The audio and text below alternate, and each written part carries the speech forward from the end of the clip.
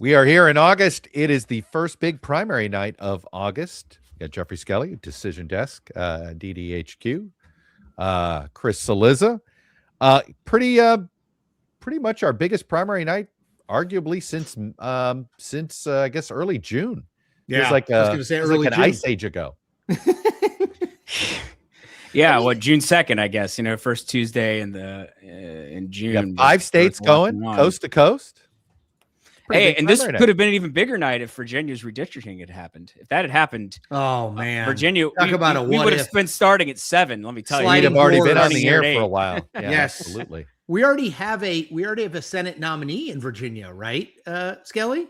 Yes, on the Republican side. Yes, Bert Mizusawa is going to be has been projected as the winner in the Republican primary. He will face Mark Warner, the Democratic incumbent, in November. Obviously, we didn't start this at 7 because this is not a race we're expecting that was not one to have we were, matter. Not one that we're this. Did Skelly just Warner freeze? Should win re-election. Oh, there he is. There he is. Yeah, and Warner, by the way, has also said, I believe, that this is his last term. He and Hickenlooper have both in Colorado have both said it, that they're running right now, but this will be their last term in office, which is kind of weird. I mean, you could obviously break that pledge, but I just got 6 years to decide to break it. There'll be a long line of Virginia Democrats. Mark Warner, first time Mark Warner was on the ballot was 1996. Yep. So Warner v. losing to John Warner. Warner versus Warner. And here we are in 2026. Virginia knowledge test. How old is Mark Warner, Skelly? If Skelly knows everything about Virginia. I believe he is about 70. 71. Good job by you. Oh, there we go. I was like, right. I knew he was about 70. So I don't think people are tuning in tonight for great trivia questions about the state of Virginia. Fine. Turnout was not absolute zero, but pretty close.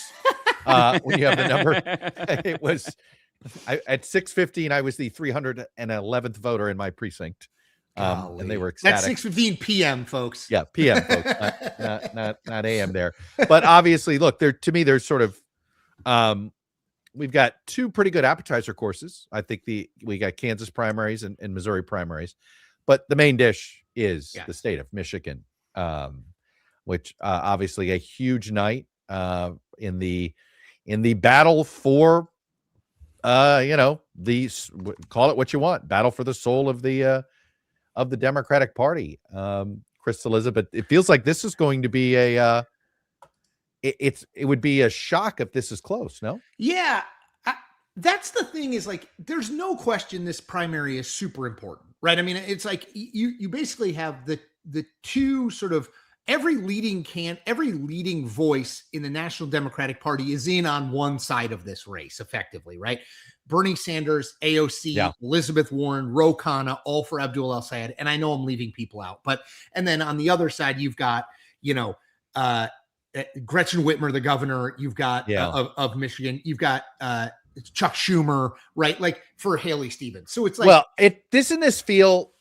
Jeffrey Skelly, this feels like everybody decided to take a side in this primary almost so they can say in 2028 they took a side in this primary.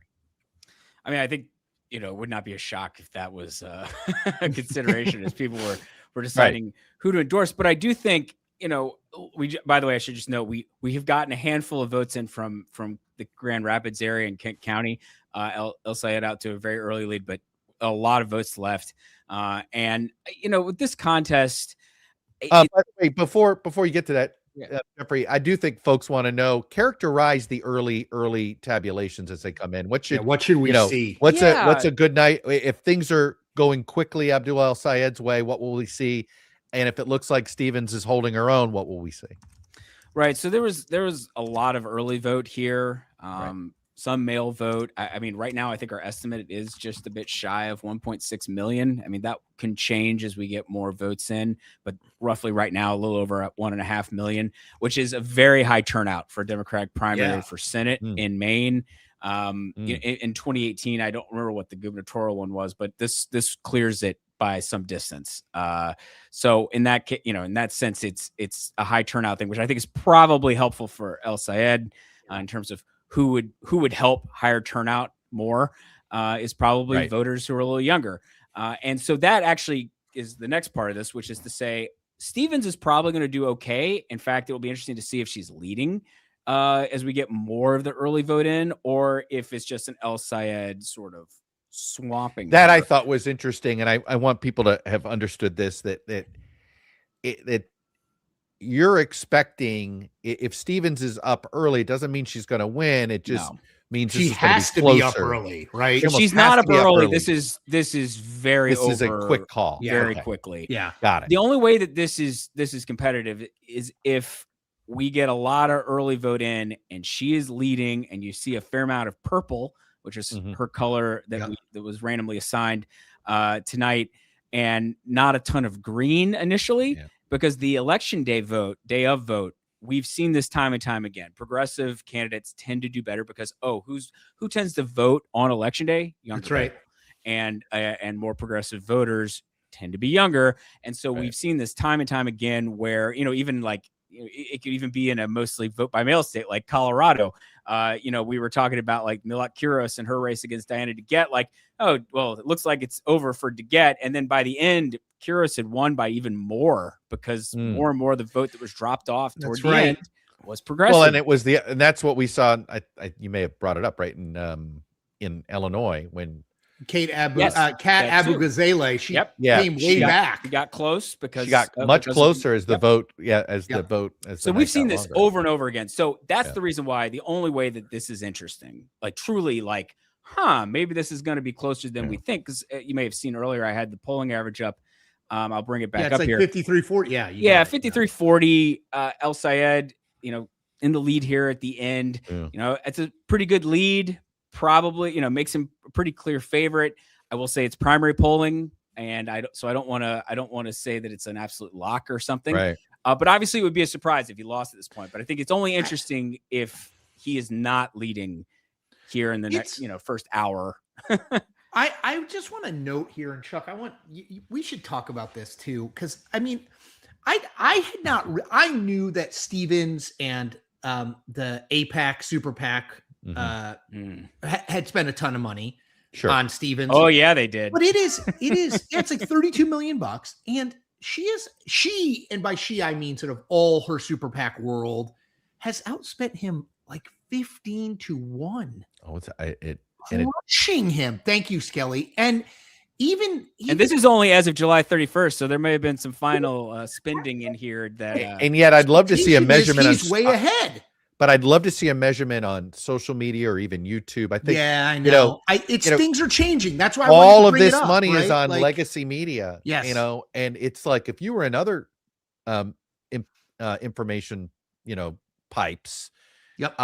You saw more Abdul El Sayed content than you did her. So I've seen these. I think this is he's outrunning her on Instagram, on YouTube, on TikTok, right? Like.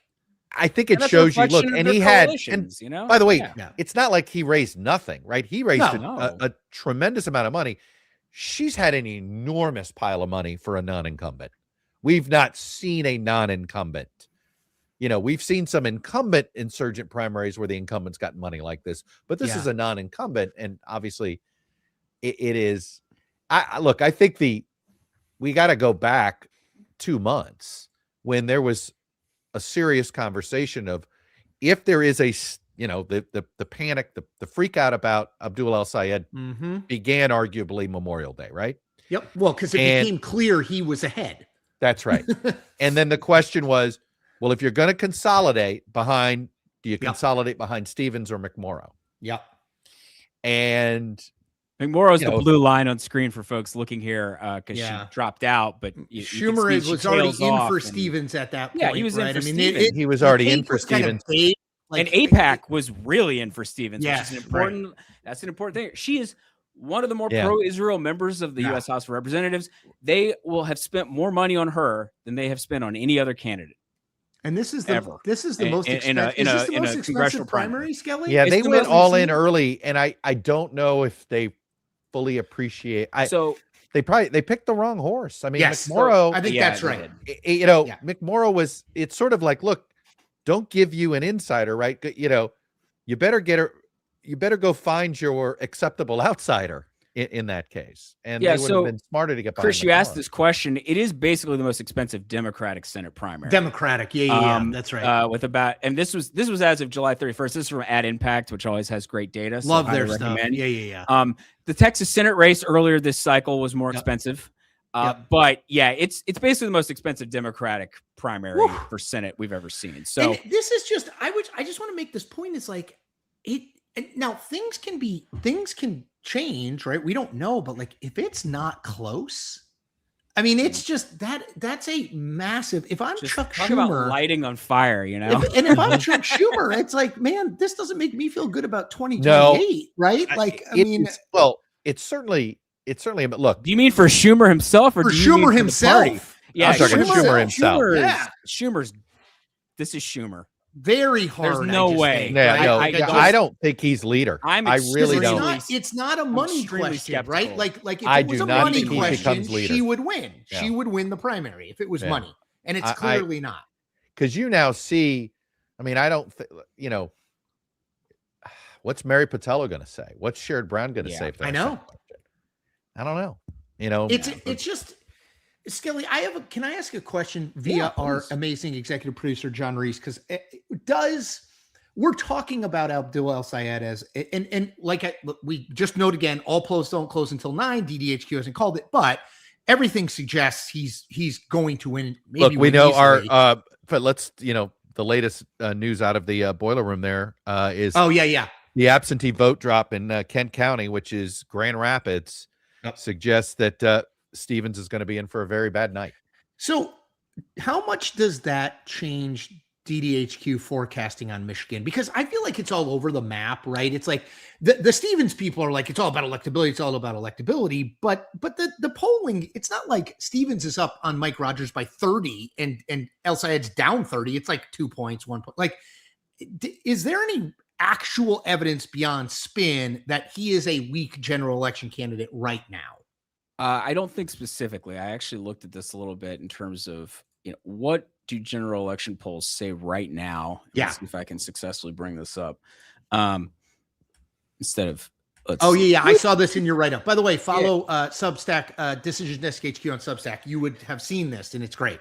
So on average, in the polls, general election polls taken in June and July, they work out to about the same. I think it's technically Stevens by like 4/10, and El Sayed is losing by 4/10. But, for all intents and purposes, they both are running basically in the same range. The thing is, though, like some of these polls show pretty similar, and then other ones show really drastic differences. And I would find the smaller differences to be more credible for a federal election in our environment. So super polarized. People voting for the back of the front of the jersey, not the back. Right. If let's say El Sayed proves to be 2-3 points weaker, that could be the difference. I mean, look, Michigan in recent times when Debbie Stabenow won re-election in 2018, I believe she only won by like 6.5, 7 over John James. So, not a like massive victory even in a blue wave year. Yeah. That's right. Well, it's just a very narrowly divided state. But there's another aspect to this that we can't measure yet. No, exactly. You're right. You're 100% right. And that is the amount of money that's going to go to Mike Rogers if Abdul El Sayed is the nominee, is his opponent, versus the amount of money he would not be able to raise if Stevens were his opponent. And the national Republicans would probably not be able to spend on him because they're spending it in Texas, but he's going to now be able to raise whatever he needs. They are going, well, forget that. They are going to prioritize this, right? You've got, this map is terrible. Map's getting worse for Republicans overall. There's another primary tonight in Kansas that may put another Senate race in play for Republicans, right? So the point is, by the way, Chuck, did you see the Democrat dropped out in South Dakota tonight? Yes, we got another independent. Now you have an independent. You have an independent versus a Republican in South Dakota. Now it's South Dakota and it's Kansas. We get it, but there's more races on the map. Right. The point, and these are not super expensive states. No. Brian Bangs he's been on my podcast. Me too. This is a this is a very high-end candidate, so in a year where no political party is popular, I mean, like I said, if I were ever experimenting running as an I in a light red state or medium, I don't know what we call South Dakota. It's only Medium so red. recently dark red, right? You never know. Anyway, the point is the map in general is, so I just think that you're going to see a boatload of money in Michigan that you would not see if Stevens is the nominee. And we don't know what that means. May not matter. Look at all the money that's been put up against him in this Democratic primary, and whatever doesn't strike him down makes him stronger. His lead has grown over the last month, right? So with the more money that gets dropped on him, the stronger he gets. I don't know what this looks like after what is going to be a kind of scorched earth kind of campaign up there. Yeah. Oh, I think it's him. Like, and we'll talk he about is not this going next to, week. It ain't going to be beanbag for him. No, and we'll talk about this next week, but it's what does Francesca Hong look like as the Democratic gubernatorial nominee in Wisconsin? You're already seeing some of it. Like, is she Christine O'Donnell? Is she Todd Aiken? I think she's going to win the primary, and we'll talk about it next week. But it's like, don't forget, if you're in a D+7 environment, I know, it might not matter. That we know that's a very polarized state in Wisconsin. Yep. D+7. This is to me, this is not about whether I think both Hong and Abdul El-Sayed can win in this political environment. Okay. The question is, do they become more of a primary face of the Democratic Party? Does it lead the Democratic Party in a direction that is suddenly not the right direction to be in as far as voters are concerned? And I'm going to get hammered in the chat here for being anti-progressive or something like this. I'm just simply stating the fact that we move in different directions here. And if that's where it goes, that sends the Democratic Party primary in a direction that may be not where the country is. 2028 primary is influenced by these things. There's just no question about it. Hey, let's bring in former Chuck Todd student. Do you want to intro him, Chuck? It is Jake Marks. He is, I think, at this point, this isn't Desk HQ. Can we call him senior intern? Hell yeah, why Captain not? Intern? Can we promote him? Of course, yeah. I mean, why not? Right, I love that. Assistant, it's assistant to the regional manager. Look at this. Yeah, this is the honorific that I was giving. Fight on. That's the honorific for you, my friend. Thank you. Thank you. So, Jake, you are here to talk Missouri. Yeah, I love it. I am. Speaking of Democratic primaries, this one might be closer than the one we were just talking about. More in drama. The state of Michigan. Well, you never know. But yeah, today I want to talk about Missouri's first congressional district, right? We have a rematch of Wesley Bell and Cori Bush here, right? I brought another one of these precinct maps for you guys, where we can see on the left, Cori Bush versus Bell's and for their 2024 results. And on the right, we have a racial plurality by precinct map. So for me, I thought this was really interesting because especially now with the 2028 DNC schedule being released, with South Carolina being one of the first states for a 2028 presidential campaign, I think Black voters are going to be the most important voting bloc going forward. And if DSA candidates and progressive candidates broadly cannot win over Black voters, especially in Missouri 1, one of the very few majority or plurality Black districts in the country, I think that's going to pose a very, very pressing problem for AOC or Ro Khanna or whoever wants to run in the 2028 nomination. Who taught this kid? This kid knows what he's doing. Hey, Jake, can I ask a question? So the borders, we know for people who don't know, Missouri got redrawn by Republicans. They got rid of effectively got rid of Emmanuel Cleaver's sort of Kansas City area district. I see this red line that you've got on the map on the left. Yeah. Where that looks like Wesley Bell territory that got cut out? It does. So on this western portion here, right? This is Bell territory, right? This is the suburbs. This is the whiter areas of the district, right? But in the south here, you're picking up just more Bell support. They obviously didn't vote for Bell in 2024, but these are the white, suburban, wealthy areas of St. Louis County and the suburbs of the city that typically would vote for Bell. So I think net all, I don't think that he is gaining or losing any support really with the redistricting aspect of it. In Colorado, and then you did a comparison in I think to the one of the primaries we looked at in Illinois, the one in Evanston, Illinois, I believe. Did you do your age analysis for this one? I did do my age analysis for this one. For this one, interestingly enough, Bush did not perform that well with young voters in 2024. It was very sporadic. She did well amongst young Black voters. She did very poorly amongst young white voters from the suburbs, as well as even young Black voters from like the deep, more rural suburban counties. For Colorado 1, I have another graphic here for it. Here's Melat Quiros versus Diane DeGette's results on the left that happened about a month ago. And on the right, again, I have the racial element of it, where Quiros was able to win a plurality of the African-American, the Black districts throughout the district for Colorado 1. However, if Bush, I don't think is going to be able to perform as well as Quiros did in this district. And obviously Colorado 1 is a much whiter district than Missouri 1 is, right? And in Missouri 1, you have two Black candidates against each other. This one, it's a Black candidate versus a white candidate. But I think this shows that really maybe it's a Bush issue where she just isn't as strong as a candidate as Quiros is. But again, I would be really skeptical. And like if I was a campaign staffer, I would be writing this down that really this is where they need to focus on. Well, just give us the basic racial makeup of that congressional district, Black to white. Colorado 1? No, going back to Missouri. Yeah, Missouri 1, it's 46% Black, 40% white. So, but obviously the Democratic primary electorate. Yeah, I was just going to say overwhelmingly, yes. Right. So the Democratic electorate, though, what percentage of Black to white vote in the Democratic electorate do we expect tonight? I would say it's probably 80-20, somewhere in that realm. So, but to Jake's point, both candidates are Black. They're just positioned well, no, but the point is differently. That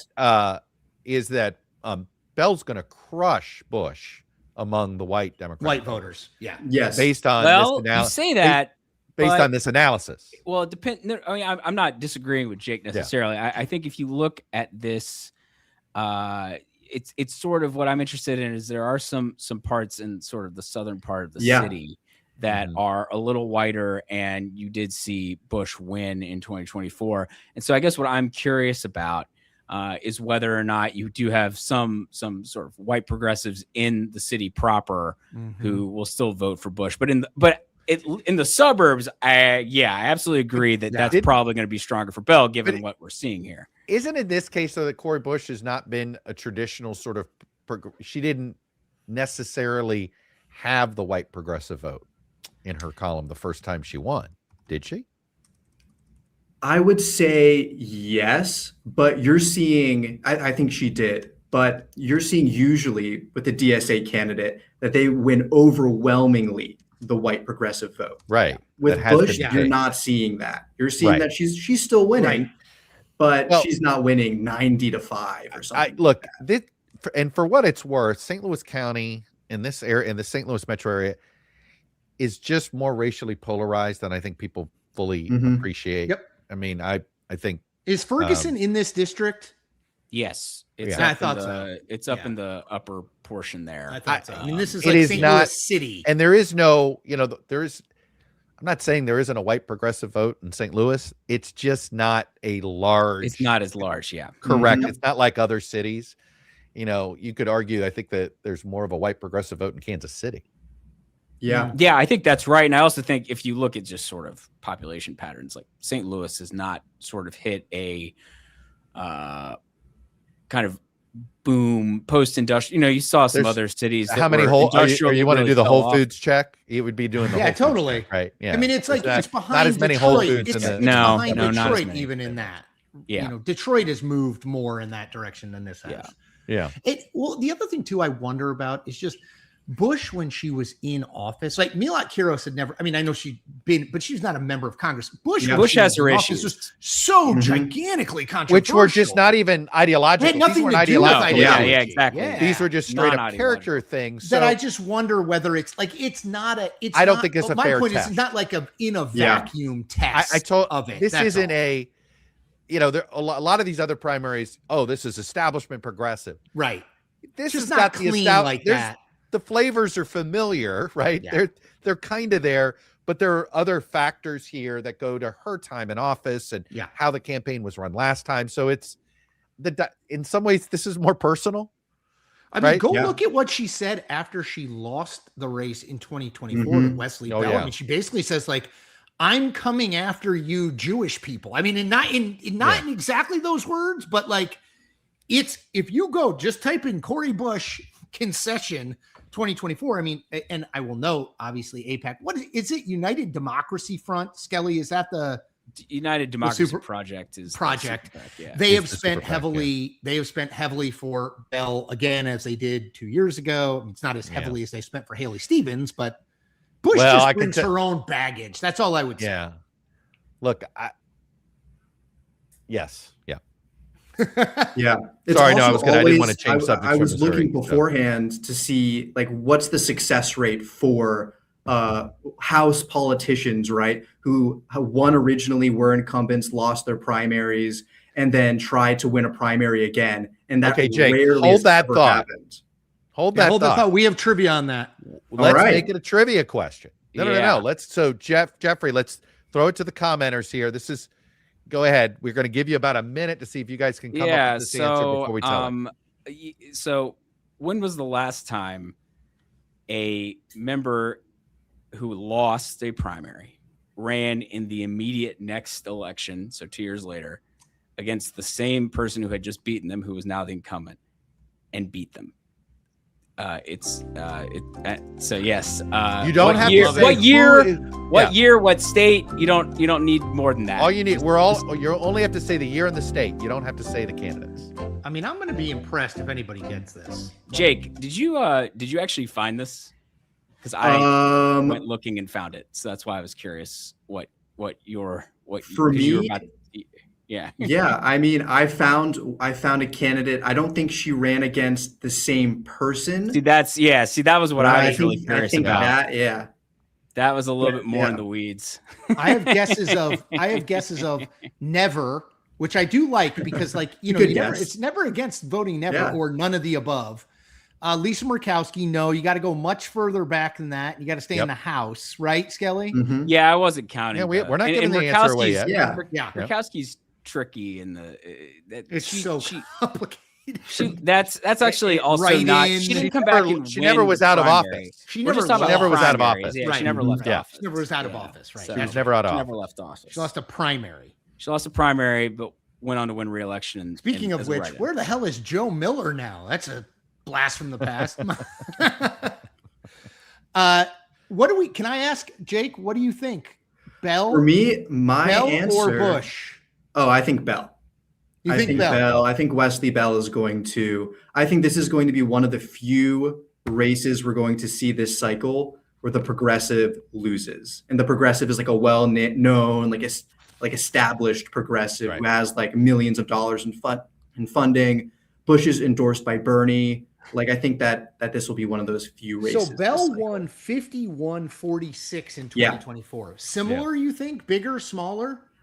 I think it'll be smaller than that. Okay. But I still think, All right, Mr. Okay, job's on the line. Let's give the answer. So maybe I should have been clear about it. We're just talking primaries. So there were some people throwing out Murkowski, throwing out some gender. I see Grover Cleveland and William. Not a general election. Benjamin Harrison. No, not a general election. Though I was only interested in case where someone went on to win the general election. But I found 1950 in South Carolina, which at the time was obviously Southern Democratic, all white. We also had the whole party switch by the Dixiecrats. And that's even coming later. This is before even that real. Well, you're right. It is right around that time. Right around that time. Thurman, but he doesn't actually fully switch until. No, but he was starting to. This is the divide in the Democratic Party. And by the 50s, you get into massive resistance and what have you. So, but yes, in 1948, John Jacob Riley in the 2nd District lost renomination in the Democratic primary, because that was the only race that mattered there, to a guy named John C. Riley. No, he said John Jacob J. Riley. Smith. And then Hugo Sims Jr. beat him. And then 2 years later, and I didn't have a chance to dig into the reasons for this, by the way. I'd be very curious to know. 2 years later, Riley runs against Sims, who's now the incumbent, and beats him. And so fascinating. Was just like, when has this happened? Because I was like, if Bush were to somehow win, this feels extremely abnormal. And I would say that the last two examples I could come up with where you had in the immediate following election, the person who lost come back and try to beat the new incumbent. In 2006, you had Henry Cuellar in 2004 had defeated Ciro Rodriguez in Texas. And Rodriguez challenged Cuellar and lost to him in the 2006 primary. And then in Indiana's first district back in the 80s, Pete Visklosky had defeated first-term Representative Katie Hall in the northwest corner, Gary, in Indiana. And then 2 years later, she came back and ran against him, but lost in her comeback attempt. So comeback attempts like this are unusual. They almost never work. And so, I think which goes to Jake's point. Yeah. Take Wesley Bell on the points. Right. Yeah. I mean, we've been talking. No, about, he didn't lay the points. It sounded like Jake was. That's true. If the points are his last spread, which were 5, he said take Corey Bush in the points, I guess, just to get the gambling right. Okay, Jake, you're the man. Thank you. All right, thank you guys. Thanks, Jake. See, they get applause when they come in and out, but we never get. Before we go to our, I saw in the chat we had a request for the primary to show the primary results right now in Sam Graves' seat. Missouri 6. Well, first, somebody let me bring up that the early numbers are really good for Bell. Wow. Yep. It's all St. Louis County, and it's all early stuff. So Bush, we would expect to be doing better, and I'm very interested to see how she's doing in the city. Yeah. But yes, obviously a much better start for Bell. Bell, and we still, to be clear, we don't really have very much at all in from. Actually, we have almost nothing in from Missouri 6th. Okay, so that's Sam Graves. We will get to it. There'll be more. There will be more. But do right that. Now there are 870 votes. There's a race you want to see. Not a lot. Yeah, if there's a race you want to see, let us know. Yeah. Let us know if you would like to see us pop it up. If you think, hey, enough already with Michigan Senate, enough, Yeah. Well, and to Chuck's point, there are 5 states voting, right? There's a lot going on. Which, by the way, we should bring in Aaron, Aaron Covey from Cook Political Report, House Editor, because we can talk about. Hi, Aaron. Hi. How's it going? Good. You can tell she's younger than us because she's got the hip wired headphones. That's I guess that's what's cool. That's what my kids now want. I think it's also a cost thing. Not for my kids. I lost my AirPods and I haven't found them in months, and I just don't want to buy them again. So this is what we're using. So we're talking Michigan, but go ahead, Chuck. No. We were lamenting earlier that it, had a certain state Supreme Court ruled another way. We might have you on for an entire hour just to talk Virginia primaries tonight. Oh my goodness. Yeah. What a roller coaster. I've blocked so much of that out. I was on vacation in the middle of the Virginia situation. That's the right thing to do. That was what a great call. Very disoriented. I remember when it happened, I was like, did no one check that this was a possibility? I know. Like they all raised all this money. I know. And you had like Terry McAuliffe and Dorothy McAuliffe and you had all that business. And I know. What a journey. I say that because was there anything in Virginia that you were watching tonight? I believe the answer is no, right? No, not really. I mean, Luria won her primary by a landslide. She's running, of course, in Virginia too against Kiggins in that rematch. And then Shannon Taylor also won very easily the Democratic primary in the first district, which is held by Rob Whitman. And, is kind of a new potential swing seat that has entered the battleground. One of the few seats in the country that moved to the left. Yes, one of the few, 2024. Richmond suburbs. I mean, it extends over to Henrico. That little leg right there. I've just pulled it up on screen here. You call it the Richmond suburbs. I just call it Northern Virginia South. That's right. That's her. That's her. Now, Kelly. I'm sure Richmond loves that. This is her. I mean, this right here is Taylor's home base. She's Commonwealth's attorney. That's state's attorney in most states for Henrico County, and so she's right here. And then you have this part of Chesterfield. So the Richmond area does pack a punch in this district. And, while much of the rest of it is red, you have some bluer areas, Williamsburg, parts of James City County has been shifting to the left here. That's a confusing one. James Well, City County. You should Google that one. I don't have time to explain it. But anyway, it's an interesting, it's a very interesting district. I'm from Virginia, so I'm biased as can be. Aaron, in a D+5 environment, that becomes truly a swing district, right? Very much so. Yeah, this is a Trump +5 seat. Whitman overperformed last cycle and has a history of overperforming by a decent margin. He certainly doesn't present as MAGA at all. And the polling I've seen, I think still shows him with a little bit of an edge, but this is going to be a highly competitive race. And this is going to be the strongest person he's probably had to face. Oh, for sure. By some distance, candidate-wise. Taylor, we could note that she very barely lost the 2025 AG primary to Jay Jones. Yeah. Yes, it was a very close race. AG. I know. Hey, can we just for people who are asking? I see a couple people asking in the chat. Yes, Virginia's polls have this race has been called. Virginia's polls closed. There was nothing particularly. It wasn't dramatic, but it has been called. Right. There were no contested primaries in Virginia that were worth starting at 7 p.m. for. Right. That's not to say that there weren't contests that aren't interesting in their own way. But we have to make programming decisions. Got to make some programming decisions. Yeah. We can't stay all night. Can we? Michigan closes fully at 9. Most of the states already closed. Upper Peninsula closes at 9. We've obviously, Aaron, before you came on, we were talking obviously about sort of the marquee Abdul El Sayed, Haley Stevens, but there's at least one. There's one district that we're going to be talking about in the fall, and there's one Democratic primary. Can we start in the 7th in Michigan and then maybe talk about Shree?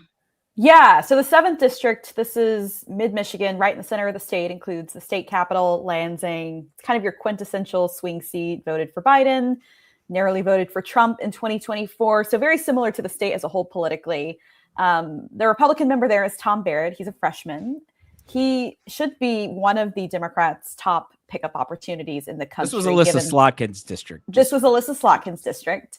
Obviously, she ran for Senate in 2024, and subsequently Barrett flipped the seat. But he's in real trouble this cycle. However, complicating things for Democrats is this primary that we have, which is essentially a 3-way race between William Lawrence, one of the co-founders of the Sunrise Movement, who's quite progressive, Bridget Brink, former ambassador to Ukraine, and then Matt Mosdem, a retired Navy SEAL. And Mosdem and Brink are both pretty moderate, and they have been hammering each other for months. They have the most money. I think Democrats went into this race thinking that, discounting the fact that Lawrence could pick up steam, and saw it initially as kind of a 2-way race between Brink and Mosdem. In the meantime, though, Lawrence was gaining momentum, picking up endorsements from Bernie, from the Congressional Progressive Caucus. And he is now, very clearly the favorite. I'd be surprised if he didn't win at this point. But as, any progressive activist has, he has a long history of comments that could be quite problematic for a lot of these districts' more moderate voters. And Republicans are going to use that against him. I think it's going to be a competitive race regardless. The question for me is, and I really haven't seen any general election polling, to be honest. I don't know if this means that Barrett now has a slight edge or if this is still a toss-up given the national political environment here. And can we Is this another one? Sorry, Chris. No, go. We were talking earlier that one of the things is hard to gauge in some of these, the impact of, if this person wins a primary versus that person, is there is a difference in how much money is going to come in on the Republican side based on who wins these Democratic primaries. That's correct. And look, I could certainly see Republicans spending more in this district than another similar district like Pennsylvania's 7th district, if they feel like they have more ammo to How work about with Virginia 1 that we were just Virginia's talking about? 1st district? Yeah, Yes. I mean, I think, I think Democrats are going to spend a lot of money here regardless. But because they just can't ignore a district as competitive as this one, but they may be less driven to spend money here if Lawrence is the nominee. And Lawrence is endorsed by Bernie, the sort of the lefty coalition, but not a Democratic socialist, correct? Just some people ask. He's quite liberal, right, Aaron? But I don't know if he's I never know. Like Abdul El Sayed identifies with a lot of DSA positions, abolish ICE. But he's not a member of but he is DSA, not right? a DSA member. Whereas next week, Francesca Hong in Wisconsin is a Democratic socialist. Yes. It's Yeah, I don't- Will Lawrence maybe it is doesn't not matter, endorsed. but He was not endorsed by DSA. No, he wasn't. we not have a- endorsed we by have a- DSA. We have a Okay. list. I was scrambling to open my spreadsheet. Yeah, I mean, he's kind of like an old school environmentalist. Yeah, I mean, Okay. Sunrise Movement is Yeah. very, Mhm. extremely focused on climate change and combating climate change. That's like their, they would Yeah. say that's sort of like that should be the number one public policy. Right. Right, And I think essentially. Lawrence's vulnerability is that he has, as someone who worked in progressive politics for a while, has like taken some super lefty positions on like policing and immigration. Mm. And that's sort of climate change, of course. But I think he also doesn't bring to the table what some of the other more progressive candidates in competitive districts like Randy Villegas bring, which is like having another like a really compelling personal story or being super charismatic. I don't know. So you It think seems like could it'd get, be easier for Republicans to he's- define him. it's just two dimensional. He doesn't have some special sauce that gives him that 3-dimensional. Yeah, I mean, feel he's to like it. a standard progressive activist. Mhm. And I think, obviously there's a reason that he's done well in this campaign. I think he's done a really good job of activating the Democratic base in this district. But yeah, I mean, he's kind of different than like someone like El But- Sayed in that way.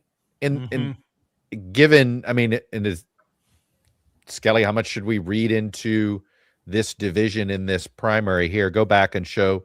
Let's combine second and third here. Yeah, Brink So and Lawrence is at yeah. 45.5. I think if you Yeah. combine Brink, both, let's Oh scroll. no, they'd be more. For I mean, sure. there's a definite question about splitting the vote, especially if this gets closer. If Yeah. Lawrence They're goes at on to win with, 54 there. 40% or something. Then Yeah. yeah. And for weeks they've been saying the other person should drop out. always, Oh, always. always I the You other- drop out. was it- No, You know who? Yeah. You know who drop who the problem was? The other candidate, right? Yeah. It's like you know who the worst driver in the world is? The person in front of you, right? Do you remember? know, Was so- it Absolutely, yeah. 2016 where it was like everyone trying to stop Trump? It was like Santorum was trying to get Newt to turn. It was I don't. One of those times it was the exact No, same it thing. should was be like, no. It was, but don't forget, it was Cruz Rubio. No, it's Rubio No, Cruz. No, it's it's- Cruz Rubio. I know. Yeah. Exactly. Can you, Aaron? Can you talk about the primary? And is it the 13th? Yeah. Yes. Shri Thanadar. My favorite quote of the last several weeks was an incumbent member of Congress, Democrat, said, "We don't give a crap about Shri." Now, it was on background, but it made me laugh It because I think was he's just something. kind of an odd duck. I yeah. don't think there's anything wrong with him. He's just kind of a different kind of cat. Well, Go. have you heard about the Beagles? No, but I'm interested immediately. Yeah, you gotta He had- you gotta tell us now. So he's this multimillionaire, and actually Donovan McKinney, who's running against him, aired an ad about this. But he like owned this lab, this testing facility that had tested on a lot of beagles and Oh, boy. monkeys who were What? abandoned. And it was like Eagles? beagles, He yeah, tested on dogs. yeah. Beagles are often they're Christy Nolan situation. Yeah. yeah, it's pretty brutal. you should watch the ad. So I think he kind of like fits the stereotype of like some of these like multimillionaires who's obviously a huge villain Quirky. for the Democratic, I mean not just the Quirky. Democratic base, but voters in general. Like everyone hates the millionaires and the What billionaires. Charlie Cook calls them Totally. exotic, right, Aaron? The Yeah. exotic. Yeah, Exotic Yes. candidates. exotic. Yeah. He's exotic, right? And Is he's that what also you're like ideologically very all over the place. AIPAC had opposed him at one point. They supported him in the last primary. He's gotten a ton of help from the cryptocurrency lobby. And I think, if he's able to, he may still have the edge, but if he wins, I think he can thank the crypto super PAC for spending a lot of money for him. And McKinney is another Bernie Sanders endorsed, right? This Yes. is, I mean, how ideological is this primary? I mean, is Shri a moderate? Kind of. Okay. He I mean, was he's- he's been all over the place. Yeah. That's actually what's a But little That's how interesting. I feel about him. I But didn't this know. was a priority of a lot of African American Democrats in Detroit about this district because there's Yes. no Detroit district Yeah. with a black Democrat in it. Which This is like Detroit Steve has Cohen in Memphis. Yeah. a little like bit. it's Yeah. I mean, yeah. Detroit. No, has but had there's not a black single member. Detroit district, right? Yeah, you're right. Nothing in the. I mean, it's Yeah. just Yeah. And, that's why the last Black member of Congress, Brenda Lawrence, has endorsed Donovan McKinney. McKinney has also gotten a couple of endorsements from CBC members, which is quite notable because usually you don't see folks endorsing against fellow incumbents. And so I think, yes, it is ideological. McKinney is definitely to the left of Tanadar, but it's DSA, also for what it's worth. No. Yes, he McKinney. is. Yeah. And but he's, he's been working in like Detroit politics for a while and has credibility among the local Detroit establishment as well. So on top it's of like important. being There's able only to- one. He's only got one primary challenger, and that's been like he in the right. past That has been the issue. I mean, Yeah. he got like less than 60% of the vote in the 2024 primary, Yep. and he didn't face any serious challengers that cycle. They And tried he to won in run 2022 someone. when the seat was withdrawn and he got in. It was with like 30%. Yeah, It's a so he's multi-candidate always race. So he's always been in a very politically precarious position. I called him the yesterday we were talking about this and I was like the accidental congressman. Yeah, kind But of. he's been there in a for way. 2 terms. When but you he's get to your rich, second so he just term, funds it. Well, when you get- the guy who was supposed to take him out, who finished second to him in Yeah. 2022, he ended up getting disqualified from the ballot. got in 2024. disqualified, Adam right? Hollier. Classic So, Michigan. yeah, Michigan. I was Getting just- disqualified from the Michigan ballot. Yeah. and its ballot problems. Yeah. We're gonna come up with all sorts of convoluted ways to get people off the ballot. Just watch. Crazy. All right, Aaron, you're the best. Thank let you. you go. Good luck. Cook Aaron. Political Yeah. Report with Amy Walter. Go follow it. They are on Substack as well. Check Please them do. out. All right. Thank see you. Aaron. Thanks. Can we I think we have Zach from my favorite named Gongwer news service. Great local, although now growing, right, Zach? I thought it was just a Michigan thing, but now bigger. Yeah, we're part of the State Affairs network of publications that are in Reed Wilson 16 Empire. states. Yes. Yes. I State will. Affairs will By the way, very nice Chuck, on just that. one logistics thing. Lauren, I will share my screen Share here your so we screen? can get Okay. Skelly had television commitments. Go ahead, Chuck. while I we do will that. get that up. Quickly tell the audience very quickly about Gongwer, what your sort of beat is in general in Michigan. Yeah, absolutely. So we cover only Michigan government and politics. Think of it probably as like a Cook report for Michigan government and politics, everything that's happening in the legislature, elections, particularly focused on the Michigan legislature, but of course, these big statewide elections and races for Congress tonight. And I've got the results here, obviously 5% in, but Jeffrey was pointing out that, for Haley Stevens to have a fighting chance, the early vote had to be good for her. And currently, it does not look, you need a lot more dark purple on that than we see currently. Zach, what do you make of, Chuck and I were just talking about this, like you have a 15-1. She and her people and her spend like 60 plus million. He spends, 5 or whatever. And every establishment figure, maybe this is the answer, but Gretchen Whitmer, Chuck Schumer, they're all for her.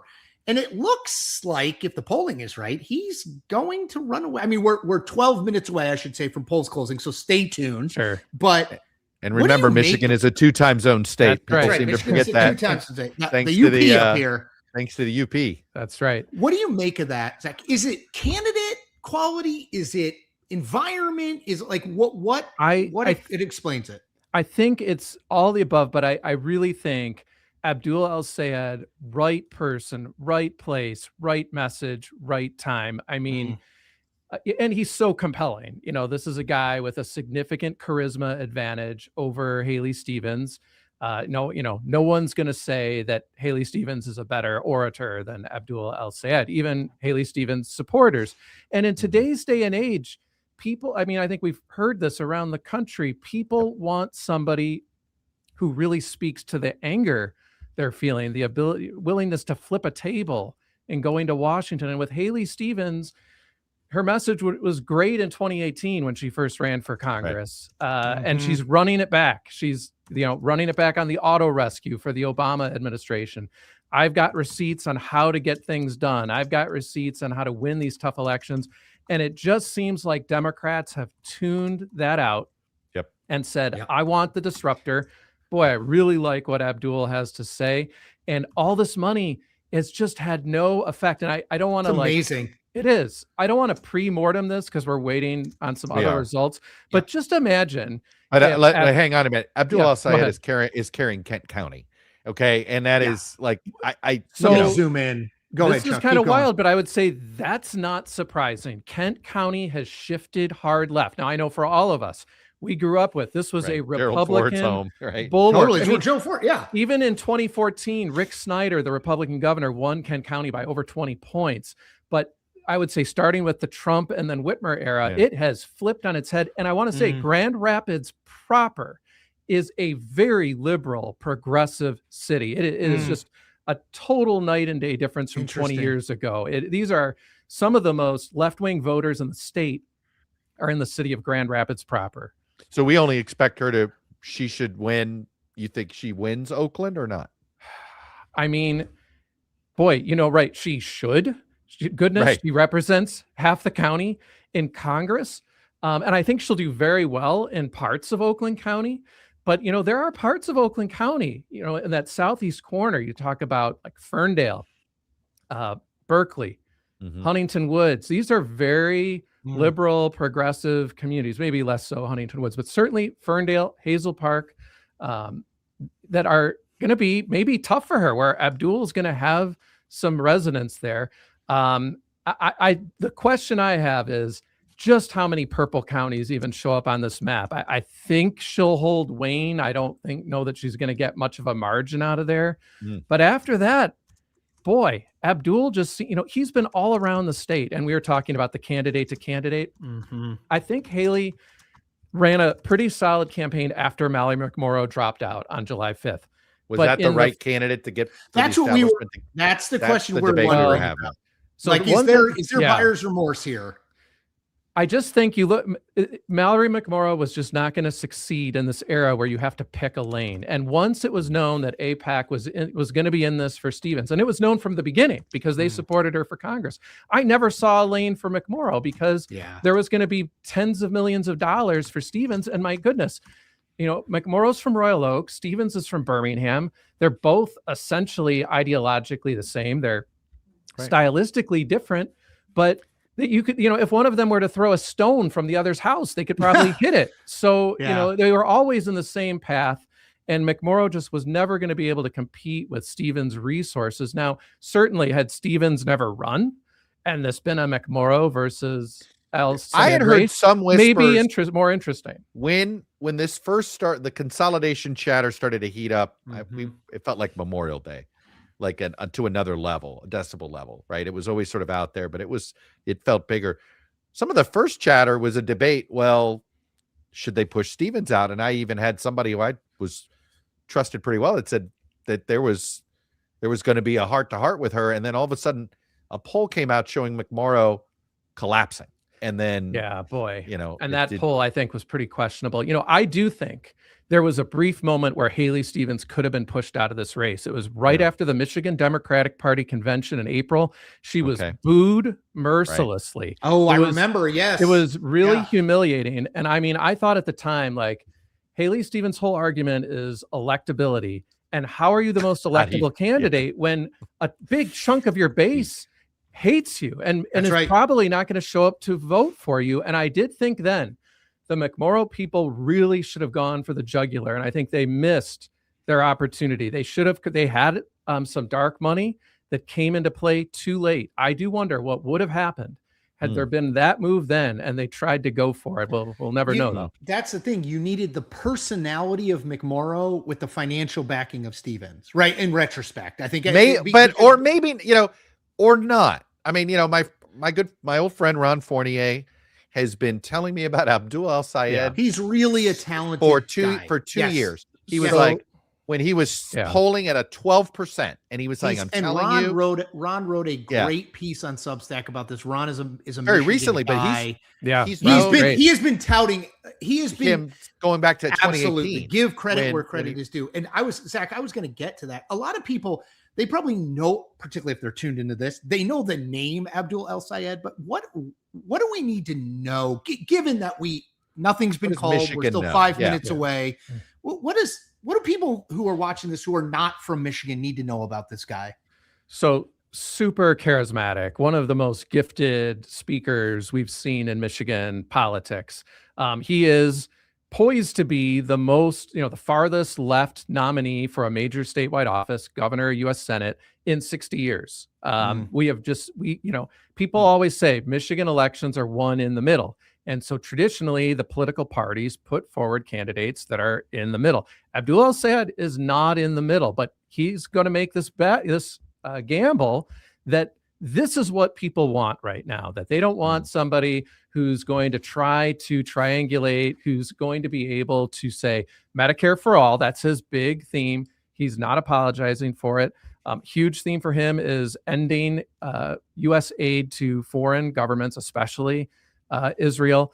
And, he is somebody who has connections around the country. Even when he ran for governor 8 years ago and lost that primary to Gretchen Whitmer, he was able to raise money from around the country, from both the Arab American community, the physician community, and that was impressive then. And he's only added to that dynamic now.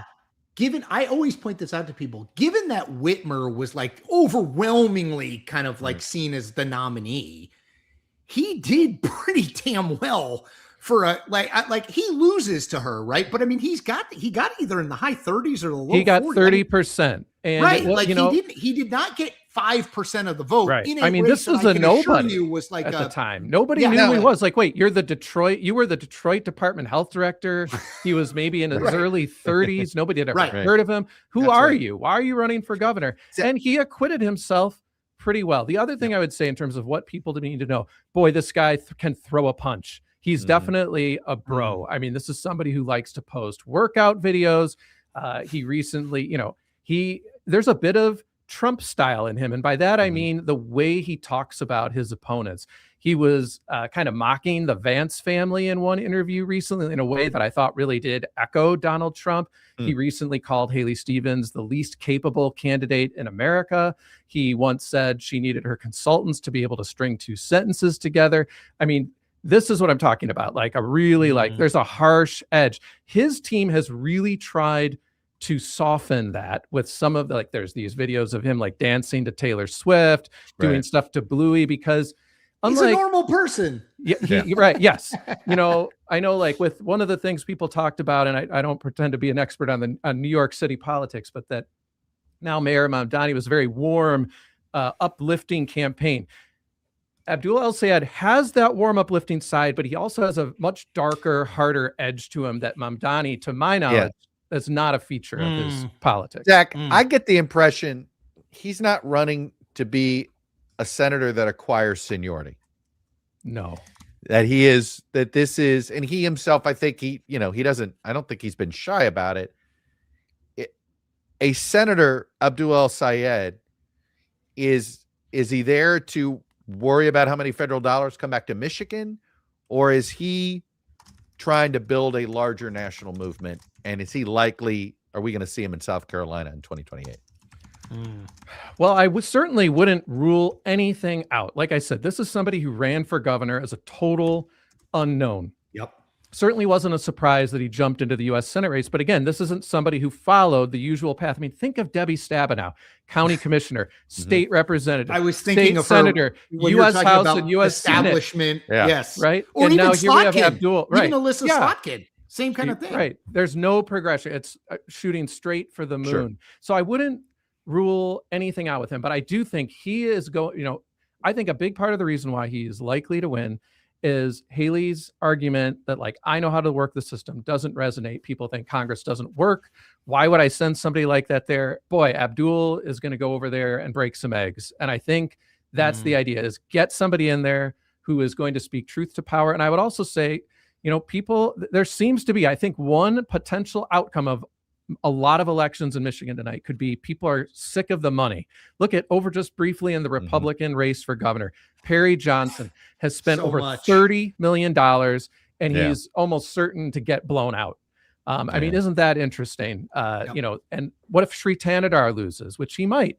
Again, massive spending advantage. And, we've seen there are other races. It's an interesting theme that all the big money, the big spending entities could all lose big races tonight. It is Hey, entirely Pat. possible. It will be a big It's an talking interesting point thought. if that is Yep. how it shakes out. All right, Zach, you are the man. Polls are closed officially in Michigan. Gongwer News. Go GONGWER. Go check it out. Trust Where do me. they find There- you? They can Yeah, where find can you at people State find you? Affairs, right? Yes, You- I yep. would try pro.stateaffairs.com/mi. That's our new platform. It looks Love really it. sweet. Congrats. It's a great site. Great Michigan. we know reporting. we know Thanks, dude. we know some of those boys well. Awesome. Yes. Thanks a lot, All guys. right. Well, Great to be with you. Great to meet you, Zach. See you. All right. So hi Skelly. Do we want to reset? It is 9. Yeah, I let's will just reset. I will quickly note, I checked with the boiler room. Polls are now officially closed. Polls are in now Michigan closed. everywhere. Right. That Okay. little part of the Upper Peninsula this Yes. part up here that is in the Central Time Zone is now closed. The rest of the state's in the Eastern Time Zone. Yep. Right now, the boiler room says not expecting a call at 9, just for people wondering. Haley Stevens absentee vote, which again, where we thought she would, to Jeffrey's point, need to do well, has stabilized. Not amazing, but it's stabilized. But And you that can El see here, Sayed- look at the statewide El vote. Go back Sayed- to the Well, Right, look, it's a little Oakland bit came more- in. This is her home base. That's It her just came district. in. Yeah. Her district's like right here. So she but she's only ahead by 2 points. I in her mean, home I county. was And just- It's that not was- a by the very way, good sign. Jeffrey, you Let me missed it. note I that asked they Zach, I s- said, can she carry Oakland? I Yeah. mean, like, Yeah, We'll see. If And she's just to only be up clear, by 2 before the election day vote, that would be a very bad sign. The- for because her. she's not boiler carrying room Kent, says and he was the telling us boiler- that Yeah, Grand that's Rapids interesting. had become the city of Grand Rapids It's had become very become progressive. very, Yeah. very progressive. Yeah. Abdul Sayed still favored here, though. I mean, you'd rather be him than her. Oh, 100%. And again, to Jeffrey's point, she needs to be doing very well in the absentee, and she's doing okay. Is that a fair assessment, Skelly? Oh, I think that's absolutely fair. And Okay. I think the fact that she's up. I mean, look, we actually have a lot of vote in from Oakland, which is very significant in terms of, We'll make a it easier major to make population place. decisions tonight, correct? Yes, Yeah. but if she's only up by 2 there, She needs to be up way more there. she right? needs to be Yeah. up by more than that. Yeah. Yeah. Hey, let's bring in our friend Logan Dobson from Targeted Victory, Republican consultant. Because hi Logan. Hey, friends. Hey, Logan. Chuck and I were talking about this, but just the Haley Stevens argument of we're going to lose this seat. Democrats are going to lose the seat if they nominate Abdul El Sayed does not appear likely to have carried the day. But Logan, what do you make of this? Because the polling is a little bit, Jeffrey showed this earlier, it's a little bit all over the place. It's like maybe you could, if you squint, Stevens looks like a little bit stronger nominee, but Chuck makes the point that the defining of Abdul El Sayed to the general electorate has not yet begun, and there's going to be a bunch of money. As a Republican, you look at the state, you don't have a lot of pickups on the map overall nationally. What do you think of this one? Yeah, I mean, well, first of all, gents, thanks for having me on the night of contentious Democratic primaries. That's Christmas for any Well, we Republican had consultant. we thought we'd do a switch up, and you I- didn't want to hear I- our Virginia conversation, but that's okay. Yeah, I ignored a couple of the emails that you sent me about, tough Republican races over the past couple of weeks. But Come talk about Cornyn versus Paxton. Yeah. no, thank you. I was sick that month. But look, I mean, I think you're right, and I think the thing to keep in mind for folks is you kind of get caught up in these races, and I know everybody sort of puts on their pundit hats and likes to look at the perspective polling, and certainly my background's in polling, and so I value it as well. And I think Chris, you said that if you look at the preponderance of the survey research, it appears that probably El Sayed does a little worse against Mike Rogers, the Republican nominee, than Stevens does in the general election. But the real number to keep in mind here is, do I have the exact? It's in the hundreds of millions, and that's the amount of money that is in Republican-aligned super PACs and party committees, more than is the equivalent amount I believe it's in the 300 Democrats. plus million, not including MAGA Inc., which has 400 million in hand. Yeah, so we're talking 700 million. And look, I'm not saying all of that's going to come into Michigan, but what I am saying is that, between the NRSC's cash on hand advantage over the DSCC and the Senate Leadership Fund, which is of course the super PAC's cash on hand advantage over was the Democratic one, Senate Majority PAC, is that it? Yep. The money will be there to define them. And so, Republicans have not yet engaged on either of these Democratic nominees. I think that, somewhere in the halls of SLF and at the NRSC, there was a very good research book on Haley Stevens, I'm certain, and there were many lines of attack that could have been brought out against her. But I don't think it's a stretch to say that the ones against El Sayed are probably stronger, and Republicans will have the money to make sure that every person in Michigan hears those arguments. Now, you guys all know, you guys were just talking about it a minute ago, money isn't everything. It is not, it can't It's been really necessarily buy you an election. surprising. It's been surprising how ineffective money's been. We were talking about even the Sri Tander primary, which right now he's trailing. He's losing. Lawrence is winning. There may be the biggest spending candidates may all go down tonight. Although to be the only person in history to stand up for big money in politics, I think, isn't Wesley Bell up on Cory Bush right now? So he is. Yeah, you're right. So there we go. Money might get one. And it's not Missouri. What is going right? to be the caveat on Totally, every other everything. trend line? But all trend lines are going one way except for Missouri 1. Yeah, there it is. We've seen Rick Jackson. Bell Rick is Jackson very spent good. God knows how much money, in it Georgia, and it worked. Yeah. Mhm. So That's right. So the point I'm trying to get at is not that, Syed's going to lose because Republicans have more money. What I'm trying to say is Republicans will not lose the Michigan Senate race because people don't know everything we want them to know about Abdul El Sayed. Like, we will have the resources, and that is not always the case. There are some races you lose because you just don't have the resources to tell the electorate everything that you want to tell them about your opponent. That will not be a problem here. That will not really be a problem, I think, for Republicans in most races across the country. As to whether that means that we'll be able to win them, you point out this is one of the best, if not the only, Senate pickup opportunity. So, Logan, look, when you're dealing in a midterm year and you're on defense, right? Your dream is to, it's already a referendum in your party. In this case, referendum maybe on Trump and your party. Mm-hmm.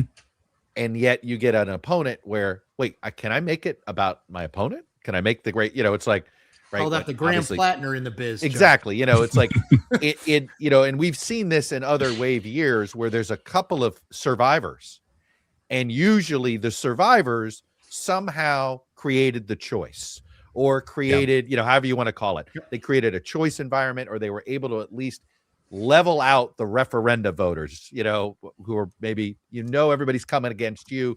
Can you make it at all a referendum on your opponent? And I think that's the question here. This is a campaign of, at the end of the day, is this an electorate, a referendum on Trump, or will Michigan be a referendum about Abdul El Sayed? No, you're totally right. And I have an unfortunate amount of experience with this because I was at the NRSC in the 2018 cycle. And oft forgotten, I'll stand up for all my colleagues there, who I'm sure dozens of them are watching. Well, you tonight. won too. We actually on the Senate side, we actually picked up seats that cycle, which was crazy. And like I said, not often remembered because for the most part, terrible night for Republicans. But what I will say about the difference between this year and 2018, it goes back to that kind of cash on hand advantage. 2018. All of the Republican candidates for Senate were getting crushed. And that's on the hard dollar, like candidate level fundraising. They were getting outraised 2x, 3x. And then also the Democratic outside groups were outraising us. The Democratic Party committees were outraising us by just tons and tons. We were totally drowning in money that cycle coming out against us. And so, to have that flipped is, if nothing else, it's an interesting political science experiment. If you can't, if there aren't going to be a few races that you can pull through with, hundreds of millions of dollars in cash on hand advantage, maybe you need, a little bit of a reconsideration of either your strategy or just the overall impact of money in politics. And I wonder about that. Look, you always have to be careful not to make one night or a series of races definitive, right? Like, we still see big spenders and people who raise a bunch of money. But I was talking to somebody today, unrelated, about Texas and Tallarico, and he said it gives him Jamie Harrison vibes against Lindsey, because remember, I was like, I don't totally buy that. Like, I think Lindsey is a much stronger candidate than Paxton was, et cetera, et cetera. It's a black candidate, a white candidate, but I still remember that race because it was like, well, Harrison has raised so much and he's so drastically outspending Lindsey, and obviously Lindsey won by 10. Yeah, the great political philosopher Kanye West once said, "Having money is not everything, but not having it is." So you can certainly lose races by not having money. By the way, not to get derailed by Texas here, but Ken Paxton put out an economic plan that that Sherrod Brown might have endorsed, which told me something that they see in their numbers. They had a child care tax credit that looked like the Senate Democratic child care tax credit. He was throwing out money left and right, all in tax credits. So you have to speak, you got to still sound, you can't be, talking about it in other ways, but it was fascinating because I was like, wow, what are you guys seeing in your numbers that you need to have some substance here? It was interesting. Logan, what would that tell you? I mean, I think that it's pretty clear that in a lot of senses, this is going to be an economy election, and a lot is going to hinge on the state of the economy. I mean, look, there are no doubt a large chunk of the electorate that just doesn't like Donald Trump, doesn't like anything about him. That's going to provide a lot of energy for Democratic candidates across the country, and I think you see it reflected in some of the national numbers. But to win over that kind of middle 10% of the people who will decide some of these close races, not all. I mean, in a way, some people will get swept away even if they had the world's best economic messaging and have the right plan and everything that all of this polls at 80%. How could I not win? But if you're talking about these kind of marginal races, and crazy to think, but based on the polling, Texas might be a competitive race and might be one of these marginal races. Like if you're a Republican candidate, you've got to have something to run on. Well, we want to go to Michigan here. It is fascinating to me, though, that Texas, for the longest time, they sort of, even when the rest of the country was sort of grumpy about the economy, Texas was still a growing state. People were still feeling like good. Crazy. If you're seeing, if they're feeling slowdown, right? Texas feels like it's been on a growth trajectory for the entire century. That's you could see that stopping some Republicans. Oh, Skelly has news in Michigan. Yeah, we have a projection. There's nothing surprising here, but in the Democratic governor's race, I'm not even sure we had this one prepped, Lauren. I don't know if there's a graphic for this one or not, because there wasn't really much doubt. Jocelyn Benson, the Secretary of State in Michigan, crushing Genesee County Sheriff Chris Swanson. That's 85-15. So we've projected that one. She will face. We don't have a projection yet. Can we go to the Republican one? Because I want to ask. By the way, this is. I want to. Jocelyn Benson deserves double shout out, because I would argue this is her second primary win of this campaign cycle. Her first win was driving Mike Duggan out of the race in the three-way race, and essentially making former it Detroit impossible, mayor, proving to him that he can't win, that he was only going to be a spoiler. That was victory number one for her, because look, she just outworked him. She outraised him, that you got to give her credit. And then she cleared this primary. I mean, I really think, Gretchen Weber, I think Jocelyn Benson's a very underrated politician. And let's talk about the Republican side, Logan, because look, Michigan is a state that has, we've had Republican governors. We had a Rick Snyder mention earlier in the stream, which I was not expecting. Yeah, not many Michigan Republicans say the word Rick Snyder these days. One tough nerd. One tough nerd. Yes. Yes. That was a great bit. It was a great bit until the Flint water crisis. And yes. Then it's kind of, then less good bit.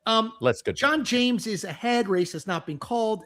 My favorite thing about John James is how he basically said Trump endorsed him because Trump kind of did, but then Trump said, well, we may need him because his House district might be competitive. So I don't know if he should run, but John James kind of ran with that anyway. We mentioned Perry Johnson. He spent like $30 million.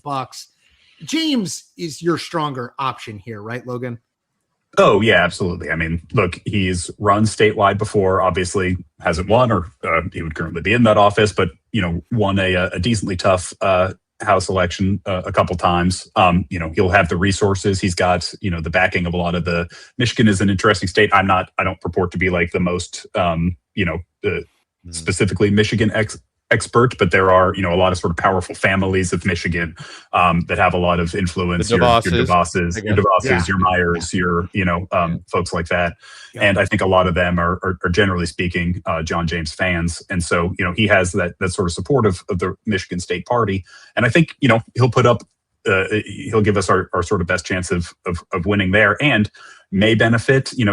There's always this question of like who's riding whose coattails. I think that it's probably perceived nationally that Mike Rogers has a little bit of a better chance of winning the Senate race than Republicans have of winning the governor's race. But I mean, we all know 90 to 95% of voters vote for the same party for those offices, and so the strength of one of those candidates can certainly help the other. And I think you saw that you could see something like and this is very different states but not a terribly different political environment, something like 2018 in the state of Florida, where Rick Scott wins an extremely contentious Senate race, and Ron DeSantis at the same time wins an extremely contentious governor's race. Both of them help the very other small margins. Yeah, Totally. And hey, we have a projection, just very timely, but about Michigan Republicans. We have a projection that John James will indeed be the Republican nominee for governor in Michigan. Currently, he's up about 51-35, but the election day vote that we were starting to see come in some places was looking better for him, or looking good enough to be in a position where we could project it, even though we only have 13% of the estimated vote in. So yes, Jocelyn Benson versus John James, which was, the expected matchup, but there were some twists and turns along the way. Yes, there were. I think Perry Johnson's entry was one of the more, strange. Well, hey, if you've got $30 million, call me. I will figure out better ways for you to spend it. I joke that he quixotic campaign for governor. Is he the Republican Party's Jeffrey Feiger? Is that Jeffrey Feiger? Yeah. Yes. So he canceled some ad buys right at the end. And I joked he's just saving them for 2028 because people may not remember, but he did very briefly ran for president in 2024. Yes, he did. Yes. I believe he got 1%. And he may have actually he may have gotten a delegate in Iowa. I'd like to see somebody write a book. I'm curious about the maybe it wouldn't be a book, just an article about the debate qualification for the first debate, because he thought he made it. And he may have had That's right. That's right. I do remember that. And he was real mad when he didn't get included, and it was entertaining. Is he the Michigan Jim Oberweis, the Illinois guy who ran 6,000 times? I'm gonna go older than all of you guys. Logan, I'll give you one. You might remember this. I'm aging you. It's not fair. Maury Taylor. You guys remember him? Maury Taylor? I know who that Miami. He was he ran for president, and he was sort of a tire. 96. He owned a tire company, and he sent 96. every newsroom in Washington a tire, and said Maury Taylor for president. Of course, we had it in the hotline newsroom. Like an actual full size tire. An actual tire. It was a tire. So For somebody in the the chat, Maury Taylor. Maury Taylor, not Maury, M-A-U. Maury, O-M-O-O-R-E. M-O-R-R. Maury. Well, anyway, I do just have to jump in. Give me one. I was just going to say, there was a Jim Oberweis mention, the perennial Illinois candidate, and don't look now, he is running for Congress in Florida. And the double fun fact is that he is not even the only carpetbagger in the race. He's running against Chris Collins, former New York congressman. And Madison Cawthorn. The New York guy. And Madison Cawthorn. And Madison Cawthorn. There's two ex-rep. Madison Cawthorn is also in that race? Yes, there's a pardon. And Catalina Lauf, who ran in Illinois. There's an ethics violation. Just for the record, this is Florida's armpit of America, Chuck. Not in that district. That's the rich, one of the rich districts. It's super rich. Southwest Florida. Byron Donalds district. It's the old, it's Byron Donalds district. Anyway. That is, so you have two former, I don't get in the way of this. Skelly? Keep them coming. Oh, we are projecting that Wesley Bell has won in the 1st Congressional District over Cori Bush.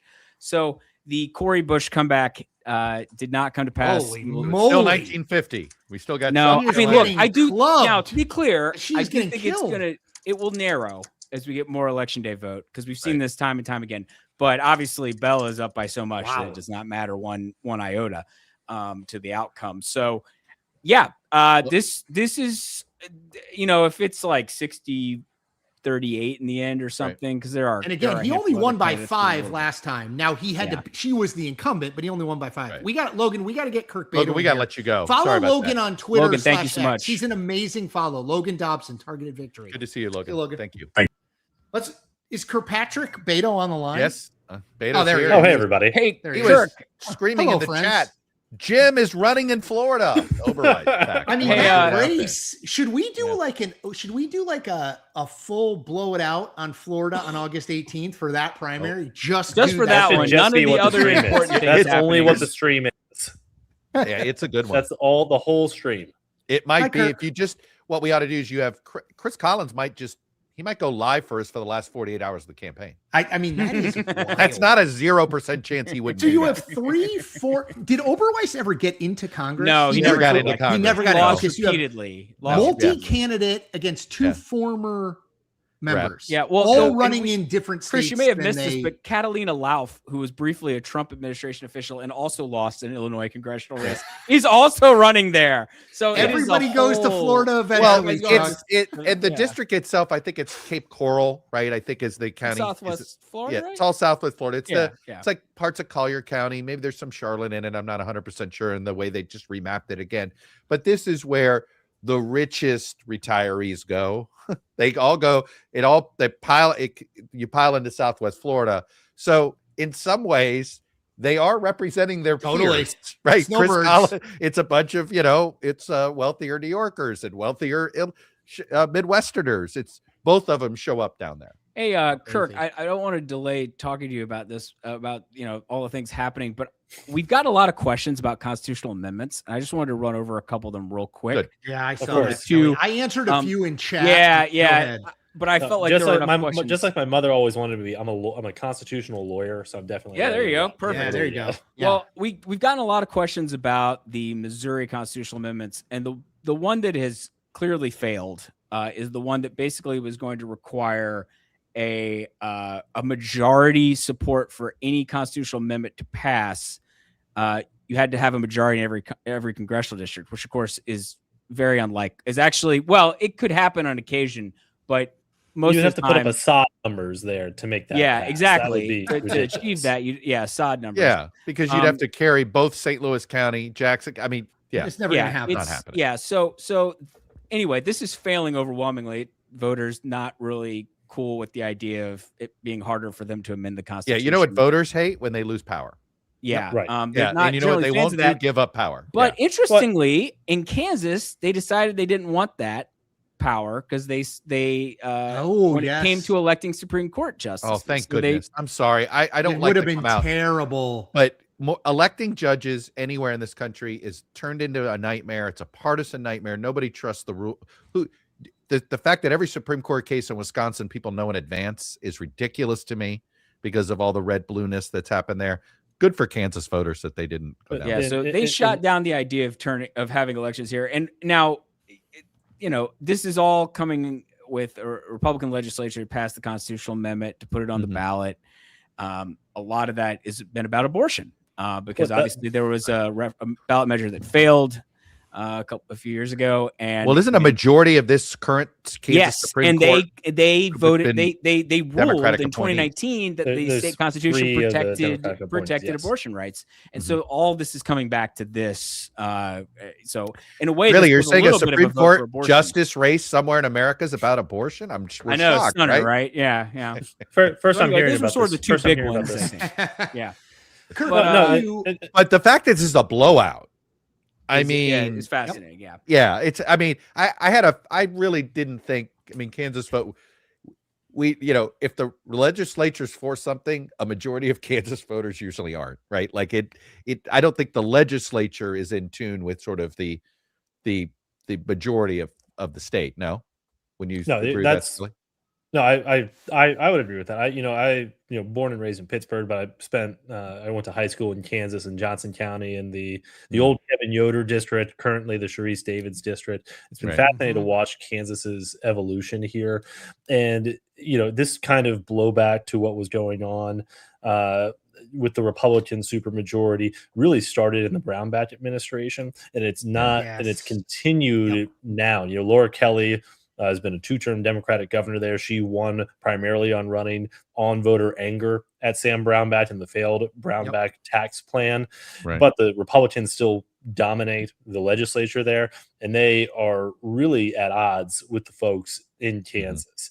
And, to Jeffrey's point, these 2 ballot amendments that we saw that are going to go down today are both linked to Republican efforts to roll back abortion access in both those states. And I'll be really interested when the dust finally settles in Kansas, if it is the same 18-point margin from that 2022 abortion ballot referendum that protected. You think this might almost be an identical margin I'm going to be curious when the Yeah. dust finally settles here if it's That's close to that interesting. 18-point margin. Yeah. Well, hey, let's run through we Kansas should talk Gov, about this. and let's run through Kansas Senate Democrats In fact, because we can talk about Kansas a little bit yeah, here. let's stick it. In the governor's race on the Republican side, we have a projection. I'm sorry, Lauren, I didn't give him a lot of heads up on this, but on the Republican side, we do have a projection for Ty Masterson. Yes. Who was the Trump endorsed candidate, yes, right? who State Senate president, correct? Yes. And so he has got the Republican nomination wrapped up here. There were a number of other, Vicky Schmidt and Scott Schwab are both statewide electeds, Secretary of State. A little more in the moderate. Schmidt was viewed as a bit more moderate, but she's in third. Sarnecki is a wealthy business guy. He's like he's a businessman, finance guy, who he and Masterson had some choice words for each other. Kirk, I don't know if you saw that, but it was pretty bitter. Like this was not the same level of spending as what we saw up in Michigan, where Perry Johnson's putting $30 million in. But Sarnecki did put a lot of money in, but he also they were going at each other pretty brutally here. And I think the key for Democrats as they look toward November here, it's going to be a really tough call to keep the governor's mansion in their hands. Kansas is a little more windshield wiper, 8-8-8, right? They've done this a couple times now. Yeah. And do we have the Democratic side yet, Skelly? Because I know it's two. We don't have a call yet. I don't think two state senators, right? Yes. Have you guys talked about the dynamics of this race yet? Because it's on the Democratic side, no. Go ahead. It's stadium politics. It is the politics. This is of over the luring over the Chiefs. Kansas. Yeah. Yes, Laura the Kelly's Kansas in Kansas City. Yeah. Yes, it's Laura Kelly's big legacy project was moving the Kansas City Chiefs from their home stadium on the Missouri side over to the Kansas side, over to where Sporting KC and the racetrack are. Let's put the Dem. Let's get that Dem primary up. If somebody, it's right here. She gave him this really sweetheart deal here, and she endorsed Ethan Corson, who's a Johnson County state senator. And a lot of the dividing line here has been over voter anger at this incredible sweetheart deal to give the Chiefs all these billions of dollars in tax breaks to relocate to Kansas. And voters are really, really angry about this. And voters don't like data centers, and they don't like publicly funded stadiums either. You know, correct. Billionaires getting publicly funded stadiums. No, voters don't like that, especially this year. Correct. And that backlash. Holscher where is she from in the state, Kirk? I don't put you also Johnson County. So they're both from Johnson County. Okay, got it. So I believe for people who don't know, way in the eastern part of the state, where Skelly is, right there. Yeah, it's the Kansas City suburbs. This is the big burb, and it's basically the heart of the Democratic Party now. Is it not, Kirk? Would you call absolutely? And it's one of those places that flipped in 2018, and it was kind of and it was one of those real. It typified that blue wave there, where it was the suburbs, the highly educated suburbs, flipping completely to Democrats. It's the anti-Trump Republicans that are no longer Republican. Correct. Yeah, that's like Northern Virginia. I mean, they ran one for Senate, Barbara Bollier in 2020. Right. She was literally that. Former Republican, right? A former Republican, right? Can we do Senate, Kansas Dem Senate? Because Adam Hamilton is interesting. And I will note, look, the last time, I believe, you guys will fact check me on this, but I think it was 1932, the last time Democrats won a Kansas basically Senate the FDR seat. landslide. Yeah. That's the famous So stat. we understand that it's not, but there is some chatter in DC about this guy, Adam Hamilton. He is the pastor of the largest church in Kansas. Mm-hmm. There's a primary, but we know some DC types who are kind of aligned with him. Yep. Just again, it's not a first tier, it's not a second tier. Well, maybe he it's was a third the guy tier, but when he first got in, he did not declare a party, and he was starting to run as an independent. I can tell you, I know that my friends over at the Forward Party were very interested and intrigued, and it sounds like my understanding is some people. He did a tour. He said, I believe a listening tour, and he said voters told him they'd rather see him run, that he'd have a better chance at winning if he ran as a Democrat. That's the way he messaged that. I wonder if others messaged that, hey, we would love to see you run, and we have all this money here to support you. I do think this is going to be a targeted race by the fall. I absolutely do as well. Look at Adam Hamilton raised $3 million more than Roger Marshall in the first 3 months of the campaign that he was Say running that here. again. He's already outraised $3 Marshall for a million. Wow. In a contested Democratic primary. It's not like he was the only candidate in the primary either, right? Like, I mean, there's a million people in there, right? Thank you, Jeffrey. Correct. And I would put this one, if we're doing the power rankings here, this one is one that I think is going to get more online the closer we get to November. Oh, interesting. It's very similar issue set to Iowa, which everybody's going to be watching. This is a place where the tariffs have hit really hard, where the price of diesel, the price of fuel is really hitting hard, where the farming community, especially everything west of Wichita, is really suffering. And Adam Hamilton can put up resources. I have heard this kind of compared to the Deb Fisher race of Dan Osborne. Yeah, and the Dan Osborne race. By the way, we're starting to get, I love a little geographic connectivity, right? Yep. So we just had the Brian Bangs news earlier now. So now you got South Dakota, which borders Iowa, which borders Nebraska, which borders Kansas here. But in all seriousness, these are 4 states hit hard by Trump's policies, right? And it's not just on tariffs, but immigration and these deportations have really been harmful to these farm county economies in all 4 states. I mean, Kirk, in those 4, if I told you, you go into the campaign coma and you wake up and I said, hey, Democrats have picked up 5, they netted 5 Senate seats. How many of those 4 those basically that middle of the country, these plain states, Midwestern and plain states, those 4, all they're connected there vertically. How many of them do you think the non-Republicans win there? Since 2 of them I would say 2 of those 4, and I would probably go Iowa in the open race, and I would probably go Kansas behind that, just because I think Roger over Marshall's Nebraska. Interesting. Roger Marshall is weak. Got some serious issues. Yeah, he is weak. He is not. He's not. He's not. He has Deb Fisher vibes for sure. He's just a little bit really different. paying attention. Well, I've seen him in Washington. He doesn't really. For a politician, he doesn't really schmooze. No, and Jerry Moran, I think, is the other senator from there, is in the House. I think knows his way around a little bit more. Is more of a traditional. It's sort of, there like used to be this old. There was this old joke in Massachusetts that if you needed every 6 years, if you needed something, John Kerry's office was the one to call. Every 6 months, if you needed something, Ted Kennedy's office was the one to call. And like Jerry Moran, you hear this again, like you call Jerry Moran's office first. That's always what's known. All right, Kirk, I learned something tonight. I did not know you went to high school in Kansas. So there we go. Proud graduate of Shawnee Mission Northwest High School. And Chuck, I'll be looking for that tire in the hotline offices when we get back there. I'm telling you, man, we had it's in they didn't let us, as you can imagine, when Mr. Bradley bought the hotline, we didn't bring the tire with us from Alexandria.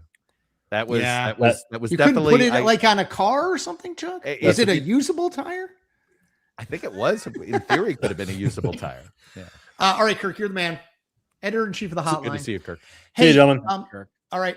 Before we bring Nathaniel in, I know most people are still interested in Michigan. So, Skelly, can you just bring that up? I just want to update people. Boiler room. Nice fast vote count we got going on here, Michigan. Come on, man. 20%. Come on. Yeah, I mean, this is not, guys. So Michigan, this is pretty standard for Michigan. I know you're right. They've always been a little bit on the slower side. A lot of times we don't know. I mean, if it's close on a presidential election night, we sometimes don't know the result till very true. Well, midnight, that kind of thing. Let's walk through this 20%.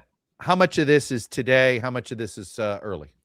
Well, most of this is early. Okay. And so that's why at the end of the day, I think the thinking for the boiler room, as you guys often call it. Oh, yeah, we like that. I like the image of them all sweating in there. My colleagues on the decision desk HQ projection team are, they're thinking it's going that El Sayed is in a position where, barring something very surprising, he will end up winning.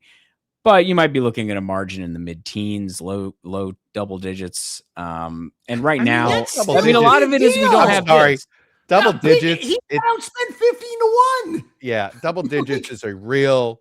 Oh, that's the question is. Well, let's bring in Nathaniel. Bring Nathaniel. Let's bring it. Let's see what his hat Nathaniel says. Here. Let's go to the hat from VoteBeat. And by the way, Chris Cillizza, Jeffrey Skelly, remind people what VoteBeat is, because I know this is a former colleague of yours. Tigers, love it. There he is. Skelly, Yeah, go he was ahead. ready. I'm ready. You're ready It'll tonight. always be 538 to me. He didn't have the snake's hat the last time. He let us down. It's got an honorable He's mention. got it. It's got an because I felt honorary bad Look at I that. didn't get It's his in the moment back in there. sun. He traveled without the hats, which is a classic mistake. It's the fact that you care. We make and It's and the little the things, corrections. Chuck. It's You the know, little that's right. things. That's right. Thank you, All Nathaniel. right, Skelly, this is your 538, brother. So you want to take it? Yeah. So VoteBeat is a publication that's focused on how the mechanics of our elections actually work, and how various federal, state, local policies can play into that, the pressures and how all these processes actually come together for millions of people to vote in a November election, and obviously in many primary elections along the way. So Nathaniel, I guess with that, any initial thoughts here on what's going on in Michigan? Obviously, that's the big story of the night, but we can talk about other stuff too. Michigan is one of the places where we at VoteBeat have a reporter. We have a reporter in 5 states, 5 key swing states, and our reporter Haley Harding is currently at Huntington Place in Detroit, where they are counting the votes slowly but surely. We are optimistic that they will be done, perhaps even before, while it is still August 4th, perhaps a little optimistic, but yeah. Things are definitely happening in Michigan. I think that, so Michigan is a tricky state because, right, the counting is different from county to county, right? Certain states are predictable in that, like, they always count absentee votes first, or they'll always count election day votes first. With Michigan, it does vary, but I think that it is right that most of these votes are absentee votes, which are generally thought they're going to be better for Stevens. So, while it looks relatively close right now, like Stevens is within shouting distance, I do feel like that's going to kind of shift away from her, but we will see. This is why we count the votes. Hey, Nathaniel, let's have a little 2028 fun.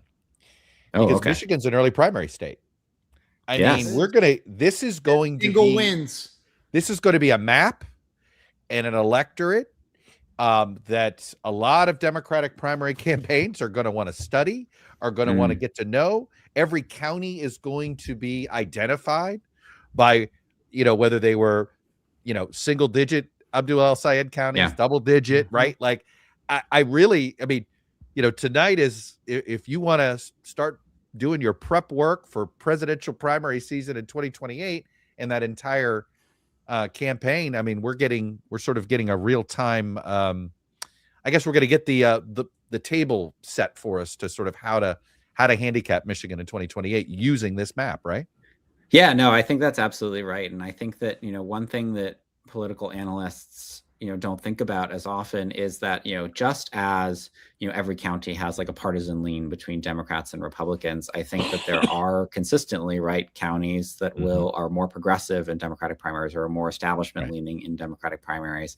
And I've actually kind of like one of my like bucket list things is that I wish that, this is something that we would have done at 538 if we were still around, but I would love for somebody to go out there and do like a, like progressive voting index, the way that Cook has its partisan voting index, right? Like you could do it the other way, right, with a MAGA voting or a conservative voting. Yes, index. exactly. That would be fascinating, especially with how much the parties have sort of changed. Well, all I know is Mr. Skelly. I'm just watching his brain work there, and Mr. Tranter, who's probably listening right now. We're just writing these things down here, Nathaniel. Please, I would love for you guys to do that. Yes, but yeah, love so that like idea.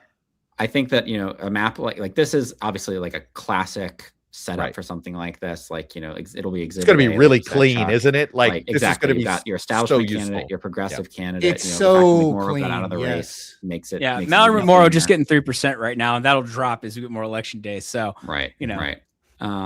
So and this is, I think, going to be a closely studied a map. I think before, you had the, I guess you had the 2020 primary in Michigan between Biden and Sanders, which was also relatively clean, which Biden won fairly handily. And then, of course, back in 2016, Sanders biggest polling error of modern times by winning Michigan. 2016. But yeah, Michigan's had some great history. One of my first memories. Races. One of my first memories following presidential politics was Jesse Jackson winning the Michigan primary and totally blowing up sort of a conventional wisdom there. It was one of those just it was another polling miss at the time. Like no one saw that. It was, whoa, wait a minute, what? And then it was McCain 'cause going he had to never Michigan won a after northern South state. Carolina. He'd won southern there's- states. He had Yeah. never won a northern state, if I remember at the time. Are you, Nathaniel, are you surprised? Skelly was saying, probably, high single digit, low double digit win, likely, not called, but likely for Abdul El-Sayed. Like, if you said that to me at the start of the race and you said, okay, here are the three candidates. It's Abdul El-Sayed, Haley Stevens, Mallory McMorrow. Sayed's going to win by 12. I mean, I feel like that would have been, if you said one of these three will win by 11, he would have been my third ranked to win, most likely to win by 11 or 12 points. The storyline, it seems to me, coming out of this is going to be, well, certainly Republicans will see some of this. DSA takes over Democratic Party. Like, this is, though, a swing state. Although he is careful to note that he is not. He is not a Democratic socialist. That is correct. He shares many of their not. positions, but he is not. But he is a progressive, like, but he's not a socialist. This is not New York City. This is not Denver. We've had you on for these races. This is, this is not those places.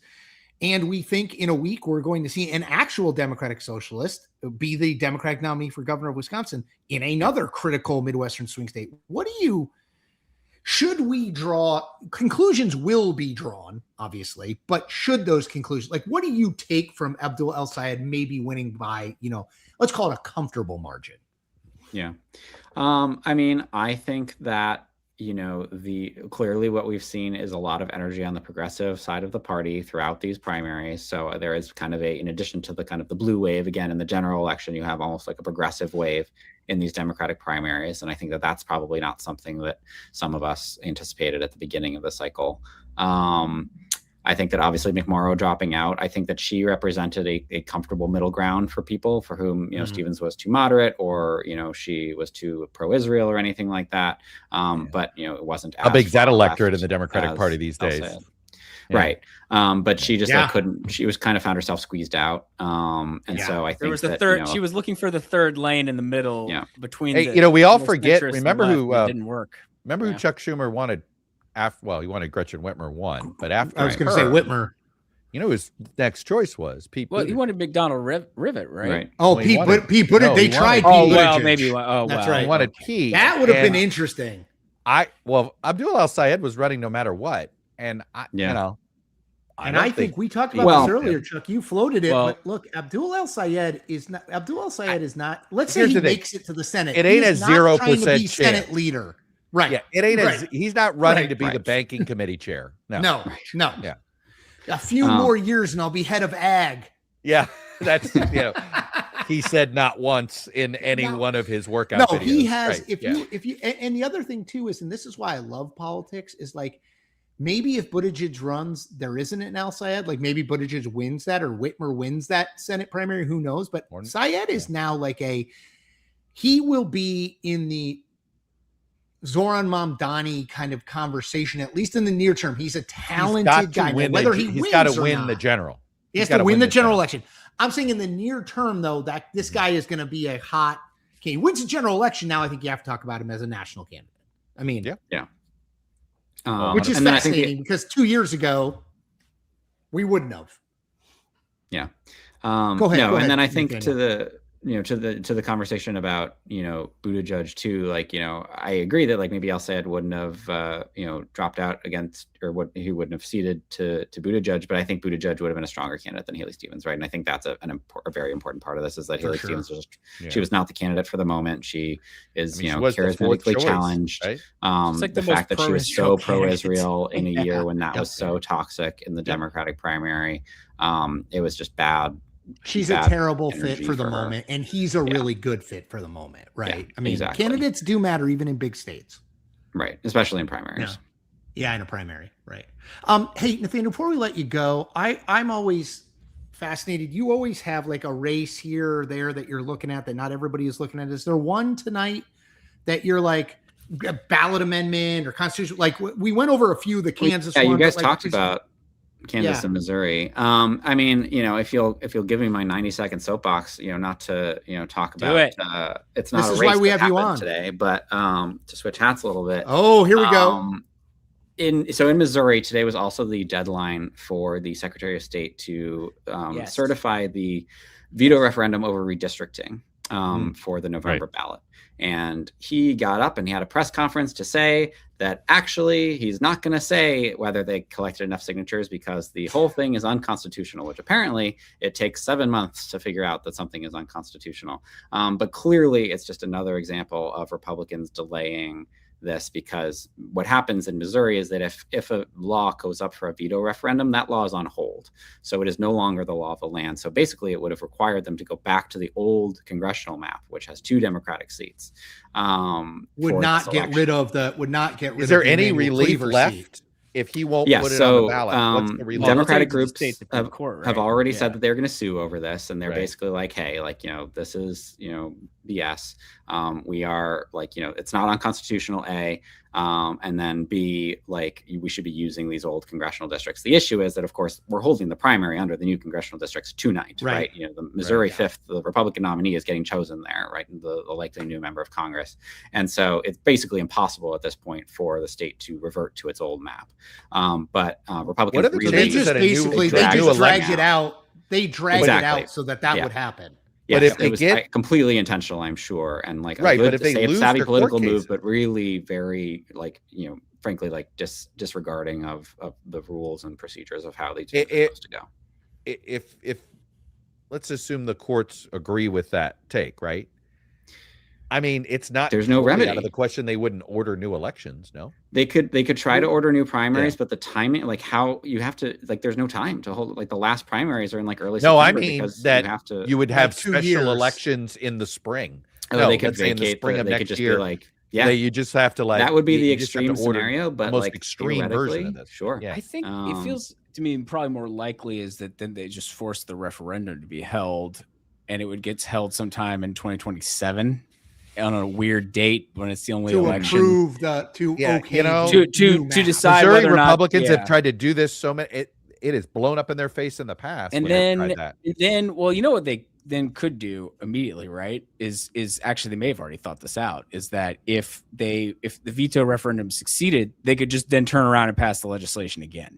And then try to avoid ever having this current map put back in. And this time they might break up Missouri 1. Because they can do that now because it's right. Yep. That's right. So, all right, Nathaniel. Anyway. Two. He made up for a 0 hat performance with a 3 hat. Actually, though, he's got the third in the background. And he brought that. I mean, it's a. Oh, look at this. I mean, that's just a cherry on the top. Yeah. Shout out to Bobby Witt Jr. Yeah. Do you have your Mariners hat out? I mean, do you want to go all the way? I don't, because I knew that one was not coming yet. But we're not getting to that one. Didn't think I could. Chuck and I are too old to stay up that late. Nathaniel Rakich, go check out VoteBeat. It is excellent stuff. Thank you, Nathaniel, and follow him on Twitter/X at Base Ballot. Best handle on the. Thanks, internet. guys. Thank you, my friend. Our next guest. This is cool because our next person, Grace Panetta, has just concluded I want to know if she drove, but like a long trip through Michigan and Wisconsin. So, Grace, I'm going to pull up the results because Skelly had to go do TV. Chuck, you take it.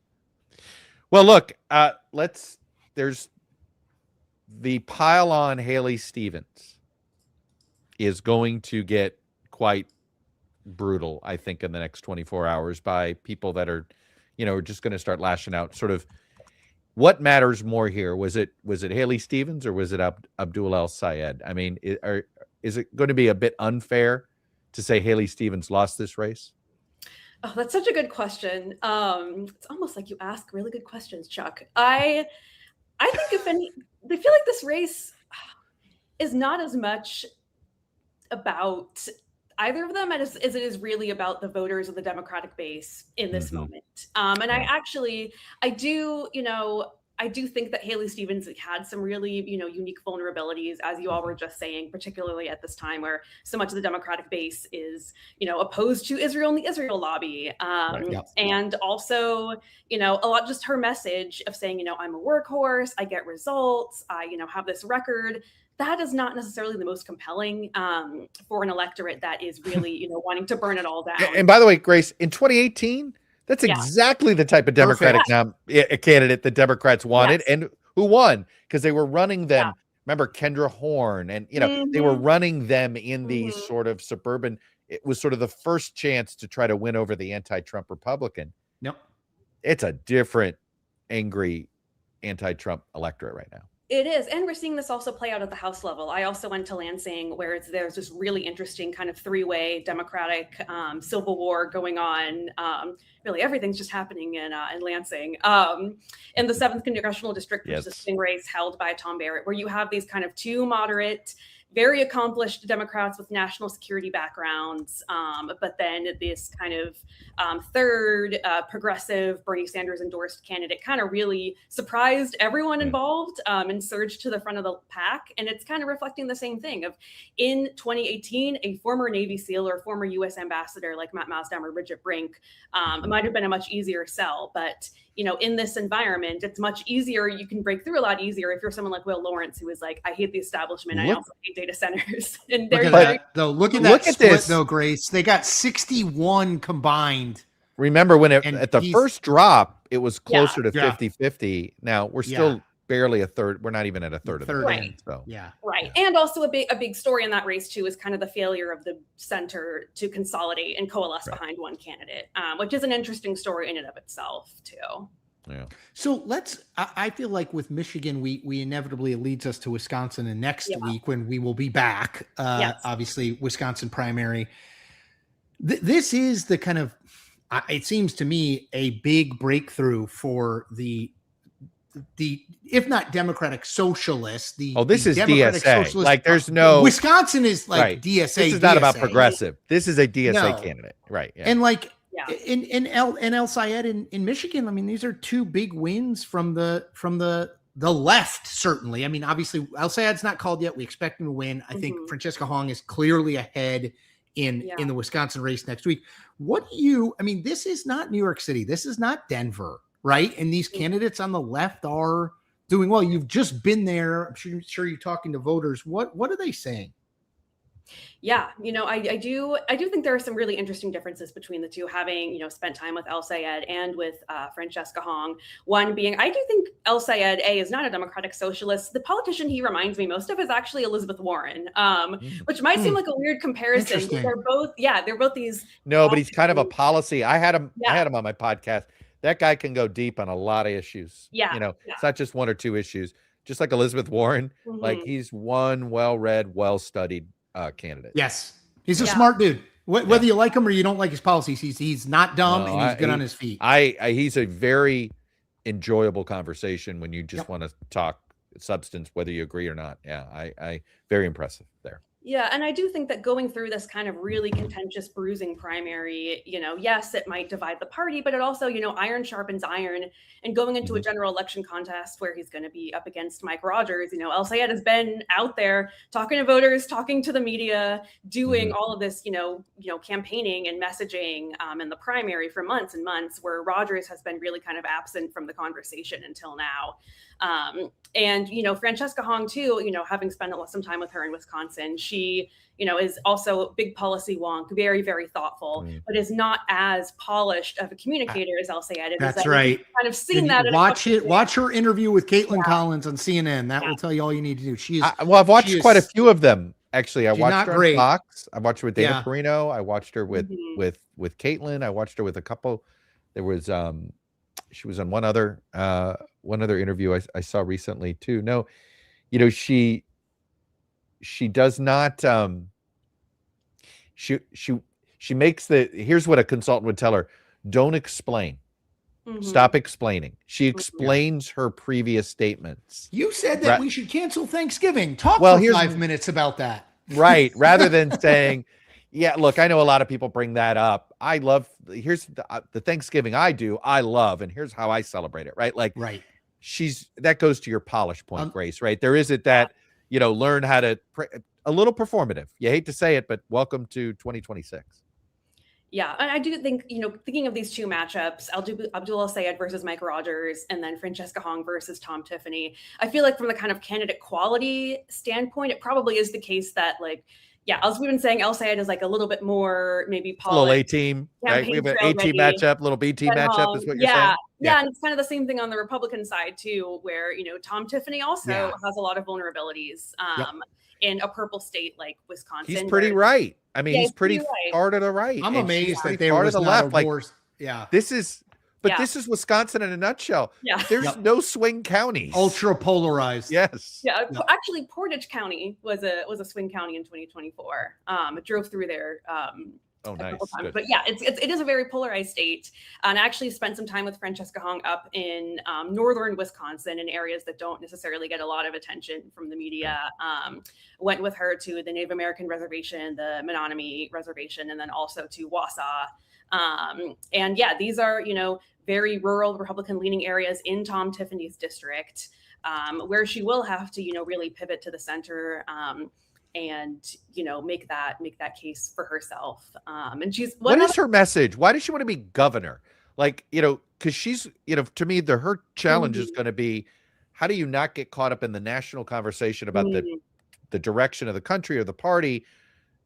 People want their governors to worry about roads, bridges, property taxes, schools, etc. Yeah, and I will say she is, running a very, very Wisconsin-focused campaign. Her side of her campaign message, their sort of slogan tagline is "Make Better Possible." And she, when she is asked about, sort of national issues or even the dynamics of her own race, she always pivots it back to, these are the issues and the things I really want to get done. So she, is running a very Wisconsin-focused campaign, but because she is a Democratic socialist and because she has kind of these old tweets that people latch onto and that she's not so easily to bat down, that gets drowned out a little bit. But yeah, she does have a lot of, really, really interesting things to say and is, very well versed. I just think it's kind of getting drowned out a little bit right now. Grace, I have one more Haley Stevens question, and you're uniquely positioned to answer this. Grace works for the 19th, a wonderful site. Former colleague of mine at the Washington Post, Terry Rupar, is there. It's a great place. Is the criticism of Haley Stevens as a candidate, how much or how little does it have to do with her being a woman? It's like, oh, she's awkward. She has a weird accent. I mean, I feel like in some ways it's like the replay of all the criticism of Hillary Clinton. Like she's changing her accent and she's awkward. And like, I always struggle with that because I look at it and I watch her clips and I'm like, oh, like she's not great. But then it's like, did you pick up on any of that? And what's your read on it? Yeah, it's a great question. And actually, it's interesting. You bring up Hillary Clinton. I actually think the politician Haley Stevens is most analogous to is actually Joe Biden, in the sense that they're both like, yeah. And you compare it to Abdul. I love what you did here. Abdul El Sayed to Elizabeth Warren. I love that. Yes. And Haley Stevens to Joe Biden. Okay, explain. Yeah, just, in the sense that, when Biden was running for president in 2020, it was a very domestic manufacturing, jobs. Look at what I've done. His, strong ties. Here's how I pass bills and I get it through committee and da. Yeah, and he's also, he was a gaffe is a gaffe machine. He did not always phrase things the most eloquent way. People had a lot of fun sort of making fun of his Bidenisms, and he, would always dismiss that of, oh, well, I talk like a real person and real people get me. And that, turned out to be true in the presidential primary. And, Haley Stevens has been kind of making that similar argument of, the Beltway, the coastal elites and the Beltway, media, they just don't get it. This is how real people talk.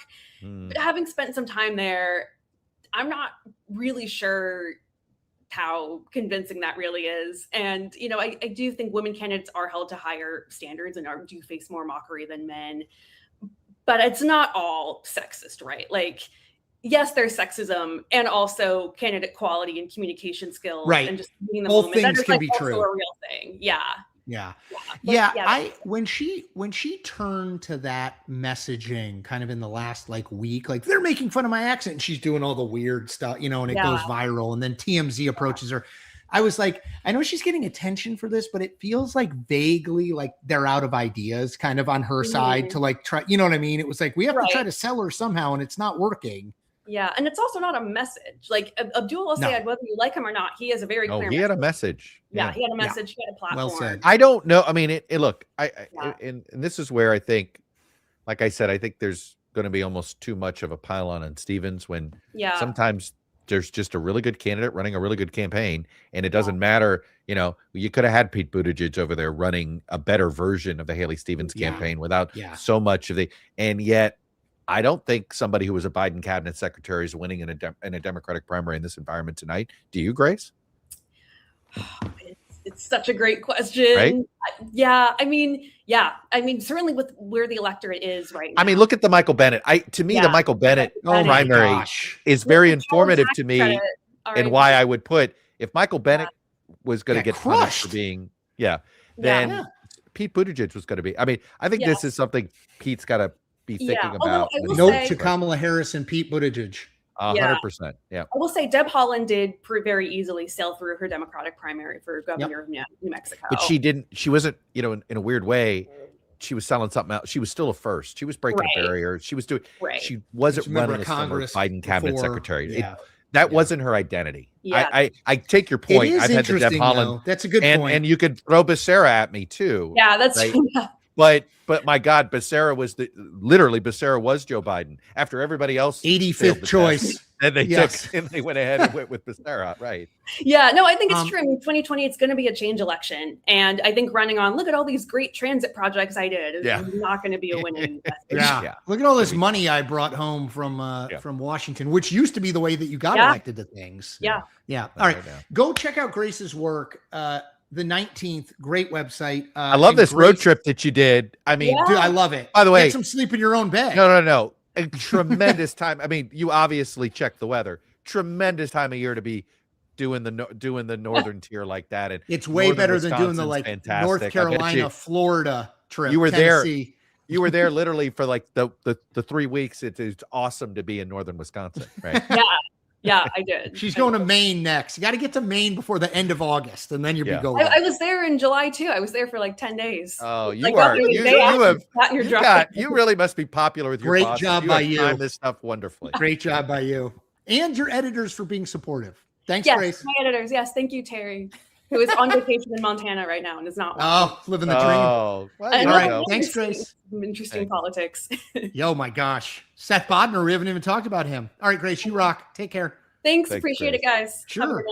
So, I just want to, before we bring our next guest in, Skelly will be back in a minute. He's got TV obligations, but I just want to make this point here, which is we're talking about this as a fait accompli that eventually Abdul El-Sayed. And look, it's pretty close right now. It has, if you ask me which race would be called first, Missouri 1, Wesley Bell against Cori Bush, or this one, this morning, I would have said this one. But now, part of that's because they're counting slow. I was just going to say, because something has been a lengthened time, we're still not at 25% reporting. Right. So polls have been closed for it's over actually an hour. Still early. Yeah. Yes. We're still on the early vote side. And this is why we think Haley Stevens continues to do okay, but is unlikely to win.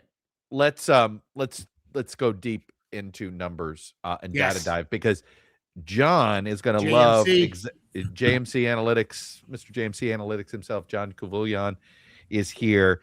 And John, you're probably like me tonight.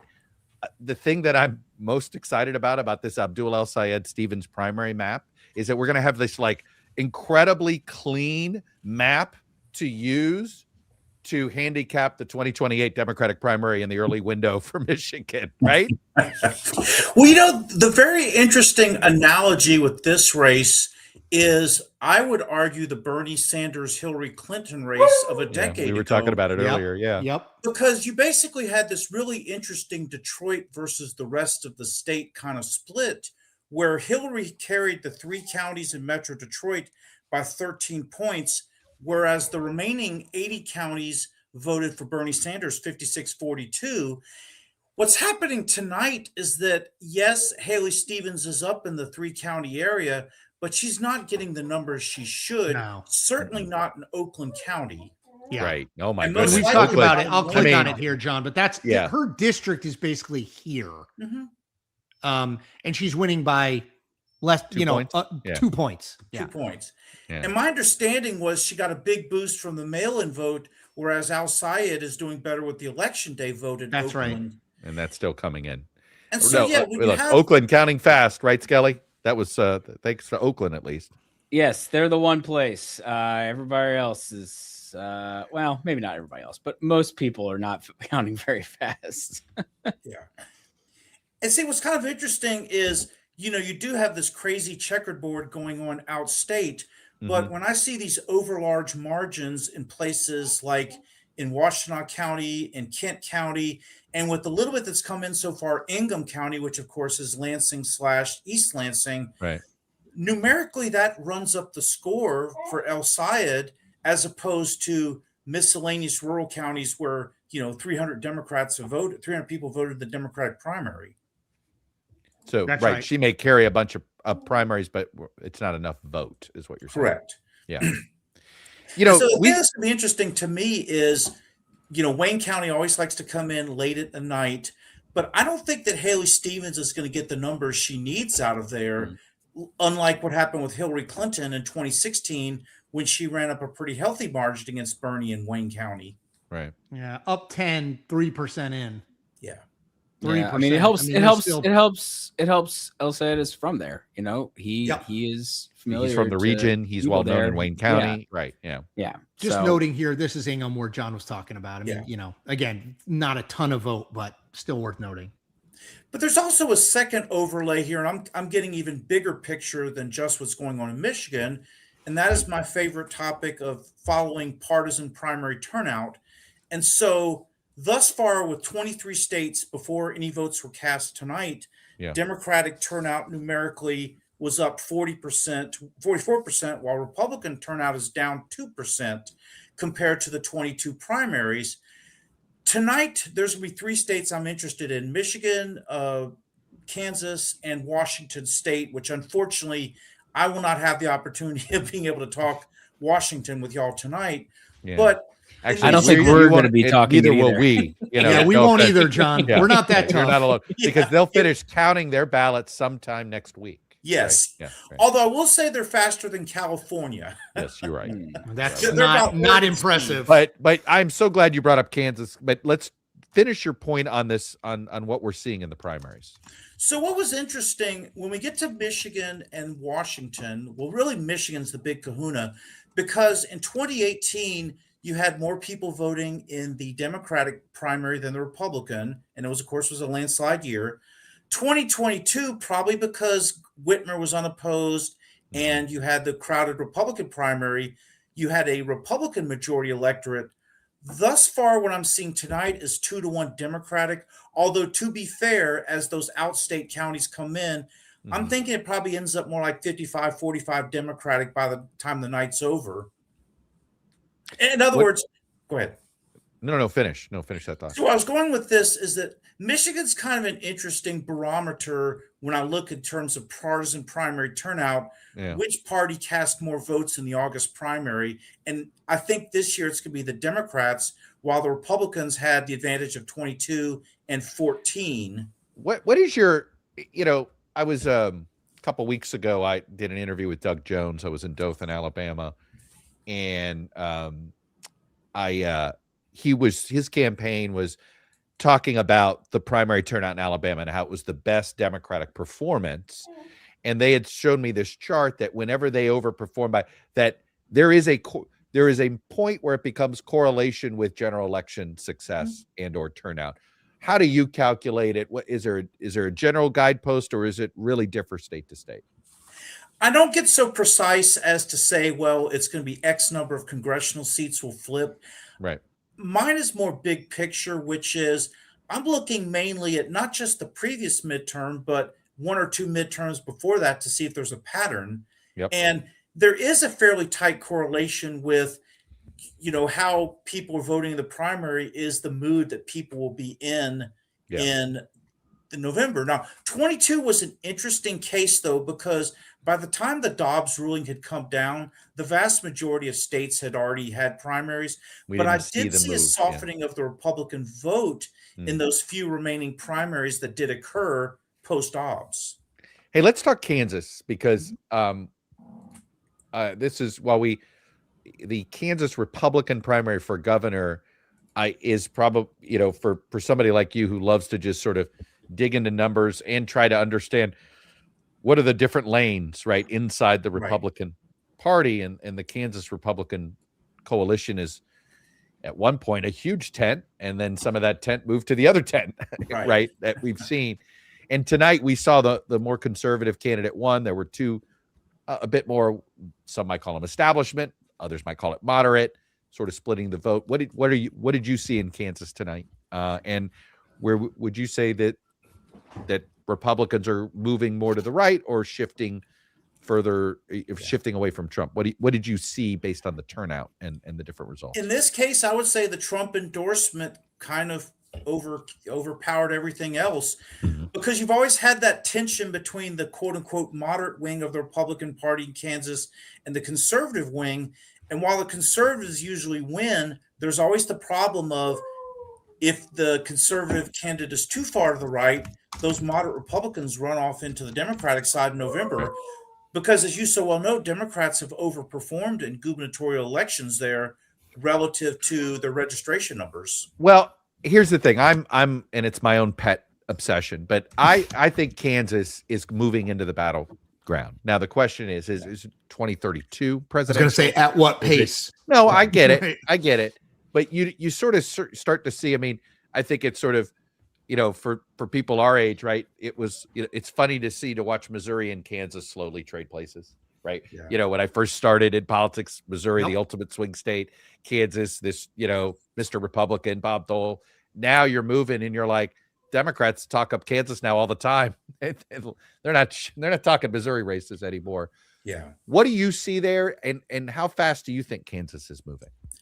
I would say at a moderate pace, because in Kansas, Republicans have the same problem there that they have in Nebraska, which is a very inefficient distribution of its votes.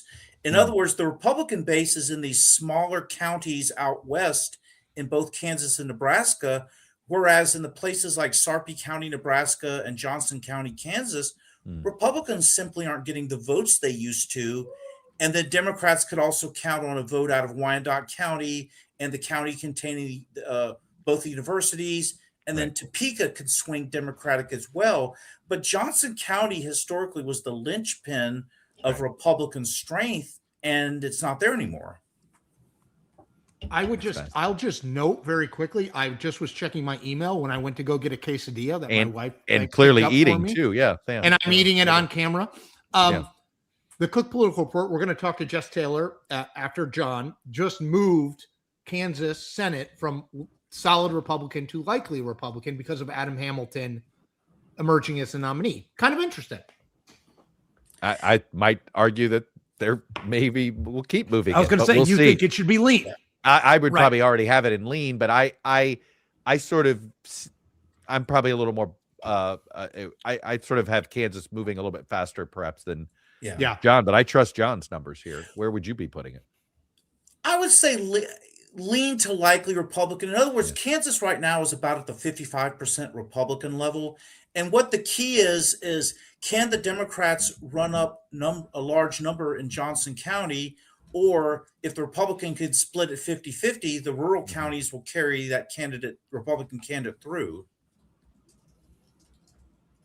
In other words, it's interesting because it's been so long. I think we just discount it because it's literally, I mean, I think it's John, you might know this, but is this, or Jeffrey might know, it is the state that a Democrat has not won in the state since the 30s. I believe it's FDR's first term. Yeah. Right. I mean, it's like, and so you just assume, Kansas, but I think people don't look. Demographics. It's the home of Alf Landon, right? Wasn't it? Yes. But the coalition. He got the nomination in 36 because he was basically the only guy. He was basically one of the only Republican governors left. Yes. Well, Bob Dole nearly lost in 74, and that was basically the closest that, and that obviously that it's come. Watergate midterm. Right. That was basically the closest that a Democrat has come to winning in Kansas in the Senate race. Now, obviously, Laura Kelly is governor. Second term as governor. They've had more success, but we usually do see that where you will see states sometimes break from their sort of federal partisanship to back someone from the other party. And again, we talked about it earlier. It's sort of like it was sort of Sam Brown back, right? Yes. Maybe it goes to John's point earlier, to the right, and Kelly was a response to that. And they nominated Chris Kobach, who would have been a very conservative candidate. Go ahead, John. Another key point, too, when we're talking about Kansas, is if you numerically look at voter registration, Republicans have been stuck at about 45% for some time.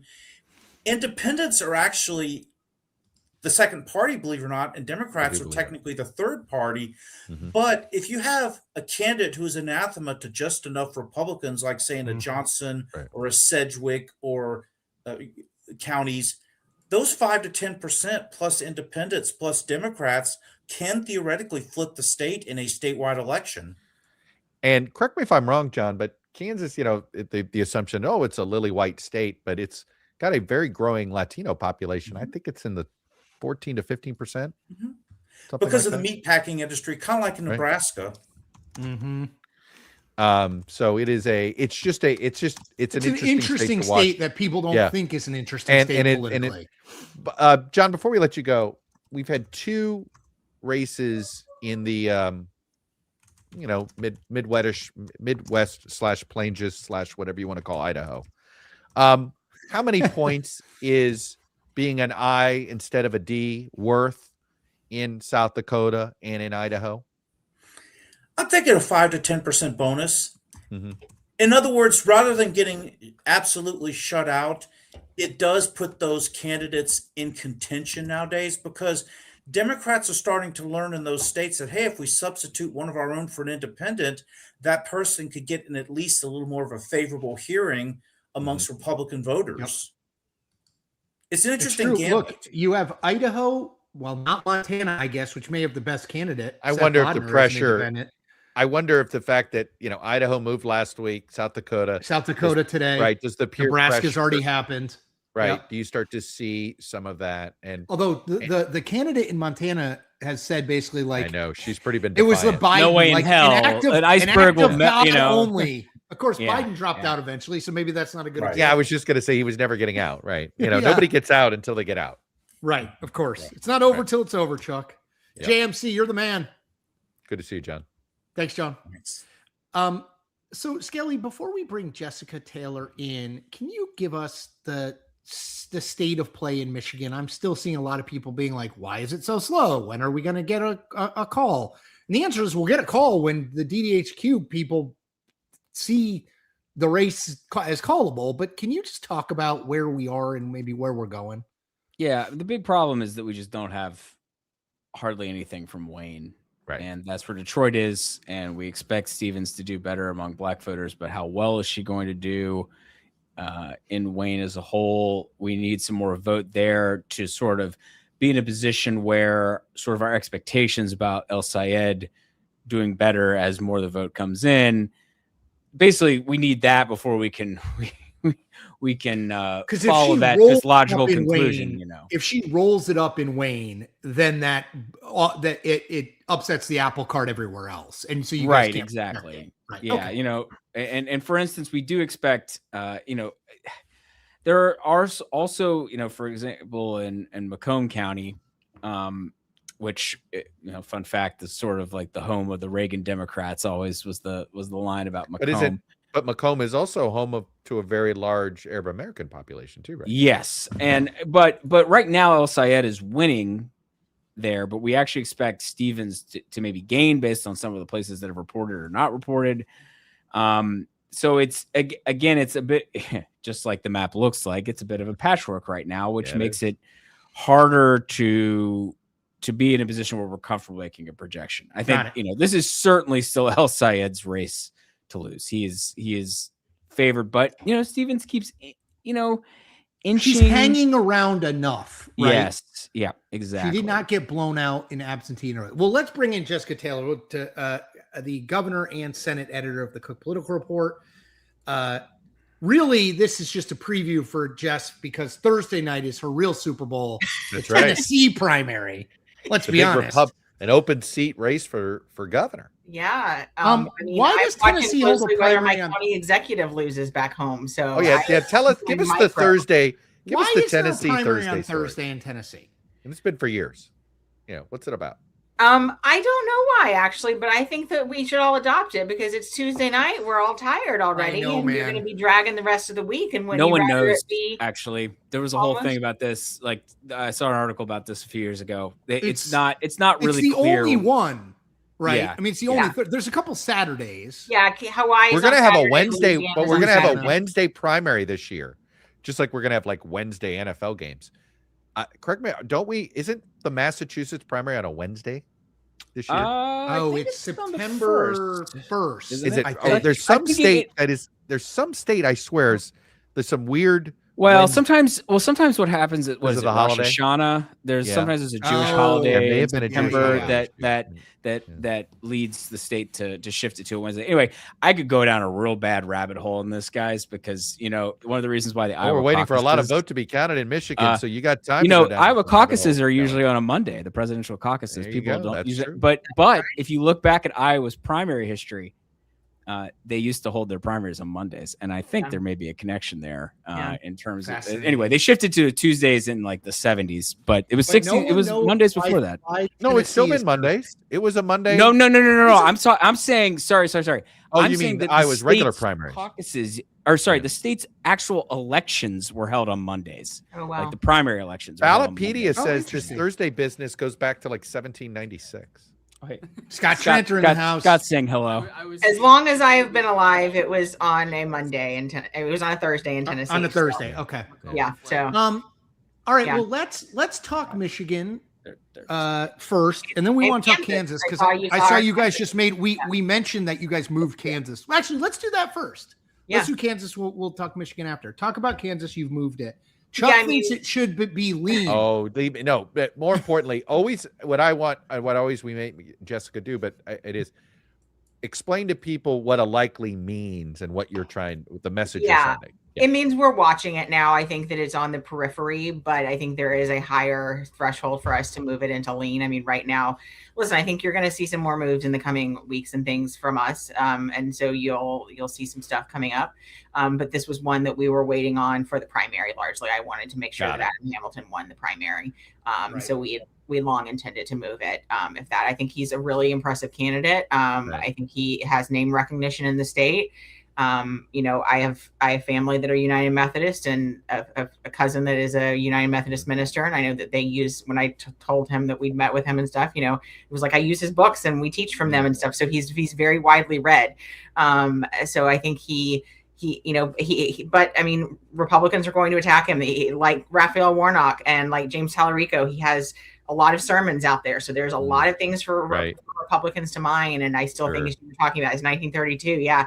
That, it's just, it's hard to overcome that in the state. I definitely agree with you all and what John was saying too, that the state is moving. And it's certainly when we're watching, I think there's some of the same unique things that are happening in Iowa and happening in Nebraska, I think are happening in Kansas when it comes with agriculture and tariffs.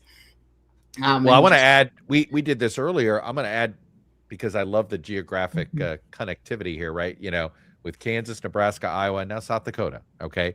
Does dropping of the candidate and that semi-viable, but to viable, like, however you want to, certainly a very, what appears to be a potentially competitive independent candidate. If Democrats are netting 4 or 5 seats on election night, is your assumption that 2 of those 4 sort of ag states come in, sort of essentially, maybe it's due to tariffs or the immigration and how that's hurt workers, is that why those 4 states are even on the map this cycle? I think some of them have unique characteristics. I mean, I think you've got to have credible candidates, which I think you have in Nebraska, though I still think with Nebraska, it's sort of hard to play. The same sneak play is hard to, the trick play is hard to play. Not a sneak this time, right? Yeah. Well, it's not a sneak. That's it. It was last time. And, and I don't No think that Philly Pete special this time for right. Yeah. Pete Ricketts knows what's coming. Yes. Yeah. And Deb Fisher did not. I mean, the thing I hear from like, no one wants to be the Deb Fisher of this cycle. They do not want them to be caught sleeping. Yet we've been hearing people say, was Roger Marshall the Deb Fisher of the cycle? Right. That was brought up earlier. Yeah, I mean, his fundraising is not impressive this past quarter, certainly, but I mean, he still has more cash on hand. So I think that's one thing that would have By the way, Deb Fisher did win. And she won by 6. 7. Okay. I mean, it's always like, 7. you know what you don't want to be? How about you don't want to be like Oh. somebody who actually loses, right? Hey, Dick guys, Lugar against Richard guys. Murdoch. Yes, go. Not Skelly. to interrupt the Kansas conversation, but we got some absentee votes in from Wayne County, and so Haley Stevens is taking the lead. Now, you see, this is why we were waiting, is because we just got a lot of absentee votes in from Wayne County. We knew that group of votes, broadly speaking, we expected to be good for Stevens, and two, we do expect Wayne to be one of her better places in the grand scheme of things. And so this is interesting. Now, of course, it put her ahead by a 0.5 percentage point, which I don't still think speaks to the fact that El Sayed is in a better position here. But, these are the kind of numbers. I mean, she needed big numbers. I don't know if this is big enough, because I do think that will ebb as we get more election day vote in. You expect her lead to shrink in Wayne County. Yeah. Yes. Also because El Sayed's from there. And so that's the question, by how much? So, this vote is coming in so slowly that it's like, look, he's already back ahead, by the way. Yeah, now he's ahead. Yep, there you go. Yeah. She needed to win Oakland by more. That's her base. Yes, 100%. I think that's the best sign of where this race is headed, is that Stevens needed to have a bigger lead in her home base than she does. And we've got more vote there than pretty much anywhere else. Yeah. And that's, I think, a telling sign about the general trends here, even if she is keeping it closer than I think some may have expected.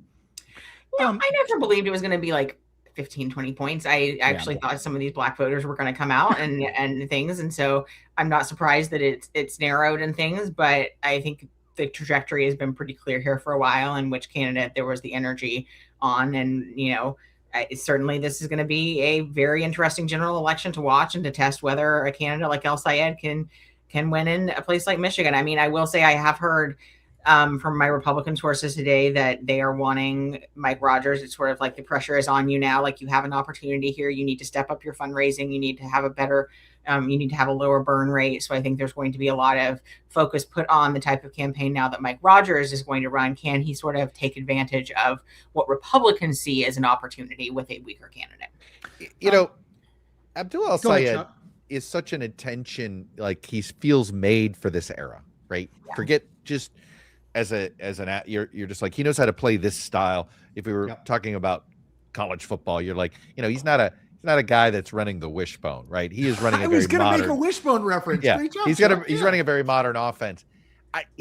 Mike Rogers has he's been out there, but he hasn't been out there. Yeah. And I don't know. I mean, it's interesting. You said, are you detecting some hints of nervousness that he might not have it? I think that he was not a strong fundraiser last time. That was always the criticism that I heard. I mean, he's certainly a Bush era Republican, and this is also not a Bush era Republican Party. Right. That's exactly right. He's a little bit of a weird fit. He's a former member of Congress, like it's not an obvious fit for this moment. Hey, Jessica, one quick question. We've talked a lot about electability in this race. Haley Stevens has talked a lot about electability in this race. I assume this is a toss-up either way, Abdul El Sayed or Stevens. I mean, we expect Abdul El Sayed, but let's say if Stevens shifting, we are not shifting this race. Yeah, I didn't think. I saw somebody in the comments. They said, so is Abdul El Sayed now a long shot in Michigan? I said, no, I mean, I don't think so. I mean, it's like every poll I see is within 3 or 4 points. It's like, maybe go ahead, Skelly. Not to just, I'm interested to hear Jessica's thoughts on this as just sort of a follow-up to that, Chris. I think I've seen some conversation. Would Abdul El Sayed just fundamentally be stronger in Michigan? If you sort of just ignore even candidate quality about how they present themselves, et cetera. Is he stronger fundamentally because it's a federal race versus, say, like a Francesca Hong in Wisconsin if she wins, where it's a gubernatorial contest? And the national environment matters more in Michigan. Yeah. Mm-hmm. And I think governors' races are inherently more about the candidates. And I will say, I feel differently about the Wisconsin governor's race today than I did last week. In fact, I think Francesca Hong needs to stop doing media. And we were talking about or do something different with said media, or maybe be pro Thanksgiving. I want to cancel immediately. Thanksgiving. Yeah. You know, Yeah. it was right there on a platter for her to not say that. Basically, quite literally, her on a platter. Yes.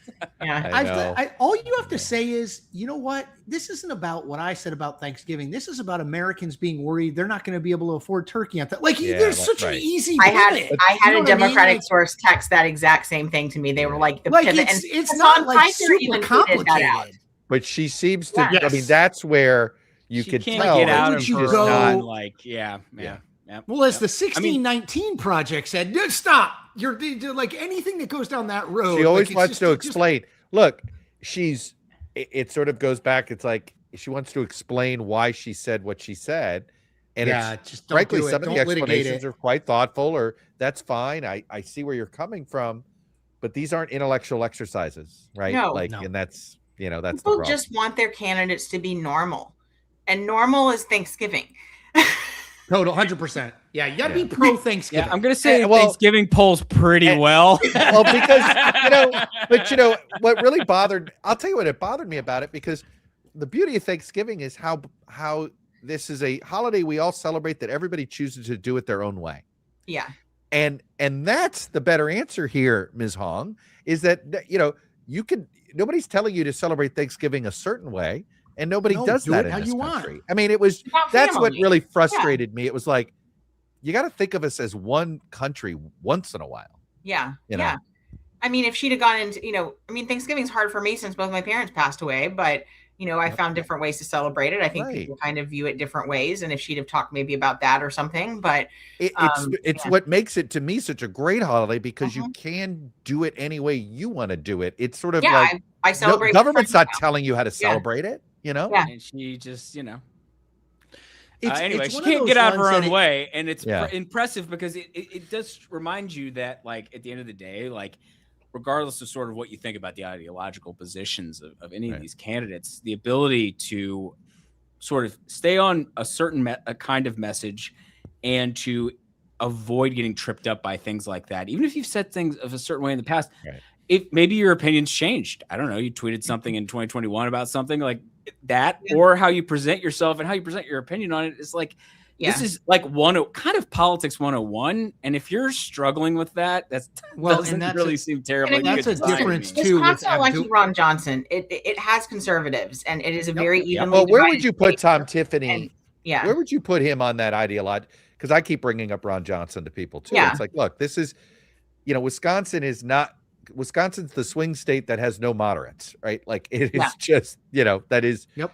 It is a very Russ Feingold and Ron Johnson, truly Paul Wellstone and Rod Grams. It's like Minnesota. Tammy Baldwin and Russ Tammy Baldwin and Ron Johnson. No odder pair in the Senate than Tammy Baldwin and Ron Johnson. I mean, Tony Evers is the outlier. Yeah, Tony Evers is not. Even though he is this middle of the road candidate that normally Wisconsin doesn't gravitate to.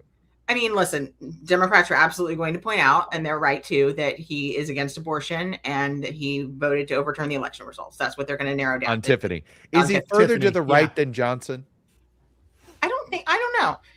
I mean, I don't think being from Washington helps you this cycle either. So I do think his first name is a problem. That's a very good point. Great point. Here's the thing. I actually think Tiffany's ads have been very good. They've been this like folksy, like, here's breakfast with the Tiffany's. And like he has his mother quilting and being like, I'm a girl dad and I'm a dam tender. And like they're really good ads. And like if he comes across as just wholesome and folksy, and you have Francesca Hong out there being like, we shouldn't celebrate Thanksgiving. Like, again, just people want normal candidates. Yeah, the Tiffany campaign has been, or the Tom Tiffany campaign has just been like retweeting old Hong tweets, and like having like a field day with it, and it's not, and obviously like let's not overstate what that means for social media, but it's sort of like, okay, well, you're gonna have a lot of money behind you in the fall. I know he's outraised her by a pretty large margin, and if she does win the Democratic nomination, which looks very, very likely at this point, right?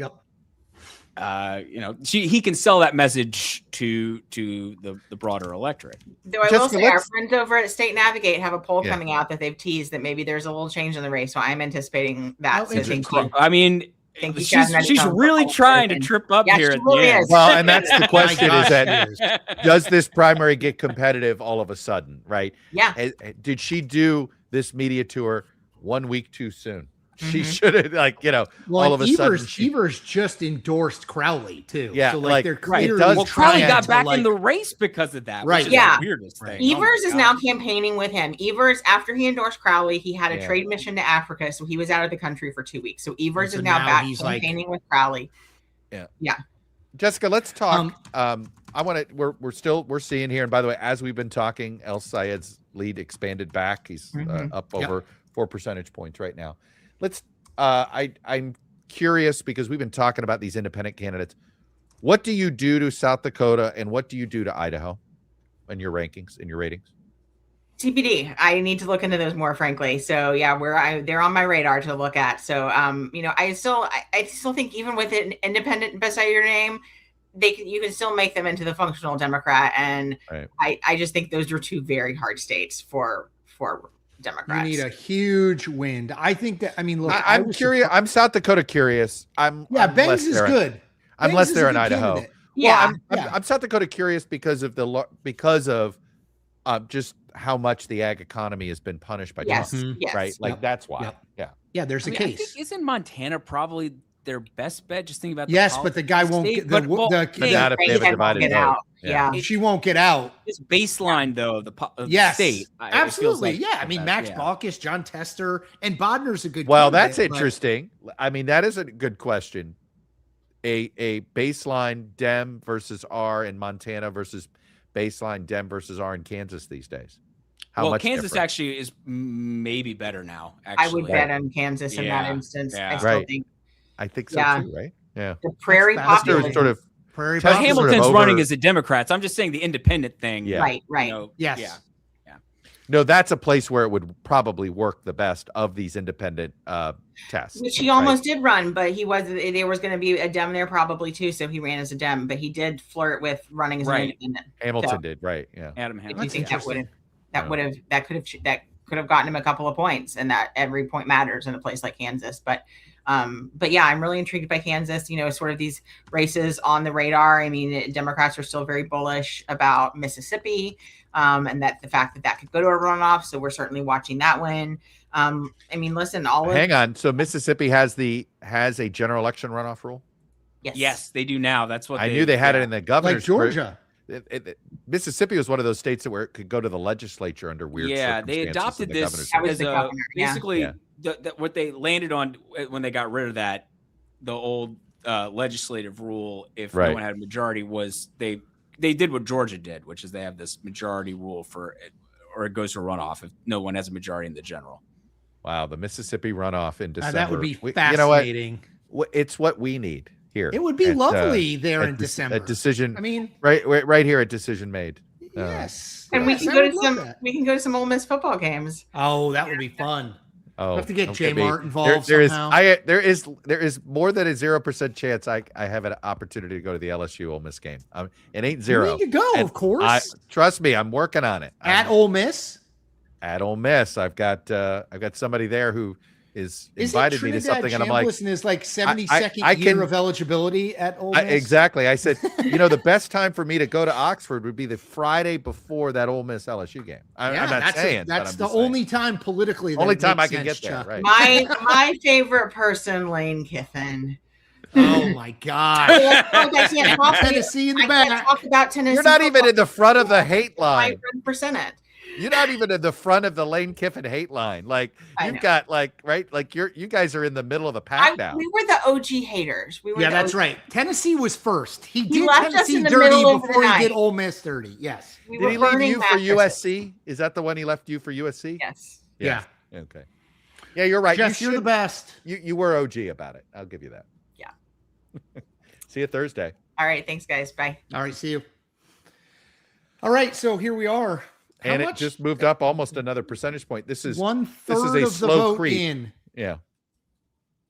I mean, Let's do a Yeah, little it's bit. slow going, guys. Yeah, I'm Look, sorry about I'd that. like- but let's do like a let's run through the Michigan races. Let's run through them all here. yeah, because I've seen some people in the comments noting, there are I want to see the Okay. Michigan primaries, the House Yeah. primaries. So let's just start. We got the overview here. Abdul El Sayed up by around 5 percentage points. You know, we got that big drop from Wayne County that put Stevens farther ahead there, but it's Already, come down look. a little bit since then. And obviously still a lot of vote left there. But if Stevens' lead isn't more in that like 60% kind of share, it's hard to see how she ends up winning, considering she's down by about 5. So obviously that's the big thing there. Now, House races in Michigan. We have the 7th and the Detroit race, right? Well, we'll go to the Detroit one first, because I have that one very handy. And Shreet Danadar is currently leading, but again, this district's entirely in Wayne County. He won the early vote. Is that what that tells us? Yeah, more or less, or at least a lot of the absentee vote, because that's what we have a lot in from Wayne at this point. But you know, I would expect that might not be enough, but it is, you know, it's head to head, and I you know, there's a reason why we haven't projected it. In the now, this seat is not going to be competitive in the fall. Right. So of the ones that will be, this one is really the huge one that I think is a big, you know, potentially of, you know, 5-alarm fire for Democrats, is because this is a seat that they need to win back. This is like top of the list kind of. They held it. Slotkin held it when she went and ran for Senate in 2024. Tom Barrett flipped it after losing to Slotkin in 2022. He flips it in 2024. And now Democrats are trying to take this seat back. Did Trump win it? Trump won it narrowly, Skelly? Yes. He won it by, 24? It was like 5? It's like 2 or something. Left. Okay. Got it. Yeah. So this is like a seat they have to win. This is a very competitive seat, but William Lawrence has raised the least amount. He's the most left wing of the candidates here, and he is leading. We haven't projected it yet, though, but I do think it's a good sign for him that he is up in Ingham, which is where Lansing is, and East Lansing also he's important. Killing it there. I mean, yes. that's his. Now, that's his largest margin. Yeah. So I'm not sure what the makeup, because, you know, it is true, not every single one of these counties is counting their absentees and earlies first. There is some variation. So I haven't gotten a chance to check what the breakdown is here. But the point is, if he's leading in the biggest source of Democratic votes in the district, that's a good sign for him. And if you look at the other two candidates, who are both more moderate center left types, they're adding up to like 57% right now. And so I go back to what I love about tonight's Michigan primary on the Democratic side is how much it's going to be able to be used as a sort of map to sort of, you know, we know that when the Democratic presidential primary gets to Michigan, it's going to be down to 2 or 3 candidates. Yep. So we're going to have an idea, knowing how these congressional districts vote in Democratic primary. I mean, we're looking here, we see that, you know, you could argue the progressive number here can't get to 50 in this congressional district. Well, that matters when you do delegate counting and things like that. Certainly matters if it's a 3-way race versus a 2-way race. That's right. And that will matter too. Right. Yeah. Another very competitive district. This, you know, we haven't actually mentioned this one tonight, I don't think. And that's the 10th district. This is the one John James is leaving behind, mostly in Macomb County, but a little part of it's in Oakland. Christina Hines is a former prosecutor who dealt with like special victims. And she's leading. We don't have a projection here yet, though. Obviously, there's a lot of vote outstanding, but there wasn't quite as clear of a progressive. This is probably one of the reasons why I didn't get as much attention. Right, it was harder to write the narrative on this one. But Chung raised the most money. He was like a commerce department guy. Didn't fit the narrative, so we won't cover the race. Exactly. Like, come on, guys. And Tim Grimel is like a local Paul from the area. So like. Anyway, this is a race, though. This is a seat that Trump carried by about 5, but it's one of those ones that Democrats are really hoping that John James only narrowly won this seat in 2022. So they're hoping in the right environment that it can flip, and this might be that environment. So that in terms of competitive primaries, the 7th and the 10th were the 2 competitive seats that had a lot of action tonight. So that's sort of what's been going on in Michigan. Obviously, John James won the Republican nomination for governor. He'll face Jocelyn Benson, who won the Democratic nomination. Which is now a 2-way race without the mayor. Yes, no Mike Duggan. And it's you got to make Benson the, sort of. She has to. I think she starts as the favorite, but I think if you were putting this in point spread terms, you'd make her about a 3.5 to 4% I was going to say favorite. 4. I was going to say 4. Yep. Yeah.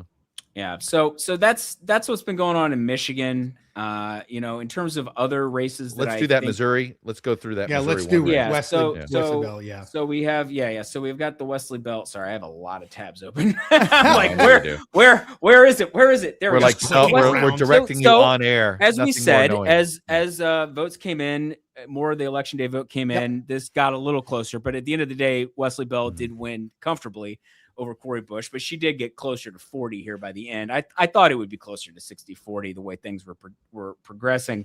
But Wesley Bell, I think at the end of the day, maybe Wesley Bell would have been more vulnerable if Cori Bush had never been elected before and people weren't as familiar with her.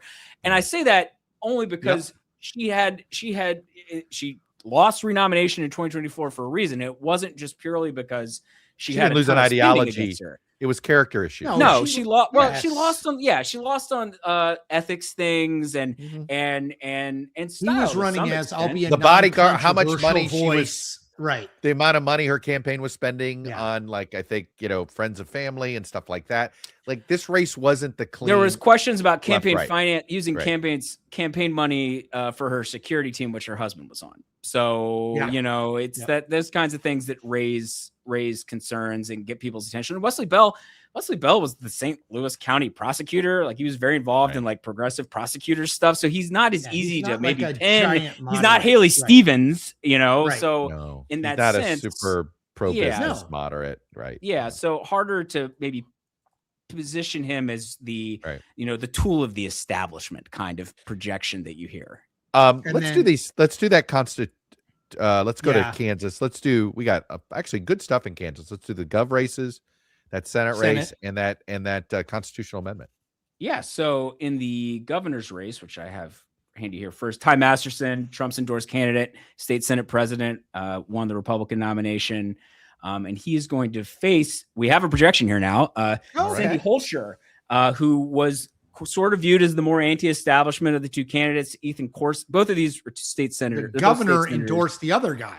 Yes. So Laura Kelly, who's won, 2 terms in a Democrat winning 2 terms in Kansas, had endorsed Ethan Corson, but Holscher ended up beating Corson here. So, look at her strength. And, Kirk Beto, you were, I think, doing your Hill hit, Jeffrey, at one point, I think, when Kirk came on, talking about how the Chiefs Stadium, the money, stadium issue, that the money, huge, and it's all Kelly, that's where she did well, and she was able to differentiate herself. They're both Johnson County Democrats, but the fact there's a lot more green in that media market in eastern which is her Kansas. Color there.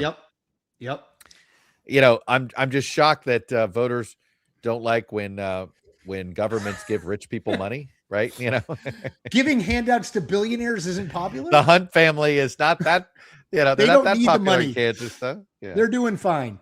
Yeah, and then let's do Senate real quick, the Senate race and constitutional amendment. Yeah. So Adam Hamilton won the Democratic primary for Senate. We talked about him some already. He'll face Roger Marshall, the incumbent Republican there. Obviously, GOP is favored, but this is one that might get interesting. And I think Democrats feel like Hamilton's certainly an above average candidate for them. But Kansas is still a red leaning state. It's still, I think the way to look at it is if Democrats are really, really competitive in Kansas, then they've already won the Senate. Yeah.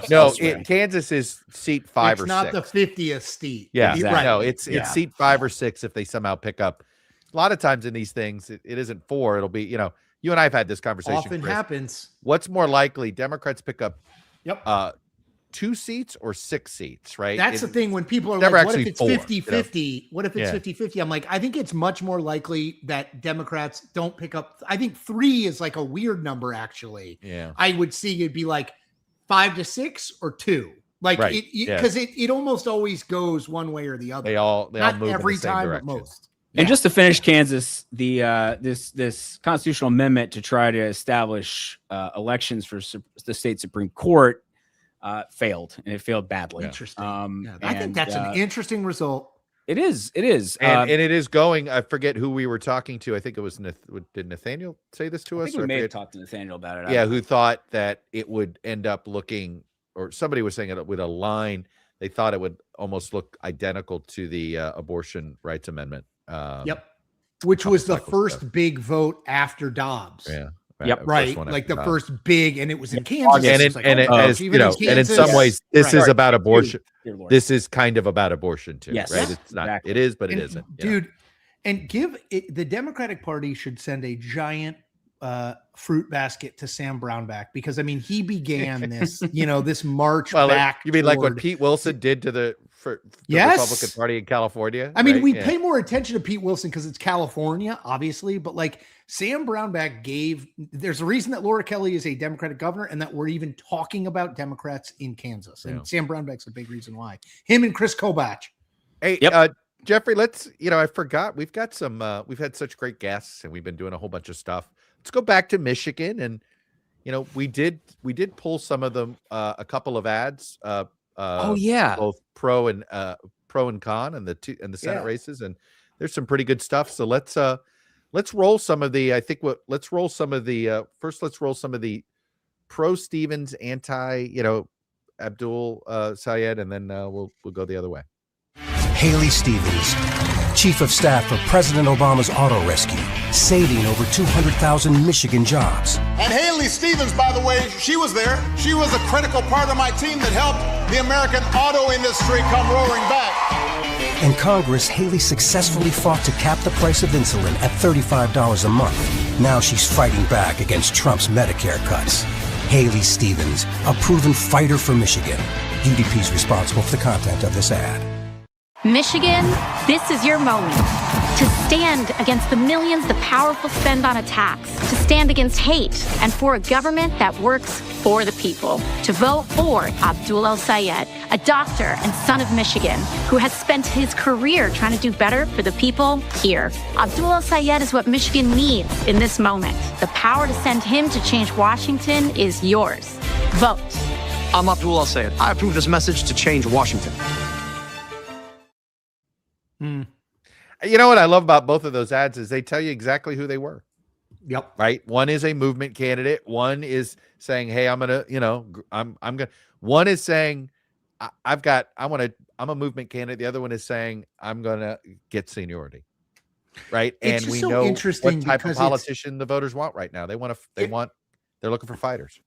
It reminds me of when people ask me about Josh Shapiro, the governor of Pennsylvania in 2028.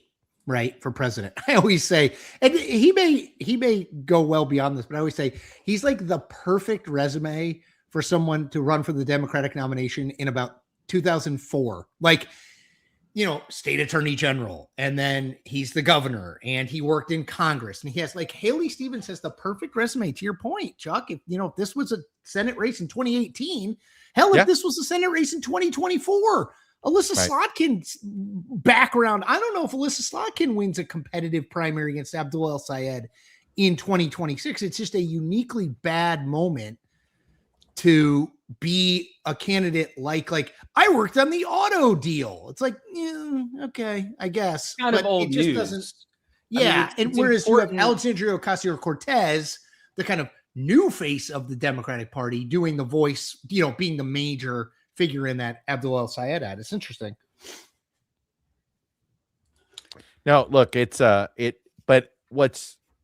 no, it's interesting to watch this cycle more than any other. There's no feeling among progressive candidates that they have to round the edges or anything. It's a full embrace of Bernie, full embrace of AOC. And it's look, so far in these primaries, it's working.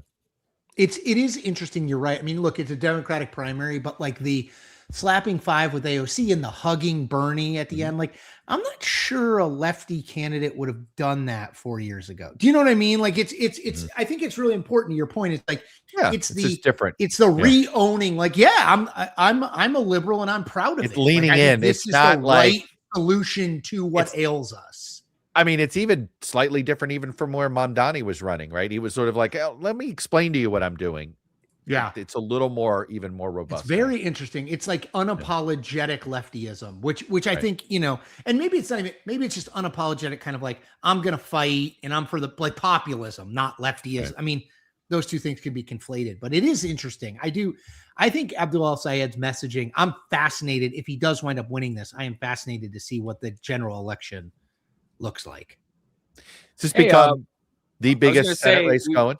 I was going to say, sorry that we Grace Panetta actually has rejoined us. She's here back this night. Well, look, we could bring you behind the scenes here.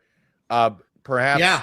Our programming, in our programming planning, we assumed that races would be called by 10:30 Eastern time, and so we may have only programmed through 10:30. And to put you even further behind the curtain, Chuck and I have to record our podcast tonight. Yeah. Oh goodness. After this. So we are a little bit of this, come on, Wayne County, don't you understand our taping schedules? Come on. I mean, really, exactly. Gosh, Grace, you've nailed it. I don't know why they don't on. focus on us. Yeah. Well, Grace, waiting. Is it really about? As we're sitting here waiting, obviously I had to jump off when you came on earlier for something I was doing with the Hill for a little bit. But I know that you obviously wrote a piece recently on sort of the electability question. Mm-hmm. And I don't know how much you dug into that when you were on earlier, but I was curious if did you? I'm sorry, I don't want to seem like we can talk about it. It's fine, Skelly. We talked about it the whole night. It's fine. Yeah. Well, no, it was just like I didn't want to necessarily rehash old ground, but people may not have seen it who were not watching earlier. Who do you? So I guess, from the perspective of, I found the article interesting because I think you were getting at the point that it's one of those words that we throw around a lot, but then what does it actually mean, and how does it apply in this particular race? Yeah.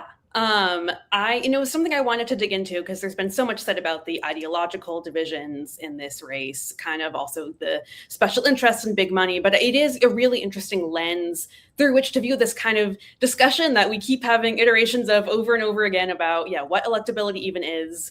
No one really knows what it means, but it's something that Democratic voters prize. And it, through these two candidates, you kind of have this interesting way of looking at it. Both of them, Democrats have largely moved away from making explicit appeals to identity politics in the wake of, Trump's win in 2024. But in this race, you had both Haley Stevens saying and her allies saying, this criticism of me is sexist. The AIPAC-affiliated United Democracy Project ran, fleeting ads accusing El Sayed of being sexist. I'll be really, really interested to see what the final margin is in, Wayne County and the Detroit area where a lot of those ads were airing. And then you also had El Sayed arguing, that he was being subject to anti-Muslim bias. He would be the first Muslim U.S. senator if elected. So you had these really interesting discussions of identity in a really diverse state that's going to be playing a central role in both the Democratic primary calendar and then, of course, the general. Well, Grace, this is my favorite part of this primary tonight is just how much fun it's going to be to be able to understand where what kind of candidates might be able to succeed in a Michigan and where the left versus center versus whatever we're going to call the divide in the party in 2027 and 28. You were saying something earlier, and since Jeffrey, you weren't here, there's a pretty big distinction between Abdul El-Sayed and Mamdani. Mamdani was like happy guy all the time. Abdul El-Sayed is, there's not a touchy-feely side to him. There's an edge to him. Yeah. He's not as warm. I think the edge is an asset. I think it's an asset right now. Well, he'll throw sometimes punches, the edge, right? An edge. There's some cycles that might not play as well. I think it's an asset this cycle. But what did you observe? It's a great question. Yeah, at a time when Democrats are really, really looking for a fighter and also are contending with this question of, masculinity and how that can translate on the campaign trail. El Sayed has this very kind of pugnacious, fightery, I'm the little guy going up against all these big interests. He, is good at, landing digs on his opponents. He's very quick-witted. And I actually did an interview with him and asked him about this masculinity question. And, he said, if we're serious about winning back young men, we have to be showing a different way of, what it means. He said, I think we need to be able to show that being strong, going to the gym isn't about being an asshole. It also means being thoughtful, being engaged, being emotionally cognizant. And I think that's going to be a really, really interesting, way to think about that issue. And even in talking about an issue like data centers, he's been, landing the stig on Mike Rogers of saying, we don't need more data centers so Mike Rogers can make these gender affirming AI videos of himself looking swole. Which I think is a really, really interesting way of, criticizing the AI data centers issues, kind of making it about gender and masculinity. I did think it was funny today, like kind of telling. I saw Adam Wren, our friend who is Politico Playbook, and he said that he was with El Sayed, and he wanted, El Sayed was very keen to show Adam about like his weightlifting.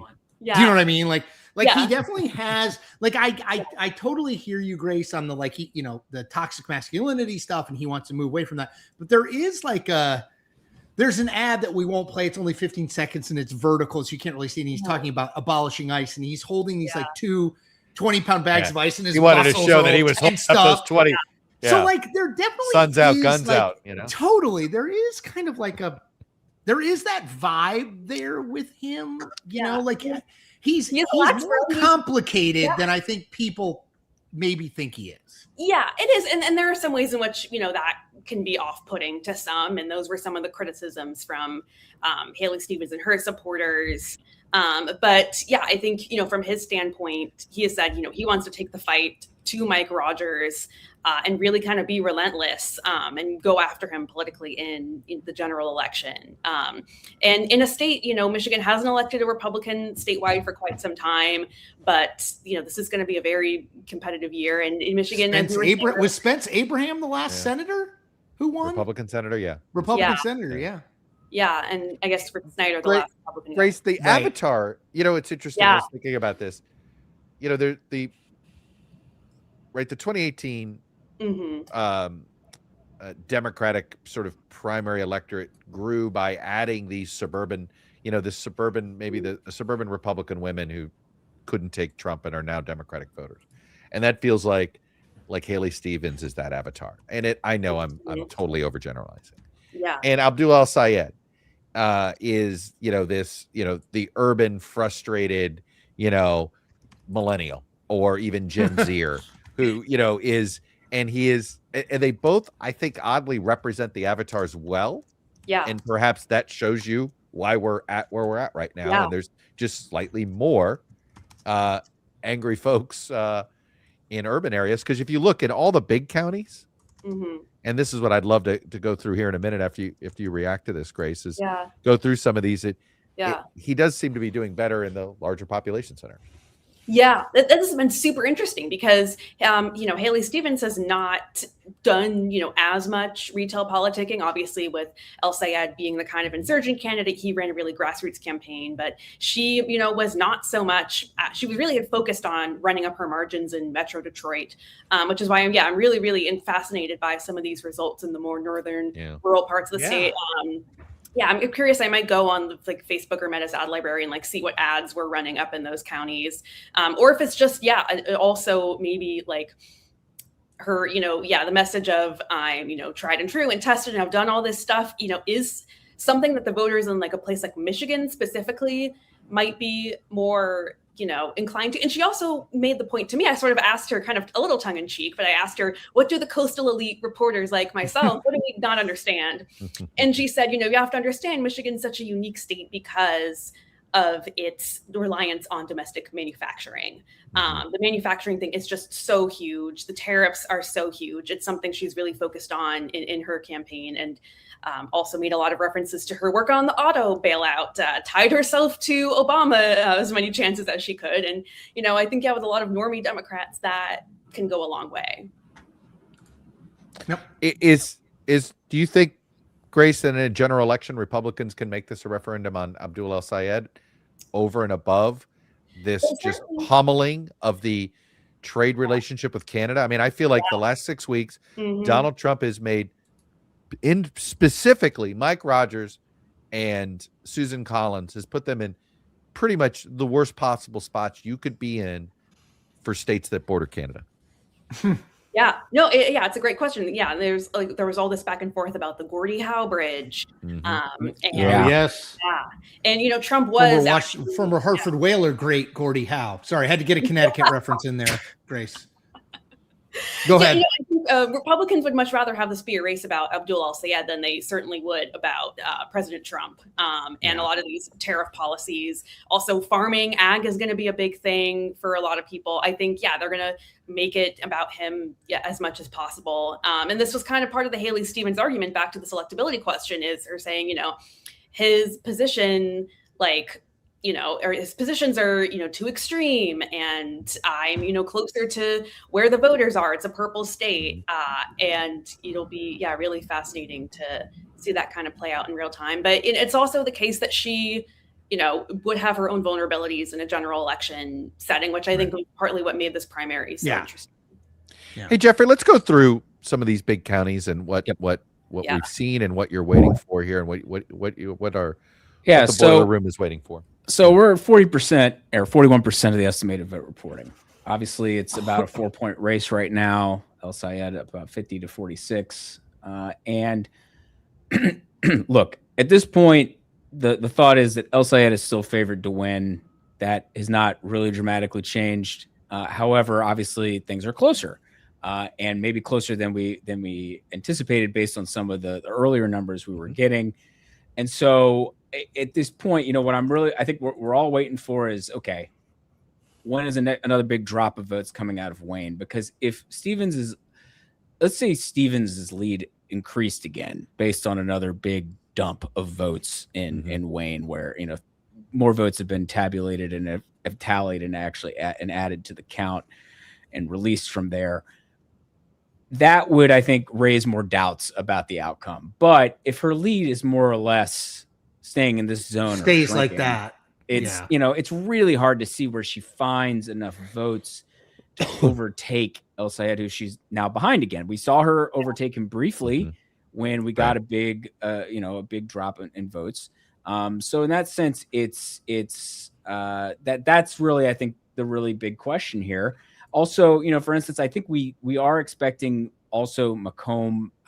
I think the absent actually they did it in a different order here, where they haven't actually reported a lot of the absentee vote, and so we are expecting her to gain a bit here. And there are a lot of voters there, not as many as in Wayne. So Macomb decided to do it the other way around. So it's a county by county thing. Nathaniel was talking about that earlier tonight. That Nathaniel Rakish that. Some states have a prescribed order or just how they all generally do it. In Michigan, it's been mostly absentee first, but not everywhere. At the end of the day, it's still El-Sayed's race to lose. But we're still here. There's a few counties I'm curious about.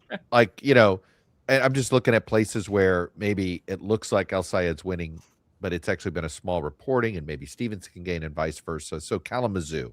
Right, that's a mid-sized county, couple 100,000 votes. Right now, Abdul al-Sayed's up huge, but there's very little turnout. Is this one of those where this is going to be this big of an edge for him? I don't know what the breakdown is in terms of what exactly has been reported, but I would suspect that this is going to get closer. I don't associate with Kalamazoo with a progressive hotbed. I mean, right now it's and that would tell me similar to Ann Arbor, right? So, and that doesn't strike me as I know there's certainly Michigan's got a lot of colleges in a lot of counties, so kids say there's plenty of quote unquote college, but none bigger than University of Michigan. Well, for what it's worth, I guess Western Michigan is in Kalamazoo, so let me not understate that it's possible that you could have that. But at the same time, I would not think it would be quite on Ann Arbor. Not as much. That's my Washtenaw, Yeah. There's just a few spots here, and that's why I was curious what another one would be in Berrien County, where he's up double digits, but there's only 18% reporting, and there's this is another 100,000 type of place too. So there are definitely a few spots where you're just sitting there going, okay, where are we headed here? How much? Well, interestingly, this is another one. Muskegon is a Democratic leaning county on the West Coast that we don't actually have anything. Now that doesn't necessarily mean there's a ton of votes, but if this race were to actually be, close, really close, you're interested in what's happening there, to be sure. And there are still some votes left in Oakland, and Stevens' lead there. She needs it to be bigger, and we've been saying that all night. It grew a little bit. It did it's grow. it's basically the opposite of where the state is right now. Right. It's 50. Yeah, but that's if you look back, that may be it, right? Is it in possible Oakland- that Stevens carries Macomb, Oakland, and Wayne, but and loses? Yes, because I think in that situation, it's because the margins are just too narrow for her, and she gets swamped. That actually seems like a plausible outcome here, doesn't it? Yeah, which would be a very interesting map to see that occur in a Democratic primary. Narrowly carry those three and yet lose the statewide race. Yeah. So this is obviously. I mean, look, El Sayed was favored coming in. It's still the most likely outcome is that he wins, but this is obviously carried on a bit longer than I think we all expected. And let's look, and not just because the vote count feels slow, right. Also because it's closer than this is going to be closer than I think the polls had indicated. It was a reminder. He's not going to win by 15 with this margin. Michigan has a history of really crappy public polling. I'm sorry, I'm going to say it. It has just no party registration. It's hard to do. That's right. It's harder. That's right. It is a tough state to poll, but I am curious, Grace, and Chris and I are going to leave in this. Yeah, we got to leave. Your two hands. They have your capable hands, Grace. So keep if you're okay, Grace. If you're okay continuing, we're going to just keep talking about. Yeah, I guess I leave with this question: does Abdul El Sayed know he's got to win over these Stevens voters, or does he expect these Stevens voters to just suck it up and support him? Well, if he didn't before, he certainly does now. I think this shows he has his work cut out for him. I think he would have preferred a much bigger margin going into the general, especially, given all the electability arguments that have been made. But I think he'll especially with black voters and their they already have scheduled they already scheduled the unity event, right? Yes, on the 7th. That's going to be Mallory McMorrow is being like she's the liaison. She's the, to bring she's like already been orchestrated. Hey, she's like, well, I got pinched by you guys. I couldn't find my own lane, so I'm gonna just bring you together. We're gonna. That's true. She will run for something else statewide at some point. I mean, all right, we gotta go. Bye, y'all. Bye. Yes. We'll be watching, guys. Thank you. Thank you. So Grace, thinking about just other races on the docket. We've talked about Michigan a lot. If we jumped back over, I don't know how much you've looked into it, but in Kansas, it does look like Democrats are going to nominate another woman. Cindy Holscher, state senator. This is one of those races where this is basically the Republicans' top pickup opportunity on the governor's map, because at the end of the day, Kansas is still a red-leaning state. Yeah. But you're going to have State Senate President Ty Masterson as the Republican nominee. And I guess Holscher, what's interesting about her is that she's sort of the more anti-establishment candidate. So is this sort of sticking with a pattern we've seen? But in this case, knowing that you do obviously spend a lot of time covering women candidates in particular, that it benefited her in this particular case. Yeah, I think very possibly. This is what I have to confess. I have not followed as closely, but it's obviously going to be really, really interesting to watch in the general, given Kansas does have this outgoing Democratic governor, Laura Kelly, but also a Republican-controlled legislature and a history of very, very contentious partisan politics in the state. And then you have the Senate race that, looks like it might be a real race. So yeah, that'll be a really, really fascinating one to watch, especially now that, she has this nomination, and it'd be interesting to see how much, she, continues to try to separate herself from Laura Kelly and the quote unquote establishment. In hopes of having a chance of keeping that seat in Democratic hands. Well, hey, we managed to stay up long enough here that we can even talk a little bit about Washington, whose polls closed at 11, and we actually have some initial votes from the 3rd district, which is Marie Gluesenkamp Perez's seat. And now there's not much doubt about who is going to face off in this in the end. Republican John Braun is the main candidate here, and so you have Perez. This might be a little confusing coloring wise for people who are still watching, but this is because it's top 2 primary. So in terms of the colors that we assign, it's not necessarily quite as obvious in terms of partisanship. But one of the big questions in this race was actually whether or not Brent Henrich running a little bit to her left would end up maybe getting more of the Democratic vote. I think she was even running some ads at the end, sort of that suggested she was a little concerned about this.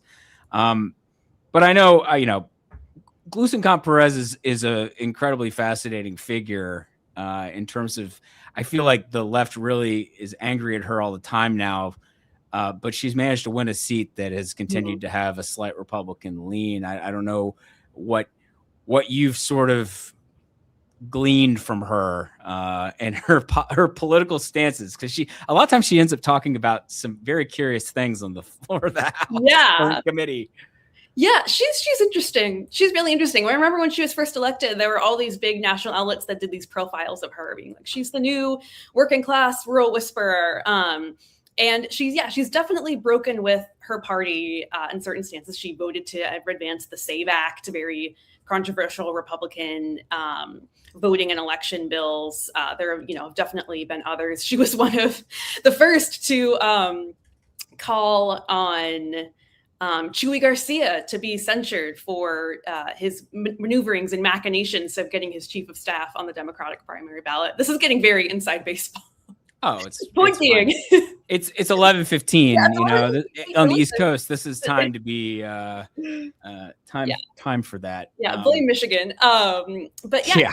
She's been this really interesting figure, taking some unorthodox, heterodox stances on some points, and also, kind of taking on some of these issues that are very kind of niche and nonpartisan. She, by trade is a mechanic. She's talked a lot, I think, about right to repair, or something involving the auto industry, car repair stuff. She's talked a lot about fisheries. Yeah, these kind of like niche, non-super partisan things that she argues, regular people really care about.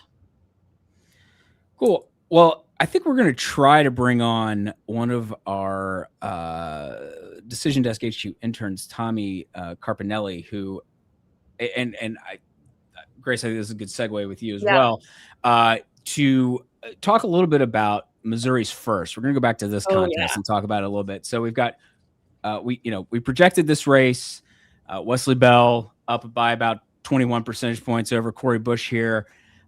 Maybe not as close as I thought it might be a little closer than this, though I did think Bell was going to probably win. But Bush, obviously, maybe Tommy, maybe we can start with you. I know you looked at this race sort of ahead of time. What I don't know, what strikes you knowing what you've looked at, thinking about this district and the makeup of it and how that might have gone into why we saw this result? Yeah, this is definitely an interesting race coming in. And we can see that Bell has definitely come away with it with a good bit of a margin, about 21 points. And this pretty much was expected, I believe, looking at the markets prior. So it was definitely going as expected. And Grace, obviously Cori Bush lost in 2024. What do you make of her? I mean, obviously her comeback attempt failed, but I do think it's interesting that we all kind of thought she would maybe do better than this, or at least that it would be tighter than this. Yeah, I thought so too. Something I do think is it's earlier in the cycle when we've seen Democratic incumbents go down. It's in a lot of cases been ones who have been in office forever. Diana DeGette in Colorado and Adriano Espaillat. And there have kind of had these insurgent challengers who have been able to say this person's out of touch. They've been in here forever. I think voters are, not happy with the gerontocracy and the establishment. But Wesley Bell, has only been in office for a couple of terms. And he, in fact, primaried Cori Bush to get there. So it's a little bit harder to make that argument that, with a guy who was pretty recently elected. I think she is definitely kind of, it becomes a little bit harder to make in a cycle where a lot of these incumbent challenges are not as much ideological as they are generational. Right. I mean, that's the thing. Bell's, not old. Right. And I think I mentioned this earlier, but he, in the aftermath of Ferguson, he in the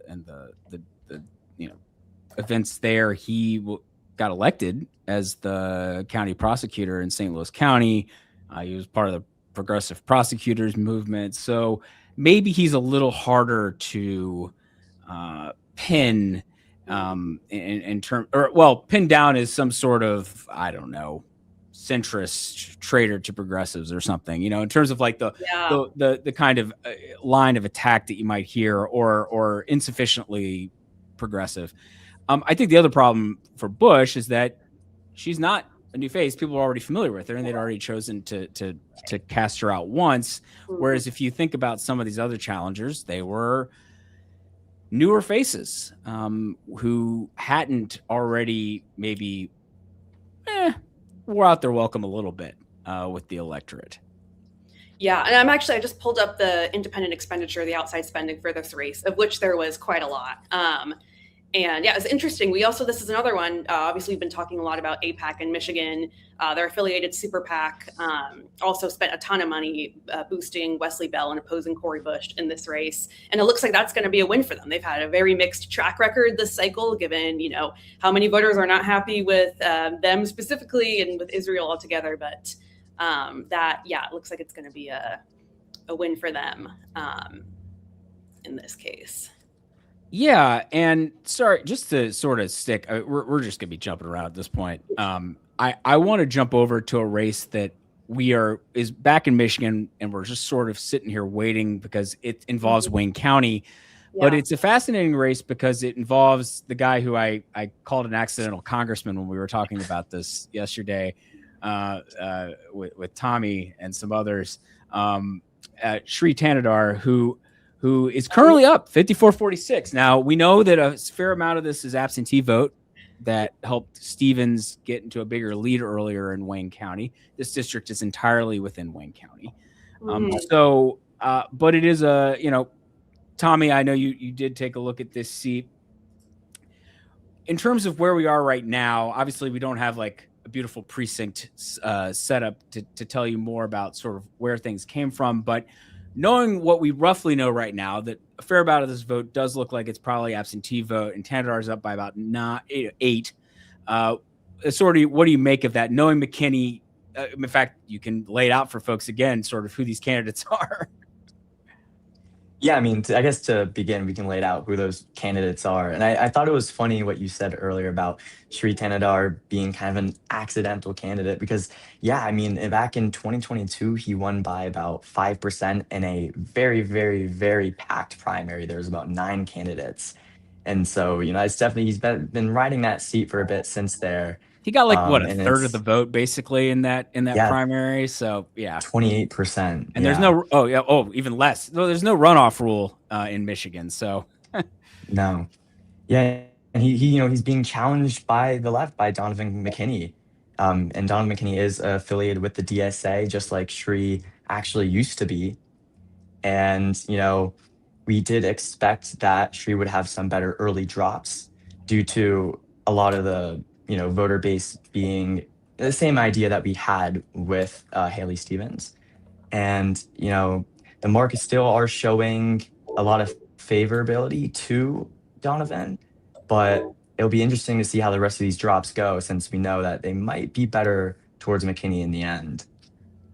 Yeah, it looks like we actually got just a little bit more vote there and it shrunk very slightly, but it's, Tanadar still in the lead, or maybe I'm actually reading that backward. Maybe Tanadar actually gained very slightly. Point is, it's still largely the same, 54-46.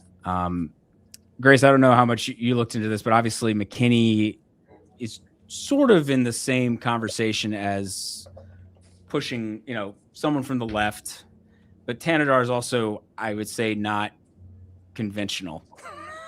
Yeah, he is a very... Yeah, that's a great way of putting it. Definitely not conventional. Kind of an odd political figure of our time in ways that are not really ideological, but stylistic. And yeah, I was also, just pulling up what some of the outside spending in this race has looked like. A lot of it has been against him and pro McKinney from kind of the usual suspects: Indivisible, Justice Dems, Working Families Party. He did Protect Progress, which is kind of the cryptocurrency industry aligned super PAC, put almost $900,000 in supporting him, which is interesting. Yeah, they've made some really interesting some interesting spending in this cycle. So yeah, I think maybe, we'll have to see what happens. But if he pulls it out, it could be just a bunch of wonky factors, kind of resulting in that. But one maybe just being that because he's kind of eccentric, is not as, easy to pin down as, some other incumbents might be. Yeah, and for what it's worth for folks like Sri Tanadar, who, by the way, I also learned yesterday, he's like 71 or something. Yeah. Which, what? I thought he was a bit younger than that. And he actually, maybe you looked into this too, Tommy, but I know like he made a lot of money, and then kind of showed up on the political scene. He ran for office a couple times before getting elected to the House in that kind of wild primary in 2022.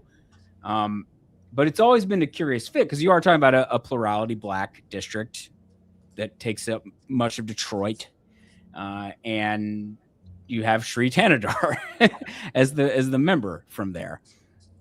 Yeah, Sri really doesn't feel very representative of this district. It is a plurality Black district, and Sri, he was an immigrant. He made his money all self-made, and he used that money to fully basically fund his first campaign back in 2022. But that's also pretty out of character for this district because I believe about 25% of this district is actually below the poverty line. And so we have this, multimillionaire who is representing a bunch of people who are not of that economic status. And he's, again, this is a plurality Black district, and he is also not Black. And so it is quite the interesting mix. And I think a pretty fun and interesting stat actually is that Sri is the first non-Black representative for this district in this area, basically dating back to the 1950s. And so I think that really does put a good job characterizing, how maybe unconventional Sri is for these, constituents. No, that's a really good point about the time. In fact, that was a real concern among Black leaders in Detroit was the during redistricting in 2022, Brenda Lawrence had held the seat that was roughly the previous version of this seat, but her home base was not included in it. And I think she also may have had some health problems. She's a little older. She decided not to run for re-election. And so you ended up with this crowded primary with a large number of Black candidates, including, I think at the time he was a state representative, Adam Hollier. He's the one who finished second to Tanadar. And so Tanadar, when he ran for re-election in 2024, the expectation was that Hollier would run against him again. Well, Hollier got disqualified from the ballot. He basically, his signatures, he failed to make the signature count after they went through and reviewed the legitimacy of the signatures. This is the thing that happens repeatedly in Michigan politics, by the way. So he was far from the first to deal with this. But you ended up with a couple lesser candidates in terms of the expectation that they could really give Tanadar a big run for his money, and he won in the low 50s to win renomination. But this time around, he's got a head-to-head matchup against McKinney, who is a state representative. So he is he's shown an ability to get elected to office, and so on at least in that sense, you would think that the setup would be there now for if you were going to beat Tanadar. this would be the setting for it. It definitely seems like now would be the time. And that's what we did see a little bit before, going into this race as well, before today. We did see like a Data for Progress poll, I believe it was, July 11th to July 15th, that showed Tanadar up +4 with only 13% undecided. And so even, having this perfect brew of a, demographic candidate like Donovan McKinney, there was still a largely competitive aspect to this race.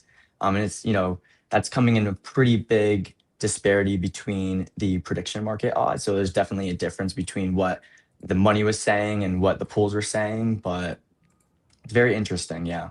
I'd be actually interested to hear why you think there was such a large difference between the polling beforehand and the prediction markets. Well, I think that came out of the fact that you didn't have that much polling. And I think the thought was, okay, the makeup of this district, the fact that Tanadar had not done that well even while winning renomination in 2024, he's always been felt like a bit of an odd duck. If people want a little bit of entertainment, go check out his social media because there's some very funny posts Just curious posts. Like he has got his own style of things. And hey, while we're sitting here talking, would you look at that? We got some more votes in. And McKinney has taken the lead. Now, this, of course, does not mean that Tanadar is going to lose, but McKinney now leads by about 53% to 47%. So, again, we're not in a position to project this race by any means, but it does speak to the fact that some more votes have come in from Wayne. So maybe actually this is an opportunity to shift back to what the race that everybody's really most interested in, which is the Senate race. And hey, El Sayed is up by 2 points. This race continues to be closer than I think we expected. We don't have still don't have a lot of vote from Wayne. At the end of the day, that is going to be such an important part of this, the puzzle here, is to get a bit more of the vote from Wayne County before we can, I think, be in a position where we could project, or where we say, okay, maybe the early read was a little too favorable for El Sayed based on the polling and based on what we saw in terms of sort of initial vote counts. And yeah, so we're still in a position, but we got half the vote now. So that's an accomplishment, right? Good job. There you go, Michigan. I feel like my 16-month-old is in a real I want to clap at everything kind of mode right now. So we'll be at dinner and he'll have eaten with a spoon, which is a big accomplishment at this point. I mean, sometimes it's upside down, but sometimes he does manage to do it. A baby spoon, to be clear. And then we'll clap, be like, yay. And then he'll put his spoon down, and then he'll just start basically seeing how long he can have us clap. My hands have gotten very red from clapping for my son, but I feel like Michigan can get the kind of clap I give my son when he does this. So yeah, obviously this race continues to be eminently fascinating. Grace, I don't know if sort of looking at what. Actually, wait a second. Oh, sorry. Getting messages from people being like, "Hey, it's tightening." Yes, it is tightening. I guess let's think about Haley Stevens. One of the things that came up in this campaign, we were talking about electability earlier, but there was certainly a narrative that she was sort of awkward, sort of, she sort of eventually sort of embraced it as well, I'm Michigan, and her very Michigan accent. I guess, thinking about the sort of reporting that you do, particularly looking at women candidates, I guess, where did that sort of fit into all this? Because you were just talking earlier about El Sayed and sort of masculinity, going to the gym, making it not look like too bro-y or something, but coming across, I'm just curious, your read of things based on that. Well, it's really interesting. I'm going to go look back in my notebook at some of the things. Got my notebook out here. About some of the things that came up when I talked to her supporters. She does. Yes, she maybe is not as, polished or as skilled of an orator as I'll say it, but those are not traits that, Michigan voters have necessarily historically prized. I don't think anyone would say that, for example, a Gary Peters or Debbie Stabenow were one of the great, oratorial messaging, communicative talents of their time, but they certainly got a lot done. Were known as very, pragmatic, results focused, oriented senators. And I think Haley Stevens is definitely in that tradition. I talked to at the event she did with Richard Whitmer and Jim Clyburn there in Detroit, who, a lot of, Black women local electeds I talked to said, we've really strong relationships with her. We've known her forever. We have kind of this direct line with her. And, one really instance that one of them cited was at the state convention. They said, she was booed. She was getting all this negative, feedback from the crowd, but she stood up there and kind of took it all in stride and, was a fighter. And she's had sort of this a little happy warrior-esque approach, which is, I'm just going to roll up my sleeves and get things done. I think earlier today she was gaggling with reporters and said she would be a whippersnapper, which is a word. That sounds so like Haley Stevens. It really is. That's funny. It really is. Yeah. And I think there's, an aspect to that, which sure, it might not be what we necessarily think is the most slick or the most polished, but, does appeal to people, is, relatable, endearing even. And I also think that her years of relationships with local elected officials can't be overstated. And El Sayed does too. He was the Wayne County Health Director for a long time. But I think maybe a little bit of the story of this primary, even if she loses, might be that the party still decides a little bit. I also do wonder if endorsements from people like Gretchen Whitmer, even though she was kind of late in the game, but like Gary Peters, Debbie Stabenow, Jennifer Granholm, if that, moved the needle as former elected officials who are pretty popular within the Democratic Party. And I also think like electability came up so much when I was talking to voters too. And especially with Stevens supporters, they just thought that she was the safer choice in a purple state. I really liked what you said about her almost embracing a little bit of her uniqueness. Yeah. Because I think a big theme for this primary cycle so far has been that, the people are really striving to see their candidates be authentic and they want to see that fight. And her, playing into some of those tropes that people might be making stabs on X or on Twitter or on social media, and her owning that, I think, is showing the voters, I'm me, I'm who I am. And like, you know what you're going to get when you vote for me. And I think that's definitely a big factor this primary season. Yeah. Yeah. Just a note, just for folks, earlier in the evening, we still don't have a lot of vote from these places, but you're talking about sort of the Flint region, Saginaw, Genesee up into Bay County. Bay County these are parts of like the 8th district that's very competitive, very 50-50. But this is an area where I would think that Haley Stevens would do better. And she now is leading. Earlier in the night, she wasn't leading through all these places, but now she is. Again, we still don't have, that might not be the case by the end, because we still just don't have a lot of the vote in from these places. But I just thought it was worth noting, because I think that played a role. That plus Wayne County adding a few more votes is how we've gotten this race down to 2 points now. Still a long way to go. And I think, push comes to shove, El Sayed is still in a better position.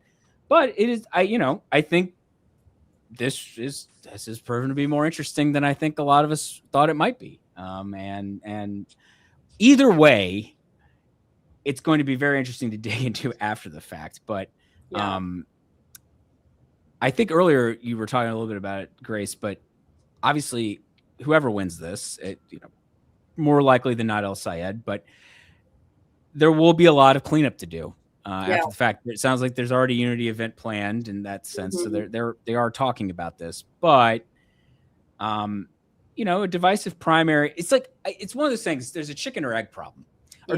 Or divisive primaries in and of themselves are seemingly divisive.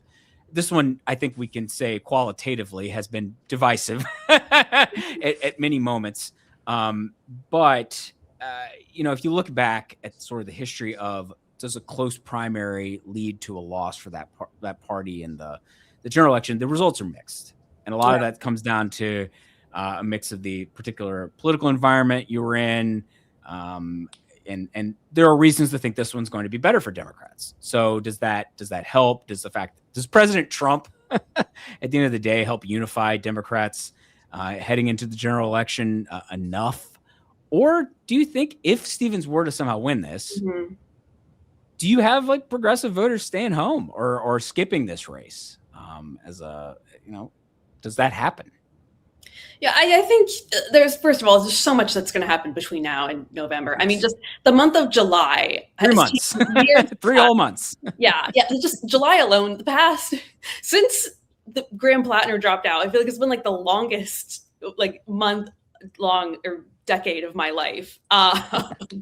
So there's a lot that's going to happen between now and November for one. And I do think, overall, the polling shows that Democrats are more enthused, have higher enthusiasm than Republicans right now. I think, say they're more likely to vote. I do think that Trump's unpopularity is, going to be the dominant theme of the cycle, and especially in a place like Michigan, whereas Haley Stevens pointed out to me has been very, very sensitive to the impact of a lot of his policies.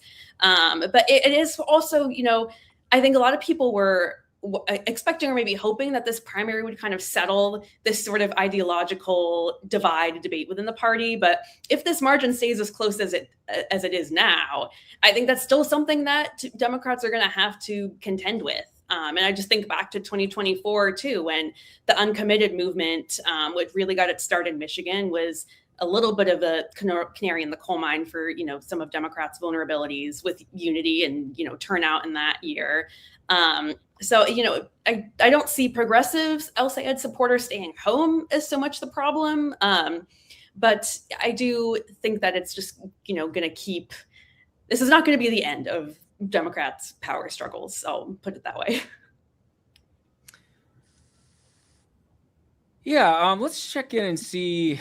Let's see what else is going on in the world. We don't have any updates in the Detroit 13th, but we did have a projection earlier. We just didn't really get a chance to talk about it. But Democrats have nominated William Lawrence in the Lansing-based 7th district, a very 50-50 seat, and this we've talked about Abdul El-Sayed being a test for progressives if he wins the Democratic nomination for Senate in a swing state. Well, this is a swing seat within a swing state. And Lawrence, I think the concern for some Democrats was that he's not raising as much money. He's more progressive. He's said a lot of things. We're seeing that play out in maybe a more negative way for a candidate with Francesca Hong in the gubernatorial race in Wisconsin. But now Lawrence is going to face Tom Barrett in a seat that I would view as basically a must win for Democrats. This is exactly the kind of seat that if they're going to win back the House, that they have to win. And so I don't know what you guys make of this being a progressive victory, though maybe this was also because of a split field. I think Brink and Masdam potentially could have united if one dropped out. But of course, who would drop out in this situation? 29, 28, Yeah. So I'm really glad we're talking about this because I went to Lansing to report on this race and just published a really long story about it today. This has been like I'm sorry I missed it. Today's no, been you're good. Yeah, today's been a little busy. No, this race has been like kind of my personal obsession. I feel like it's gotten so overlooked by the Senate race, but arguably the three-way component of it has made it even more interesting. And I actually I'm not surprised to see Will Lawrence win. I am surprised that it seems like he's winning by a much larger margin than El-Sayed is in the Senate race. That I did not see coming. But I think it's a microcosm of a lot of things. So to kind of back up a little bit, as you mentioned, super, super competitive district, went for Trump by 1 point, currently held by a Republican. But this kind of started out with a recruiting failure. I talked to Matt Grossman, great professor of political science over at Michigan State. And he was, pointed out the context is that Matt's a good guy. That's a great guy. Very sharp guy. Very sharp guy. Yeah. And this whole situation kind of started with Democrats not being able to recruit any, local office holders, statewide office holders in the district. So it's kind of why you had these two out of district candidates move there to run for office. Bridget Brink, who did grow up in Michigan, but moved to the district for run for office, and Matt Masdam. And I think the kind of like centrist proxy war has been really interesting, and gender has been a big part of it. I know you were just mentioning, who would have dropped out there, I think, one thing, and Matt made this point too, that, neither of them really saw coming was that Will Lawrence would have this, big surge in momentum. He was kind of seen as a long shot candidate.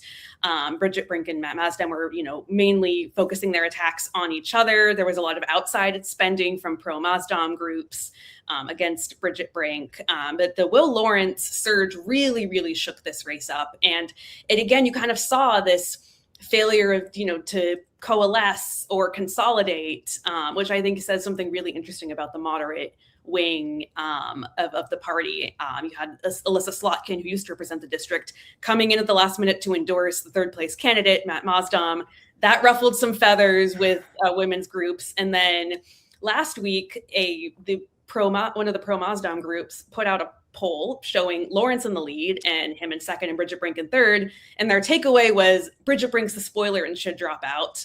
And that also did not go over well with groups like Emily's List, who I talked to their president, Jessica Mackler. on Saturday, and she told me, it's really unfortunate. And he said, like, why does this man, the audacity of this man who's, been pulling in third for most of the race to call for her to drop out.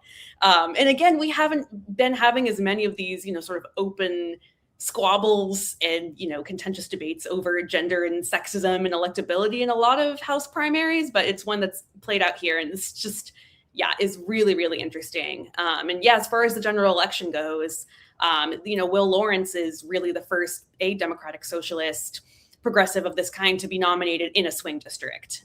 We've seen candidates, Democratic socialists, win in safe blue seats, but it's going to be a really, really fascinating matchup for sure. Yeah, just to point out to folks, just the general election here, this is a seat that Trump carried by a little over 1 in 2024, while Alyssa Slotkin in the Senate race was carrying it by a little over 1. And now she represented this seat previously. And so, it's we're talking about the swingiest of swingy turf here. So again, it is a seat that I feel like that if Democrats are going to win back the House, it's the kind of seat that they have to win. Thinking about, I don't know if Grace, I know you were interested in the 7th district. I don't know if your travels or reporting took you at all to the 10th. They did. Yeah. Hey, well, let's go over there because you have a woman in the lead there, and Christina Hines. I know she's a former sort of special victims prosecutor. But you had a couple other notable candidates in the race. And I feel like one of the reasons this race didn't get talked about as much is because I don't know if the sort of progressive, moderate establishment lines were as clear. Yeah, that's true. They weren't as clear. And Christina Hines has been sort of the front runner for the campaign. She, was leading in fundraising and endorsements, also backed by Emily's List. And she has this really, really interesting background as a sex crimes prosecutor. And she's also, made a lot of local issues, affordability, domestic manufacturing jobs, really central to her campaign. But, also, that background she has as a prosecutor is interesting, given, how much we've seen, sexual misconduct scandals in Congress, really, really roiling the chamber, including up until this week. And she, when I interviewed her, she said, I feel like Congress could use a sex crimes prosecutor right now. It hasn't gotten as much attention, but there's also, I think, a prime pickup opportunity that Democrats will really be targeting this seat. And sort of in the same vein, I don't know if you got a chance to look at the 11th at all. This is the seat that Stevens is leaving behind. This is not going to be competitive in the fall. Yeah. But Jeremy Moss, who's a state senator, he won here. But I found it interesting because I thought that Don Uford, the guy in 4th, was going to do a bit better than this. But in the end, it's actually Aisha Faruqi who's in 2nd. This is only notable, I think, in the sense that the winner of this primary in a seat that I forget what was off the top of my head. Harris won it by 16. It was not going to be competitive in the fall, but obviously Moss winning is who, you're deciding who the next person from this district is going to be. But I don't know if that one may not have been on the radar as much. But I thought might as well mention, you know what I'm talking about here. I didn't even actually bring it up on screen. Brilliant hosting at 11:45 p.m. But yes, I'm now bringing it up. There we go. Jeremy Moss, Aisha Faruqi. Jeremy Moss will be headed to Congress. So that's notable, and that we do have a projection there. We could go back to Washington. We could talk about a referendum. We could talk about Virginia. I don't know. Did you actually look at the 1st or 2nd districts at all in Virginia? The 1st a little bit. Yeah, I've sort of been keeping an eye on that. That the 1st district is also one where there's a woman prosecutor who's going to be the Democratic nominee. Shannon Taylor. This is one that Democratic strategists have been bringing up to me for a few months now. It's like, this is one to watch that's under the radar, but is kind of a little bit more of a reach than some others for Democrats. But I think in a good environment, one that they could flip.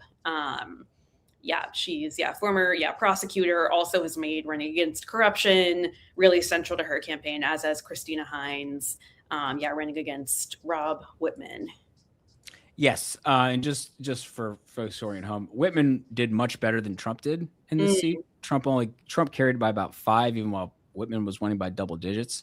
Yeah. So very notable in that sense. I did notice somebody in the comments point out that we did not say anything more about the 13th. Maybe they had looked away for a minute in Michigan. Basically, we don't have an update. We were here a little while ago, 53-47. McKinney's in the lead, but we are still waiting on a lot of vote here, obviously. So nothing's been projected here at this point. But that's at this point, I think you'd probably rather be McKinney, but we're a ways from knowing the outcome there. Mm-hmm. And just to bounce way back to Virginia again, which is my home state, so I get to have a little fun here. Because it would have been a lot more interesting electorally if the redistricting referendum had stuck and had not been overturned by the state Supreme Court. We would have been on here for another hour because we would have started at 7 instead of 8. But I'll note that Elaine Luria won the Democratic primary, which was not a shock in the second district. She will face Jen Kiggins, Republican incumbent. This is another one of those, if Democrats don't win this, are they actually winning back the House kind of seats? Yeah. This was at one point almost the median seat, but after redistricting has fallen a little bit away from that mark. But nonetheless, Luria held the seat previously. Kiggins beat her in 2022, and now Luria is trying to get the seat back. So definitely, it's one of those ones. This will be one of the first, I think, just worth noting to folks watching. This Virginia's polls close at 7 p.m. Eastern. This will probably won't be one of the early competitive seats that we have a lot of results in November. Mm-hmm. And it's a seat that if Democrats win it, they have around, based on our forecast, and we don't know anything else that, in the House. If Democrats win it, they have about a 3 and 4 shot of winning the House, which is a little bit higher than their overall numbers in our forecast right now. So it's like one of those seats that they kind of need to win. If they're going to find, if they're going to be in a situation where they're getting the majority. So just for folks following things at home, that was I thought it was probably worth mentioning what was going on there. And you know what? Got some more votes in Michigan Senate. So let's head back there. Tommy, I'm not trying to cut you out of the conversation. What is there anything else you looked at Wayne County a lot, I know, for the 13th. And obviously that's a place where we're still waiting for a lot of votes. I will say that the margin has narrowed a bit there. Yeah. Looks like Stevens is now up by 10 instead of, closer to 20.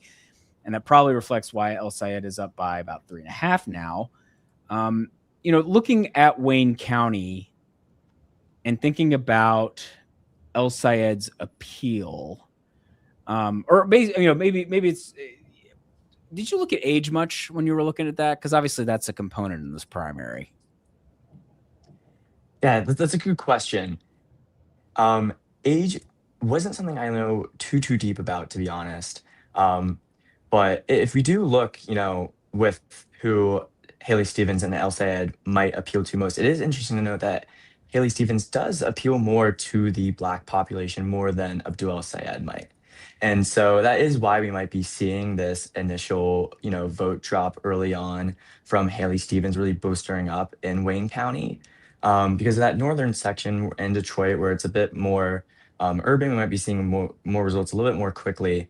That's definitely going to be showing Haley Stevens up, a lot more than Abdul El Sayed in the beginning. But this is, something that we do expect to go more in favor for Haley Stevens, even though initially we did think that, the more progressive candidate of, McKinney would be favored there. Yeah, and it goes back to the 13th. Yeah. Yeah, sure. Which is, is a little more than half of the county. So the fact that McKinney's doing well there at the same time that Stevens is carrying the county as a whole, it would be interesting to see the breakdown in the 13th if we had the congressional district level. But that'll have to come after the election.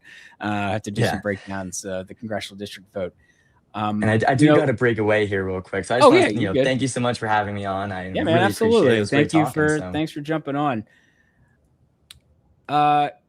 Grace, I mentioned Wisconsin earlier. Yeah. And I was curious, obviously this has been this race right here we have on screen right now has been such a central focus of the conversation about sort of debates within the Democratic Party. But obviously, Wisconsin is a pivotal swing state. Yeah. And honestly, Francesca Hong may have seemed like an even stronger bet to win against a divided field. Although, I don't know, we got a little hint that maybe there's a new poll coming out showing that race has gotten closer because of some of the stuff's been going on there. But obviously, DSA, is her background? I should know this, but obviously she's of Asian descent, and I'm not sure what is it Chinese? I don't honestly remember. Korean. Yeah, she's Korean. Yeah. Hong, Korean. Sorry. You're almost midnight. So obviously, she also represents like one of the most progressive places in the country, really, probably Madison. Yeah. I think she actually even represents what they call like the Isthmus district, which is like the one right. Yes. Please. Isthmus.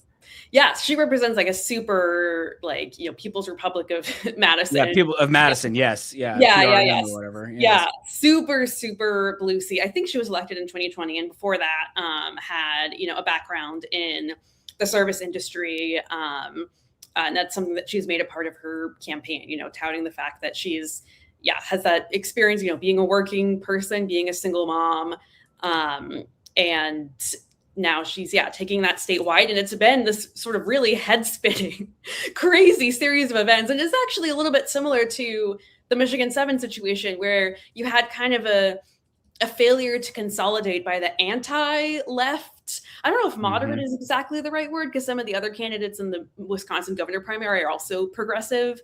But of the anti-DSA, shall we say, coalition to shift the outcome.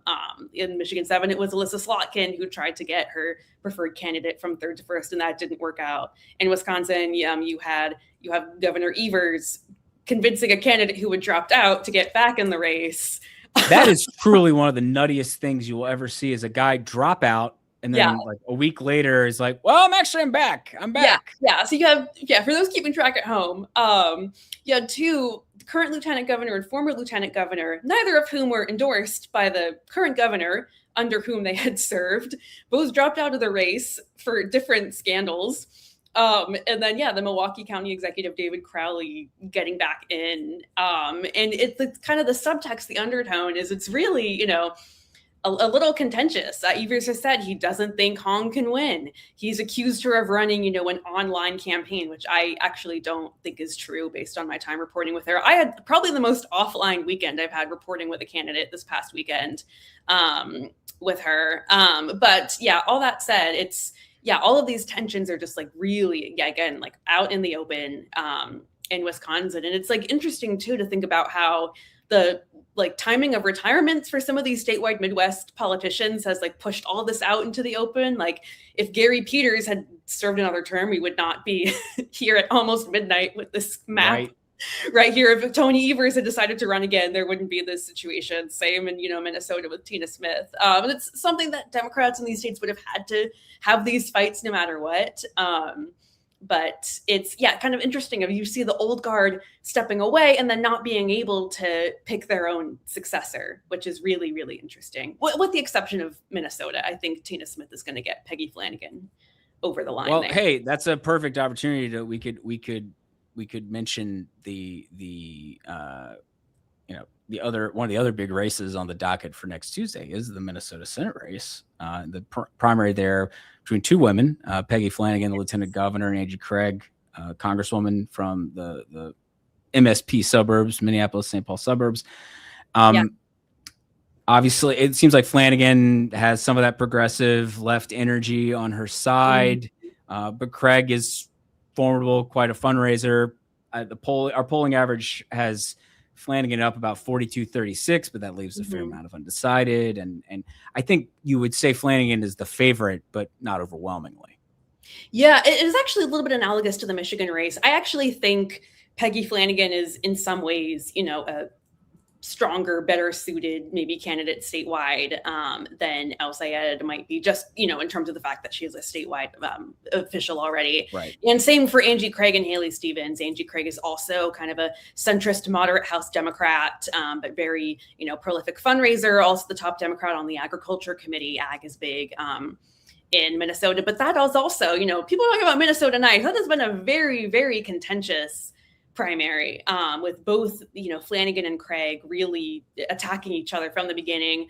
My colleague Mel Barkley had a really good story recently for us on how immigration and Angie Craig's vote for the Lake and Riley Act is, you know, something that might imperil her given Minnesota's history with immigration this past year. And it also the fact that Minnesota is further to the left than a Wisconsin or a Michigan.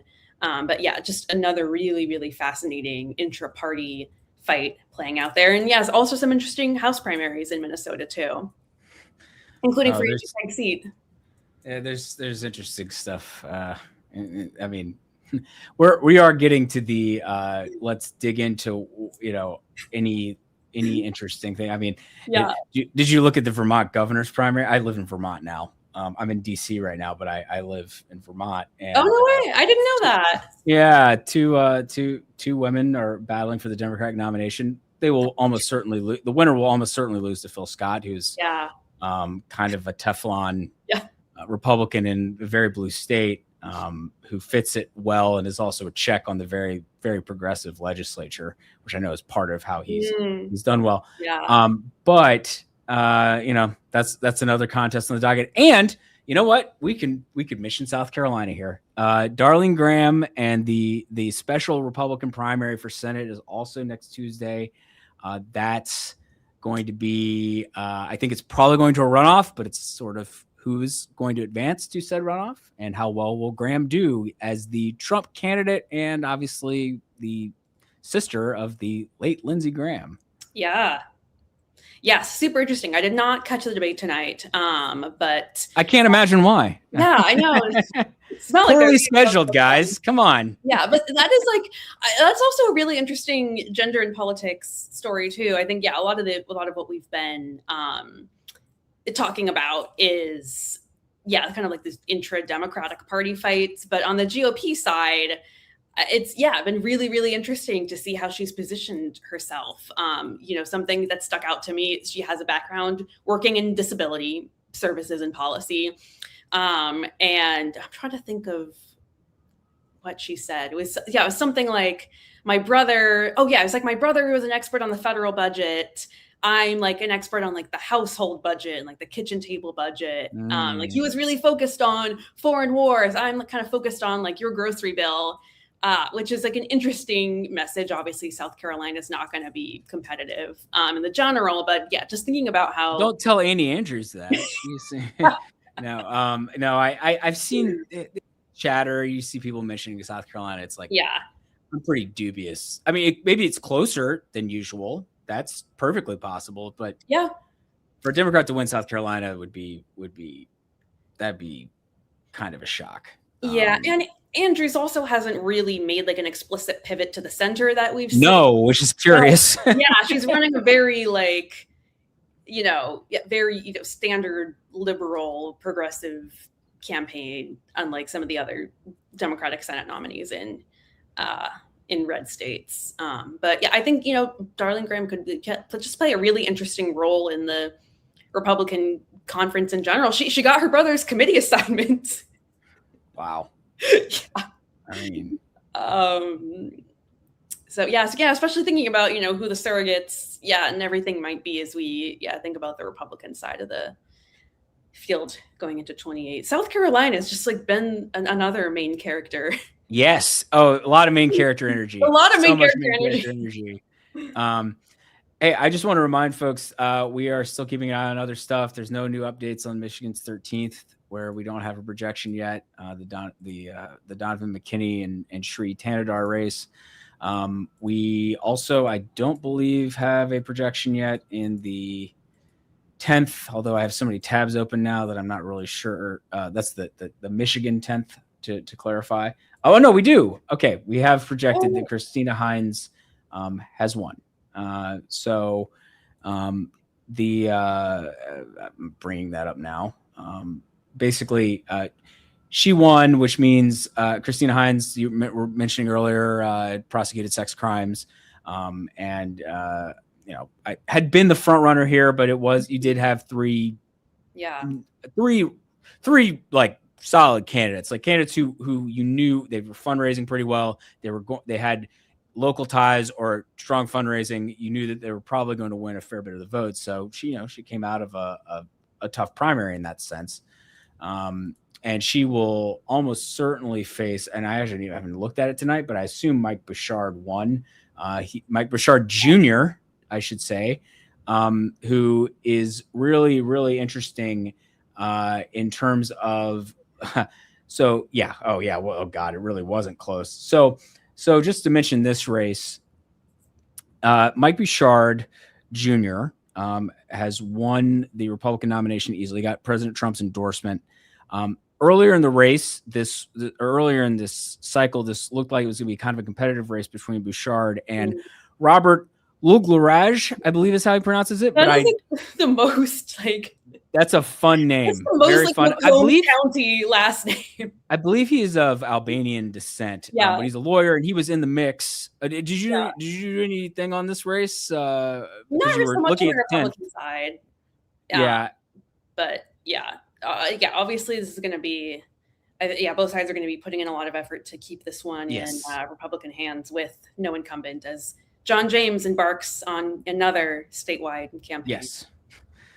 Bouchard, I should mention. So he's basically Mike Bouchard Jr. His father has been sheriff of Oakland County for which is in this district. I should note only this little part here on the left, top left corners in Oakland. The rest of it's in Macomb County.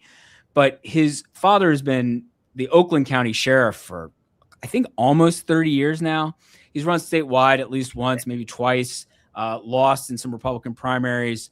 But he's a very well-known figure. And as Oakland County has become bluer over the years, and now is a pretty safely blue-leaning county, suburban, affluent, the kind of markers that we've seen counties shift in the Trump era, in particular, from 50-50 to much more clearly a blue-leaning place. He has held on to that office, and he has continued to win as a Republican sheriff. And so his son here, who's an Army veteran, I believe, has won the Republican nomination. So he will face Christina Hines in a very, I think, a much-watched race that may have gotten a little less notice because of everything that's been going on in the Senate contest. And also the 7th, which I think was getting a lot of attention. But those two seats, the 7th and 10th, are going to be extremely competitive in the fall and ones to watch. And the 4th district to some extent, too. I know that was one that... Oh, the 8th? No, the 4th.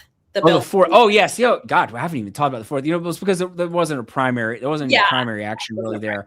But we can, we should go over there. Yeah, check it out. So this is Bill Huizenga's district, and the Republican incumbent there, I don't think he had an opponent. Or no, he did. Okay. Well, I mean, more or less, he technically had an opponent.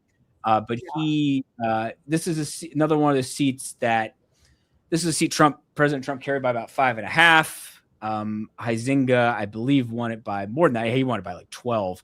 And he is going to face Sean McCann, who is a member of the state legislature, who won the primary there. That was expected. I'll pull the results up, though. So this is a race that is very much on the Democrats' minds as a target in Michigan. Thank you for reminding me. It's like this in the 8th, but neither had a lot of primary action. Right. So But so Michigan, kind of like Pennsylvania, it's going to have a lot of House seats that in a key swing state that is going to be really pivotal to sort of the overall House picture. Yeah. Just a lot going there. Actually, I am curious if given your reporting and what the kinds of things you focus on, I know that just to kind of bring it to the full circle here, to mention Kristen McDonald Rivet, who had no primary opposition. So but she's in a seat that's very 50-50, and it's this like we don't keep tallies for the unopposed races, which is why you're not seeing anything here. But she, in terms of, it's interesting. There was a special election earlier this year in the state Senate district that she previously held that went very blue and was also very 50-50 in terms of its presidential vote. And so I think the thought has been that this is going to be not a layup, but that she's a pretty clear favorite to win re-election. I think actually some of the ratings outlets have even moved it to like likely Democratic, even though again, it is a seat that is, what was the actual? It was Trump carried it by 2. Interesting. So, the fact that it seems like it's off the board is perhaps striking. Yeah. I didn't know if you'd done any reporting on her or have run into stuff about her given that I think she was in the conversation as a potential Senate candidate, even though she's only been there for a term. Yeah, well, this is some of the reporting about the behind the scenes of the recruitment in the Senate race. Is that first Chuck Schumer prefers candidates who have won statewide, so his first choice was Whitmer. She didn't want to do it. I think it was also reported that he looked at Hillary Scholten. She didn't want to do it, and is now like a very vocal Haley Stevens supporter. And then also asked Kristen McDonald-Rivet. She didn't want to do it.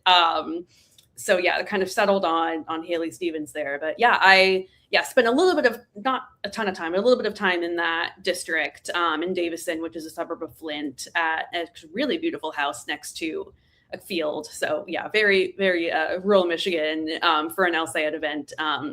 That actually both Elizabeth Warren and Chris Van Hollen were at. So it was very funny. There were a few of us reporters there, like doing little interviews with them on like the porch and like by the barn with chickens wandering around. But she's definitely, frontline member one to watch for sure. And district will be interesting to see how much bluer it moves this year with her as the incumbent. Yeah. And, the Republican race, I think I didn't review this because the primary stuff, but I believe there was potentially a different Republican candidate who might have run earlier, like back in 2025, who was discussed, who ended up not running here. And I think that was a reflection of McDonald-Rivet's strength. And at the end of the day, I know the Republican field had raised very little money here, even though this seat on paper is, certainly not off the board for Republicans. So the fact that it hasn't really gotten as much notice maybe says something about her and just where the district is right now. Kind of looking around, let's see, what do we got? Any more updates?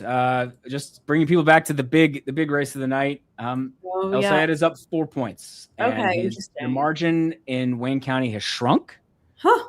So, again, I think Stevens needs to be winning Wayne County by more if she's going to actually win this thing. Yeah. And so that's probably a good sign for El-Sayed at this point, that he has closed the gap a bit.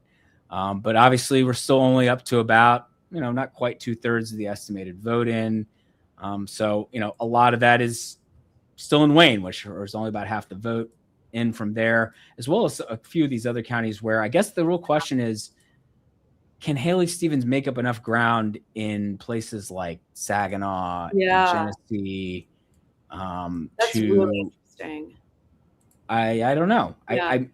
I'm dubious. I still think you'd much rather be El-Sayed at this point. Yeah. But it's her lead did grow a little bit late on in Oakland as they've gotten closer to being fully counted. This is her home base, which she needed to be winning as well. And earlier in the night was only winning by a couple points, but she's up by about 5 there now. So, things are shifting, but El-Sayed in the lead still. So, the fundamental sort of situation has not dramatically changed. Another race that maybe you have stumbled into a little bit, in your travels and in your work. I know that, we talked about Washington's 3rd a little bit earlier, but the one open seat in Washington State is the 4th district. And looks like we do have projections here. Hey, would you look at that? Okay, something to talk about while we wait on Michigan. So Amanda McKinney is a Yakima County commissioner, and she had Trump's backing and was seen as, clearly sort of the leading Republican. But the question was, this district has had a habit of sending two Republicans to the general election in recent times. This is Dan Newhouse's district, one of the only two Republicans left in the House who voted to impeach Trump after the events of January 6th in 2021. And Jared Sessler, who had run against him and finished second in Washington's top two primary, Sessler advanced against Newhouse in 2024, had Trump's endorsement, but narrowly lost to Newhouse in the general election, probably because Newhouse picked up some Democratic votes. And but it does look like this may be a simpler one in the fall, because instead of a two Republican race, John Dureski, the lone Democrat on the ballot, did win enough of the vote that he is going to advance. We're projecting. So McKinney should have a comfortable general election. This is a seat that will remain in Republican hands. It's not going to be competitive, but a Republican woman, which we have seen trends on that shifting a little bit in the other direction, perhaps. Maybe you can speak to that more broadly. So zooming out a little bit in terms of women's representation in the House, it's the increasing higher rates of representation have sort of leveled out overall, and a big part of that is a decline, leveling off among Republicans. Republican women have not been expanding their ranks at a super high rate, despite there being many concerted pushes led by some, including former Congresswoman Elise Stefanik, to get more women to run. And it's kind of contributed to this overall trend leveling off. But there are definitely some interesting ones making some waves in the House. Obviously, you have Ashley Hinson, who's running for Senate in Iowa and what's going to be a pretty competitive race. Julia Letlow running for Senate in Louisiana and what's going to be a safer race. And then back in Michigan, Lisa McClain is in House Republican leadership. So there are a few House Republican women doing some interesting things right now. So thanks. That's I wonder if there actually might be any other little tidbits to peel back from Washington State at this point. It's oh, you know what? Here we got an update from the boiler room, as Chris and Chuck like to call it. But the folks, DDHQ, the projection team, essentially where things stand right now is that a majority of the vote remaining is absentees, which is actually more likely than not to favor Stevens. But El Sayed remains a favorite to win because his current 40,000 vote margin, that will be difficult for Stevens to overcome, even if the absentee vote does favor her. But the big thing is that we're still waiting on around 150,000 votes in Wayne County. And we need to see a few more of those votes to have a feel just how realistic is that Stevens could catch him. Because if the vote, I think, looks kind of like how it's been looking in Wayne now with this smaller margin for Stevens, that's not enough. She would need more to win. And so, or at least probably. And it's one of the things where if El Sayed cuts that margin at all, that's probably very good news for him. So a lot of vote left in Wayne. But this has certainly proven to be more competitive than I think we expected. At the end of the and you said she's expected to make up ground in remaining absentees out of Wayne County, or just in general? Just in general, that at this point, like going county by county, a lot of what's left. Because here we've got some other things that have come in. Saginaw is now up to 71% in. So that's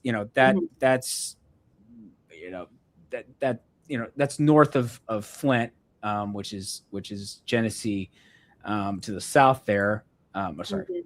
Still only have about half the vote in from there. Still waiting on Muskegon, which I find curious. Anyway, that I have no idea where that'll go, but it is actually a light blue county, so I am curious to see what happens there. Maybe it broke off and floated into Lake Michigan, and that's why we don't. Yes. Have it. Oh, yeah. Exactly. It's like, oh no. Yeah. I also learned that there's a Muskegon to Milwaukee ferry. Which hey. I did not take. Yeah, I just flew there, but yeah, that's fun. Fun transportation facts is the segment. Yeah, you mentioned. Well, no, it's okay. You mentioned Scholten. Scholten running, or the conversation about her potentially running. Obviously, she's seeking re-election to the House in the 3rd district, which has become more Democratic leaning. A lot of that is down to Kent County, where Grand Rapids is, more affluent, higher education levels, and it has become a more blue leaning area. And so the 3rd district, which is kind of this part, has become it's not safe, but it at least in this environment, this particular cycle, Scholten shouldn't have much trouble. But you notice El Sayed cleaning up there. He's going to win it handily. And this is a county that, at the end of the day, if El Sayed wins, which still seems like the more likely outcome, this to me, like my thought was, if El Sayed is cleaning up in a place like Grand Rapids, it says something to me about, like, beyond Stevens's home base, is she actually in places where there are a lot of Democrats? Is she actually able to win? And, Grand Rapids, no. Obviously, Ingham and Washington are a little harder because you're talking about big college communities, East Lansing, Michigan State's, and Ingham around Lansing. Washtenaw is where Ann Arbor is, College Town with University of Michigan. Kalamazoo is where Western Michigan is, though that's not as significant. But the fact that, Grand Rapids, to me, Kent County, was like, if El Sayed is cleaning up there, I bet he wins. That was sort of my thought. Heading into this. Yeah. Well, and actually, the Ingham County result is interesting. That actually, if you don't mind pulling that up again, and this is getting way back into the weeds again. But the pro Matt Mazdum super PAC that put out that internal last week had him up in it also pulled the Senate race in the district. But I think it was like a very, here it is. Yeah. So in the 7th district, they had pulled El Sayed 57%, Stevens 35%. That actually, there are obviously those other counties in the district, but it looks pretty dead on. There are obviously a lot of issues with the statewide polling in this Senate race, but yeah, I'm very grateful to all the pollsters out there who, when they do internals for House races, also poll statewide races in those districts and release that to us. It is very helpful. I'd like to second that. I always enjoy a county poll. For instance, it's like, what's going on in this county? Just because it is, it can be a useful indicator. It's more information. For sure. So that's much appreciated. Yeah. But we're here. We've hit the 2/3 mark on the estimated vote, but that still means there's 500,000 votes left, and around 150,000 of those are here. In Wayne County, 160,000, but 150 roughly. And whenever we get another batch of those, that might be pretty telling, or it might just be more of the same. We have some votes now in from Muskegon, though, and El Sayed, as he has over here in Ottawa and Kent in particular, is leading there. So that's a net 1,000 vote gain for him out of there. So again, if you're thinking about like paths to victory, right now El Sayed is up by about 38,000 votes, it looks like. And so that's why Wayne County is so important, as some of the folks in the projection team were talking about.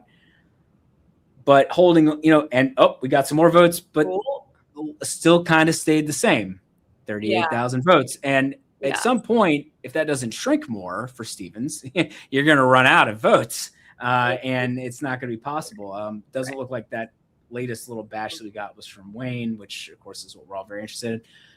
We're basically at about the final tally in Oakland, her home base. She won by about 6. That's a little better than she was doing earlier in the night, but very interesting. The fact that she didn't win it by more is perhaps also a sign that if El Sayed wins at the end of the night, we're going to look at that as another little marker. Like she needed to be up by 10 at home or something. Right. And that is actually very interesting to me that she's, it actually makes sense. Her given her district in Oakland County is that kind of more suburban, college-educated type of base that's maybe more likely to be in Al-Sayed's camp. But yeah, that is like very interesting to me that she's not doing better in her home area. The thing with this race in general is that the county level, the county level vote is fascinating. But after the post analysis, when we have more like precinct level voting and we can go into like town by town, that's going to be really fascinating for a place like Oakland, where I would expect what is like Southfield. I think is right here. It's like a majority Black community. Like, how did Stevens do there versus some other communities, north of there that are a lot whiter? Like, I would just be very curious. And then like how education versus sort of affluence breakdown. In some places, like there's just, I mean, there are a million threads to pull on these kinds of things. But it is not over. No. We are not projecting yet. But let me just check real quick. Nope, no new votes in the 13th district. So still waiting on more there in the Donovan McKinney Sheree Tanadar race. We got a lot of projections in Washington State coming in. I'm trying to think if there were some other things that were particularly, we've hit on a lot of things, obviously. Yeah. I don't know. Are there any other races on as we're sitting here waiting? Yeah. Look, Florida and Alaska are on the 18th. Yes.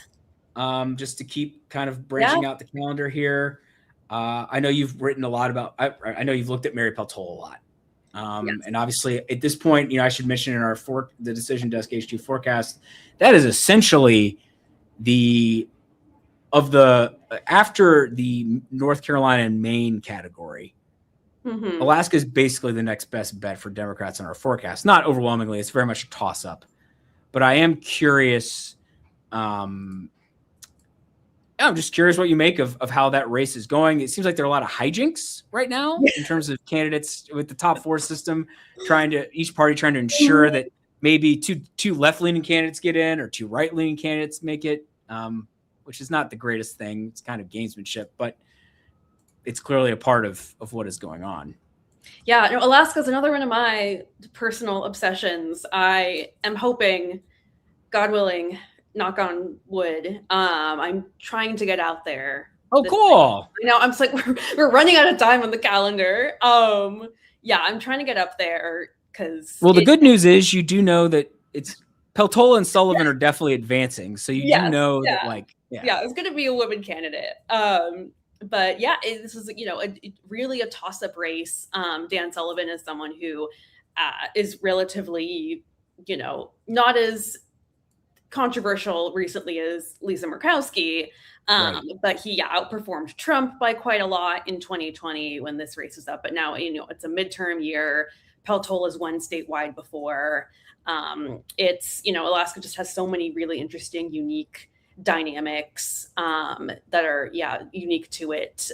With, for example, the role of the fisheries, its relationship with the federal government. These are all things that Peltola has really emphasized in her campaign. That's going to be a really interesting one. And as you mentioned, there are some hijinks happening with, some outside groups propping up a Green Party candidate as like the real progressive, which that was also another thing I didn't even touch on in Michigan 7, but there also had some Republican meddling in that race, propping up Will Lawrence. And this is something we've seen throughout the cycle, Republican groups, propping up either, more progressives or in this case, a Green Party candidate. And that's not even to mention the saga of the many Dan Sullivans, or perhaps it's Dan's Sullivan. Yes. On the ballot.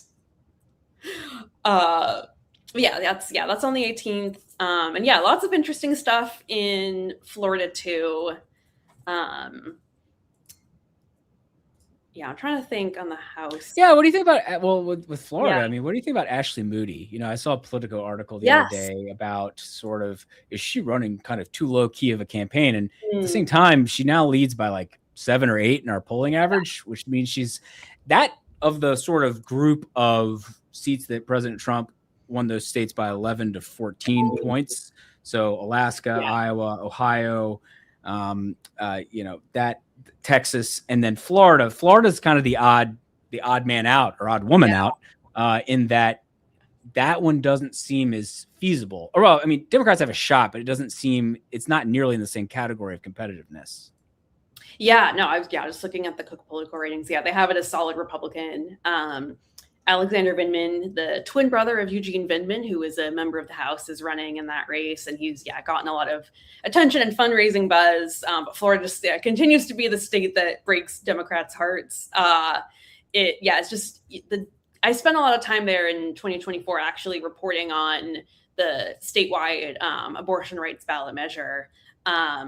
And it's just a really red state now at the statewide level.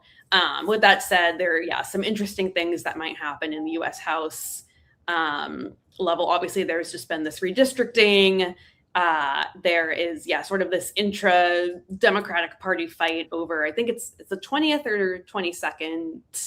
The Debbie Wasserman Schultz. Yeah, the Debbie Wasserman Schultz, right? Elijah Manley one, where Debbie Wasserman Schultz is running in a plurality or a majority. It's about 50%. I know. I've lost track a little bit. Well, I mean, obviously the numbers have shifted because of the redraw. So so she's running in the new 20th. Yes, the new 20th. That's what it is. Yeah. And I mean, obviously that's been a big kerfuffle in South Florida. Yes. For Democrats, with the Republican gerrymander there, basically Wasserman Schultz could have potentially run in a red leaning seat. I think it would have been like Trump plus 10, which maybe you win in this environment. Maybe you can. But obviously she's been in a relatively safe Democratic seat for a very long time. And so she decided, you know what, I'm going to run in this new district that's very blue. And she might get helped out by a crowded field might help her because there's no runoff in Florida. There was once a runoff rule in Florida, but there has not been one in a couple decades. Yeah. And there's some other really interesting ones. So the one that's a toss-up is also the Jared Moskowitz, Florida 25. I'm trying to remember where. Which also has the potential Oliver Larkin, the progressive challenger to him. That's another opportunity, another test of, we've been talking about Michigan, talking about the 7th district. This would be this would be a redder district by comparison, but still competitive or potentially competitive. Can Oliver Larkin win in a Democratic primary down there? But the potential is there. And then, I think at the end of the day, a lot of Democrats in DC would be like, oh my God, we would much rather have Moskowitz running in that seat. Just as in terms of fit as a candidate. But, we've seen the energy on the left here. And even if this race in Michigan is closer, at the end of the day, you saw Lawrence win in the 7th. So it's not like it's an impossibility. That's true. That's very true. I'm trying to think what else. So then the Kathy Castor seat, Florida 14th. Yep, around Tampa around Tampa. Tampa. Yeah, it might be competitive. Same with the Lois Frankel one that she's leaving. And then also in like the gender and politics side of it, Corey Mills's district, the 7th one. Yeah, it's kind of up by Daytona Beach. There's like an interesting 3-way primary to face him there. That's one that's rated likely Republican, but he's someone who's had a lot of scandals and controversies in his time in Congress across many areas, is under investigation by the House Ethics Committee.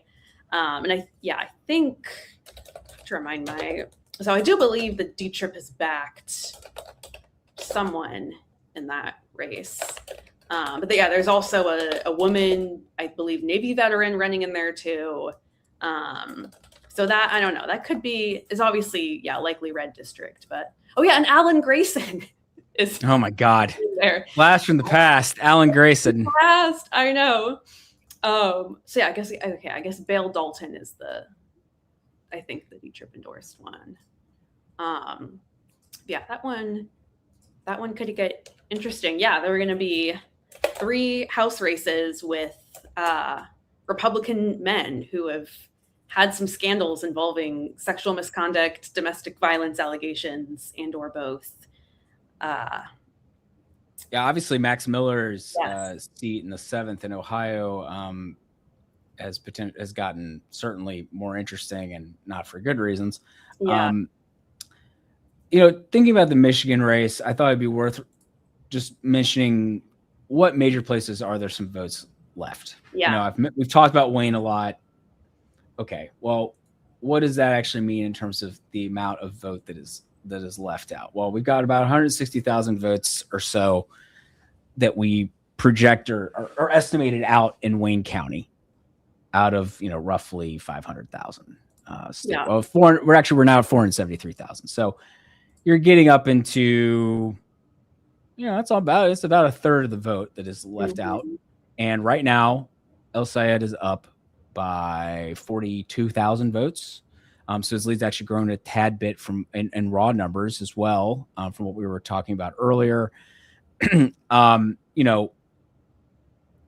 probably means that Stevens would have to win Wayne by, I'm not going to try to do the math right now, but it's a fair amount. So then the question is, okay, another big place where there's a lot of vote left is next door in Macomb County. Now, we have been expecting basically our votes portal doesn't, but just because of the way Michigan reports votes, we don't have a good breakdown on there of sort of absentee versus not. But my understanding is that we believe that the votes that are left in Macomb will actually favor Stevens.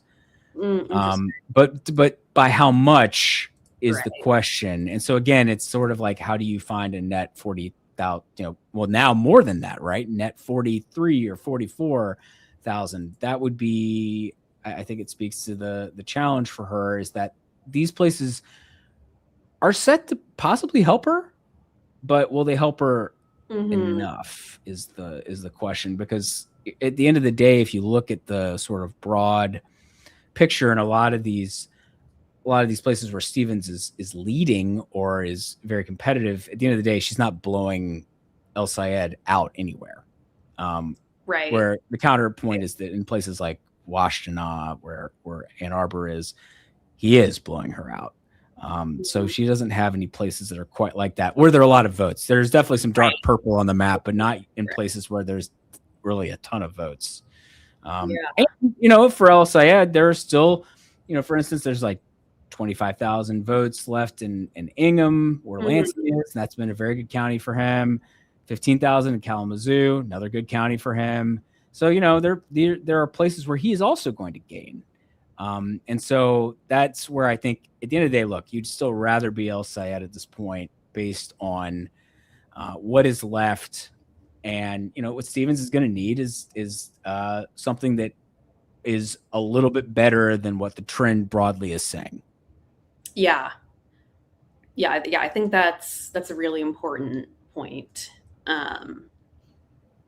It's definitely interesting, to see how much better she's doing in those more rural areas, but it does mean that she has less room to pick up the votes that she would need. And as far as Wayne goes, now you can see with this margin here why both of them really, really spent much of the last couple of weeks, really trying to maximize the votes there. And I know something that's also been kind of an under through line in the race is kind of like the generational divide among Black voters. It's something that came up quite a lot on the campaign trail, with being older Black voters and being a very strong Stevens constituency, and younger Black voters maybe trending more for El Sayed. But and I also think that's just another reminder is like, yes, Wayne is very close, but Black voters are definitely a huge part of the Stevens constituency, and they're a demographic that consistently turns out quite reliably. And I think that is also what you're seeing up in Saginaw, Genesee. Oh, and there you go. Something shifted. Let's see what it was.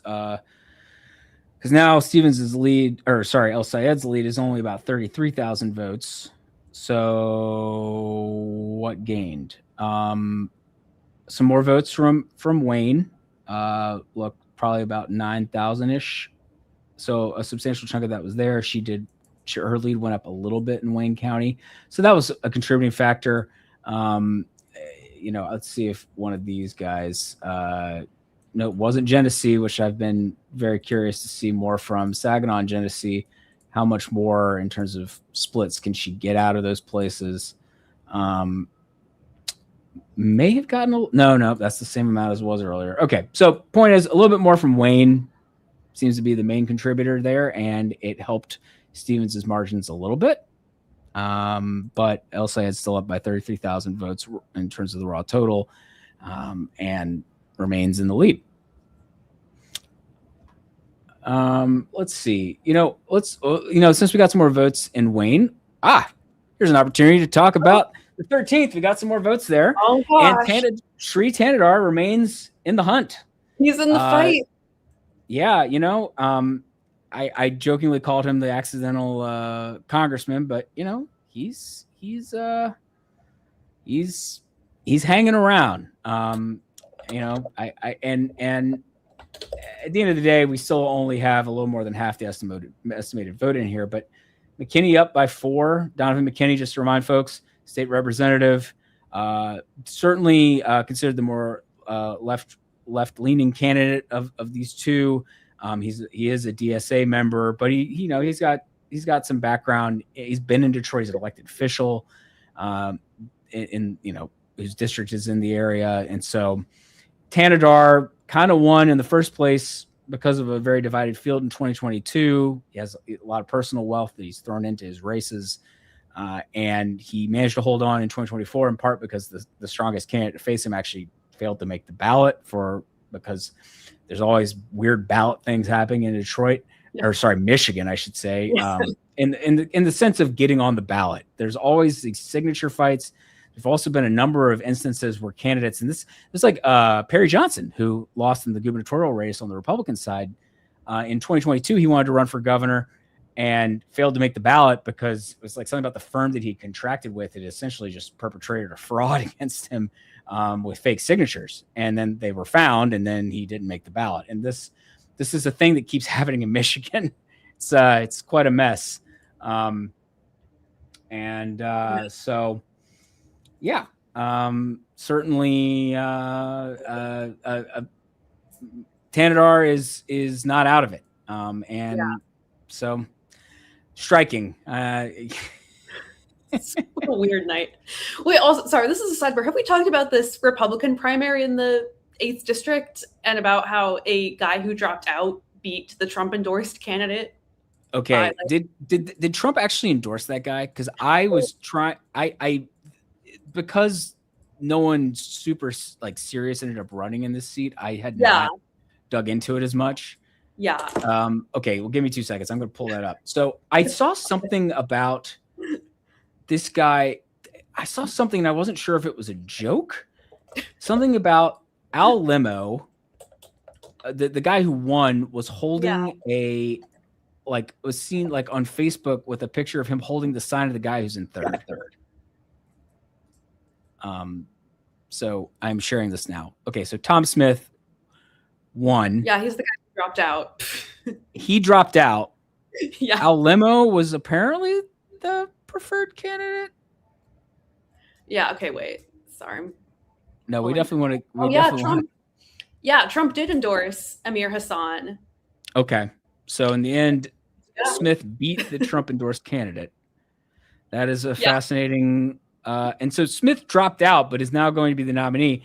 This creates interesting circumstances where, it's possible he could still be like, I'm not running. And then the party would just, I believe in that case that local party, the district party committee would pick a replacement in Michigan. I don't think there's a replacement primary provision or anything like that. But obviously different state rules apply. That we've been dealing with that with the Ohio situation with Max Miller. If he dropped out by a certain point, the state party would, they would actually have a special primary to replace him. But if he didn't drop out by then, he dropped out a few days later, it'd be on the local party committee. And if he didn't drop out by a certain point in mid-August, he's on the ballot and they got to live with him. So did you find anything else about the Smith limo and Hassan race here? Trump endorsed Hassan and apparently got a lot of on Truth Social and got a lot of supporters on there upset that he endorsed a Muslim candidate named Amir Hassan. Gotcha. Yeah, that's just so bizarre. But yeah, what a break for Kristen McDonald Rivet. Man, that's pretty wild. Okay, let's see. Well, still 3-point race, 34,000 votes roughly. So more or less where it was when we last checked in on the Senate race. It remains not over, which is, and as we're discussing like what sort of where we're at in the projection process, and it's close enough. And knowing that Wayne County is still home to a third of the vote that is left. Yeah. That's the reason why this race is not projected. And I see somebody asking what percentage of counted votes you need to call it. There's not a precise percentage you need. What you need is enough information from places where there are a lot of votes that could matter to the actual outcome. If we had all the vote in, if we had like 3/4 of the vote in from Wayne County, and Abdul El-Sayed led by 3 points by this margin, and we knew that there were like 30,000 votes left in Wayne or something, instead of 150,000 or something like that, I think we'd be in a much better place we'd be much more likely to be able to project it, obviously, depending on what else was out there. But Wayne County being a third of the vote, knowing that it's one of Stevens' sources of strength, is a problem. Oh, hey, it appears just got some more, and it was better for El-Sayed. So there you go. We just looks like we got about 25,000 more votes in from Wayne County there. And yes, Stevens' lead fell a bit there. And so overall now, El-Sayed is now leading back. His lead is back up to just a bit over 40,000, 41. It's like almost 42,000 votes statewide. See, that's the kind of numbers that Stevens can't afford, and why El-Sayed is favored to hold on here and win. So, yep, there you go. That's striking. Every one of these little drops is big. When you get to this point, and when it's a place that is as blue. I mean, look, Wayne County is very blue. It's home to a very large set of Democratic primary voters, and it's the place that we're most waiting on at this point. But you have to think that those numbers out of Wayne that just came in were good for El-Sayed in terms of breaking down. If Stevens isn't gaining there, that's a win for him, and he gained. So that's I think putting you in a stronger position. Again, still plenty of vote left. So we haven't projected it yet, but that's the situation at this point. So it's about 40,000 votes now. I was trying to figure out where more of the vote had come in, but it's a lot more obvious when it's Wayne County from this view. But possibly Macomb? Yes. Okay. A little bit more in Macomb. That was part of it.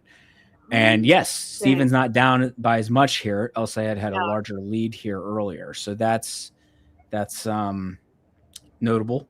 And maybe it was a little bit of a countervailing thing. But at the end of the day, El-Sayed's lead is back up to around 40,000 again after dropping into the low 30s. So we are not in a position where we can project it yet, but we get closer there every day or every minute. Quite literally every day is now this primary stretch. We're on the second day. So on the second day. Look, this is child's play for Michigan. Michigan in a general election, if it's close and very important, is a lot worse than this, as I can tell you from our 2020 experience. Oh my God, war flashbacks.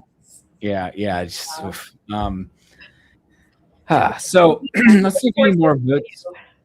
Sorry, what, Grace? I was just going to say the discourse will continue until morale improves. Yes, 100%. Yeah. So, it looks like we don't have more votes than the 13th, even though, so clearly where we were getting more votes in from Wayne County, we're not in the part of the district that's in the 13th. So still waiting. I feel a little bit like the Cookie Monster gif with my just tapping my fingers, like, yeah, what's happening. But this has certainly proved to be a more interesting race. And, I usually like to write my post-election sort of what happened last night piece in the wee hours and post it. But I don't think that may just have to wait until the late morning and into midday tomorrow. And I hope people will forgive me for it. I'm sure they will. Sure they will. I intended to be working on that right now. In fact, I thought I was going to be working on that at like 11:15, but here we are, and that's not happening. So,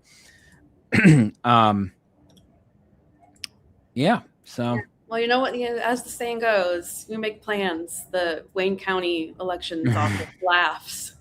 They laugh at your plans. Laugh at your best laid plans. Yeah. All told, though, still about 400,000, a little over 390,000 votes left. This is maybe a good time. Actually, maybe I can bring this in. So at this juncture, based on what is left, and this speaks to Stevens' problem, is that she needs about 60% of the remaining vote.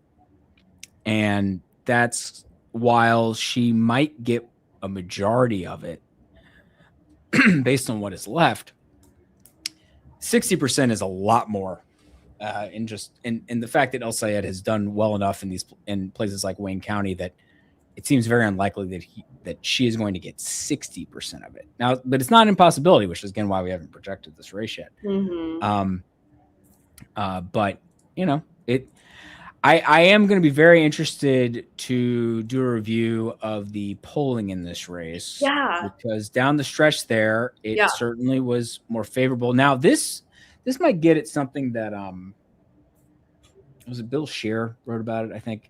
Yes, I was just going to bring that up. Thank you. Yes, please have at it. I've been talking too much. No, just that this has been like a real issue since 2024. But yeah, really the cycle is the dearth of high quality independent polling in a lot of cases, and the proliferation is not as high quality partisan polls. And in a lot of cases, in both independent and partisan polls, just a lot of modeling issues. Obviously some like really prominent examples, it being the New York City mayoral primary, where in the case that the electorate that was modeled in the polls was much older than the one that turned out. My suspicion is that it actually might be the opposite here in Michigan, where the electorate that's modeled in a lot of these polls was younger than the one that turned out. But yeah, Bill Scheer in Washington Monthly had this really, really good story about the he was writing about how actually sort of similar. The headline is "The Grand Plattner Collapse is a cautionary tale about polling. A dearth of high quality publicly available polling means campaigns and their allies can release lesser surveys to shape their raves." I think that's definitely somewhat the case probably here. There have been a few good well, if you look at sort of some of the final polls of the race for let's see who they were for. So we have so on the one hand, we had certainly an unaligned poll, Emerson College, with some local TV stations up there in Michigan that found him up 15, El Sayed up 15. So 50, it was basically 54-39. And then you had Mitchell Research and Communications, also not an aligned. They poll Michigan all the time. They had El Sayed up 52-38. But you did have a Zenith Research poll, which was for Fighting for Michigan, which was done on behalf of Fighting for Michigan, which is pro El Sayed. that had him up 53-34. He had a Tavern Research poll for El Sayed's campaign that had him up 11. So yeah, I mean, certainly an overshooting here. In the late July, right at the end of July series of polls that we saw, and in terms of, okay, what is actually the picture? And I do think, look, Michigan has no party registration. Right. And so people could choose to vote in this primary. It's a high turnout primary. Maybe counterintuitively, that wasn't as good for El Sayed as I thought it might be, because I thought, okay, well, that's a sign that like some lower propensity voters, or maybe more younger voters, are showing up. But maybe actually it's so high that you actually have a few more potentially middle of the road voters who were engaged by this primary, and they showed up and they decided to vote for Stevens. And this is how you get a closer race. But it does speak to the difficulties. Much easier to get a read, or not much. Primary polling is inherently more difficult because people might like more than one candidate. And at the end of the day, most of these primary voters are going to vote for the Democratic nominee. Right. They chose to vote in a Democratic primary, which usually says something about their partisan leanings. People will talk about, Operation Chaos kind of stuff. Mm-hmm. Not many Republicans were voting in this primary. At the end of the day, like we won't be able to have exact stats on that, but it's that storyline often gets overplayed. Because it's really only people who are super in the weeds on politics would actually go out of their way to vote in a party primary for a party that they don't feel at least some attachment or interest in. That's the thing at the end of the day. That's not to say that there won't be some Mike Rogers voters among these folks who voted in the Democratic primary if Stevens loses, for instance. But at the same time, there also might be, if Stevens were to actually win this thing, some El Sayed voters who might stay home, frustrated with the outcome. But most of them are going to vote for the Democratic nominee. Yeah. And so, like, I think that's again where competitive primaries being I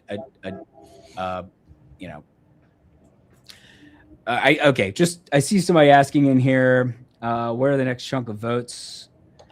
And will that inform the outcome of the race in a meaningful way? Yes. I'll note that I got word there while Grace was talking that we are basically in a position where we are debating a potential projection for El Sayed based on what's left.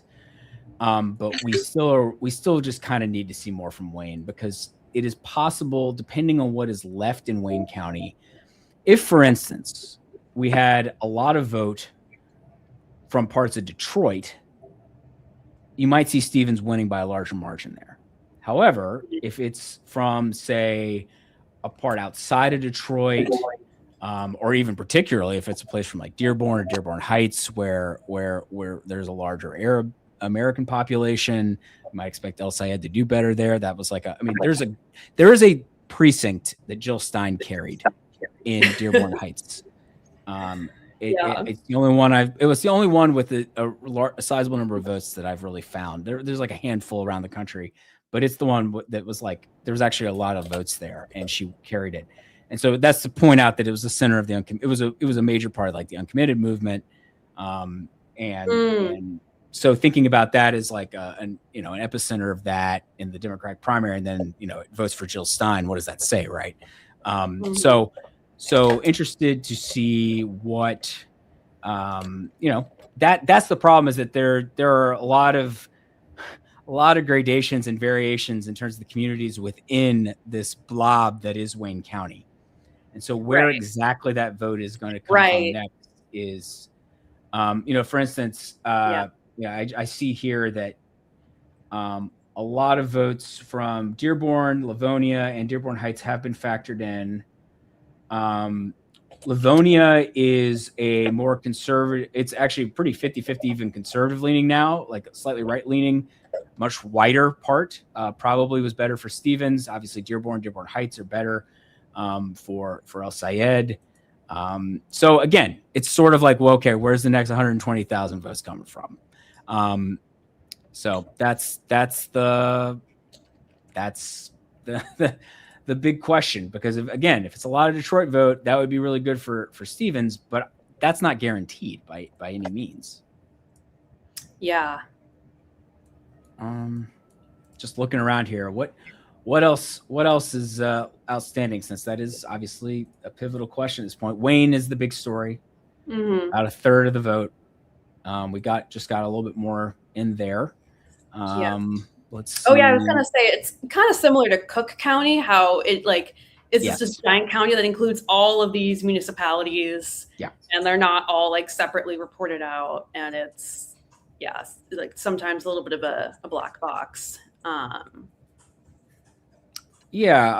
So at this point, El Sayed is up 37,000 votes. That seems like, and just to update folks, that means at this point, Stevens needs almost 62% of the remaining vote. And so that's where, if we could just get a little bit more from Wayne, and it didn't move that number dramatically, that's when I think you would be at the point where we would be projecting it, because it's the share of the vote she needs from what we're estimating is outstanding has gone up slightly. And that is exactly the opposite of what she wants. So again, this is why at this point, El Sayed is favored to win. But it's just, is there something notably different and like more is it a more pro-Stevens tranche of votes that are being tallied here in the next batch from Wayne? Because if that's the case, then this does get more interesting. But if it's not, or not appreciably different, then, she's running out of time and votes. We're all running out of time, that's for sure. But in terms of votes, you'd much rather be El Sayed at this point.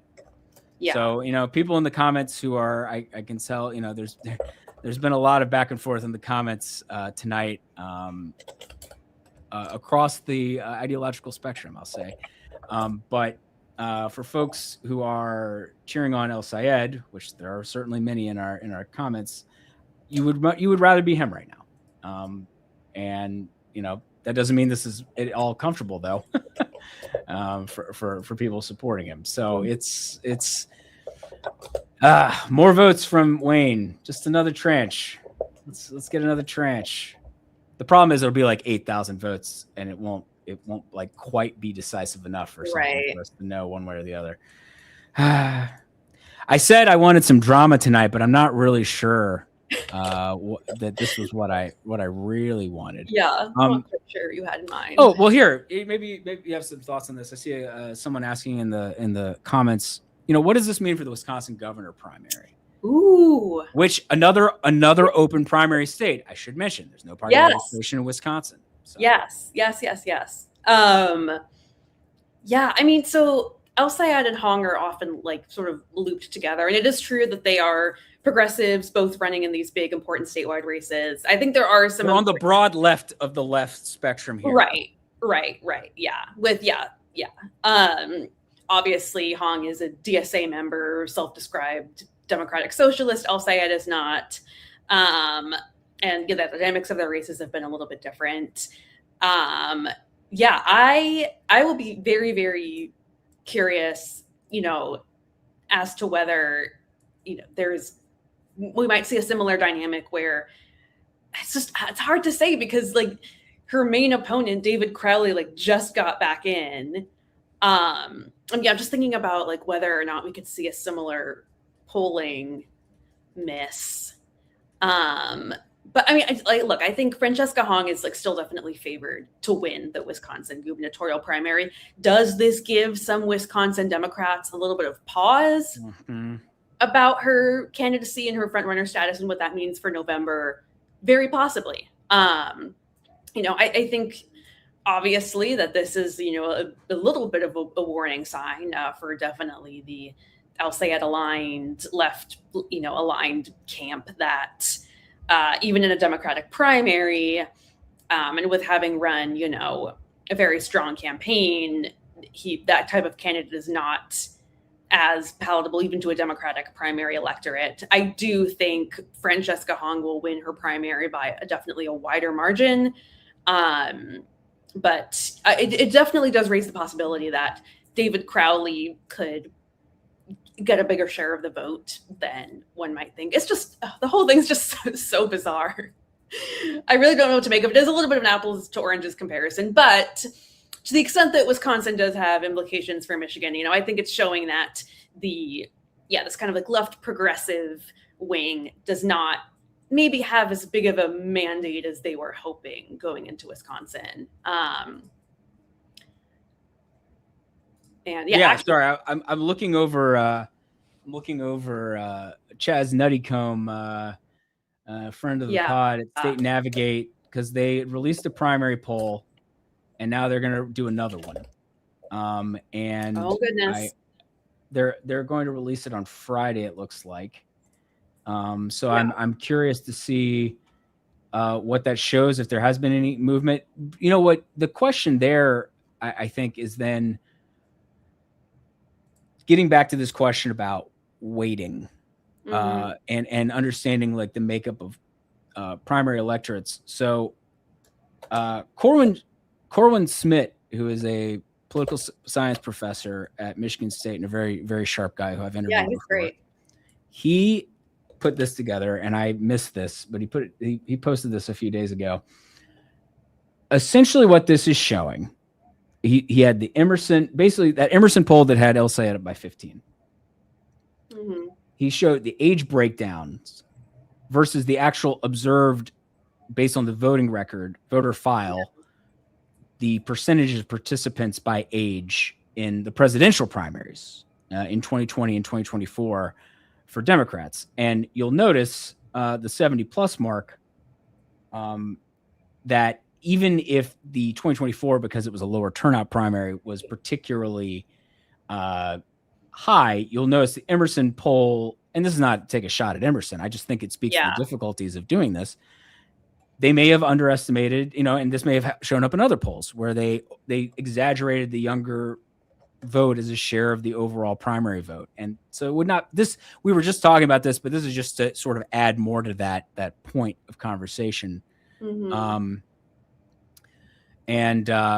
Let's just see, I since we're at a point where this is, so it's 30, let's just go back to the results, because I know that's what people are most interested in. 35,000 votes now. Again, that means that Stevens she's kind of just slowly running out of runway. Yeah. She's at the point where she needs a hair over 62%. Mm-hmm. And so, it's, you'd still rather be El Sayed. But the question is, are we going to get, we got like 3,000 or 4,000 more votes from Detroit, or Wayne County. Let me not say Detroit, because Detroit's only part of Wayne County. So still just, we got to count the votes. The early vote trends, I mean, the trends at this point are just not clear enough to be able to make a projection, even after all this time. And that's just not usually the case these days, or at least in a lot of contests. But this is it's turned into a genuinely close election. And I think the question, just to get back to the Wisconsin conversation, I wonder if Hong, I just wonder if here's just two things one thing that does stick out to me is that Haley Stevens had so much outside support. So much messaging on her behalf by outside groups, not just AIPAC, though obviously that gets the most attention because the United Democracy Project was accounted for about half the outside spending on her behalf. But you also had actually, I think New Democrats were running ads on her behalf. So basically, so it's like there was clearly a concerted effort by a lot of outside groups to help her, and you don't really see that in the same way in the governor's race. In Wisconsin. So in terms of pushing a message here in the final week, there hasn't been all this lead up of being like, you should vote for David Crowley because like he's this great candidate for X, Y, and Z. Oh, Francesca Hong is bad on this issue because, it's not like AIPAC is running ads for the gubernatorial race in Wisconsin. Or at least I'm not aware that they are.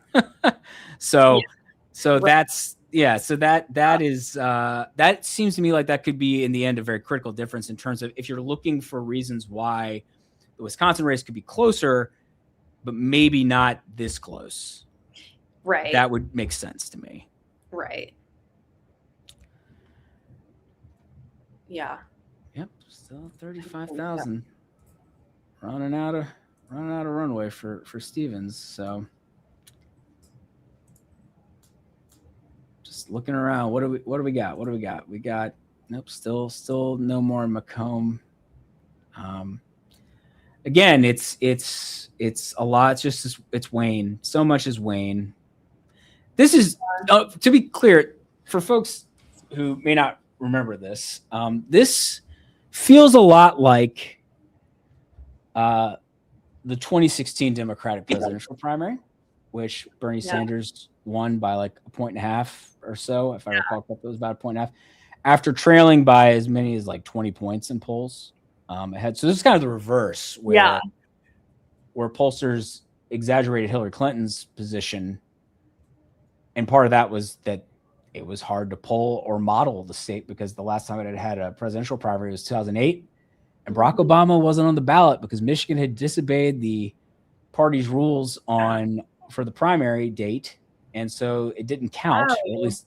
And so Clinton's name was still on it. She didn't withdraw it, but Obama withdrew his name. And so pollsters were kind of operating in the dark a little bit for a high turnout primary in Michigan. Again, no party registration to rely on. Yeah. And they missed Sanders' rise. Oh, hey, we just got some more votes in Macomb. And Stevens took the lead there, as was the suspicion of the Decision Desk HQ projection team. To be clear, though, that has reduced the margin to just under 30,000. Mm-hmm. Now, there's still a fair number of votes left in Macomb. And so really, and at this point, 160,000, about half the vote is left in Wayne and Macomb. And so this is I mean, you can see why we haven't projected it yet. Yeah. On a 2.4. Yeah. But there are still 40-ish thousand votes in Ingham and Washtenaw, which are both much stronger for El Sayed. He's winning both by about 30. And so you would have to think that the votes there, even if his margins came down slightly, he would be netting out votes overall from what is left there. And that's why it's still really tough, I think, for Stevens. She's still at 62% is what she needs to win in terms of share of the remaining vote. Mm-hmm. So, while the numbers tightened there, the general position she's in has actually not changed all that much. Right. Well, and actually, since you just mentioned the presidential primary calendar, I think actually the result. If I would skip ahead to 2028, no. Actually, I think this result was going to have some really interesting implications for what the presidential primary kind of looks like in the state. Michigan, it looks like it's going to be the 5th to go, and is obviously going to be a big state in the general election as well. And I definitely, it was interesting, Jim Clyburn was up stumping with Haley Stevens Friday before last when I was there.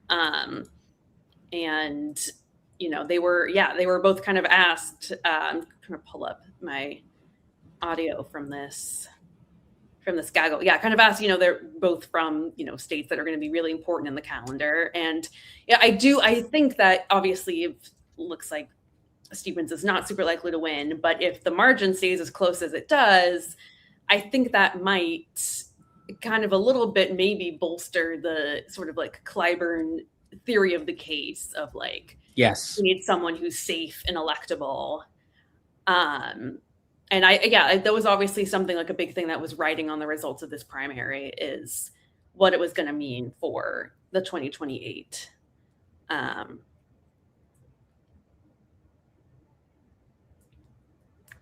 debate. Yeah, sorry, I was making sure.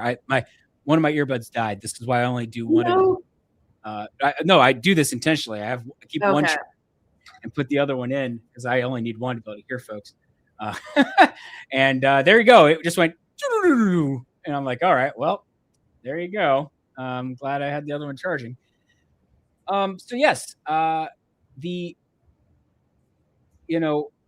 also think it's worth remembering that general elections in Michigan, like in 2020, for instance, felt a lot like this. Obviously, there was the COVID impact on things in terms of waiting on votes from Wayne County, but we were waiting on votes from Wayne County at like 8 a.m. to see if Gary Peters was going to surpass John James in the Senate race, and if Joe Biden was going to surpass. Obviously, people were paying more attention to Biden, but also we're looking at that. I see somebody asking about recount rules, and let's double check what the recount rules are in Michigan. Again, it's probably not going to come into play, but you asked, and I'm going to try to answer it. So for a statewide election, the Board of Canvassers handles it. And let's see, the difference, really the question is, what is the margin? Okay. Mm-hmm. If the difference separating them is... Oh, that has to do with the amounts that you have to. Oh my God, they have to the candidates have to submit money under certain circumstances. I'm not 100% sure. That I thought that was going to help me, and then it was the entire thing, which is a lot of it was a lot of information that did not immediately give me what I wanted. Okay, they are automatically initiated. Here we go. Thank you, Verified Voting, for helping me out here. Oh, they're the best. They are very good. I should have gone there first. I should have clicked on it, but I clicked on the state site first, which was a big PDF. Oh, no. Recounts are initiated automatic. Okay, following statewide primary or general elections, recounts are initiated automatically for statewide office or ballot measures when the vote differential is 0.1% or less of the total votes cast. So that would mean, obviously, this needs to be a lot closer for that to come into play. Now, candidates for a range of offices may petition for a recount outside that close of a margin, but in terms of automatic, it has to be razor thin. So, in theory, I guess if it were close enough to a certain extent, maybe Stevens or if she were trailing could ask for recount, but that's probably not going to happen. Right now we're looking at a 31,000 vote margin. Things just keep trickling in. And we've gotten a little bit more from Wayne. And so the fact that Stevens' position did not improve is probably a good sign. In fact, yes, she is up to needing 63% of the remaining vote. So again, I know the overall numbers remain close, but the whole idea of if you're taking this plane off and you're Haley Stevens and that's got to take it off to win, you're running out of runway to actually catch El Sayed here. And you're just going to need some really good numbers in these final batches of tallied votes in order to catch him. And look at Wayne County. Okay, so we're up to 2/3 of the vote in here. El Sayed actually caught up a little bit in that latest batch from Wayne County. So now he's down by actually slightly less than 5 percentage points there. And it's just for Stevens to win, she needs a larger margin in Wayne. So I see people saying, when does this get called? It gets called when we have the votes to call it. When we have the numbers. It's at the end of the day, the local clerks and the volunteers and all the people who are at the counting centers are counting votes, doing the best they can. Election administration is hard. It's very hard. Yeah, shout out to them for a job that has only gotten harder, frankly, in the last few years. So it's a credit to them and the people who are still who are doing that work, because it is not easy, and they get a lot of scrutiny, and they really are trying to do the best they can. They should get scrutiny, but what I'm saying is that I think sometimes it's become overwrought, and to the point where people don't necessarily want to do people with a lot of expertise are not wanting to do the job anymore, and that hurts all of us. And if you want faster counts, you should want more people with expertise doing the job, right? True. And also legislation and policies that supports more expedited counting. Funding. And funding, yeah. And this is actually a good reminder from Craig Mauger at the Detroit News, who's been doing great work this cycle. I had a good tweet explaining this. Yeah. Detroit election officials have to pick up absentee ballots from all the drop boxes in the city after polls close and then process and count those ballots. It can take hours, and there could, as we are now seeing, possibly be thousands of ballots. So that's, some Detroit specific context as for why that count is. Yeah. You know, it's faster than 2020. I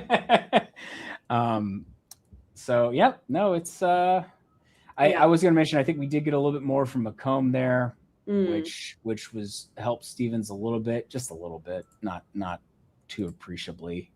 Because now at this point it actually rounds to about 64% what she needs. So again, it's getting worse for her because in terms of what our estimated vote that's remaining, she needs more and more of it. And so she at some point is going to have to either get that or it's just not going to happen. And Elsa is going to be the projected winner. So that's where we are at this point. It's just that because Wayne County could, in theory, and a lot of it is absentee vote, be favorable for her and maybe outsized favorable. That's why we're not in a position to project this race yet for the folks watching. This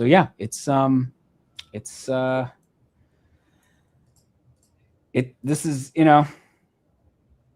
it's quite the race. There's going to be 1,000,001 things to take away from this, which is exciting for those of us who enjoy digging into election results and understanding, where turnout was maybe up from previous primaries. I mean, it was up everywhere. This was a very high turnout primary. In fact, actually, that's worth noting. Like right now, our estimated vote total is like a bit over 1.5 million. To put that in perspective, in 2018, when Abdul El-Sayed ran for governor, you know who one of the other candidates was in that race? Shri Tanadar. Which gets forgotten about. Anyway, Gresham Whitmer was winning the Democratic nomination. Abdul El-Sayed was finishing second. There were 1.1 million votes in what was a pretty closely watched gubernatorial primary. So there are 1.5, nearly 1.6 million in this one. So what I'm saying here is that Michigan's population hasn't grown so much that that's a dramatic difference. And that was also in a Democratic leaning cycle with a lot of energy among Democrats.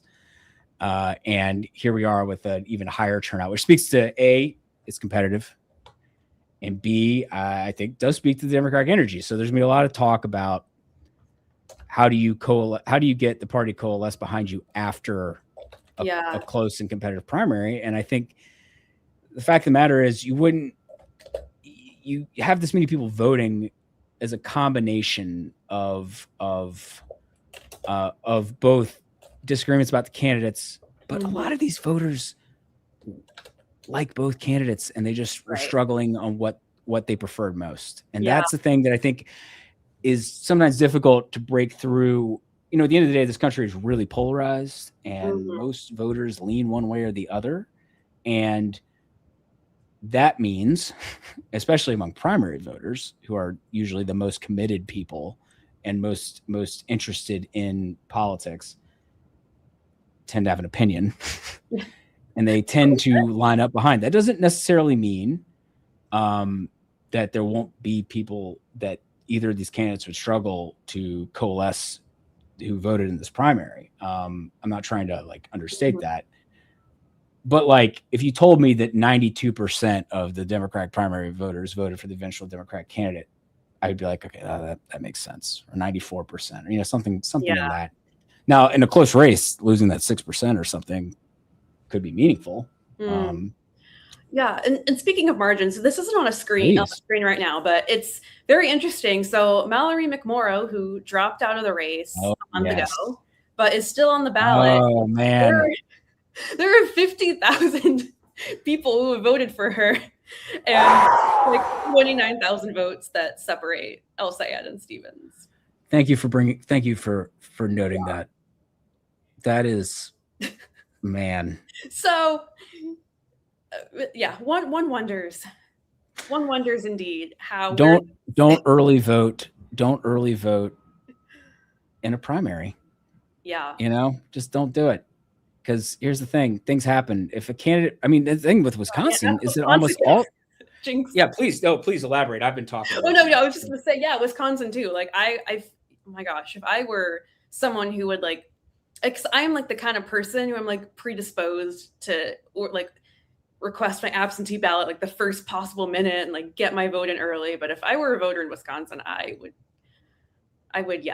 maybe not be super happy with all the chaos that's played out there since. But yeah, and that's where I think McMorrow, she's possibly going to end up being a very, very more prominent, interesting character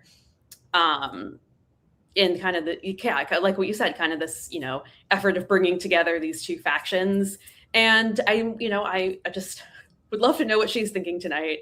And it also, brings up the question if kind of the roles had been reversed and if it were Haley Stevens who dropped out and McMorrow who got a lot of the institutional support. She wasn't going to get, obviously, the AIPAC money because she's against AIPAC. But just a McMorrow versus El Sayed head-to-head could look very, very different, potentially. There's, the what-ifs with McMorrow. I noticed somebody saying, yes, well, they might have voted for McMorrow before she dropped out. And that's the challenge, is that with Wisconsin, in the primary coming up on the 11th, you've had a lot of the major candidates in that race drop out. Mandela Barnes, Sarah Rodriguez, and David Crawley, who then got back into the race because he was on the ballot still. And that just speaks to the fact that, in a general election, a candidate is not going to drop out unless something, severe happens to them, health-wise, or it's not optional. If something like they pass away or something, freak thing happens. In a primary, and we've seen this happen in Wisconsin a lot, actually, in recent elections. You could have, like in Mandela Barnes' Senate primary one in 2022, a bunch of the candidates who were in that race, they dropped out. But well, there you go. He's going to win, but all these candidates were still on the ballot because they had missed like the withdrawal deadline to get off the ballot. And so there are all these rules that have to do with election administration because you have to have the list of candidates set so you can send the ballots out or so you can print the ballots and have them readied by election day or for absentee voters. So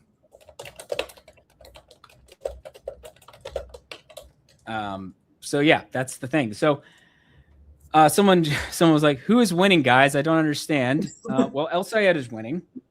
He's up by not quite 29,000 votes right now, and is the favorite to win at this point. Haley Stevens needs 64% of the remaining vote to win. That's going to be a tough hill to climb. But the thing that we're waiting on at this point is that a lot of that vote is a little more than a third of that vote is in Wayne County. And in fact, actually about half of that vote is between Wayne and Macomb, both places that she is leading in. So depending on the makeup of those votes, it is not impossible to imagine Stevens catching El Sayed. But at this point, you would rather be Abdul El Sayed, no doubt. Yeah. I see somebody saying Wayne County keeping us all up. Yes. Yeah, we've been here before. You fooled us again, Wayne County. You did it again. Yeah. Well, Grace, I don't know if you're wondering about your next story on the aftermath of this, or maybe you're even drafting it. I don't know, but yeah. If Stevens loses by 2 or something, yeah, I don't know. Do you have any sort of thoughts? Thoughts on where that leaves? Yeah.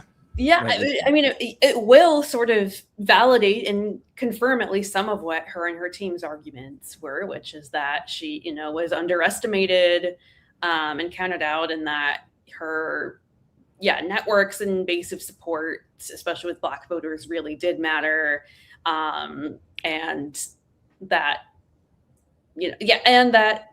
whatever her personality, affect, way she comes across isn't, as potentially mockable to real voters as it is online. That was really kind of their closing argument, actually. So it wasn't really about El Sayed or really about like a lot of their policy differences. And this actually was a race where they did have like very, significant policy differences, but it's kind of this idea that, she's being underestimated and she gets you, and therefore making fun of her and counting her out is an insult to you.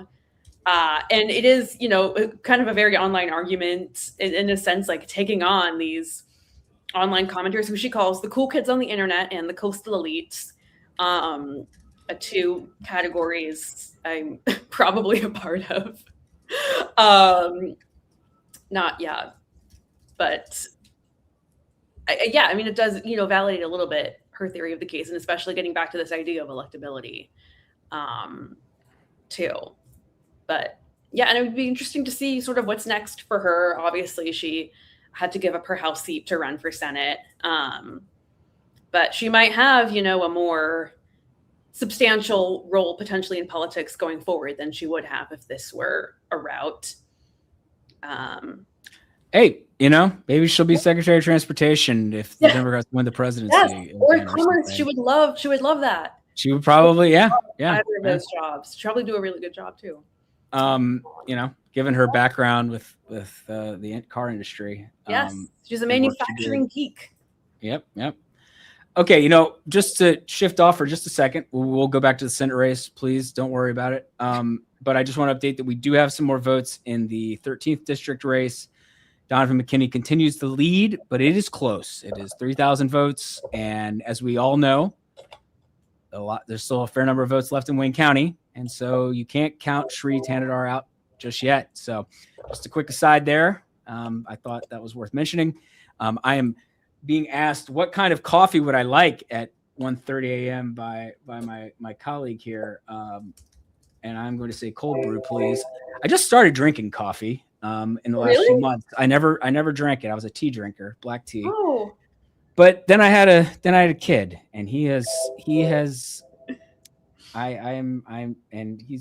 16, not quite 17 months old yet, and I am now a coffee drinker. He did it to me, and I always joked that would happen, and then it actually did happen. And it actually happened. And I didn't just make it happen because it did. I was just like, I need something with more. I need more. So here we go. So I can honestly say I did not expect it to be remotely this late of a night. So this is a pretty remarkable contest we've got going here. I will say Stevens is slowly moving up. Mm-hmm. Thank you, lifesaver. Thank you, Avish. Water and coffee. He knew that I probably was dehydrated too. Yeah. At this point, Stevens is getting close to needing 65%. It's still rounding down to 64, basically 64.5%. That number keeps ticking up. And as long as that number keeps ticking up, it's good news for El Sayed. I guess, someone asked, and I think it's a good question, and maybe you have thoughts on this, Grace. Mm-hmm. What are like Democratic Party leaders saying tomorrow if El Sayed wins and he's up by like 2, which is, roughly where it's at right now? Oh yeah, the cable news circuit tomorrow is going to be. Oh boy. Well, it's going to be quite something. Yeah, I mean, I do think in a weird way that I think the more like centrist, moderate, aligned folks who have been behind Stevens are going to be taking somewhat of a victory lap, for some of the reasons that I was, stating earlier. And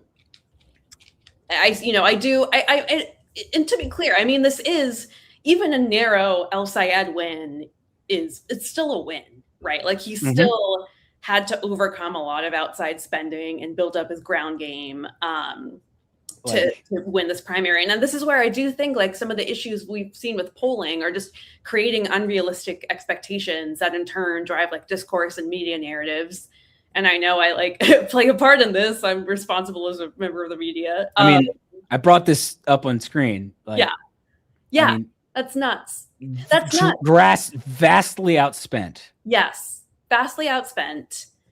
Had never, ran for or won elected office before, whereas Stevens was an office holder. So yeah, it's still a major victory and accomplishment for him and his team. There's no doubt about that. I think it just gets back to the phrase, victory has 1,000 fathers, defeat is an orphan.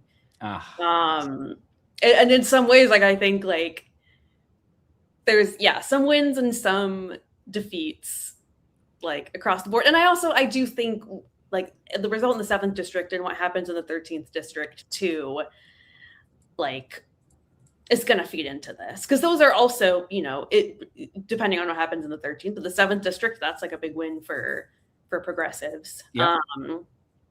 And that's gonna be another big test for them. And I mean, just as El Sayed, as if he does go on to win this, it will be a big test in a swing state. That's a swing seat, and a seat that Democrats really need to win, just like the Senate race. And I think it's worth noting to people we're talking a lot about, obviously, sort of disagreements, factional splits within the Democratic Party, but the larger picture here is that if Democrats lose Michigan, they almost certainly can't win the Senate. Right. Gary Peters, the incumbent, retiring, they have to hold this seat. And because in Decision Desk HQ's forecast model, right now, in scenarios where Democrats lose Michigan, so Republicans flip it, Republicans win the Senate 85% of the time. Yeah. So that's not 95%, which is like, the measure that social scientists would use is like sort of is like the most common, like, for statistical significance, but it's getting close to 90%. And that, I think, speaks to the fact that, like, you can't blow this if you're Democrats, because if you do, you got to find 5 seats somewhere else instead of just 4. And that's going to be hard. That gets tricky. That gets really tricky. Absolutely. Well, we got a few more votes, it looks like. Now we're at 26,000 is the margin. But again, Stevens needs 65% more of the vote to win of what's estimated outstanding. And that's higher than it was a minute ago. So she's gaining, but not enough right now. So she's going to need something more dramatic, as if this hasn't been dramatic enough. And so, again, you'd still much rather be El Sayed, I think. Yeah. Yeah. And to this question about party unity, I'm just catching up on what the candidates have been saying at their awesome. Yeah, I haven't watched a single thing. God. Yeah, that's true. Okay, yeah. El Sayed, I guess, said, however, we might disagree with our Democratic opponent, there is so much more that unites us than divides us. Tomorrow we begin to mend fences. Whatever happens tonight, we have a responsibility to unite against Mike Rogers. Was this Haley Stevens or no? That was Sayed. Yeah, that was El Sayed. Okay, cool. Yeah. Sorry, I missed. Oh, you're good. Let's see what Haley Stevens has said. They've both spoken to their. Oh, you mean they didn't want to keep their people at their party till like 1:30 a.m.? Actually, what they're worried about is they wanted to make the nightly news. So, either online or. Yeah. Okay, Haley Stevens. She looks like she's in a feeling good. Yeah, she said feeling good about this race.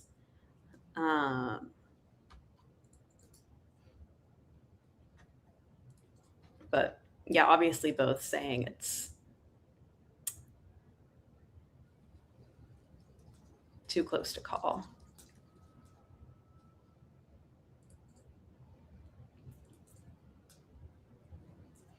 Yeah, and another factor I do wonder about, and this is like somewhat in both of the outside ads, but also in like a lot of Stevens's messaging, both in paid advertising and when she was out on the campaign trail, is like talking about Barack Obama as much as possible. On talking about how she worked with Barack Obama and specifically, putting out there's a lot of paid communication that one could take away that he had endorsed her. He did not endorse her. Yeah, I mean, if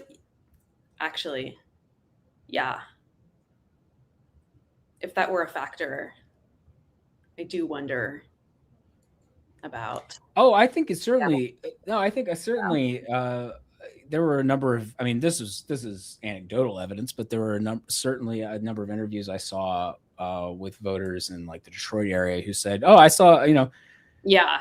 that ad with Obama and Haley together. It's good enough for me. I'm at the end of the day, people who identify with the party are sometimes looking for a reason to vote for a candidate, and so there you go. And obviously, Barack Obama, even if I think there are probably some of the left who are pretty critical of him, at the end of the day, he's a very popular Democrat. Yeah. And remains kind of the guy in the party. That's why you've got, what was it? All the Democrats in those tough red leaning seats that they've got to be competitive in, like in Iowa or Texas. They all have just recently done their like ad with Obama, trying to raise more money and get attention. I really am thinking of the Josh Turk one in Iowa with him and Obama shooting basketball. Yeah. And like that video clip that was making the rounds, like, there's a reason why they all want to appear with him, because he remains a very powerful force. Unusually for recent presidents, he left office relatively popular. And so in that sense, he remains very influential. And got a little bit more of the vote in here. And it is down to 1.8%, which is about 24,000 votes. So again, narrowing, but Stevens still needs 65% of the remaining vote. The point is that number is not improving for her. So again, runway. I'm going to just keep sticking with the metaphor. She's trying to take off, but she's, is she going to actually get up to the speed she needs to get to successfully take off? And that obviously remains to be seen. I'm trying to figure out where that vote may have come from. It looks like it was probably from Macomb, based on what I'm seeing here. And so her lead in Macomb has grown a little bit more. Man, this is just going to take us all the way down to the end, isn't it? Yeah. Grace, I want to thank you so much for joining me on this. I really appreciate it. We were like, we're going to keep going for a while. Would you like to jump back on? Yeah. You're like, yeah. 2 hours later, Yeah. an hour and 45 minutes later, we're still here. So thank you. What a journey. Michigan, you always Michigan primaries. Michigan primaries. Michigan. Always a joy. Always a pleasure. Question mark. I'm trying to think let's see if there are some other questions obviously there's a lot of conversation about general election strength and a lot of people going back and forth about why the left is better or the right is better. That isn't really not a question. Essentially, I do think it's worth noting, and I don't want to spend much time on this because I want to keep the results on screen, but I want to just briefly mention that we did talk about it much earlier in the night. There basically is the question of who would be strong in the general election. And I think the polling on this question really doesn't tell you very much. Right. And there could be a number of reasons for that. Yeah. But this is all the general election polling since early June. And it's a mix of pollsters. You got some that are clearly unaligned. One like Zenith Research that was polling for the pro El Sayed common defense. On average, they were tied with Rogers. Yeah. Choose your own adventure. It really is. Yeah. And so now some of these polls showed, I think realistically, small differences between the two candidates. Sometimes in Stevens's favor, sometimes in El Sayed's favor. This one, the Glengarriff group poll here, Glengarriff, the fact that they had that big a difference strikes me as unrealistic. But the question is the Zenith Research poll that had El Sayed doing a little better, closer to the reality, or is like the SoCal Strategies and Mitchell Research poll that had Stevens doing SoCal Strategies poll doing slightly better. El Sayed was doing slightly better than Mitchell Research. Sorry, I'm just misreading that there. The point being is, which of these is actually true? And it's unknowable, of course. But for people, thinking about how do you hold this critical seat if you're a Democrat. This was a big part of the question marks going into this race. So I'll bring the results back up. Don't have to go away too long from there, but I just wanted to bring that up because I'd seen some back and forth in the comments about the extent of who is stronger. And I think that the general election polling is not conclusive at all in that question. That runs counter, I think, to the narrative that El Sayed would be automatically a weaker general election candidate that I think is certainly out there, especially among sort of Democratic strategists, insider types. And that may be a misreading of things because, again, we could get back to the fact of what are the coalitions that elect either of these candidates. Does Stevens win a few more suburban moderate types while some progressives stay home or just skip that race if they turn out? Does El Sayed turn out some voters and win over some voters who Stevens would not get the votes of, but loses some voters that Stevens might be able to win? Again, at the end of the day, most voters already know which way they're leaning, regardless of who candidates win. But if the race is really competitive in the general election, the extent that there is, shifts from what I was just talking about, in what direction and how much matters, obviously. So, right, yeah, and as I was saying earlier too, I think El Sayed goes into the general election with a lot of this sort of groundwork laid, this infrastructure ground game set up from his primary win. He also has the benefit of months and months and months of, just literally getting reps in, being out, doing events, talking to voters, talking to the press, doing interviews, like really hammering home his message, making adjustments. Whereas, Mike Rogers has kind of been a non-factor in the discussion of the race so far. And he did do an interview with Nick Wu from Semaphore, where the lead was, when asked about all these consequential things, he just basically said, I don't know. And yeah, I think obviously Mike Rogers, he ran statewide in 2024, narrowly lost that race, which I think has kind of fed this, idea that and I think he is a formidable general election candidate for sure. But there is really something to be said. Iron sharpens iron. As we've seen, candidates matter. And, I also think from El Sayed's standpoint, he made the point a lot. Big part of his argument was, what the electability question is, how electable are you really if you need all this outside spending propping you up? Yes. And he also made the argument that, and this is something we touched on a little bit earlier. He basically argued, well, AIPAC's not going to come in the general election because they don't care if Stevens wins the nomination. They don't care which of the two wins because they know they'll have somebody who is generally pretty pro-Israel. Right. And does she, have the same sort of grassroots infrastructure, ground game, ability to fundraise? Maybe not so much. So I think, it's the kind of thing we almost have to be cautious. We don't know the hypothetical alternative. It'd be really fun if we did.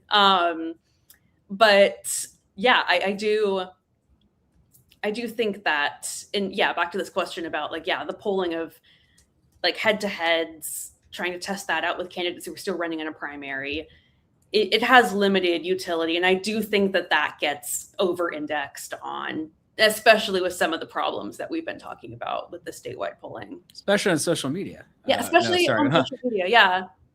Because obviously the most vocal supporters are going to have real strong opinions. I will say we're estimating that there's about 237,000 votes left, and now we think that Stevens needs about 67%. So the numbers, that percentage does keep ticking up, and so again, that's good for El Sayed and speaks to sort of the runway thing. It looks like one of the reasons El Sayed's numbers actually went up slightly there in terms of his margin. He's now up by about 2 percentage points instead of, it was 1.8 or whatever. 1.8 or 1.9. It was that Ingham County, where Lansing is, East Lansing, Michigan State, college community, in one of his strongest counties, it reported about half of the votes we estimated were left. So it was like 10, 11,000. And so he gained some from that. And so that, I think speaks to again, it's a lot of this is about Wayne County, where Detroit is, and Macomb County next door in the Detroit metro. But there are these other places. There was, Washtenaw and Ingham were the two that really stood out to me. Washtenaw is where Ann Arbor is. The big green blob to the left of Detroit here, where El Sayed is getting 62% of the vote. That is, those votes count too. So it's you'd still rather be El Sayed at this point. It's just a big question of if, in fact, actually, here we go. I just was asking on an update about what we know. So,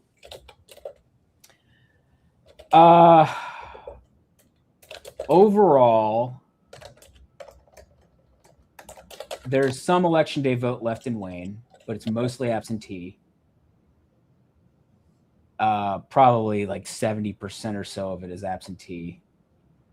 And of that, maybe 10,000 is from Detroit proper, which might be Stevens's best zone. Although I want to caution that I don't have a Detroit breakdown in front of me, so I can't say 100%, but the expectation is that she'd be strongest there.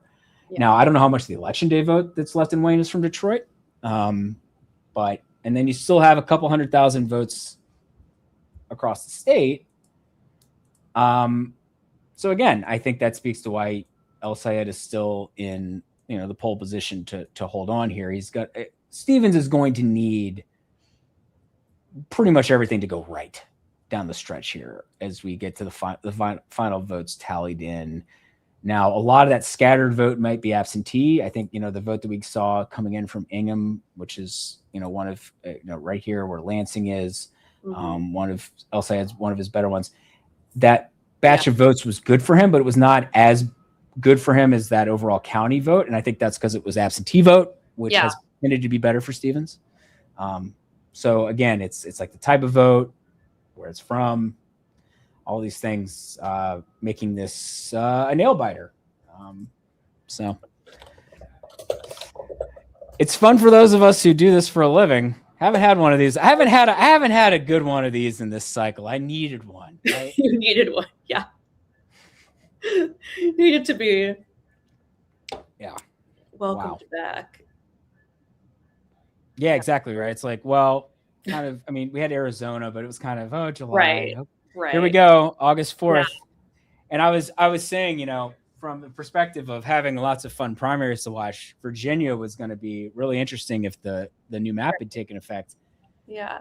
In the U.S. House, but that didn't happen, and so we started at 8 p.m. instead of 7 because Virginia just didn't have much that was worth really digging into. And Michigan Senate was here to make things interesting. Looks like we got a little bit more in from Wayne. I think Stevens gained very slightly from it. Of course, we don't know if that's Detroit vote or another community, one of the many towns. I think, maybe this is, I was going to bring up Dave's redistricting app, but they have gone and actually changed some of the, it looks great. I just haven't figured out where they've shifted where some of the buttons go. Folks that don't know, Dave's redistricting app is a wonderful tool for sort of playing around and looking at communities, or looking and figuring out how things can be drawn. And anyway, it's great, and I like to bring it up to look at stuff. But I was gonna maybe just find the Detroit map. Or Wayne County. I think it's always a good reminder. When we look at maps of places, and you see, like, county maps are like sort of the standard you see for elections, right? Yeah. But in a place like Wayne County, where there are so many municipalities here, Wikipedia to the rescue. Detroit is the main thing up here, but it is not all of Wayne County. There's so many of these other parts. Dearborn and Dearborn Heights now have pretty large Arab American communities, for instance. Livonia is pretty working class white and is now become kind of a red leaning part. Even if Wayne County on the whole is still like a 65% kind of Democratic place, Livonia is a little bit more red leaning, though there's still plenty of primary voters on the Democratic side there. So, there's all this variation within the communities. And so where some of these batches of votes are coming in can differ quite a lot. Right. In terms of, so just, there are gradations here. There's detail, there's nuance. Right. Not just a block in Washington. I mean, I could look at the Washington map and you'd see there's Ann Arbor, but there are other, what I forget the name of the town right now, but Eastern Michigan is in there, the school. It's actually very close by. Oh yeah, there you go. Yeah. So, So there's another reason, another college community. 26,000 votes is the margin. And at this point, El Sayed is still in the pole position to win. Stevens needs 68% of the vote that we are estimating outstanding. But of course, the big question is, could she get that out of a block of votes in Wayne County? It's possible.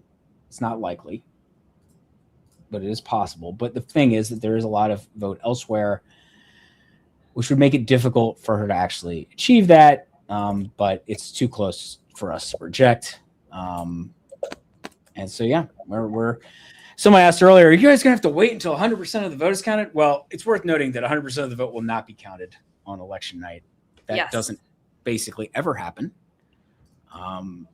In fact, when you are watching a vote count,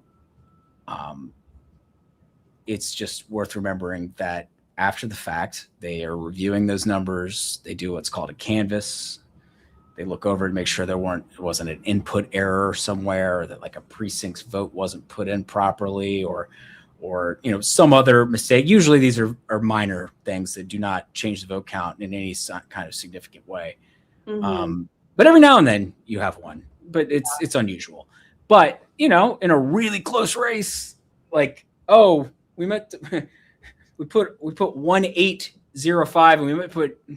Or 1405, and we meant to put 4105, and that would be a big deal. Those things generally get caught. The ones that big would get caught earlier, but it's just close races. The final numbers, and the state doesn't usually certify them until 4-5 weeks later. Generally, at least for general elections, primaries sometimes are a quicker turnaround. And so the votes you're looking at are not the official counts. Yeah. They are unofficial counts until the state certifies them. So that's I think that's always worth reminding people that when they're like, well, how have you not projected it yet? Well, it's close and we're not in a position to project it. And in theory, if it were so tight that it were, a couple tenths of a percentage point or something, we would not be projecting it. Almost certainly we'd be waiting for to make sure everything was sort of accounted for before doing that. So that's a rough outline of how this all works. And it's easy, I think. Here, why don't we give another little update on this on the 13th district race, also Wayne County. Still waiting, but Donovan McKinney holding a 3-point lead, but his lead is now under 3,000 votes against Sri Tanadar, the two-term incumbent there. For folks who may not have heard us talking about this earlier, Donovan McKinney is state rep. This is a state representative. Sri Tanadar has been in there 2 terms. This is a seat that historically has had a black representative. It is a plurality black seat. But Sri Tanadar is not black, but Donovan McKinney is. And so there is this dimension, sort of the history and demographic makeup of the district that is a part of the story. It's not the whole story, certainly, but it is part of the story. And Tanadar has avoided a one-on-one race like this in his time. And so now he has one. And it may end poorly for him, though he is certainly not out of it. obviously we haven't projected there. So that at this point, those are sort of the two races, and obviously the Senate races are main. Oh, would you look at that? I bet you that was Washtenaw that just came in based on the shift that just occurred. And yes, it was. It was another 10,000 votes from Washtenaw, and it was very good for El Sayed because his lead is now up to two flat and about 28,000. So he gained net like 3,000 or so out of that. So we have more votes in from the Ann Arbor area, and they were good for El Sayed, increasing his lead just a little bit. But at this point, when you're talking about a little under 30,000 votes, 3,000 vote net is significant. So yeah, at this point, Stevens, per our calculations, needs to win 70% of the vote. So again, that number keeps creeping up.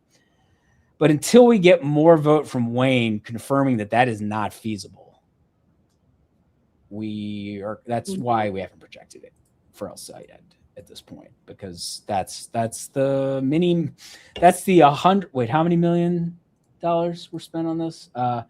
The at least, probably like $100 million question, roughly 95 million, however many millions were spent on this race question. The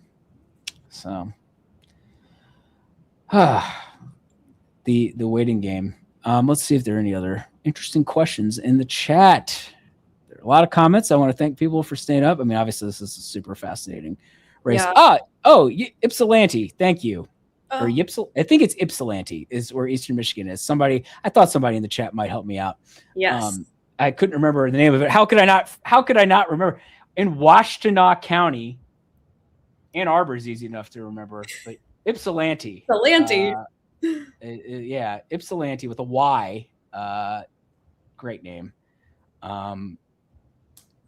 Somebody says they did not like the Dave redistricting app update. I think it looks really nice. I actually just hadn't played around with it because I've just been busy with stuff and didn't realize they had updated it and couldn't find what I wanted. So anyway, who is winning?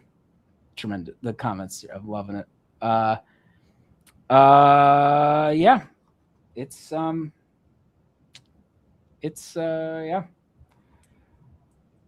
seeing that some other media outlets may be starting to project it for El Sayed. That is, they're looking at the same numbers we are. Well, actually, that may not be true. We may have better numbers than they do. In terms of figuring out just what exactly is left, we're pretty good at figuring that out. A lot of it's just through blood, sweat, and tears of calling and finding out, but also having people on the ground.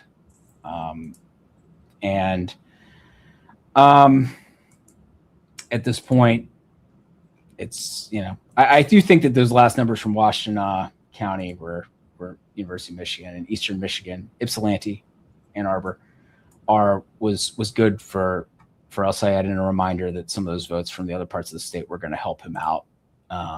So you got a couple 100,000 votes left. Stevens needs 70% of them to draw level. Sorry, that I clearly watch soccer. Draw even. You'd rather be El Sayed at this point. So we'll see if we're in a position to make a projection, or if there's still enough uncertainty about what's left. Because goodness knows, if you've waited this long to project something and it's this close, you do not want to be wrong. So yeah. I do see somebody asking about turnout. Well, turnout was very high. I mean, we're expecting about 1.6 million votes cast, roughly, in the Democratic primary.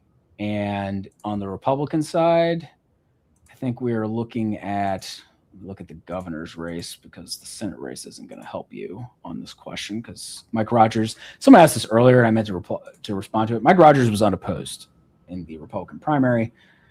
So there wasn't any action on the Republican side when it came to Senate, but they did have a competitive Republican gubernatorial contest. So right now there's about 850,000 votes on total on the Republican side, and I'm just going to ballpark this. There's probably like 60, 70. thousand. That might be 80,000 ish votes left in there. So you're probably talking about, I mean, maybe it's 920, 930 versus 1.6 million in the Democratic primary. I think that does speak to the energy on the Democratic side. And of course, the division between the two candidates and the amount of attention that was paid to this race, the amount of money that was spent on it, and how competitive it has proven to be. But at the same time, when you see that big a differential in a swing state in terms of the total votes cast, that also says something about the environment, I think. Right. And to this point, I see folks in the comments noting it's over because so-and-so projected. Again, results are not... It's over when the results are certified and someone's been declared the winner. It is true that we usually know that question. We usually know that without any doubt. I just think it's worth... There is the process of us all coming together and figuring out who is going to win, and then there's the actual like state election certification process. Those are not the same thing. But yeah, let's see. Someone also asked how are the polls off by so much. We talked about that some. Figuring out what the Democratic primary electorate would look like is not as easy as it sounds. And primary polls are also hard because it may be hard for a lot of the commentariat to believe this, but there are a lot of people who would like both of these candidates and would consider voting both of them. Right. So, you know what? Thank you. Somebody reminded me. I had forgotten to shift this back up. Yes. God, sorry. Michigan votes. The Senate votes are back up. I realized I hadn't clicked back on it to share. So yeah, 28,000 vote margin, and we're still playing a waiting game on mainly Wayne County, which is almost half the remaining vote. And between it and Macomb, it's close to, not quite 2/3 of the vote, but nearly.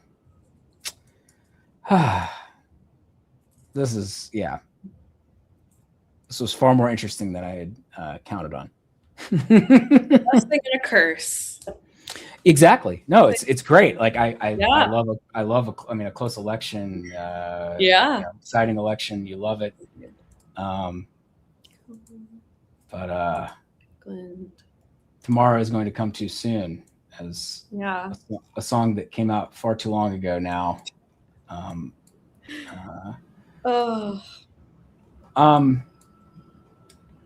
Yeah, so I'm seeing a little bit more of the vote came in. I think maybe a tiny bit. I'm not really sure. Oh, okay. Looks like it was like another 10,000 votes from Macomb. It was a little better for Stevens, as you'd expect, given the general trend there. A little bit more. And El Sayed's lead just grew to about 30,000. I'm not sure where that came from, but let's see. It might have been Kalamazoo, which is now entirely in. It might have been Kent, which is now basically entirely in. Muskegon ended up going for Stevens narrowly. Yeah. So that's probably really good for El Sayed. That just made Stevens now has to win 73% of the remaining vote. And that I have to think is going to be really, really tough to do. Also some more vote from Wayne. And this was also critical. It was better for El Sayed than it was for Stevens, even though it was from Wayne. Interesting. Because her margin went down slightly there. Yeah. And that's a very good sign for El Sayed. So I'm not on the projection team, but it would not shock me if this new information plays into some choices. So we'll see.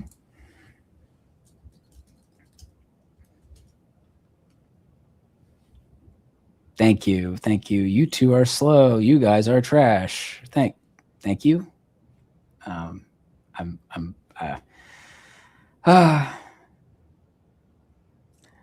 Let's see. Yeah. I am absolutely seeing your comments. Oh, thank you, person who said you're great. Oh, Yeah, we're just trying to cover this. It's fun. Just 2.2 points margin. El Sayed up by about 30,000, 29.4. I mean, yep, 70. Yeah, she actually almost needs. Stevens almost needs 74% of the vote now. It's gonna be tough. For her to actually pull that off. So, you would rather be El Sayed, no doubt about it. Yeah, she would need this Wayne County vote to really break, and it's hard. I mean, obviously it's not impossible, but it's hard to imagine that happening. To that extent. Now, actually, I'm trying to remember what the last really competitive statewide Democratic primary in Michigan. Wait, sorry, repeat it. I'm sitting here thinking about the numbers for a second. I'm trying to remember what the last really competitive statewide Democratic primary was in Michigan. So I don't remember Alyssa Slotkin having. No, she didn't. Her competition was would it have been not much. I mean, in a way, it was probably actually the 2018 gubernatorial primary. I was just gonna. Yeah, I'm actually gonna. But even then, Whitmer won by about 20 over El Sayed. So she won by it was a lot. not the same. Going farther back, I mean, the presidential primary in 2016 on the Democratic side, is probably the last best close example. Actually, I'm gonna just pull up this map for fun. But yeah. In fact, I mean, I could pull it up as well, but I don't want to. Yeah. No. Give the people what they want. I know. I'm running out of ways to. Again, somebody is asking again what the recount margin is. It has to be extremely close for there to be an automatic recount. It's like a 1/10 of a point, which is not going to happen. Yeah. So actually, and I know, we were talking about this earlier. So the margin in 2016, it was Bernie 49.68 and Hillary 48.2. Yeah. Even closer than where we are right now. Even closer than where we're at now. Yeah. Which is really interesting. It was a wild one. I can tell you. I was covering it. And that was a situation where Clinton was up by, I think it was like 16, 17. It's like one of the biggest polling misses that we've ever seen. And so a bigger, in fact, it might have been as much as 20. It was a bigger miss than whatever this ends up being. So just to put that in context, and that's primary polling's hard. Mm-hmm. Michigan's proven to be difficult to poll before. So there you go. Man. It's like you feel like we're right on the cusp of being able of projecting it. I know other outlets have, but we have our own independent process. So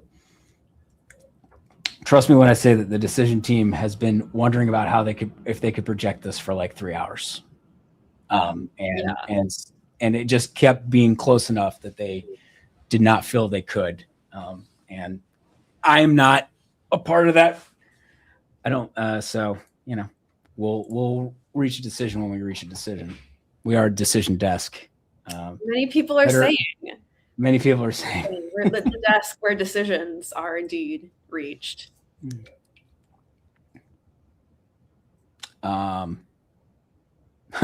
Steve Kornacki apparently cut off his feed. Well, congrats, Steve. He's so real for that, honestly. But we're still standing. Yeah, well, I don't blame him. I imagine that once we project, we'll probably wrap up pretty quickly. At this point, El Sayed is up by a little less than 30,000. And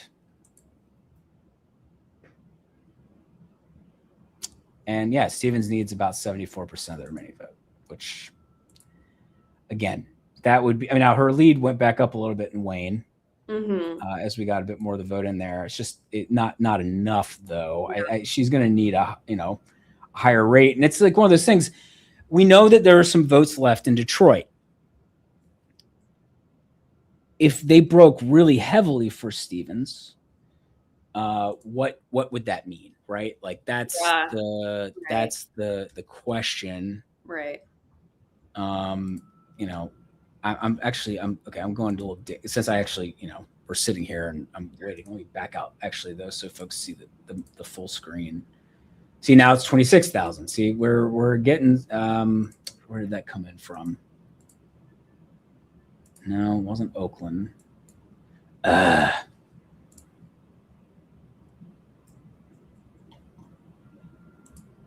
not sure where it came in from. It did not appear to be from Wayne because that was there already. So anyway, I was trying to see what is the city of Detroit saying right now.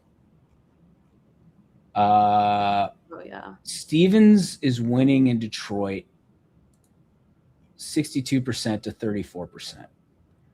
However, critically, I assume that these are the absentee precincts. Is that what's left? Let's see. There are a lot of precincts in Detroit. I'm scrolling down. Yeah. So, I probably, act like I've ever been on an election page before in my life. Control Command F. Search the precincts you're interested in. Absentee? They're like, oh, we'll make it easier for you. But I'm not. Okay. So I'm not 100% sure. We have scrapers that are doing all this work, so I don't have to. But it says that there are 2 precincts that have not reported. So I'm trying to. It does say, it does say a lot of them are partially reported, which is probably an indication of the fact that they assign the absentee precinct votes to the precinct that the person lives in as a part of this process so that you can actually look at like the precinct level data with the absentee votes included. So, we know that there were like 10,000 absentees left in Detroit, and I'm not sure if those have been counted yet. If they were counted, then Stevens would be in a lot of trouble. If they haven't been counted yet, then, and speaking of, it looks like we did just get some more votes in, and they were good for Stevens. So down to 20,000, a little bit of that was from Detroit. Where was that from? Apologies as I try to figure out where. Oh, you know what? It might have been final batches from like Saginaw. Yeah, that makes sense. I hadn't checked up there in a bit. That's probably what it was. Okay. Yeah. And that's been favorable to her. So, she cut it down to 21,000, but she still needs 74% of the remaining vote. So, and yes, for the folks saying in the chat that it's been called, those are projections. And NBC and some other outlets may have projected it, but we have our own process for projecting it. And our decision team is going over. They've been looking at this all night. Trust me. And they want to be sure. And so better right than wrong. Oh, well, I did. Mallory McMorrow watch just in my inbox. She's endorsed. Al Sayed. There you go. Well, the Mallory McMorrow bringing people together tour really gets going. Yeah, the Mallory McMorrow Unity Queenmaker tour. Maybe she'll make those giant head signs. Both of them. Someone was asking, what are the education credentials of you two? Well, I've been covering this for 15 years now. 15 years doing this. I used to work at 538. Grace here has been going since like college. Did you start while you were in college? I did, yeah. So I Yeah. started as a politics intern on the Business Insider politics desk, RIP, while I was a student at Barnard. And supposed to be a 6-month internship, became 4.5 years. Became your life? Here I am in this industry 8 years later. Yeah. Yeah, I worked very closely with another great 538 alum, Walt Hickey. Taught me a lot about data. And I also have an advanced degree in election administration from the University of Minnesota. Hubert Humphrey School. Yeah, the Humphrey School. Hubert Humphrey School. Triple H. Triple H. Yeah, so I started at Sabados Crystal Ball in 2011 and went to 538 in 2018. Was there until that folded, and I've been with Decision Desk since 2025. So there you go. That's my my background. And no, I do not have any preferences on these two candidates. My preference is to know who's going to win. At this point, we've reached that hour. I'm this was fun. I'm good. Let's get a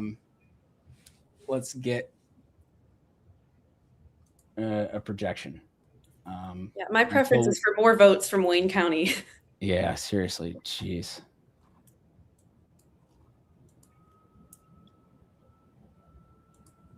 It's funny. It is possible to not have a preference. Millions of people do it every day. Some of us are just loyal to the love of the game. Yeah. Why we're here at 2:17 a.m. Yeah. Do you have any advice for how I could stop getting cooked in Fortnite? You know, I used to play Fortnite some, but I don't play it anymore. But I do remember that you probably just have to get decent at building. That was really critical to me being able to play and hang out at all, hang on in a game at all. Though I think they have build free modes now, which I feel like takes something away from what Fortnite was, but that's by the by. Yeah,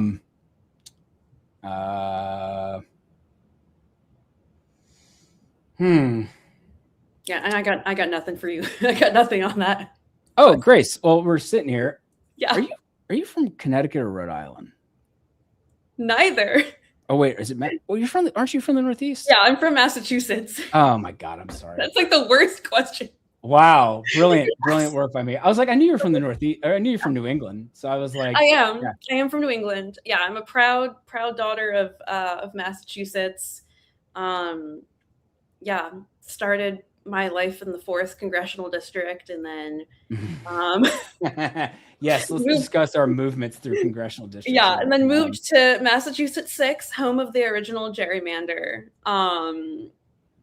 And yeah, that's where I'm from. And now I live in DC, where I have no congressional district, which is very sad for me. But you have a delegate. I do. Yeah, I have a delegate. I'm gonna get a new delegate. That's true. Eleanor Holmes Norton is retiring. That's true. Whether she wanted to or not. Whether she wanted to or not. Yeah. Yeah. And my home district, Massachusetts 6, has a open Democratic primary because Seth Moulton is running for Senate. I grew up in the 6th district of Virginia, which is not competitive. Although it's very red, Shenandoah Valley. Interestingly, it did have a like kind of a moderate conservative Democrat representing it when I was born, named Jim Olin. But then Bob Goodlatte was there for a very long time. Yeah. So. Yep. Okay, so I'm being told basically we know it's going to be within 2 points based on everything we know that's left. Yeah. It's not really a shocker, but and that's part of the reason why we haven't projected it yet. It's just discomfort with the number of votes left and the what we know and what we don't know, which is probably the bigger question. The known knowns and the known unknowns. Yeah, the known unknowns. Indeed, Known indeed, unknowns. indeed.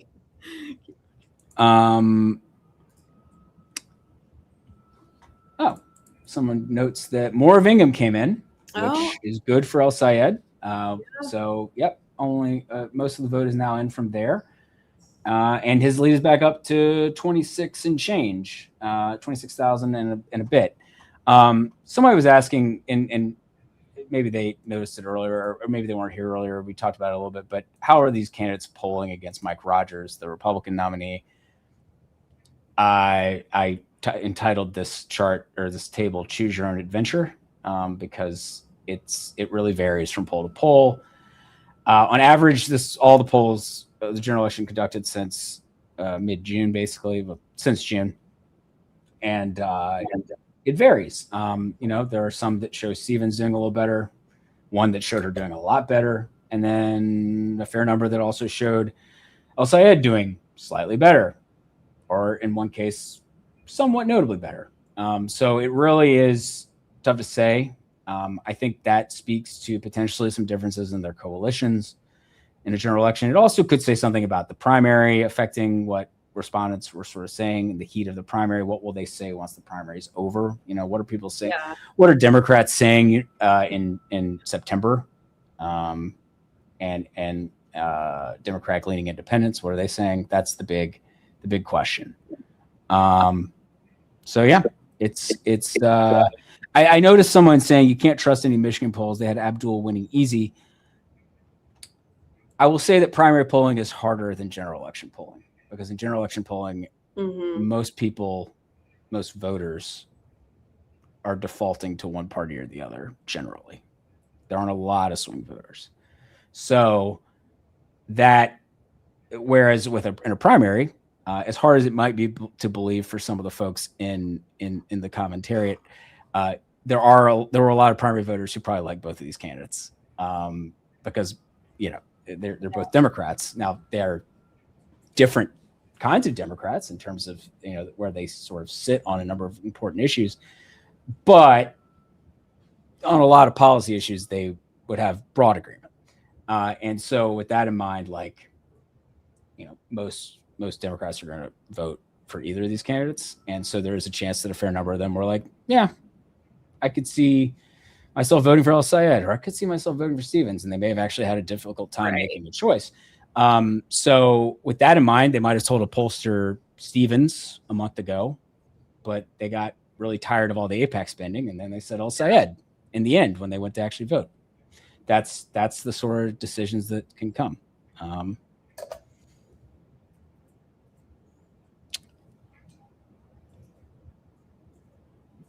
Yes, we are aware that NBC has projected the race. That does not affect our choice to project. We like to be the fastest, but sometimes we feel like we have enough information that maybe others jump the gun, or we feel like it's safer to wait based on what we've got. So. No, it's okay that I have had to repeat it, because also I think some people are jumping on this stream now and didn't hear me say it earlier. So it's really fine, and we appreciate everybody hanging out. And even if you were slamming me in the chat, it's really okay. I understand. It's the internet. It's the internet at 2:20 a.m. On the East Coast. If you're on the West Coast, it's a good place to watch elections. That's true. Because you're not even it's still the 4th there. Oh my God. It's still yesterday. It's still yesterday. Yeah. When I was young and innocent. Yeah. You don't have like a 9 a.m. or, well, I'm actually not even sure when my earliest media hit to talk about this stuff is tomorrow morning, but there'll be more of this. I'll be getting some more cold brew in my life. And we should sponsor you. Oh, that's funny. Someone says it's 7 a.m. in Europe. Hey, you're waking up and you're catching the end. Nice. Yeah. That's nicely done. That's like, actually, you know what? I guess that's kind of like the experience for me if I'm watching like a British, like an election in the UK or something. Or France. Yeah. It's like nice, getting some results at like 7 p.m. Eastern. Sweet. This is great. Yeah. Yeah, it's so just to update folks, we are at the point where we think that there is about 140,000 votes left. Stevens would have to win close to 80% of those. The reason that we have not projected this, despite that being a pretty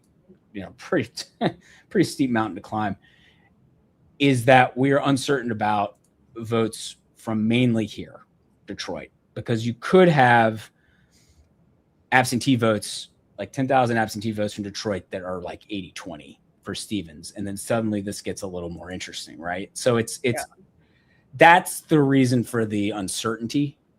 Because here's the thing we know. Looking at the Detroit breakdown, which I looked at a little while ago, it was like Stevens like 63-34 or something like that in Detroit proper. But we know that there were like 10,000 more absentee votes and some election day votes. We know that absentee votes have been better for Stevens. So an 80-20 result out of Detroit would not be shocking. It also might not even be enough because she has to do that in other places. But what if it's 85-15 and some of that? This is why also, to be clear, sometimes figuring out the estimated vote remaining is not an exact science. Like we have called registrars, we have asked, how many, we've been finding out this information to the best of our ability. But I think it is worth noting in our age of having it used to be just precincts reporting back in the day. But now we use estimated vote reporting because a lot more people vote via absentee vote or they vote early and all this stuff gets combined at the end. And so with the different voting methods, that now it's a state to state, county to county thing. Some are better than others at giving you exact numbers and being able to report that. Some are just not responsive. There's some states that just don't want to tell you anything. But either way, it is possible that there's 150,000 votes left. It's also possible there are 135,000 votes. Like there is a little bit of like a plus or minus around that 140,000 votes remaining number. And obviously if it is bigger than that, that leaves a little more runway for Stevens to catch up. And if it's a little less than that, it leaves her even less. So that's why, that's the situation here. Although that does feel, they say it's 112,000 votes. That's interesting. I wonder if that's actually wrong. I'm looking at we have an internal thing here on the number of votes. I think that's also based on the estimate of. I wonder if that. Oh, anyway, maybe I'm wrong on that number. The point is, Stevens needs a large chunk of the vote, and it's been going up. And I don't have a spreadsheet open. Back in the day when I wasn't doing live streams every night or every election night, I would have like spreadsheets out calculating this stuff myself constantly. It's a little harder to do with 39 windows open. But the point being, it is, she keeps needing more of the vote in terms of the share of what's left. And that is, that's why El-Sayed is favored to win this thing and why some outlets have projected him as the winner and why we're still figuring things out here in terms of what is left and what is going to be necessary. Oh God, you know what? I apologize. It happened again. I thought I'd clicked back to it. Here, folks, the numbers are back. I apologize. I'm sorry. Again, sharing and yeah, knowing which tab I have open and I've got click to share. It's like, oh, I forgot to click back on share it. So, oh.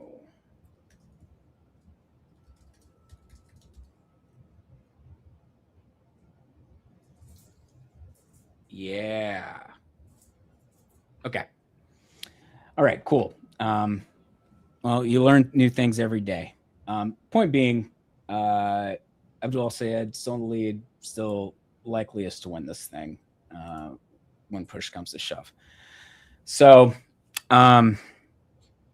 Yeah. Well, let's see if there's some other questions in here. No, we're not projecting it yet. Sorry, I didn't want to. Fun. This is the Stevens Denial channel. Sorry. Yeah, the comments are just really fun. Oh man. We've reached silly hours. Silly hours. Oh, the best part is that that people think we're like intentionally delaying here, as if as if we have any control over the winner of the election. I don't even work for DHQ. I'm just. Yeah, she's just a guest. Grace works for the 19th. The 19th, which is a great publication that you should all check it out. They do a lot of great work over there. What is it? The 19th.org? Yes, 19thnews.org. News. I forgot. Sorry. Yeah. Forgot the news. Yeah, forgot the news. Yeah, we're a nonprofit newsroom covering gender, politics, and policy, named for the 19th Amendment, the same name. And yeah, there's been a lot of gender and politics this summer. Yes. I don't know if you guys have heard. Seriously. Yeah, in this race, obviously, hit on a lot of that. I wanted to look. What is the other? Oh, yeah, here we go. Let's see. Actually, somebody asked a really good question here, which is one that I was actually discussing earlier tonight with Chuck Todd and Chris Cillizza in a different life when they were also on this feed. When they were here. Any significance to El Sayed winning while losing all of the Detroit counties? Has a Democrat ever done that? I don't know the answer to that question, but I want to go find out. So once this is actually decided, I will want to dig in, because I think it is probably pretty hard to win a Democratic primary in Michigan and lose Detroit, Oakland, and Macomb. So that would be a very fascinating outcome. And I'll be clear. Go ahead, Grace. Oh, yeah, I was just going to say, I think Bernie Sanders did it in 2016. Oh, did he? Was that actually the breakdown? Yeah. Okay. I think so. I'm just looking at the map. Well, you know what? Yeah. You know what? I am capable of bringing this up briefly. I'll switch back. I promise. If I switch to it, I will not forget again. I'm going to be more intense about that now. I just didn't mean to slip earlier, and I want people to see the data. That's why they're here. Michigan Press 2016. Here we go. You should all check out Decision Desk HQ Votes. It's our election portal, which is what is providing all this beautiful information you're seeing on screen here. So yes, share this tab instead. Bernie Sanders. I think his image is attached to the name Bernard Sanders in our system, and I think that's why there's not a name. His picture isn't showing up there. But yes, Hillary Clinton won Wayne, Oakland, and Macomb, and Genesee and Saginaw, but lost. And if you look at this, she got crushed in Grand Rapids. She actually didn't lose Ann Arbor as badly as I would have thought. Yeah. Or Lansing, it looks like. Yeah, but interesting. But all that added up to a narrow Bernie Sanders victory. And so, but I'll go back to the race we're actually all here for now. And yes, we're aware that, actually, I see somebody pointing out Bernard. Very fun. If you go back and look at old Vermont election results, I actually live in Vermont now. I'm in DC for our coverage of this, but I live in Vermont. If you look at Vermont's election results, and historically when Bernie Sanders was running as the Liberty Union candidate for governor and Senate back in the 70s, he is always listed as Bernard Sanders. He didn't really become known as Bernie Sanders politically until he got elected mayor of Burlington in the early, 81, I think. But it's just funny to look back and see Bernard Sanders. Obviously, I think people who knew him as Bernie, but to the public, he was just the guy winning 4% as the Liberty Union candidate. And look where he is now. Now. It's wild.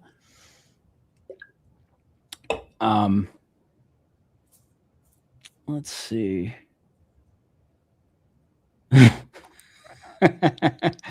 Oh man. I like the movie Dune as well. Someone wrote Lisan Al Gaib in the comments. It's a good movie. The second one's good too. I'm excited for the third one. We're still sitting here waiting on the last few votes. Let me do a quick run through of what's left. We know it's mostly Wayne and Macomb and Genesee. Worth noting, that's also a place where Stevens is leading. This is an audio test. Oh. Please remain silent for the best results. Okay. This test is designed. Oh gosh. Okay, well, I guess I'm in charge here while that's happening. I have no idea why this thing that's in front of me where we're doing this just cut on its Zoom, but it did. So fun with live television or live, whatever we are, TV, live streaming, live television. Anyway, that was strange. Maybe it had some sort of audio thing and I said something that magically started it. Like you accidentally call up Siri on your phone or something. But anyway, yeah, most of the vote is in Wayne, Macomb, and Genesee. And then there is still like 10-ish thousand votes in Washtenaw where Ann Arbor is. And that latter one is good for El Sayed. But I think it's those first three is the reason why, yes, we have not projected the race. No, we don't care if someone else has projected it. We're seeing, the same general trend here, which is that Abdul El Sayed is probably going to win this thing, but we're not quite ready to project it yet. No, not because we're Haley Stevens stands. It's because we have a process. Usually that process is faster, but sometimes it's not. And this is one of those nights. Someone notes Hong will win Wisconsin and you'll like it. I mean, she very well might win. In fact. Oh, did I say Nikki Haley by accident there? I think I meant, maybe I said it while I was trying to say Haley Stevens. Yeah. Fun times. Oh boy. Yeah, Abdul El Sayed. I think I said it correctly. Sorry if being from the Shenandoah Valley came out briefly and I said Al Sayed. I know it's Abdul El Sayed. So let's see.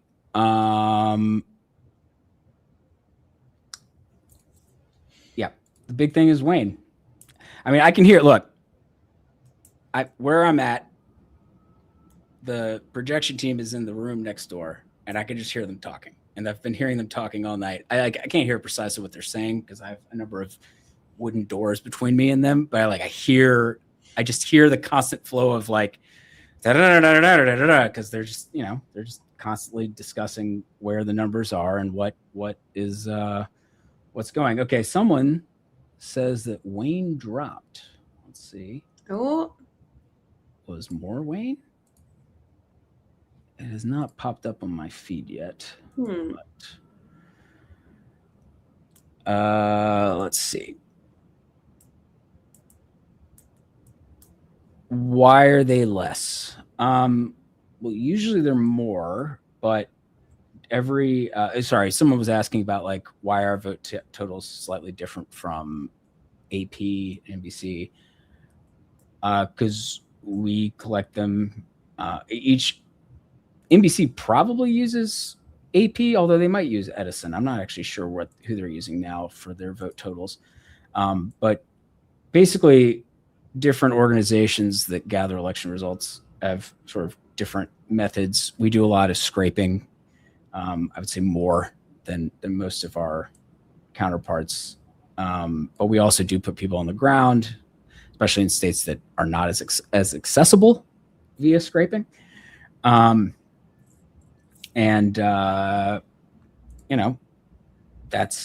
generally how it goes. And a lot of the time we have votes in quicker than our counterparts.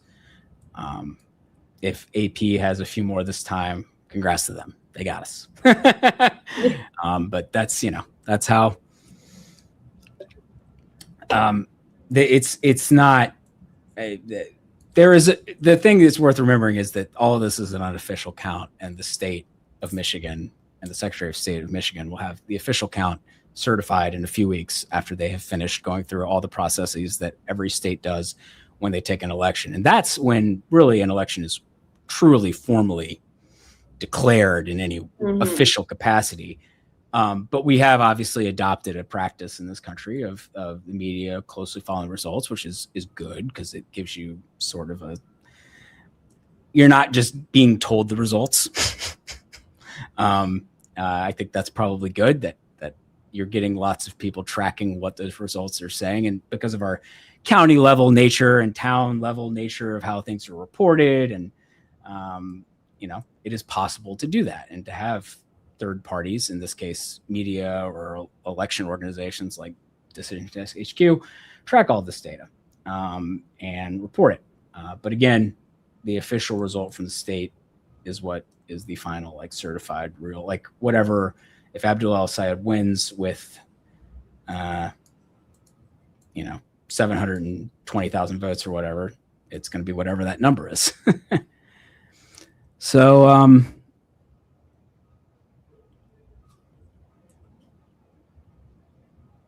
and we just got a little bit more.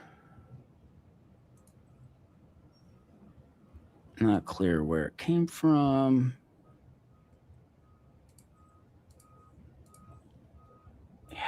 Yeah, I would love for Wayne to drop.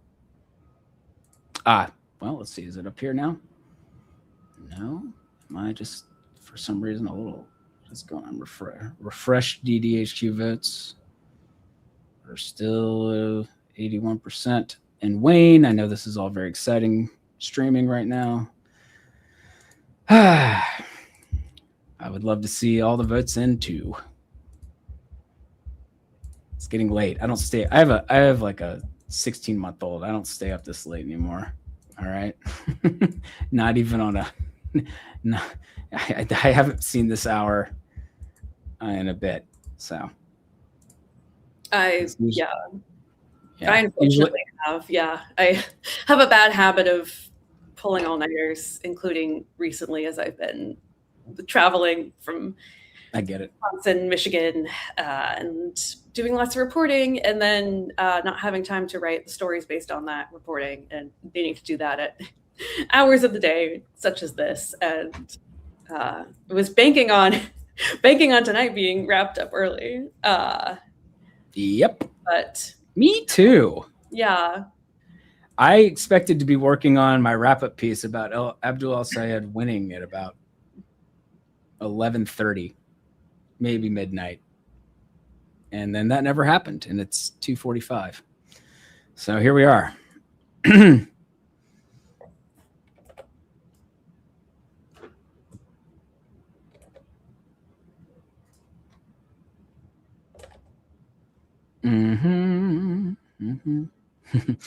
I see someone ask, why is it 81% for the Senate race, but only 70% for the House race? And that's because actually, so this is for the entirety of Wayne County for the Senate race. But the congressional district that they're talking about is this one over the 13th. But this is actually only contains part of Wayne County. Right. It is not all of Wayne County in the congressional district. Wayne County has the Rashida Tlaib's district right here. So this is just part of it, and this part is it has Detroit, and that's probably what the holdup is, if I had to guess, based on what we know at this point. And so we have around 80% of the estimated vote in for Wayne County as a whole, but only about 70% in this congressional district because of the constituent parts of Wayne County that are in that congressional district. So that is the difference at the end of the day, and why they're not aligned. So it's a good question for sure. Someone says there's more Ingham. Thank you, chat. Yep, Ingham is almost. He's basically in. I mean, we say there's around 500 votes left, so a little bit more for El-Sayed. Let's see, where does that bring us to? He's up by 26,000 votes.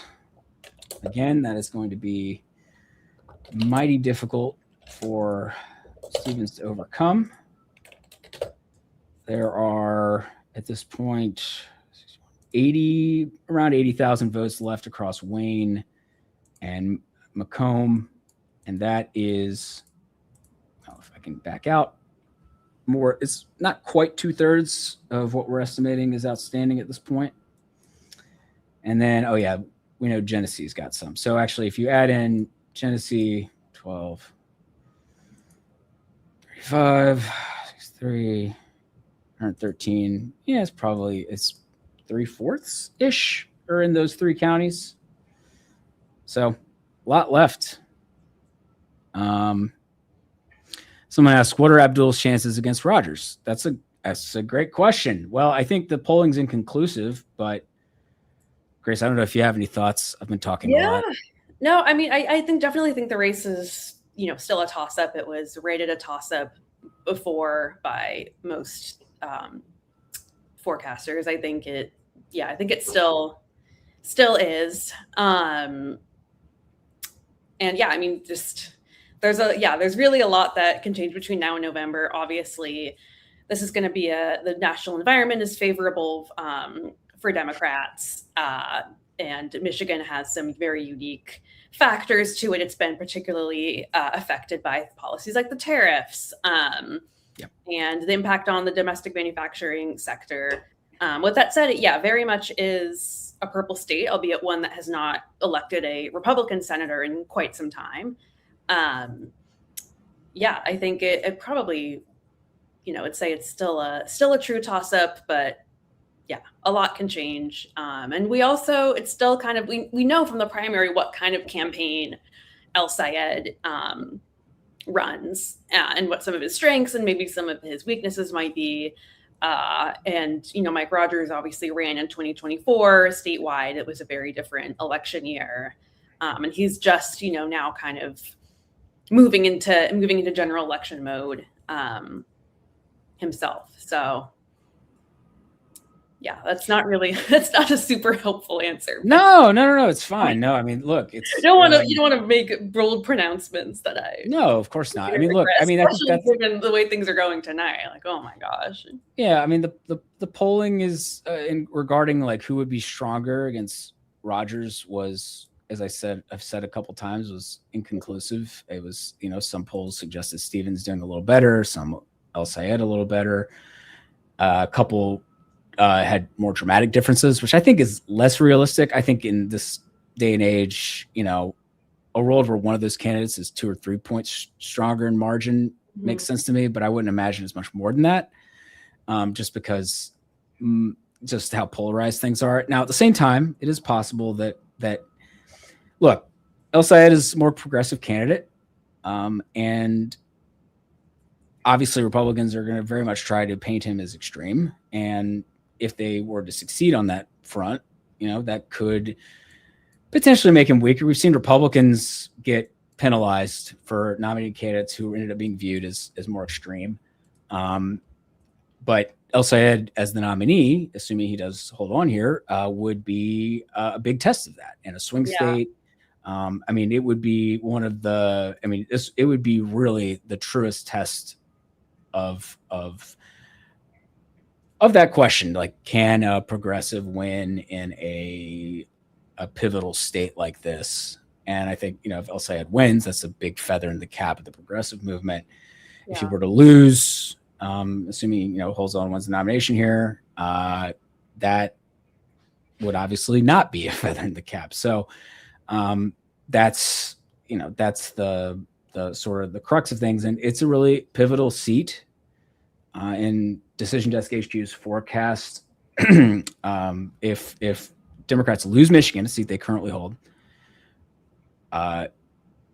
Republicans win a majority in 85% of the scenarios in which that happens. And so, that's very bad for Democrats, obviously. So that's why this seat is so critical to sort of the overall political situation and who can get a majority in the Senate. I do think, just thinking, broadly right now, our forecast gives Democrats a slight edge in Michigan. A lot of that's based on sort of the fundamental situation. It's a Democratic-leaning political environment. So there are a lot of things that should be going right for Democrats. Once we have a nominee here, we'll add in the general election polling. And, I imagine because both candidates were polling more evenly with Rogers, that might help the Republicans a little bit at the margins in our forecast. At the same time, we also take in prediction market data, which may not move all that much. And so it may not move actually that much. So there are a lot of inputs. So this we'll see, but that's sort of my take on where this is. Why am I in my mom's basement? I'm not. I'm in like an office room. I'm not in my house. I'm not in Vermont. I'm in Washington D.C. The whole team gathered. It was a big primary day, and so it was a chance to get what is not entirely, but a lot of remote people together. So lots of fun. That is fun. Oh yeah. I mean, look, I like the people I work with. It's fun to see them in person. Yeah. I like being able to work remote. That's very good for me in this situation. My wife has a job in Vermont, so I can live in Vermont. Yeah. And take a short flight to DC. Still haven't seen Bernie on that flight. Oh, really? That's surprising. No, I have run into him. Yeah. On Church Street in Burlington. Oh, nice. But he was like walking down the street with an aide and just taking pictures with people and sounds about right. Yep, exactly. Yeah.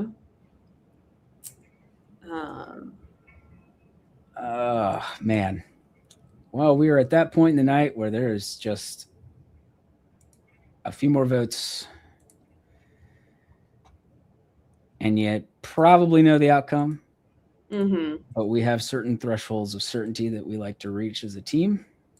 And I know that is what they are currently discussing and have been discussing for a long time. What is left? What's there?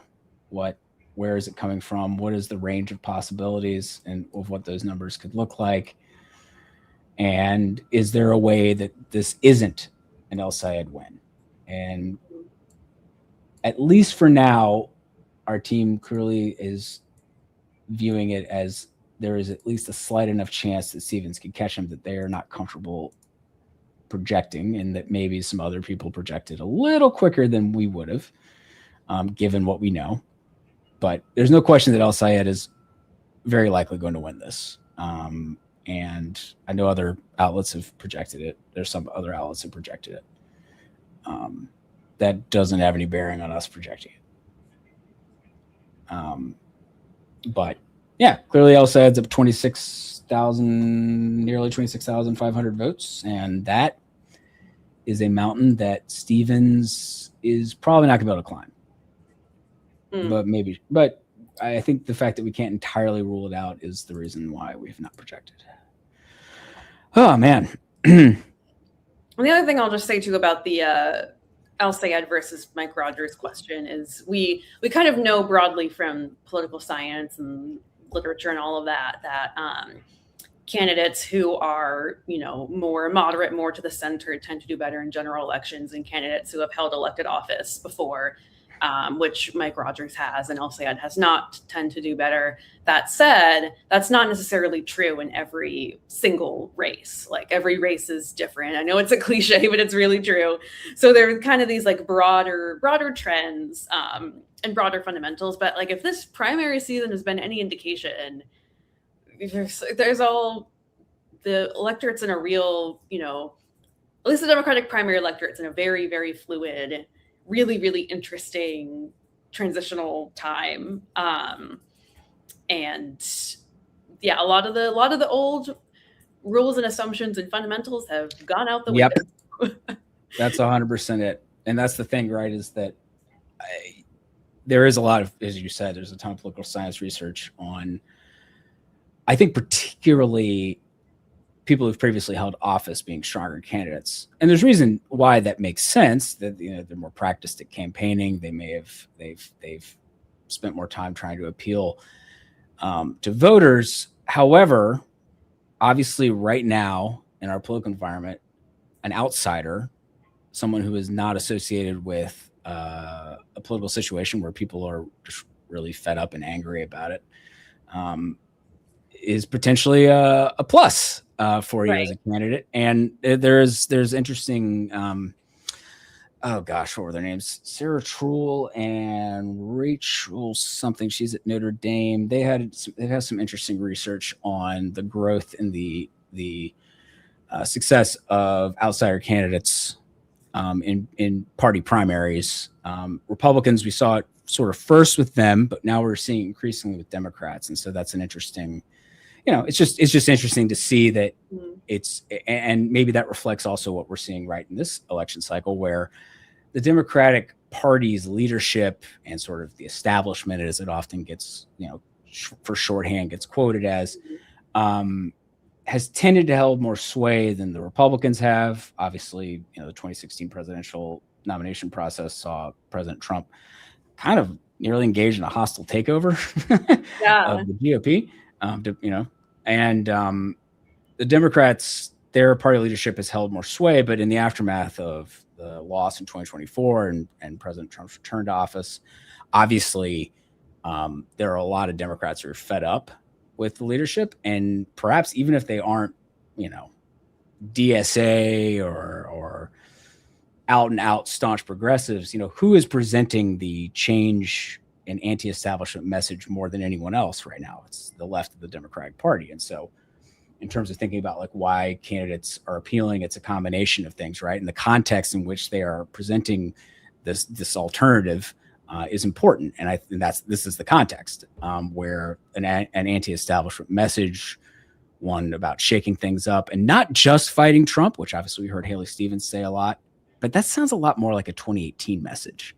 And it's like, there's like an extra something to that now that is more reflected in what you're hearing from progressives and even, DSA type candidates. And clearly that has had an appeal. And we saw the Republican Party leadership and establishment sort of lose control of things. And that may be happening on the Democratic side now, not necessarily in the same way, but, Chuck Schumer isn't necessarily a happy camper these days. Right. Well, he did. Yeah, he has, landed some of his preferred recruits in like some states, like Ohio, Sherrod Brown in Ohio, Roy Cooper in North Carolina, Mary Peltola in Alaska. But I think that's true. True. That's true. But at the same time, I do think Maine and Michigan are really kind of blemishes on his otherwise very successful track record in recruiting good statewide candidates. And I think it does speak to the political moment that we're in. And I know like a lot of the narrative coming out of tonight is like, oh, this is so much closer than we expected. And they'll say I'm not winning as much as people expected, but it still is a big deal that the preferred candidate of the Democratic Party leadership establishment, even though Schumer and Gillibrand, who runs the DSCC, didn't explicitly endorse Stevens. They, made it known that she was their preferred candidate, and also the candidate endorsed by Michigan's most senior current and former statewide Democratic elected officials who had been the beneficiary of some 30 million plus in outside spending. The fact that a candidate like that still lost, albeit maybe by less than she was expected to, but that, that does, it does still say something about, the potency of a candidate like El-Sayed.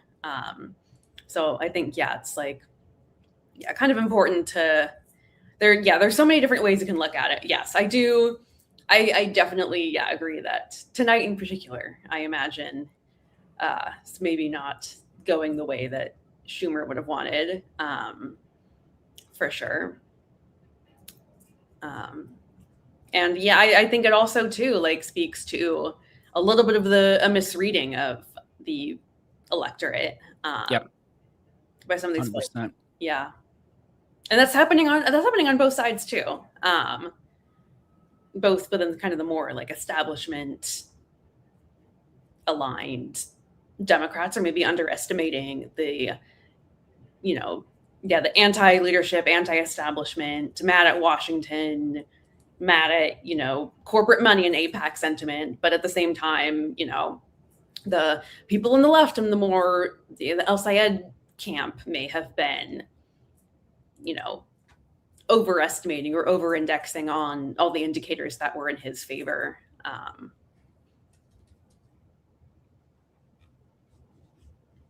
Oh man. So my friends have a running text thread watching me on this that I can see. That's very funny. Thanks for staying up with me, guys. Nice. Yeah. Well, it's 3 a.m. and we don't formally have a projection, but Abdul Al-Sayed is most likely going to win. And this is where the state of things are. We are slowly chipping away at the votes remaining. There are 77-ish thousand in Macomb and Wayne. Still another 12 in Genesee. So that's like 3/4 of what's left, or 2/3, one or the other. And and people were asking in the chat. So we've got, yes, but at this point, most of what we're waiting on is absentee vote. There is some same day vote potentially in Detroit. Might be some provisional votes, which sometimes there can be a fair number.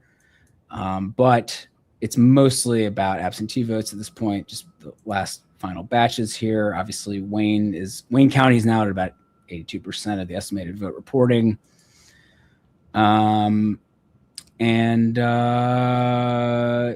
that's sort of the situation in those two places. There's a scattering of votes in other around. I mean, there are 120,000 votes left, so you do have. Actually, we think we've got everything from Kent, for instance, where Kent County, which is where Grand Rapids is.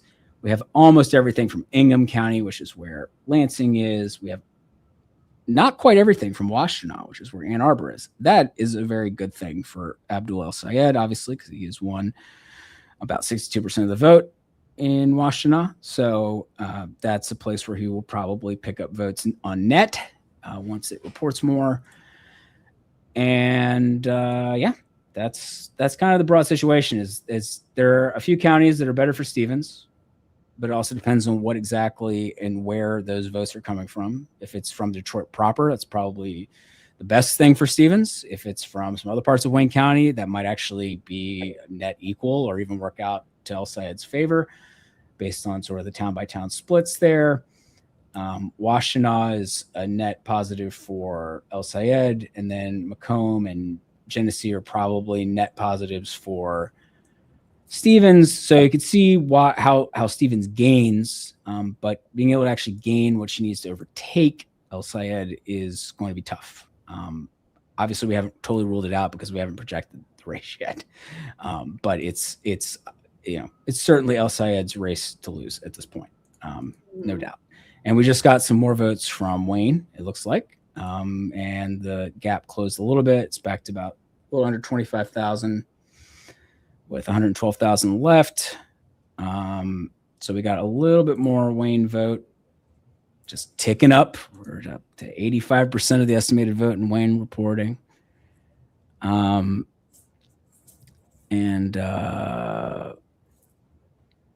really enjoying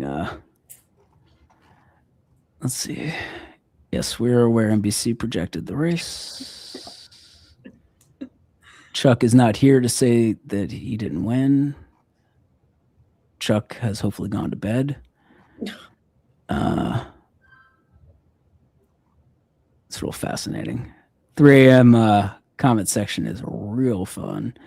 Oh, somebody asked, there were a couple questions I saw on this. Somebody was wondering why the estimated vote on I think it was CNN or something, why it went from 91 to 90%, the estimated total reporting, even as the number of votes counted went up. And that's because other outlets, including ourselves, are trying to figure out how many votes are left. And we don't necessarily have that number 100%, in pen. It's in pencil. And we're updating it based on information that we're gathering from counties and towns about how many votes are outstanding. And so in some cases, turns out, there were a few more election day votes than we thought there were going to be based on what we knew at 4:00 or something. And so we'll update that.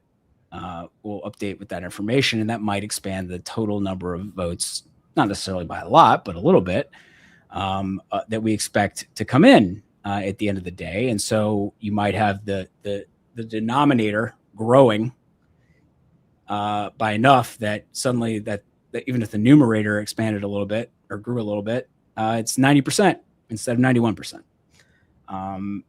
And also, I do see someone asking, why did Mike Rogers get 4,700 votes from one county and nowhere else?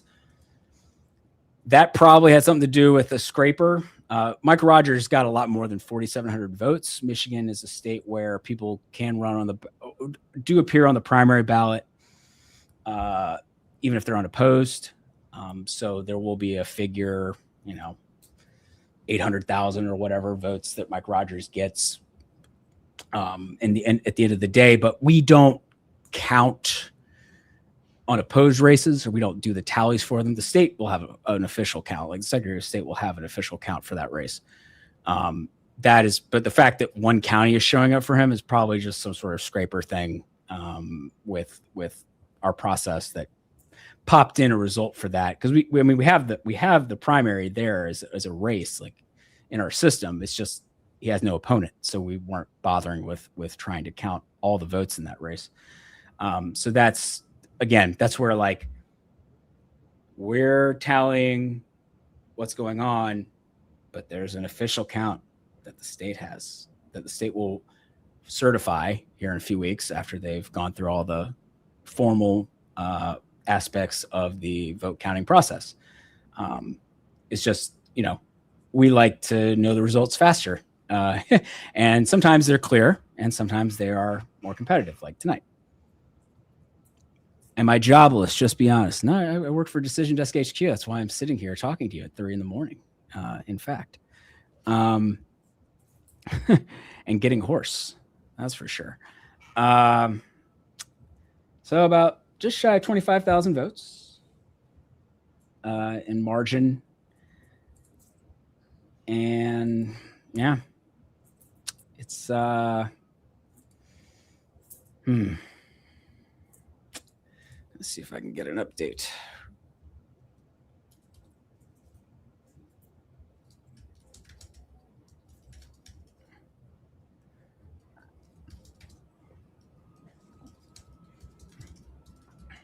Oh yeah, let's talk about something else for a minute. How is Michigan 13 looking? Well, we are getting more votes there because Wayne County has been tallying more votes, and the part of Wayne County that this district takes in, we have more votes. And Donovan McKinney is up, still by about the same margin he was up before, but we are up to almost 80% of the vote in. Again, because of the votes outstanding in Wayne, same reason we haven't called, the Senate race. This is even more acute because all the votes in this district are in Wayne County. But McKinney's up. He's up by about 3,400 votes, and not quite 3,400 votes, and is better to be ahead than not. It's just could Sri Tanadar do better in some absentee votes down the stretch? Maybe, based on sort of the breakdowns we've been seeing so far in like the Senate race, types of candidates doing better among election day voters versus absentee voters. But that's just sort of where things stand there. And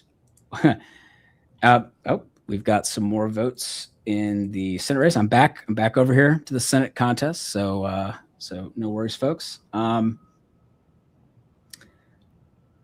Still about 25,000 vote margin. I think we got a few more votes from Wayne.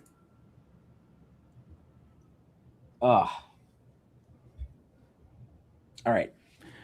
Grace, can you handle the for 2 minutes? Because Yeah.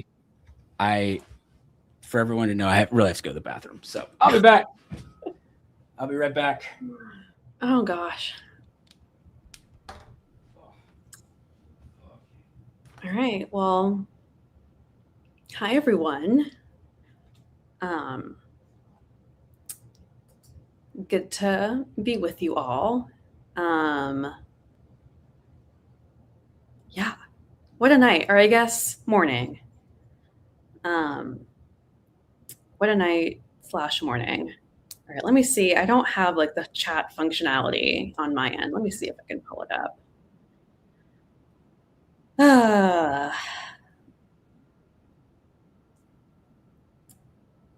This is certainly quite something. I saw a third almost all-nighter. Oh God, am I frozen? Okay, yeah. So I said I wasn't going to pull an almost third all-nighter in a row, but here I am. Yeah, I also live in DC, but I have been like way out of town for election stuff for much of the past month. I was gonna be in Maine with my family for a little trip with my parents in July, and then was also going to do some reporting on the Senate race there and how abortion was playing into it. And I arrived there the day after Graham Plattner dropped out. So I happened to be there while all of that was playing out. One of my friends joked that I'm like the Grim Reaper for candidates. Because I was in Maine for that. I was in Down East Maine, like kind of actually near Bar Harbor and Sedgwick. I was in Sedgwick. That's where I was. So I did like a little bit of on the ground reporting on the very last minute convention process to replace him, and then was gonna try to fly straight to Michigan from there. That went terribly. If you ever want to try to fly from Maine, especially out of the Bangor airport, to like the Midwest on a summer Saturday, don't do it. We had crazy weather. My connecting flight to Chicago was like delayed for hours and then canceled. And I was like still coming up with backup plans. That's like one of the main skills I've learned from being a campaign reporter is like, you just have to be really resilient and like take challenges like that in stride. So point being, I was like stranded in Bangor, Maine. I was just telling my story about how I tried to go straight from Maine to Michigan to report on this primary the weekend that AOC and Bernie were rallying with El-Sayed and Will Lawrence in Lansing. But I ended up getting stranded in Bangor for 3 days and made it back to DC and then like turned myself around, got to Michigan, and then went straight to Wisconsin and have just got back from Michigan from Wisconsin on Monday. So I've either been working or in travel hell since July 12th. July 11th was my last actual day off. Nice. I do it for the love of the game. Do it for the love of the game. It's been one hell of a time to be a political reporter. No doubt. Let's see. All right, I'm back. Let's see. So there's about 69,000 votes in Macomb and Wayne. And all told, we think there's now a little bit less than 100,000. So El-Sayed is up by 24,000 votes. And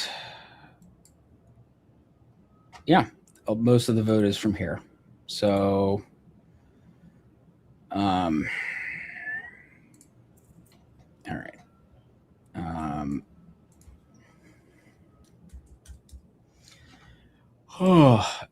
Yeah. So it's. I mean, look, it's really just that I think it's Detroit. It's just the fact that Detroit could come in big enough for Stevens that we can't entirely rule out. I mean, that's the only reason we haven't projected it. Because obviously El Sayed is in a very good position to hold on here. And it's 3:15 in the morning. So, yeah. It is. Someone says Grace should be asked to defend the drivers in Massachusetts. Oh God, that I can't do. That I'm not gonna take that one on. No. But you know what? What I will say about Massachusetts is at least we're self-aware about our shortcomings in life. And you know what? We're not the only ones who are bad drivers. Maryland drivers notorious in the DMV area. Yes, they're not good. No, they are bad. They're very bad indeed. That's funny. Yeah, they sorry, I'm just laughing because they're just so notorious. It's yeah. All right. Well, I was trying to take the time to just calculate this because I have a moment. So why don't we figure it out? If there are 96,000 votes left.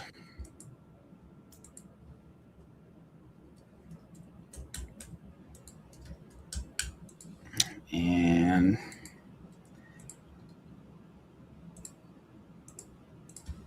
I'm sure it's very exciting television here, or whatever we're on, streaming.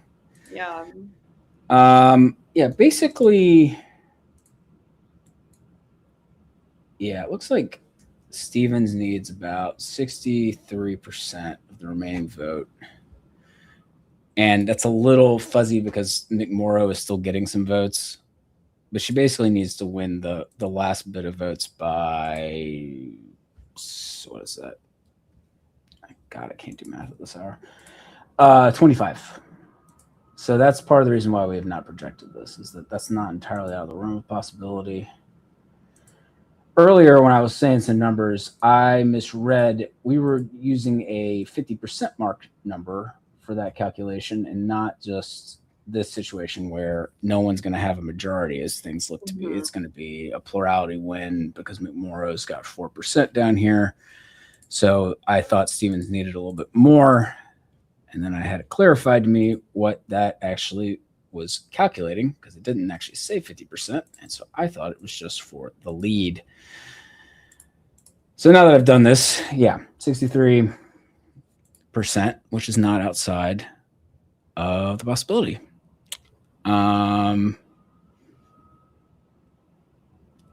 says, I assume 99% of the McMorrow vote is early mail-in. Most of it, yes. And the fact that we've been getting absentee vote here at the end, I think it's actually possible that her number, that she's increased. Let me take a look at that actually. In our vote drop history on the Decision Desk HQ Votes portal, which you should all check out. It's free to sign up.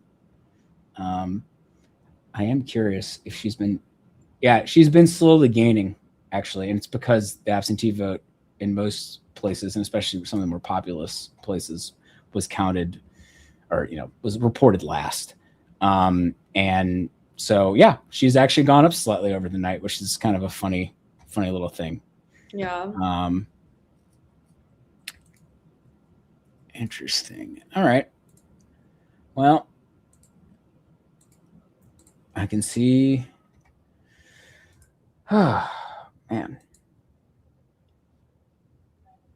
Yeah, something I'm curious about too with this, the climbing also number of McMorrow votes is how many of that. I'm thinking probably not a lot of them are people who would have cast their ballots before she dropped out because that was a month ago. I mean, I do. Yeah, I think Michigan people can request absentee ballots pretty early, but I'm like very like so intrigued by this idea of, you know, we know there are tens of thousands of McMorrow protest voters, the McMorrow middle, and it's like it's a sizable chunk of the. No, 4%. I mean, yeah, I mean, Yeah, that's it's real. The people, the same day or the election day vote, folks who voted for Morrow, I will be interested to see. Oh yeah, actually, yeah. Because that's like, in fact, hold on a sec. Can I find this information out? Let me see. At least for Detroit, because I had that open earlier. Let's see. It has. I think they had vote type, vote method.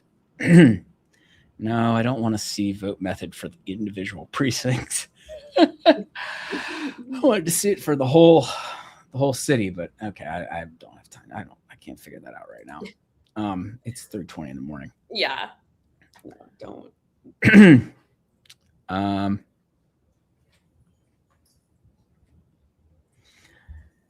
Folks are heading out who are not on who are not me and are not on the projection team. Yeah, well, now it's closer to 25,000. Maybe some more from Washtenaw. Yeah, some more from Washtenaw, where Ann Arbor came in, and so that would make sense because Abdul Sayed is doing very well there. So that gave him a little bit more of a buffer, and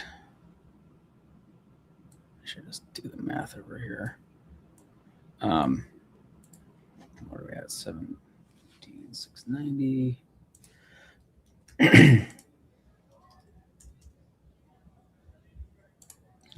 No.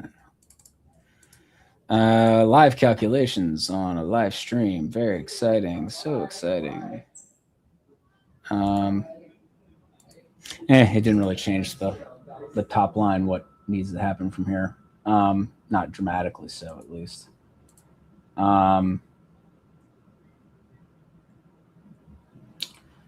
Yeah, well, you did it again, Wayne, Detroit and Wayne County.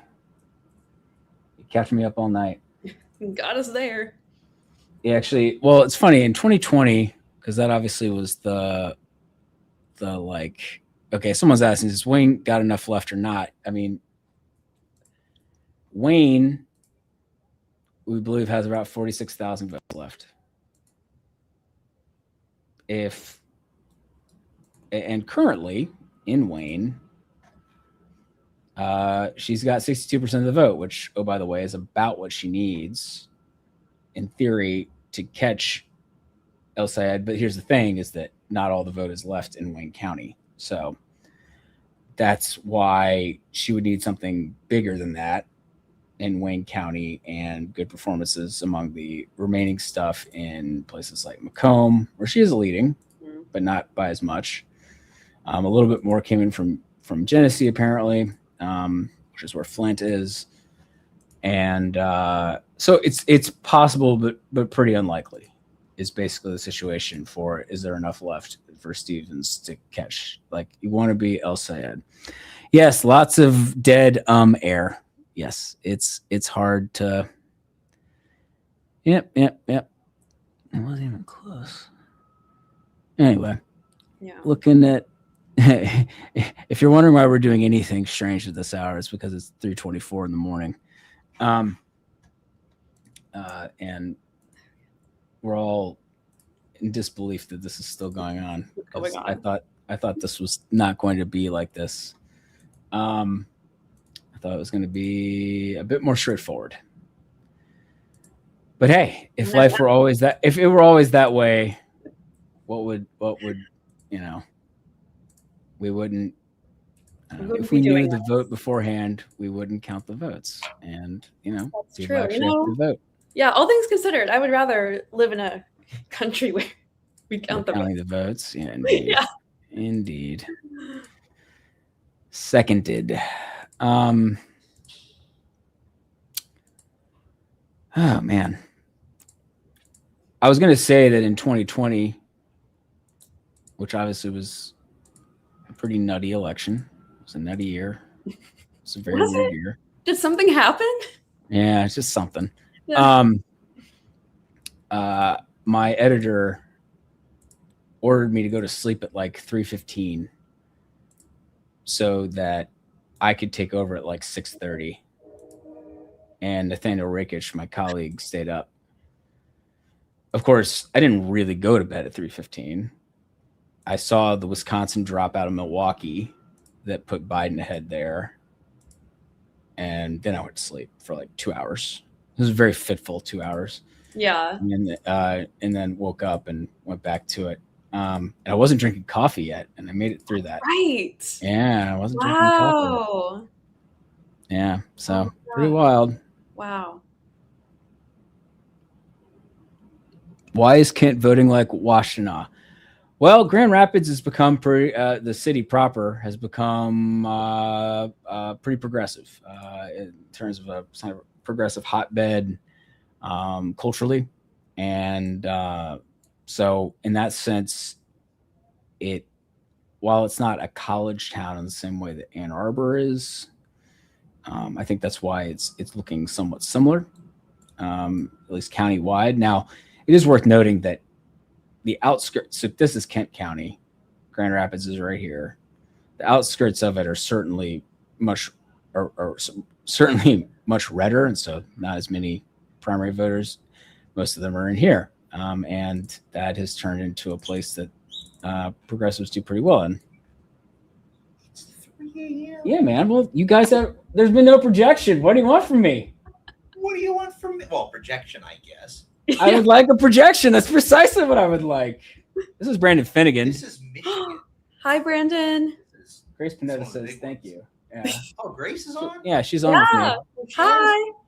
Hi. Yeah. Oh, well, you're not on camera. Now you are. Why? That's one of the founders of Decision Desk HQ. And there's. In a few minutes, Brandon. You should just, I know. Yeah. A little antsy. Anyway, yeah, I don't mind barging in here. we're just waiting on Wayne, right? I mean, is that really where we're Wayne's at? pretty much. I mean, it's always like, oh, what's left with Wayne? Oh, tell it to 3 different people to get 3 different answers. So that's the fun of dealing with Michigan. It's like dealing with Milwaukee with Wisconsin. No, Milwaukee's a little better. Philadelphia is much better. I rank it Philly, then Milwaukee, then Wayne in terms of getting a clear, concise answer from things late into the night. So nice. Oh, there we go. Yeah, I couldn't see. I'm still wearing my you're still wearing ridiculous yellow sunglasses. I think people can probably hear you. Probably can. They probably imagine I look exactly as I sound, as a crazy person wearing yellow glasses at 3:30 in the morning. So, but yeah, we're just Detroit. I mean, there's always outlying areas that we're still waiting for, like random precincts from rural, but there's no real big pockets of votes left out there. So really, the math is quite simple. If there's some magical, mysterious pile of votes for Haley Stevens, or what most people are considering is that there isn't, and this is over, but it's kind of just, you need that finality. You need to kind of know what's actually left there. So, but very interesting map, the way it kind of broke down. Oh, absolutely. What was the final polling average? El Sayed was up 53-40 in our final polling average of the race. So, slightly closer than that. Yeah, as it has proven to be. Which I'm sure, since you've been on microphone for the last 7.5 hours. How are you on here for that long? Well, we started at 8. 8? Oh my God, crazy. Well, then again, I'm the one. We started at 8. There were a lot of things projected. I know, doing a lot of things back then.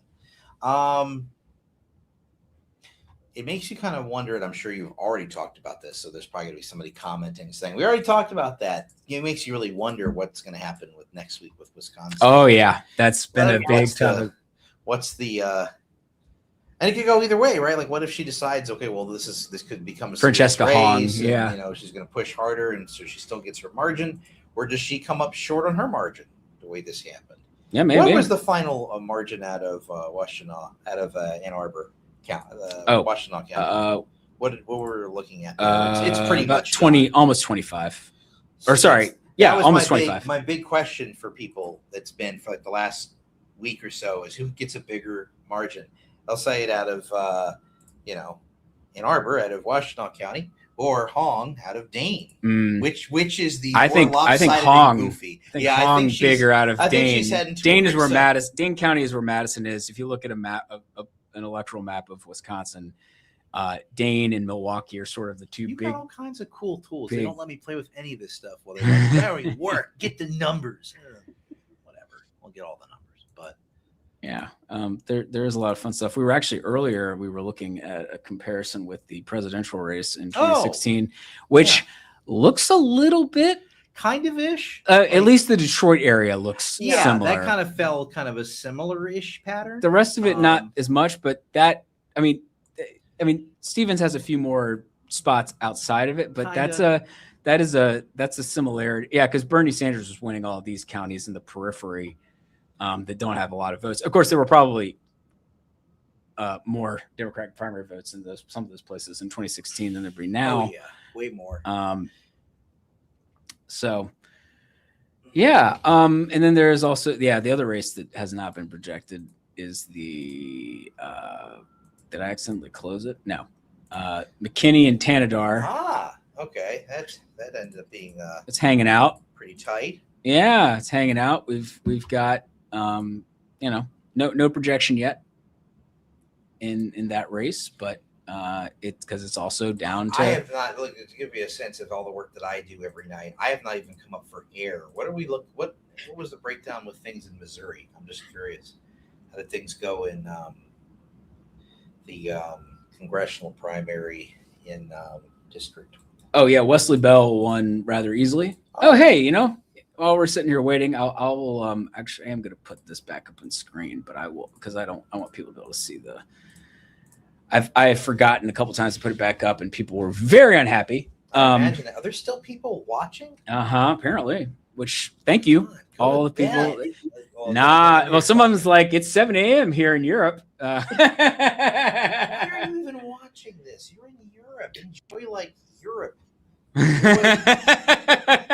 It's the same reason why I could imagine myself watching like a stream of UK. I mean, waiting up for like UK election results at an hour. I mean, I guess you know.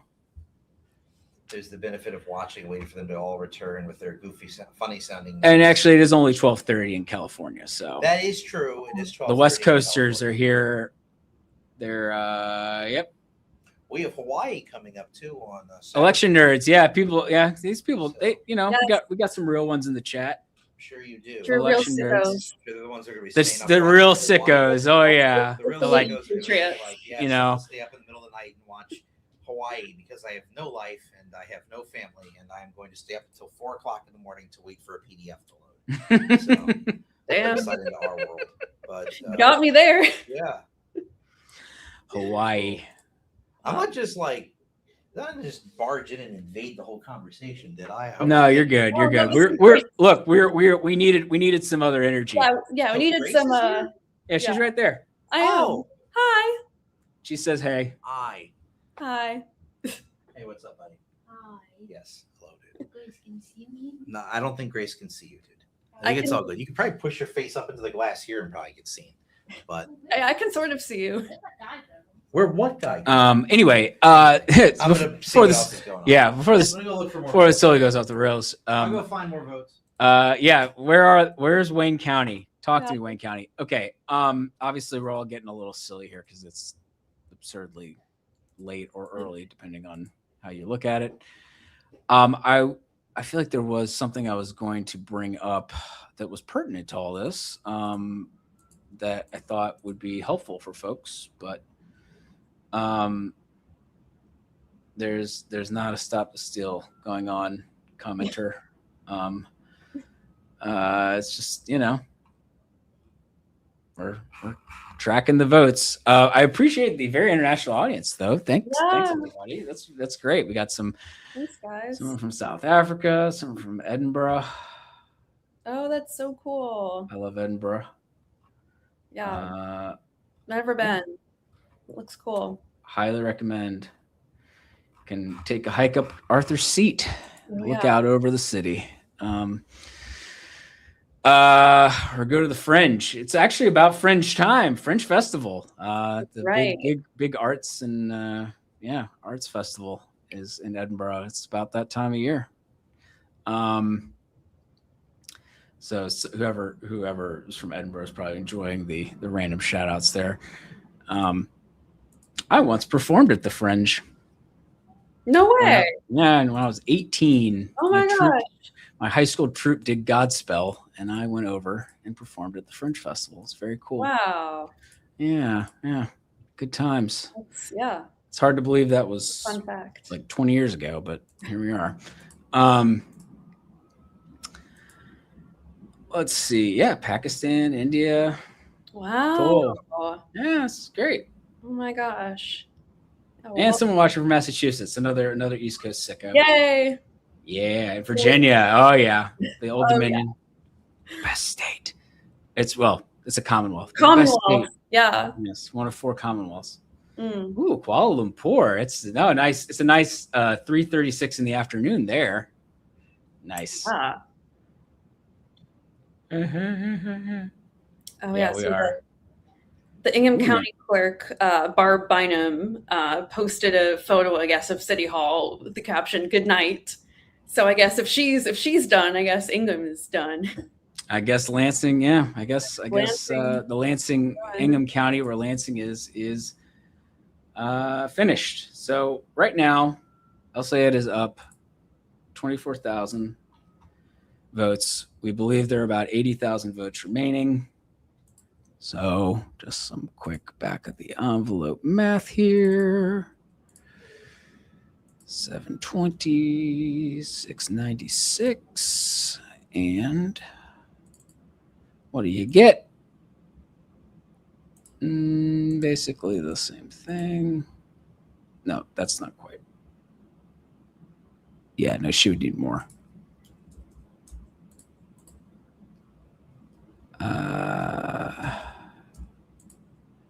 Yeah, I mean, at this point, Stevens would need about 65% of the remaining vote to tie.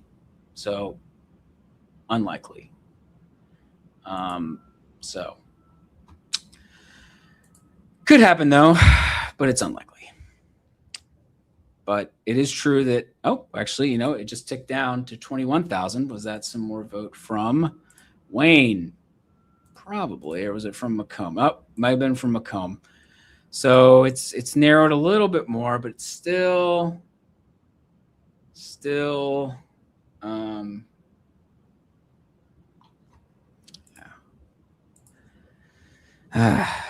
some people are very fun in the comments. Very fun.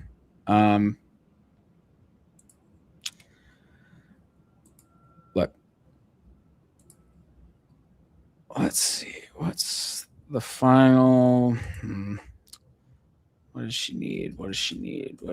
So just as an update, she would probably need, at this point, based with about 68,000 votes left, she would need 67% of the remaining vote. So it is ticking up as, I've said it a lot tonight. She's lost. She's been running out of runway. It's just that we're really deciding to take this all the way to the edge of the runway before we find out just where the edge is, apparently, to just extend that metaphor a bit more. But clearly the runway is there. The end of it is near. Yeah, somebody. Yeah, I'm not in a position to ban that person spamming the chat. Sorry about that. 4 a.m. My wife's going to be like, that is absurd. I'll be like, it is. It was absurd. I see somebody notes NBC shares the same numbers. So the candidates, but says 115,000 remaining. This is where the fact that differing methods of estimating what's left, having been, I'm just going to say that I trust our number a little bit more. But it's one of those things where you're working off of the data that you can get from the county registrars, from people on the ground, and it's a little bit of a guessing game in terms of the estimated vote remaining. So someone asks, could she win that much of the vote? Unlikely, but she has been winning 62% in Detroit. So depending on if some of that vote is still the Detroit vote, and it's not necessarily all from Detroit, but if she were to win, if it was absentee votes in Detroit and she was winning like 75% of them because she's been doing better in absentee votes, you can like squint and see maybe how it happens. But somebody just wrote APAC funded stream. I would, if APAC is gonna like possibly waste 70 million or whatever on this race, if they want to write me a check, so I can pay off the rest of my house or something, and and they don't ask anything of me, then that's great. But I don't think that's gonna happen. So no. No, I do not necessarily disagree with NBC. It's just down to for what it's worth, paying off my house might end up being a better use of that money than what APAC was doing in the Michigan Senate race, but we'll see.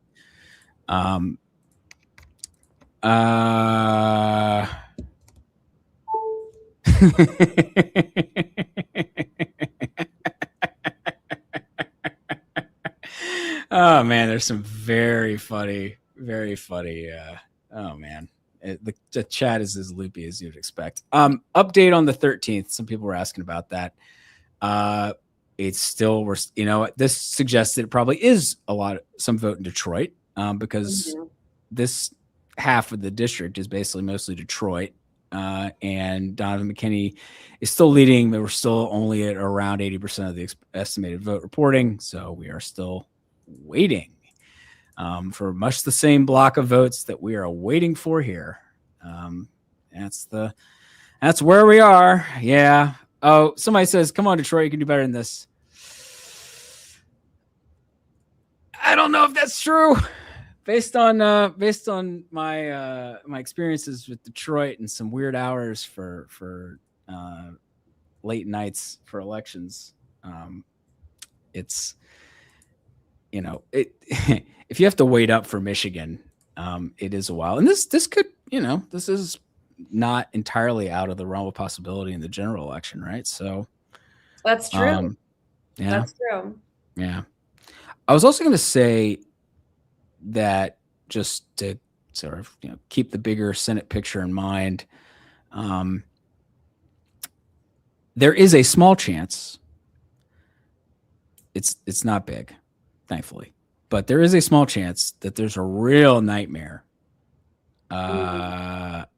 situation from the perspective of wanting clarity in the outcome of the election, which is that the Senate majority all comes down to Alaska. Oh my gosh, I hadn't even thought of that. Yeah, I mean, maybe I'm just putting it into the. You're just manifesting some wild stuff. Yeah, well, I've already put it out into the really ether. Already jumped the shark. Probably doomed everybody. Yeah, because look, Alaska will be, because of the time zone situation, one of the last states to report, basically last state to report. And it will also be relatively slow to report because large chunks of the state are pretty remote. And they have a pretty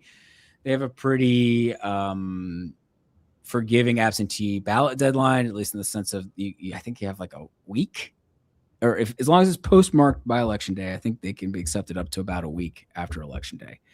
And then you have a situation where someone might not have a majority of first choice votes and they have ranked choice voting. So if it came down to ranked choice voting, it would take even longer.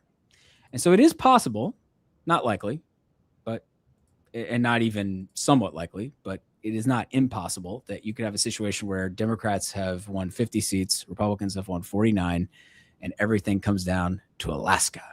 Oh. And yeah, if that happens, it'll be wild. That's for sure. Wow, I had not even considered that. Yeah, and they're also, not only do they, well, I mean, a big part of the reason why they accept absentee ballots until so far after election day is because there are a lot of places in the state, in fact, geographically, most of it that is not even accessible by car. So you don't have mail trucks, you have mail planes. Yeah.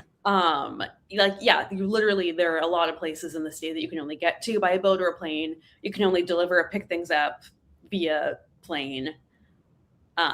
That's also part of the reason, a big reason why Lisa Murkowski has opposed the SAVE Act in the Senate and opposed other measures to limit mail voting because of their impact on Alaska. But yeah, a situation where we might not know the Senate majority for a week. That's fun. I hadn't thought of that.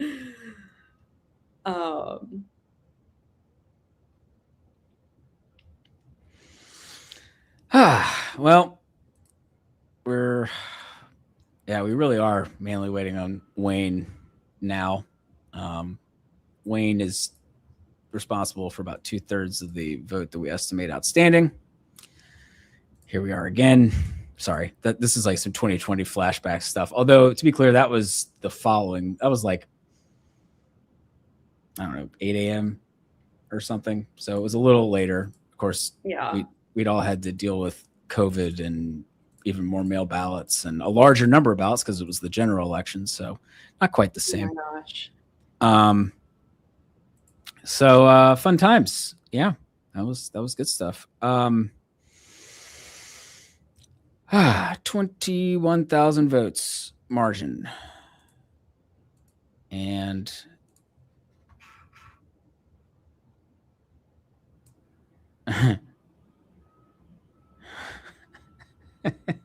my friend who lives in California reports that CNN is using people streaming from the United Kingdom commenting on this race. It's 8:37 a.m. there. Well rested. Soft.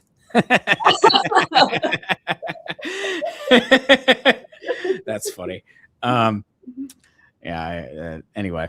Nope, we're still going. Yes. Someone is like, give it to me straight. Mallory's got a chance. Only if Mike Pence has the courage. Only if Mike Pence. Actually, it comes down to the state legislature.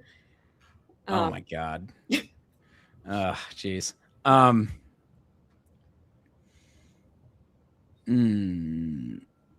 Anyway, it's we're just waiting on Wayne. Waiting in Wayne. Our sanity is waning. Yeah, our sanity is waning in Wayne. Yes. We are wilting in Wayne.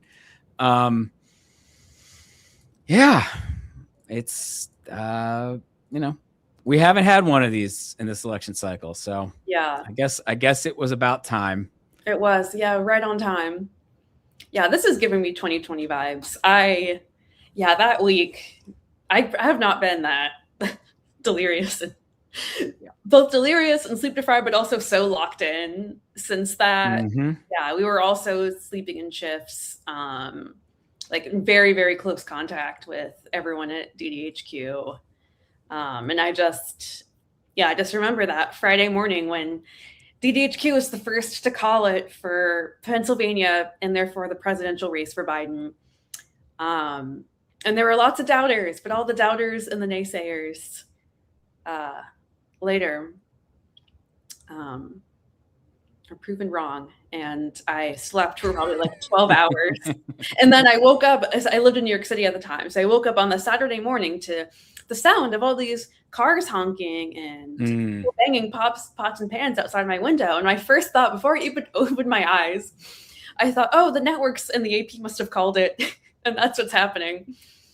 And that was indeed the case. So yeah, it's a wild time. I'm not quite Jack thinks I'm falling asleep. Not quite, but we're getting there, my guys. Someone asked a pertinent question, as this race is obviously close, which is, what is the recount margin? Well, an automatic recount in Michigan for a statewide race involves an extremely close race. Like, we were looking at this up earlier on verifiedvoting.org, that the differential has to be 1/10 of a percentage point or less. So much closer than what it is now for an automatic recount. Now you can essentially request and pay for one that is, if it's not as close, but that, at least from the automatic recount standpoint, that's not quite it. Yeah, and as someone pointed out, the last Senate general was a 0.3 difference. Yes, Alyssa Slotkin very narrowly defeated Mike Rogers, who here is running again, the Republican nominee. And, that's really nice. Somebody is in Seattle and went to UVM, which is near where I live now, the University of Vermont, and is a UVA graduate, which is also where I went. As an undergrad. So wahoo wah. Yes, appreciate you watching the stream. Sleepless in Seattle. Just like that. They're milking it. Buddy, we're way past milking it. This is extremely excessive. This would be very excessive milking I mean, it's an important race. I'm up and it's 3:50 in the morning, still monitoring what's happening here and talking to you fine people, but this is a lot for one race in early August in a primary. Yeah. This is a lot, but obviously it lived up to the billing. Everybody's like, oh, this is like the pivotal race. This is and here we are, and it's freaking 4 a.m. We've really done it. Someone asked, what's our criteria for calling it? We project, I think it's simply this, the simplest way to put it is that we want to essentially know that based on the voting patterns, that there's just simply not enough vote that could change the outcome. And because Stevens has done pretty well in the city of Detroit, and it looks like that's where at least a fair number of these votes are, we need to make sure that she's not having a particularly strong showing out of what are probably a fair number of absentee ballots there, thus making it more possible for her to catch Abdul El-Sayed. Like right now, she's unlikely to catch him. She needs like 2/3 of the vote that's outstanding, that based on our estimate of what's remaining. And that's not likely. El-Sayed is favored to hold on, but we can't absolutely rule it out, or we're not comfortable. We haven't reached the statistical certainty that we can rule that out, so we have not projected it, and that's why we are still here. Yes, someone is asking what was the final spending. Yes, it was overwhelmingly in favor of Haley Stevens. This is just ad support, so you could add on more for other not ad related things, but the bulk of spending is on ads. And yes, Haley Stevens, pro Haley Stevens ads. This is as of July 31st. So actually the final number will be a little bit larger. This is from Ad Impact, which does great, they do great work. About 64 million on behalf of Stevens, and only about 7 million on behalf of El-Sayed. And the rest of that was basically McMorrow, pro McMorrow stuff. So yeah, overwhelmingly, Stevens had a lot of outside support. About half of that was from the United Democracy Project, which is the affiliated super PAC for AIPAC. So yeah, that obviously is clearly has played at least some role in this race, right? I mean, you can't. That is so much money and such a lopsided advantage. Now, I think we were talking about this some yesterday, that there's got to be, El Sayed has almost certainly done better in some of the more organic ways of reaching people through like social media, things like Instagram and Twitter or X, things like that. Surely has been, and in fact, I have seen stats on it, but I don't remember off the top of my head, but he did better on that front. So in terms of engaging people in a more organic fashion, I think there's no doubt that he was superior on that front. So, yeah, I do enjoy someone trying to say these are obviously rigged elections. No, the whole world is per Abdul. That is not true. Clearly not. No. Clearly, you know. at least. Yeah, I mean, look, it was a contentious primary, and here we are in a very close race. The candidate colors, I believe it is usually ABC order, or it's random. I should probably ask about that. It's not my responsibility. So it is not chosen at will. It's not like, oh, we'll make Al Sayed green. No, there's just it gets assigned like automatically in our system. So what's yeah. And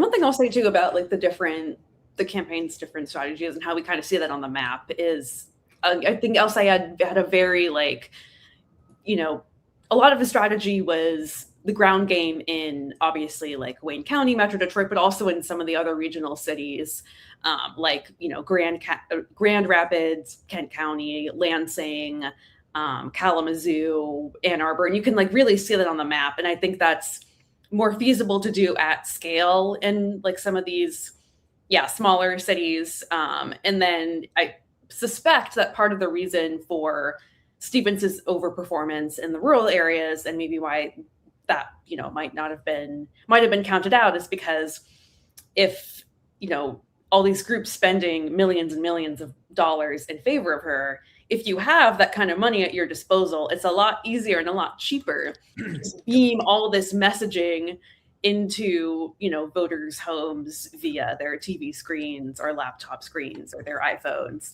than it is to like do the kind of like ground game going door to door in rural areas. I think that actually might be a big part of the story.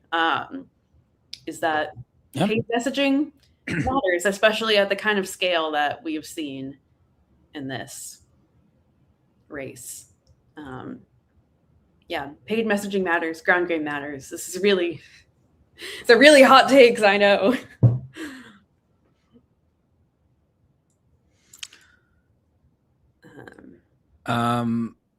Someone's like, why is the AP count different from the DDH2 count? That is down to where they are gathering the data from. I mean, we gather a lot of our data scraping the official like Detroit's website, the city clerk for Detroit. It's also possible that in a handful of cases, you have ground reporters, people actually on the ground at an actual location who are getting data that hasn't even been added to that yet. And so that can create small discrepancies in the process. Now, sometimes discrepancy is the wrong word, just differences, because it's sort of like one reporting group has gotten the data a little bit before the others, or they've gotten something from a county that the other one hasn't quite gotten. And so you just end up with these small differences. Again, I think it's good to remind people for the umpteenth time, there will eventually be an official vote total certified by the state. And that is what is actually the final election result. Yes. Not what we're reporting here. These results are all unofficial. If a media outlet projects a race, a projection has no legal bearing on who won an election. Yes, that part. It has to be certified by the state. And so, and there's very well trodden process for that every state has. Whatever the election office is responsible for that process goes through. There's responsibilities for each individual county. There's responsibilities for the statewide agency or official who's in charge of that. And then they certify them. And those are the official results that go down the record books. So when you go and look up, if you're looking for official results, the very final results, don't go to the New York Times page generally or media pages in general, because a lot of times they're not updated with the absolute final results, the final certified results. And that's not I'm not criticizing. That's not their job. You would want to go to the Secretary of State's site, or eventually on our votes portal, we do put on the certified results. But in terms of, if I'm looking for the absolute full final results for a place, I go to the Secretary of State for, in this case, Michigan, and download the data from their website. So yeah, that's what the final results are. I would love to ban that guy. He's doing great. Turnout. Someone asked about turnout. Turnout. I am not actually responsible for the YouTube feed that this is connected to now, so I cannot ban him. I don't think. Well, let me click. Can I? Oh, maybe I can. Let's see. Ooh, did I just? Oh God, did I just lose everybody? Are they back? Did I get rid of him? Hey, I might have gotten rid of him. Hey. I apparently I could, and I didn't realize earlier until now that in StreamYard that I could do that. Basically, I'm seeing a combination of all the different streams, the comments from those all in the same place. So apologies for not doing that.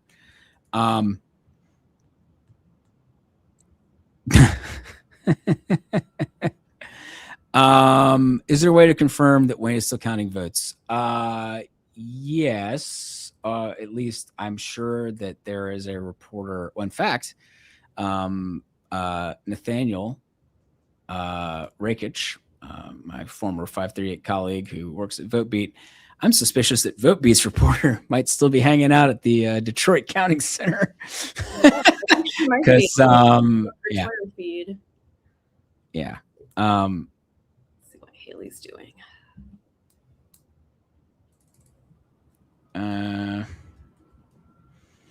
Who did you guys support? I didn't support anybody. I don't live in Michigan, and I cover this stuff for a living, so not, in terms of who won, we do not have a projection yet. Some outlets have projected that El Sayed won, and I think there's good reason to think that he will win in the end. But our team, we don't care if other outlets have projected. We have our own process. We have not formally projected the race yet. And, part of that is down to the fact that we are looking at a situation where there's about 69,000 votes left based on our estimates. And Stevens would need to win 68%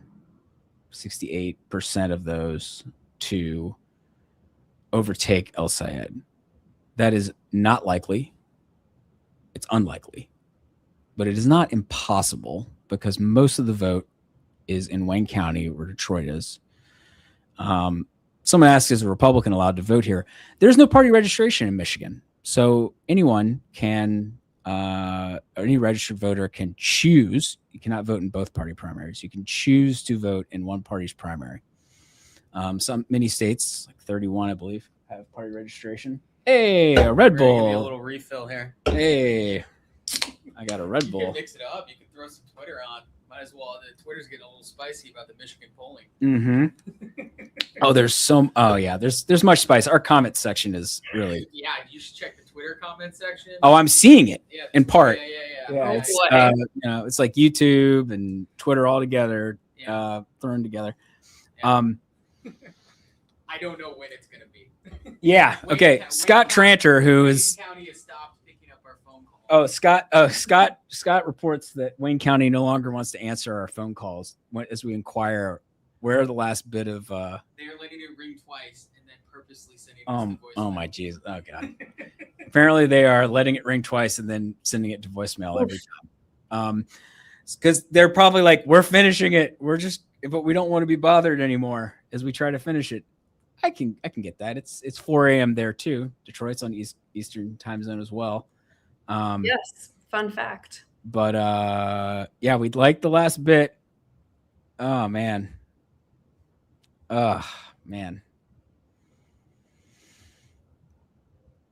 No, Wayne is not sleeping. They couldn't send it to voicemail. Well, maybe, no. Wayne is not sleeping. They are counting. This is usually what happens in Michigan is that Wayne County is the last to essentially fully report. It's just usually the election is not,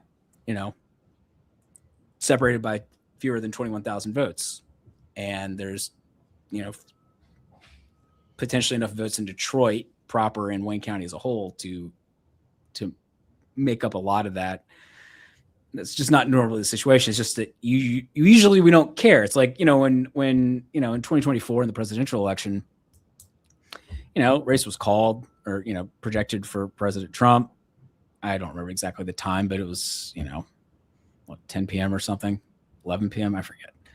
I mean, you could see the way things were trending, comparing results to 2020. And once we had a projection there, people stopped really paying attention to Wayne County's result.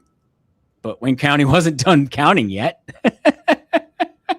So it's just that it didn't matter. It mattered. Like, obviously, you want to count every vote. It's just it didn't matter for knowing how things were going to play out in terms of the zero-sum win-loss outcome. But when a race is this close,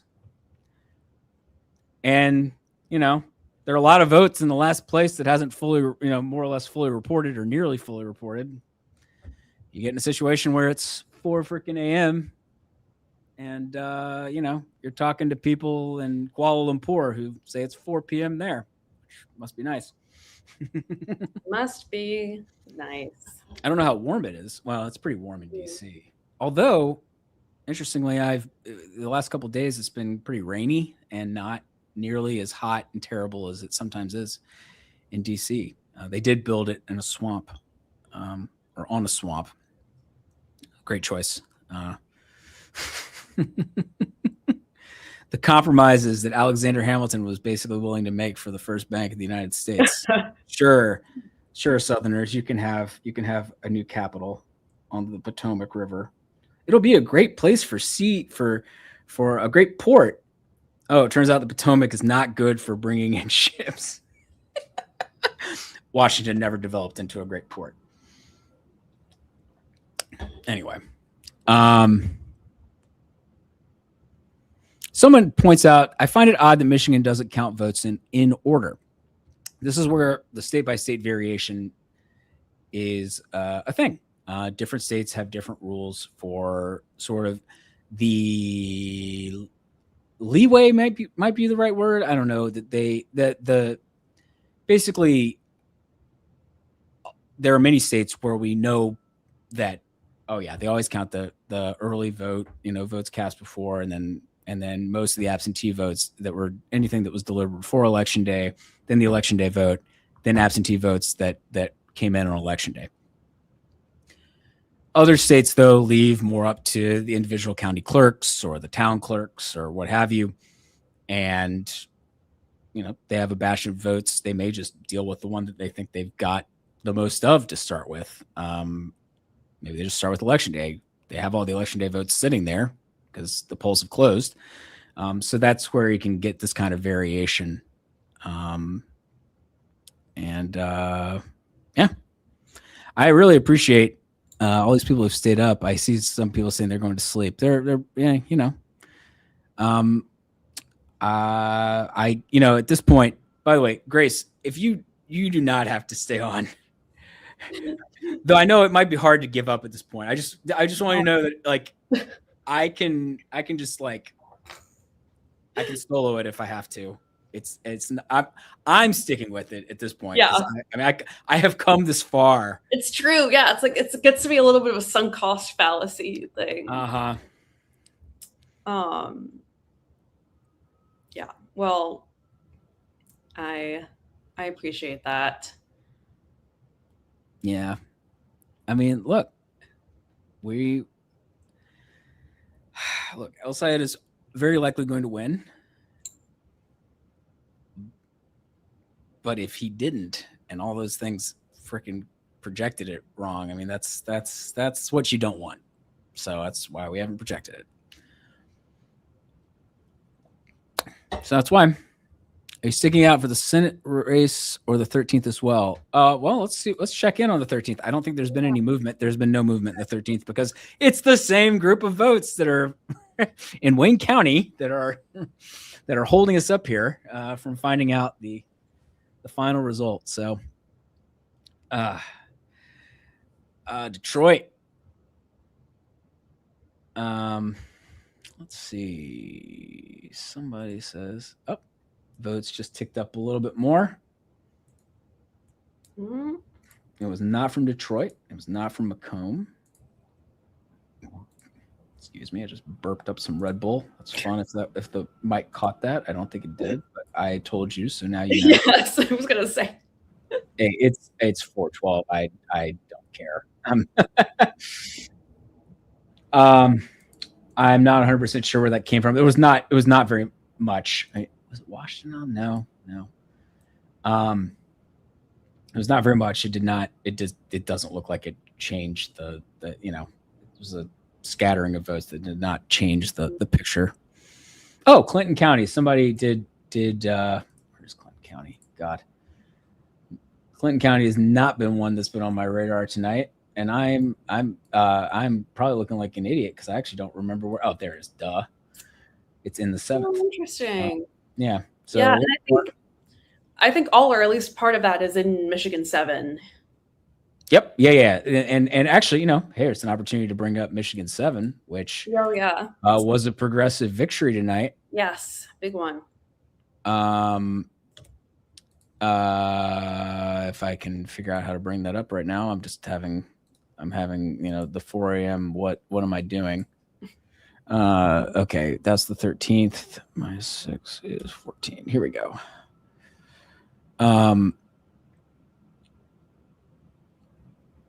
Okay. Yeah, so in the 7th congressional district, William Lawrence, who was viewed as the kind of clear progressive option in this district, in this Democratic primary, beat two more kind of establishment center left type candidates in Bridget Brink and Matt Masdam, I think. Yeah. I should know this. I was literally there. It's okay. It's okay. It's Matt Masdam. Yeah. And this is a big deal because it's a highly competitive seat. And so we've been talking about El Sayed being if he does go on to win, as it seems most likely he will, it being a test for progressives in a swing state environment. This is a swing seat. This is a battleground seat. So, William Lawrence will be testing, how that message plays in a seat that President Trump carried by like a point and a little bit, and one that Alyssa Slotkin, who used to represent it in the same year in the Senate race, carried by a little over a point as well. So very, very, a highly, highly competitive seat. And so, that will be another test. I'm not saying that, it's possible that Lawrence is not as good a candidate as El Sayed. Maybe he's a better candidate. I don't know. I'm just saying it's in terms of the kind of message that they're bringing to the table as candidates. There's some similarities, and the fact that Democrats have not regularly nominated many progressive candidates in battleground kinds of seats. That's what this is all testing out.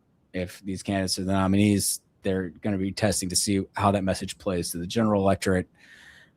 And it'll be, it's going to be very interesting to see how it plays out. No doubt about that. All right. So we're still stuck here with 21. Are there even enough votes to completely flip the election for Senate? There are. It just would take Stevens winning like not quite 70% of them. So it's going to be tough for her to actually do that, but not impossible, which is again why we're still sitting here. Yes. Yeah, I mean, it's definitely a view that the number required for her is not impossible, and so maybe some outlets were a little hasty projecting it for El Sayed. Although, to be clear again, for the upteenth time, he is most likely going to win. And Stevens needs a lot to go right here at the end for that to change. So, you know, I'm not saying other outlets were wrong to project it. I'm just saying we have our own process and we haven't projected it yet. So why hasn't Michigan 13 updated? Because it's the same set of votes we're waiting on in the Senate race. That's precisely what it is. We are sitting here waiting on votes from Wayne County for the most part, not all, but yeah, about 2/3 of the vote. Hey, we got a little bit more vote actually from Wayne County, and El Sayed's still up by 21,000, which is good for him and would suggest that it will be, you know, that Stevens is going to have to win an even larger share of what is left, I believe, in order to overtake him. Oh, you know, it helps to do math correctly. Yep. No, that's yeah. Basically, she needs about she needs about 70% to run even. So it's going to be Again, this is why El Sayed is likely winning. I know that our guys are just like, it's the Detroit number. That's the thing that because she's got like 62% overall in Detroit, and she's doing better among absentee voters. So if that vote that we're waiting on from Detroit is absentee vote, it is possible that she will clear 70% among that. But that's not all the vote that's left in Wayne County. So, you know, this is why El Sayed is probably going to win. You know, it's most likely going to. But that Detroit number, if it came out as a particularly strong batch of votes for Stevens, it's not, you can't rule it out impossibly. So anyway, that's the reason we're here. Why do you guys seem to be Haley fans? We're fans of projecting an election. Yeah, we're fans of democracy. We're fans of Wayne County releasing more ballots. Yeah, we are fans of Wayne County finishing. Yeah. it's count. Yeah. So Wayne County. Let's see any more.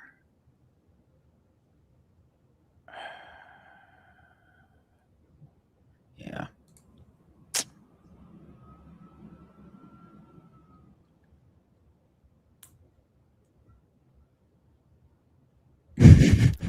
Oh, I'm so sorry. Yes, I can go back to the state map. Thank you. Sometimes I fail to do that. I'm sitting here looking at it on my screen, but I haven't actually put it back up on it. So there you go. You got it. It's coming up. It's coming up, folks. Apologies about that. Yep. Yeah, the comments I see them. Obviously, people see the stream like a few seconds delayed relative to what I'm seeing from their comments. We're good. Yeah. Apologies. I should have thrown it back up earlier. Yeah. So the big thing is 40,000 votes or so in Wayne County. Some of those are in Detroit. How many? I'm not 100% sure. We knew earlier tonight that there were at least 10,000 absentee votes in Detroit, but also potentially some same day vote. You could have provisionals and other types of votes of that nature. Macomb, which has been better for Stevens, there's 11,000 votes left. Still a handful of votes in Washtenaw, which is very strong. That's where Ann Arbor, University of Michigan is very strong for El Sayed. Seems like most of the other super strong El Sayed places are more or less done. Just because that says 0 votes remaining doesn't mean that there's not like 30 provisional votes that could be counted in Ingham County, which is where Lansing is, for instance. But this is just the estimates based on what we have right now, what we know. And usually 30 votes does not decide an election. But it will be in the final count, which again is from the state, not from Decision Desk HQ. These are unofficial results based on what is being reported by the counties and towns and the rest of that. So,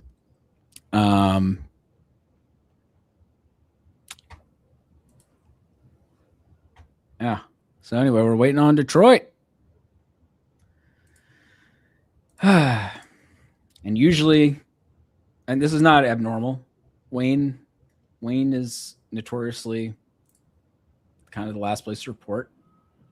But if the election isn't that close, it's not something we worry about. Worry about. The votes are counted. It's not something that for projection purposes, like we're sitting here being like, oh no, we are like, well, so-and-so is winning that or losing that, and it's not going to matter to the final win-loss outcome. And well, it does this time because things are too close.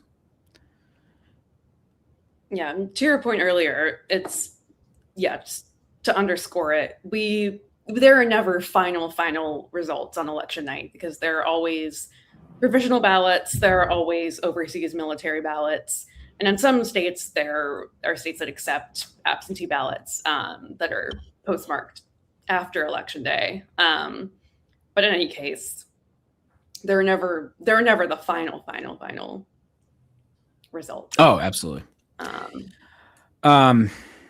Yeah. So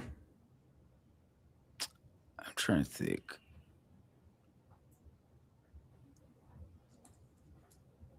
I would think, well, someone was asking about like what else do we need to see to project it. I mean, I'm not on the projection team, but I would imagine that what they would love to see is knowing that a little more was from Detroit, or just another big drop of tabulated votes from Wayne County, period, that cut that number a bit farther. Right now it's at like 40,000 remaining. If it was down to like 20,000 and the margin was roughly where it is now, that kind of thing I think would probably be okay. There's no way that the like big drop or the big Friendly Stevens like gain in Detroit can't overcome the margin. That's the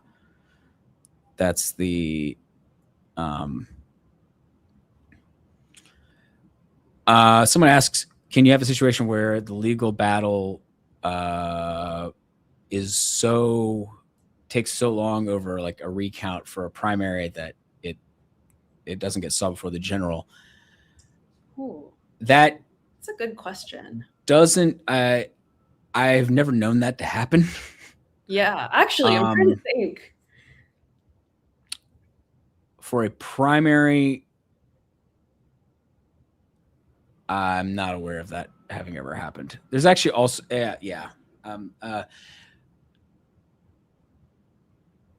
well, there are processes laid out by each state for how they handle these situations. So they'll be like, okay, we certify the election. We have to certify the election by 25 days after the election or something, like the rules. And they get that all the counties go through and they check their tallies and double check that everything was right. That there weren't any typos or misentered data or anything. And to be clear, typically there's nothing like that pops up that changes an outcome. It has to be unbelievably close for that situation to arise, which does happen once in a blue moon, but it's pretty rare. I recommend going. I think it's a Wikipedia recount page. There's a good list of some of the incredibly close races that have been required for that kind of thing to matter. Where was I going with that? Basically, the vote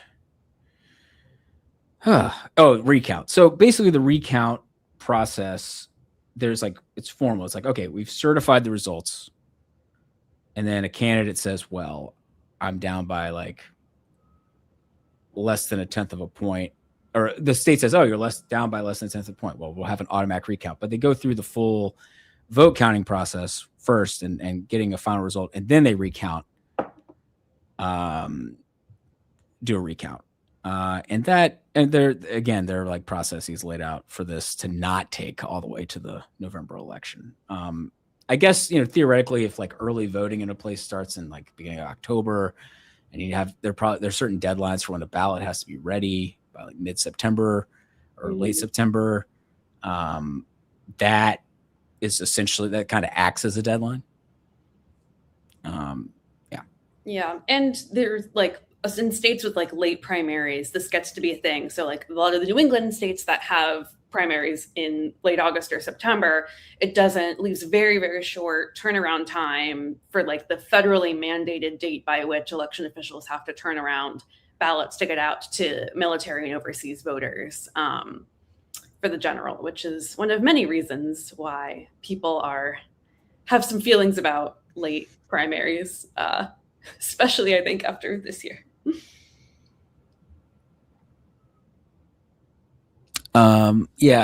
Essentially, yes, there could be battles over provisionals, but not usually in a way that's going to take 2 months to figure out, or a month and a half to figure out. That's just unlikely to happen. Also, this race is probably not, well, you know what? I'm not even going to say anything. Let me not put that out into the ether. I'm just, let's see. What about McKinney? Well, we're in the same boat where there's nothing. No, I doubt there's an update. Let's see. We have 1% more of the vote in. Oh. So there you go. Basically no change. McKinney's up by a little over 3 percentage points. And so that's because we're all waiting on Wayne County. Wayne County.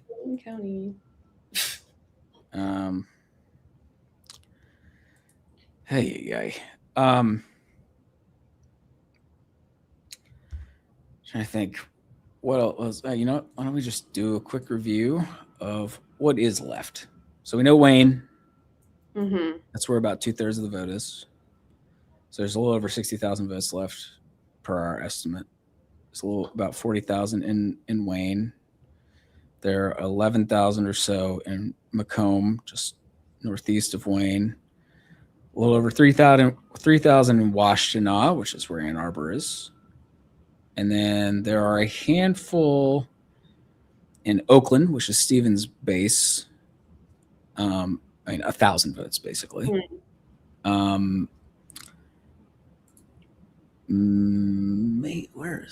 man, I like it when there's a county where I'm like, wait, remind me, where is that one? Because it's not like one of the pivotal ones usually.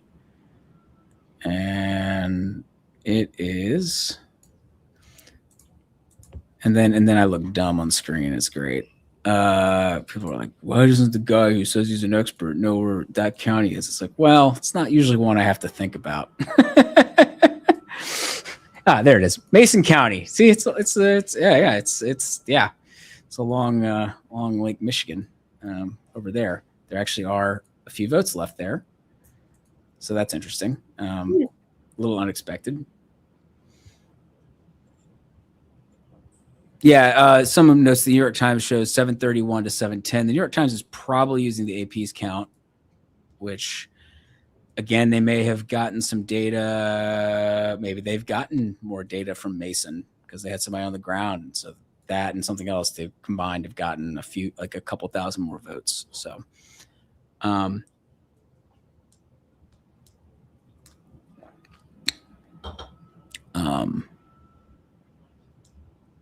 someone notes. Yeah, she basically has to win a little over 2/3 actually of the remaining vote. And so, but this is where like the different types of vote come in. And by that, I mean method of voting. And there are differences there in terms of that we see. It's like if Haley Stevens has won 62% in Detroit, which I've looked that up a couple times tonight, per the city clerk in Detroit, she is leading El Sayed 62% to 34% in Detroit. If the absentee vote has been even more pro-Stevens than the overall vote, then you would your basic assumption would be that if there are, a few thousand absentee votes that need to be counted, which is what apparently is outstanding in Detroit, that those votes would be even more Stevens leaning than the overall 62%. And since she needs probably close, around 70%, if there were a lot more pro-Stevens in that particular batch, that's why we're waiting and being, careful, because there's just it's unlikely. El Sayed is very likely going to win this. It's just there's enough uncertainty in the math that we are that's why we haven't projected yet. So someone asked what El Sayed areas are outstanding. Really it's Washtenaw is the main one. And there's like 3,000 votes there per our estimate. That's really the main one. In terms of, that's like the most, that's basically the one clearly pro. I mean, actually so there's 3,000, like 3,100-ish votes there. And the next Sayed county that he's leading in, the next largest total that we estimate left is Iron County with 78 votes. So that's the other thing. It's like most of the areas outstanding are Stevens leaning. And so, those combination of factors, can she find the vote she needs? Probably not. But we, again, our projection team has a methodology for how they do this. And it has not reached the level of certainty where they are comfortable projecting. Because trust me, they would love to have been able to project this already. No one wants to be doing this at 4:30. It was fun and interesting at 1 a.m. At 4:30. It's not. I mean, to be clear, it is fun and interesting, but it's also like I have to, there's work that has to be done the next day. So no one wants to be up right now. But the race call team is. Somebody has to. So you guys will have to push the stop button on the stream for your insanity. Yeah.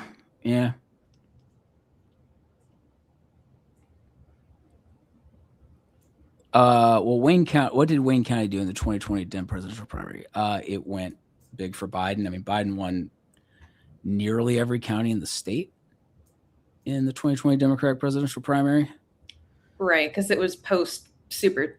Was it on Super Tuesday or post-Super Tuesday? Yeah, it was, I believe, a week. It was a week after Super Tuesday. Okay. I'm remembering that right before COVID hit. Yeah, no, I'm literally thinking like 2 days, like 2 or 3 days before COVID hit. Yeah, that was like hit full bore, I should say.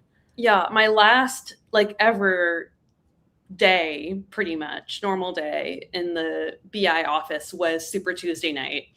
I pulled an all-nighter and then went straight to the airport to get on my flight to go to a journalism conference.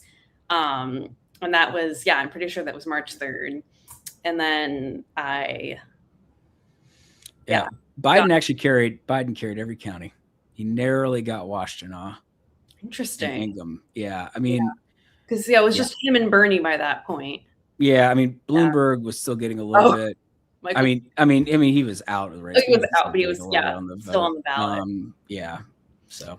Oh yeah, this actually is kind of another point, which I feel like this, kind of everything we were talking about earlier with polling and like specifically some of the statewide polling misses we've seen, and especially with how hard it is to poll like in Michigan and in partisan primaries in states with no party registration period. I feel like it definitely has some big implications potentially for the 2028 presidential primary and how we think about and talk about polling for that. I'm, very interested to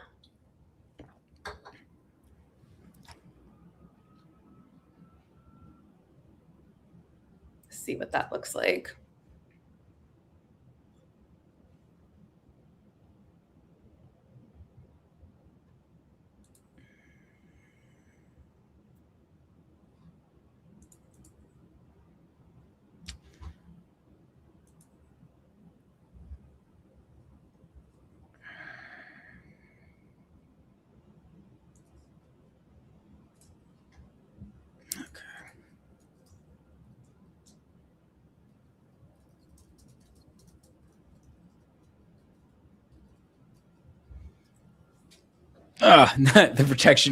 The projection team is gone. No, they're in the room next to me.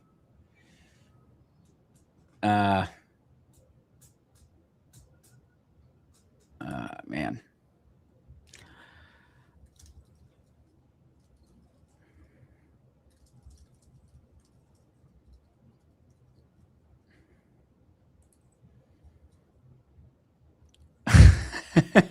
My colleague points out that someone in the chat knew Jeffrey like the Toys R Us mascot, and you are right. It was my favorite store as a kid because I'd walk in and I spelled it the same way as the giraffe. It's a good one. There you go.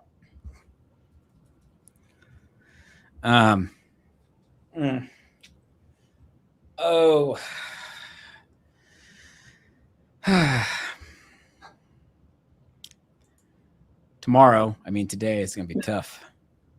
Yeah.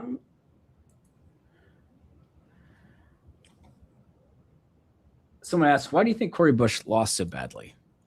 Hey, we could talk about a different that happened. That happened. That's a thing that happened. Let me pull it up. I would venture that it's, as is often the case with these sorts of things, a combination of reasons. Part of it is she just lost in 2024. So right, with generally the same group of voters. And so, a lot of them voted against her 2 years ago. And that's a pretty short turnaround to come back and say, hey, why don't you vote for me this time? Right. And I also think, one of the reasons why she was vulnerable in 2024 was not, it wasn't just purely because she was like a progressive or something. It was also, she had some other things that were working against her. She had this like ethics investigation into some potential misuse of campaign finance dollars, potentially to the benefit of her husband. She also, basically she was criticized for being ineffective. And so I think all that kind of together may put her on the weaker end. Her and Jamal Bowman were sort of the two weakest of the progressives. And it showed at the end of the day because they were the two that lost renomination.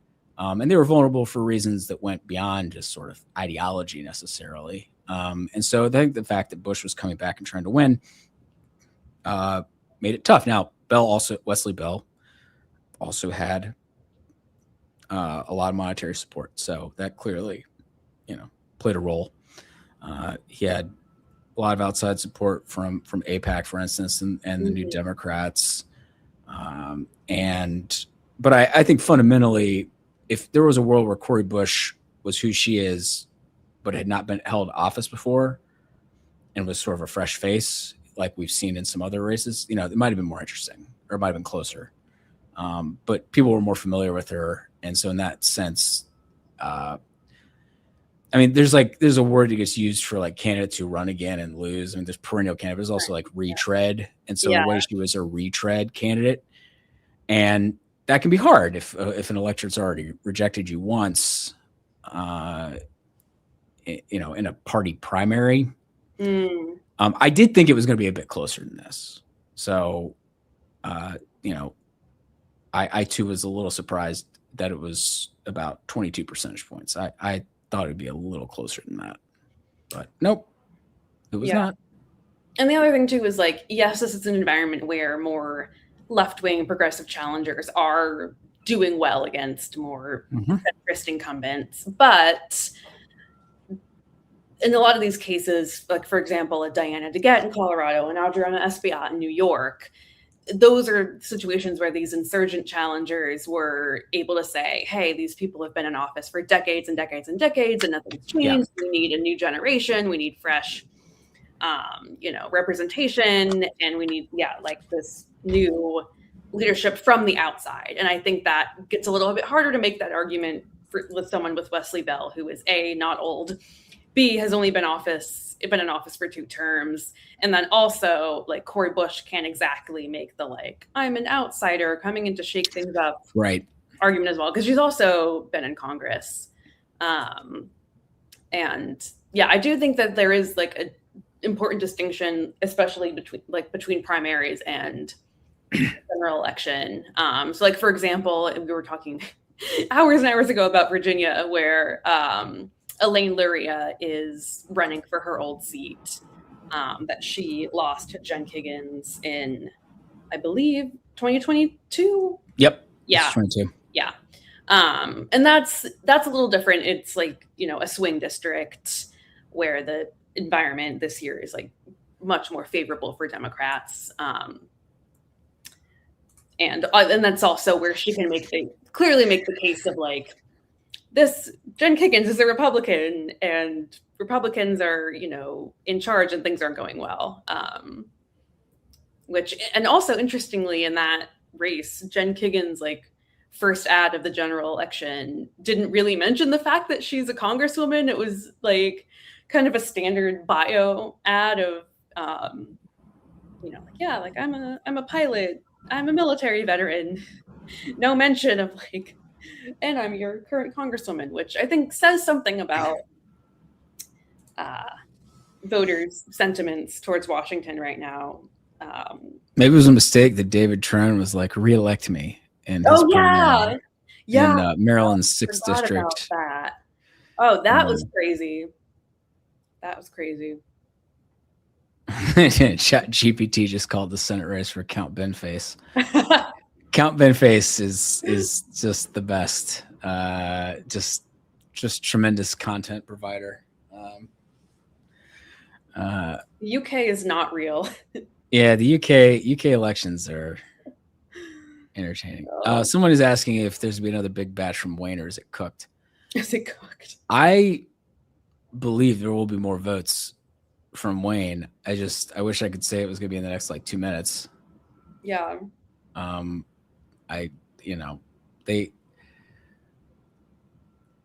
The race is too close and sort of too far along for them to have stopped. Honestly, I mean, look, I could go hunting maybe and see if there's anything on Detroit count.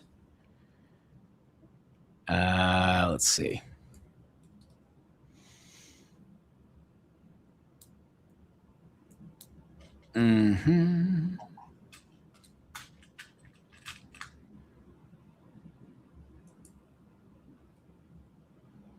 Yep. Let's see.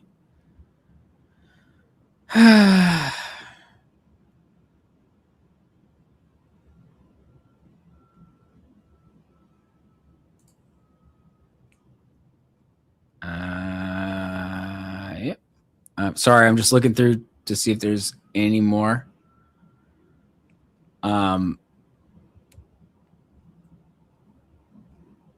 Yeah. Well, no. I mean, if there is more, it's not. Oh, let's see. Is Craig Mauger still up? Because he would be good. Okay, I'm looking to see if. Okay, Haley Harding, who's the Michigan reporter at VoteBeat, hasn't tweeted since 2:12 a.m. And yeah, someone asked her, it sounds like we have about 7,000 absentee ballots left in Detroit to count. And she said, that might be a little high, but I'm not sure. They were calling 3,500 in this most recent batch, but I'm not sure what's outstanding at that point. And that was like 2.5 hours ago. Yikes. Well, gotta say it'd be damn disappointing to sit up all this time and not get the final. Yeah, that really would be the cherry on top of. Yeah, I mean, I you know. It's been fun. It's been fun. Oh yes, Certainly been memorable. Yeah, thank you, Grace, for joining in.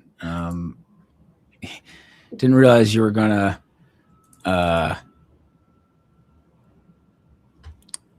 end up staying till this absurd hour. Okay.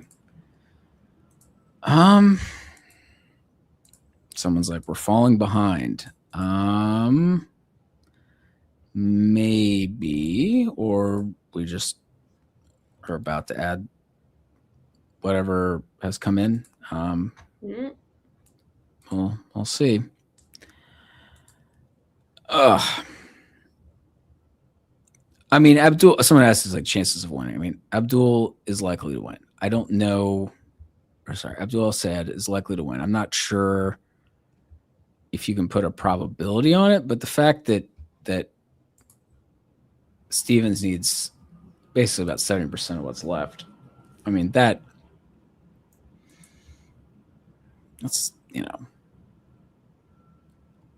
10% chance, 5%. I don't know. It's not high that she can get what she needs. And so, Elsa, it's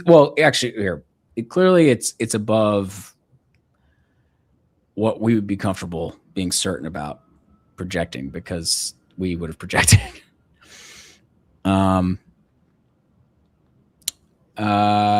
Interesting. Okay. So someone reports that AP's got all of Washtenaw. Okay. That's probably the difference in the count right now, is that we, for whatever reason, do not quite have that yet.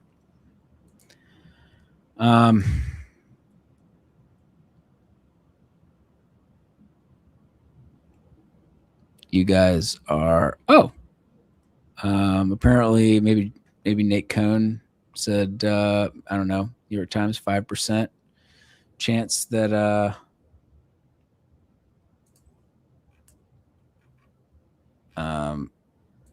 that Stevens could catch. Do they have a needle? I didn't check. Oh, that would be entertaining. Didn't either. Yes, our current best estimate is that El Sayed is likely to win. Notice that the AP has not projected it either. We are not alone here, by the way. Yeah. I hadn't opened this all night, but yep, there it is. I mean, is likely to win. I mean, that's precisely what it's precisely what we've been saying. He's likely to win. If true. But it's Bruno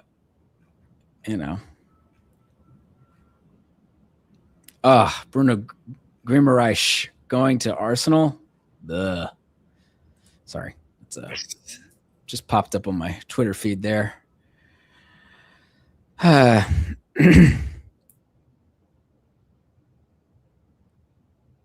I'm just looking over.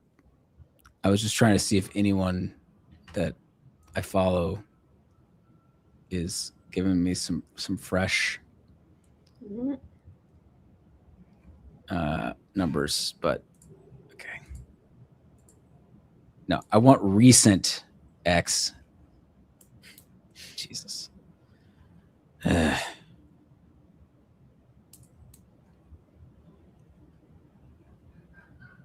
They still aren't. It's funny. I clicked on recent.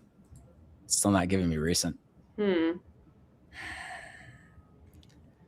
The days when Twitter would just be, fresh things on the feed. Chronological order. Yeah, I miss those days. System designed to be helpful for taking in information.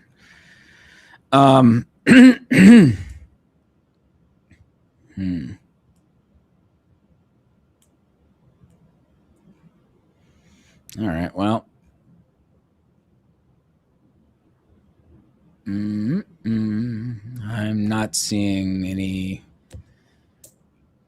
Where are you? Let's see if the Detroit News is on this. Yeah, people keep citing NBC. They did project it. Okay. we haven't yet. And neither has the AP apparently. So I'm again, El Sayed he's likely going to win. But we are not comfortable projecting it yet.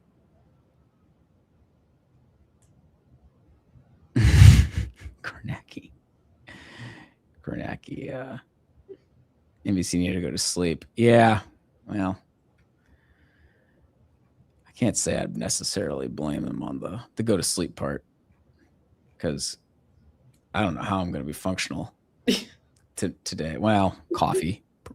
Yeah, So it's okay. Simple. I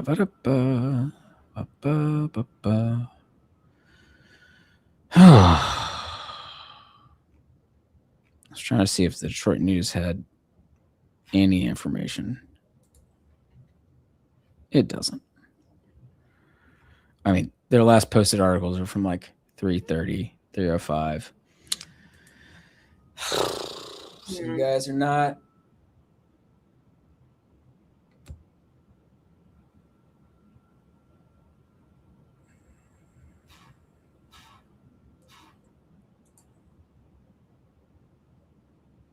All right.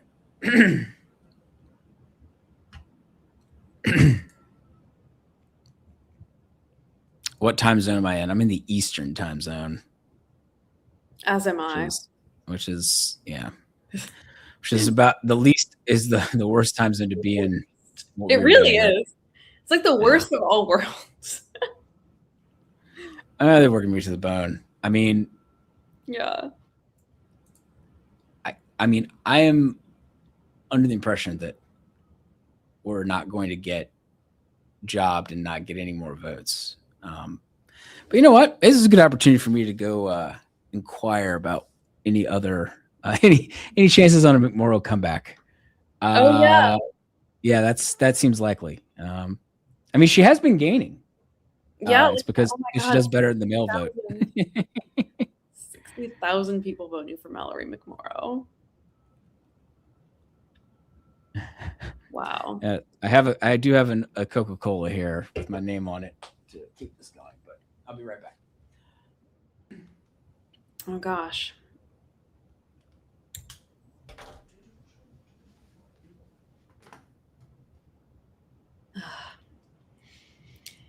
Here we are again. Now, this is not how I expected this night to go. You guys, I got to be honest. Oh my God, my editors, my friends, everyone told me to go to bed and go to sleep long before this night started. But I can't look away. I can't help it. Ugh. And I still, oh my gosh, I have to write my story for my reporting in Wisconsin that I did. Which actually, the results from this primary are going to be really, really interesting. Have some interesting bearings as far as Wisconsin is concerned. But yeah, I spent the past weekend there with Francesca Hong. I did some reporting first in Milwaukee, and then I drove all the way up to rural northern Wisconsin and went with her to a powwow at the Menominee Native American Reservation, which is where I got these earrings. And then the morning after, went to the Hmong Community Festival in Wausau, which is in the district represented by Tom Tiffany, who is the Republican nominee for governor. And yeah, those are places I had not been before. I go to Wisconsin like basically once a year now at this point for campaign reporting, to the point where I have an emotional support parking garage in Milwaukee. It's the one at the St. Kate Hotel. I Yeah, it's parking garage. It's always there for me. Yeah, not my house, but I know my way around. But I had never been up to Wausau before. Neither. I'd also never been to a Native American reservation before. It was a really cool experience. But I will say, driving at night in rural Wisconsin is absolutely terrifying. I don't like driving at night, period, especially not when I'm like out on a reporting trip in an unfamiliar place. But yeah, up there in rural Wisconsin, like on this reservation, there are like 0 street lights. So you have no light. You just have your high beams to guide you. There are deer that could jump out at any moment. Yeah, these are the kind of things I do for journalism. But it was really cool to get out there and see her in those kinds of environments. That's like not a campaign rally or a press conference, although I was also at the rally she did on Sunday in Milwaukee with Ilhan Omar and Hassan Piker, who I had never seen before in person. He's very tall. But yeah.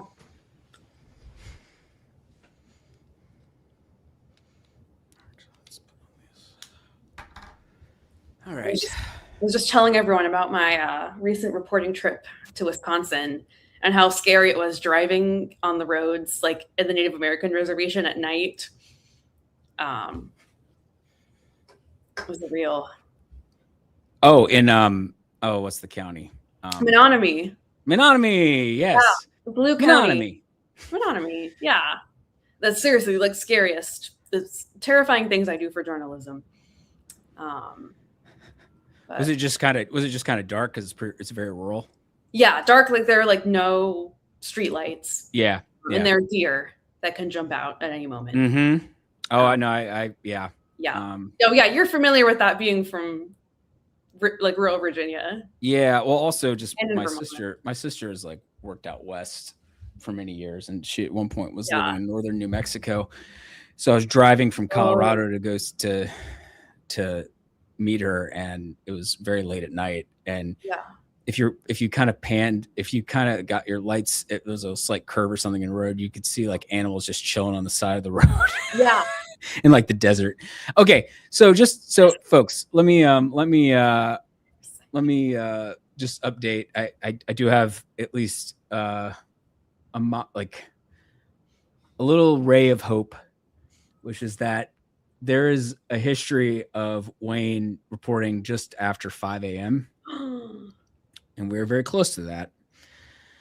It's not a guarantee, but this was what Max, one of our top guys, who knows this stuff at the back of his hand, was saying. He's like, there is precedent for Wayne reporting just a little bit after 5. So we're about to hit 5, and then we're just going to hope that, excuse me, gosh, that we get some more numbers and come to some sort of conclusion. Yeah, bring it home, Max. Indeed, I hope Max is right. Okay, I opened the Coke. I am not comfortable projecting. Someone asked when we'll drop more dumps. Oh, they just wanted me to say that out loud. And I did. Congrats. They, hopefully at like 5:05. Yeah. Now that I've said it, they're going to do it until it's 6. Yeah. Well, I think we have to establish a Coke and Red Bull. You are cooked for the next few hours. I've been cooked for a while now. I don't know. I feel weirdly awake, which means I'm going to crash very hard. Someone asked why it's still at 95%. That there is kind of a general practice of not basically saying greater than 95%, because again, sometimes we're not 100% sure. Just like the votes remaining on the screen there is an estimate. We are not 1,000%. We can't say with like absolute certainty that there are exactly 60,204 votes left, but based on our estimates, that's about what's there. And apparently there was a small drop that was not from Wayne. Oh man. Well, my boss, Scott, it says, I'm feeling a 5:02 a.m. drop. That would be a minute from now, which would be, that'd be tremendous. We'd love to see it. Please. Yeah. We'll see. Your lips to God's ears. God. Yeah, exactly. To Wayne County's ears. Wayne County's ears. Yes, because Wayne County is our guiding force. Yeah, for whatever reason, somebody there's something that the AP or somebody has gotten that we just haven't for whatever reason. I'm not sure where it's from or what's responsible for it. The slight difference why we have slightly fewer votes total, but in terms of the general state of things, it actually, if it's not from Wayne right now, it's not going to change whether we're projecting. Wayne is the problem. Wayne is the problem.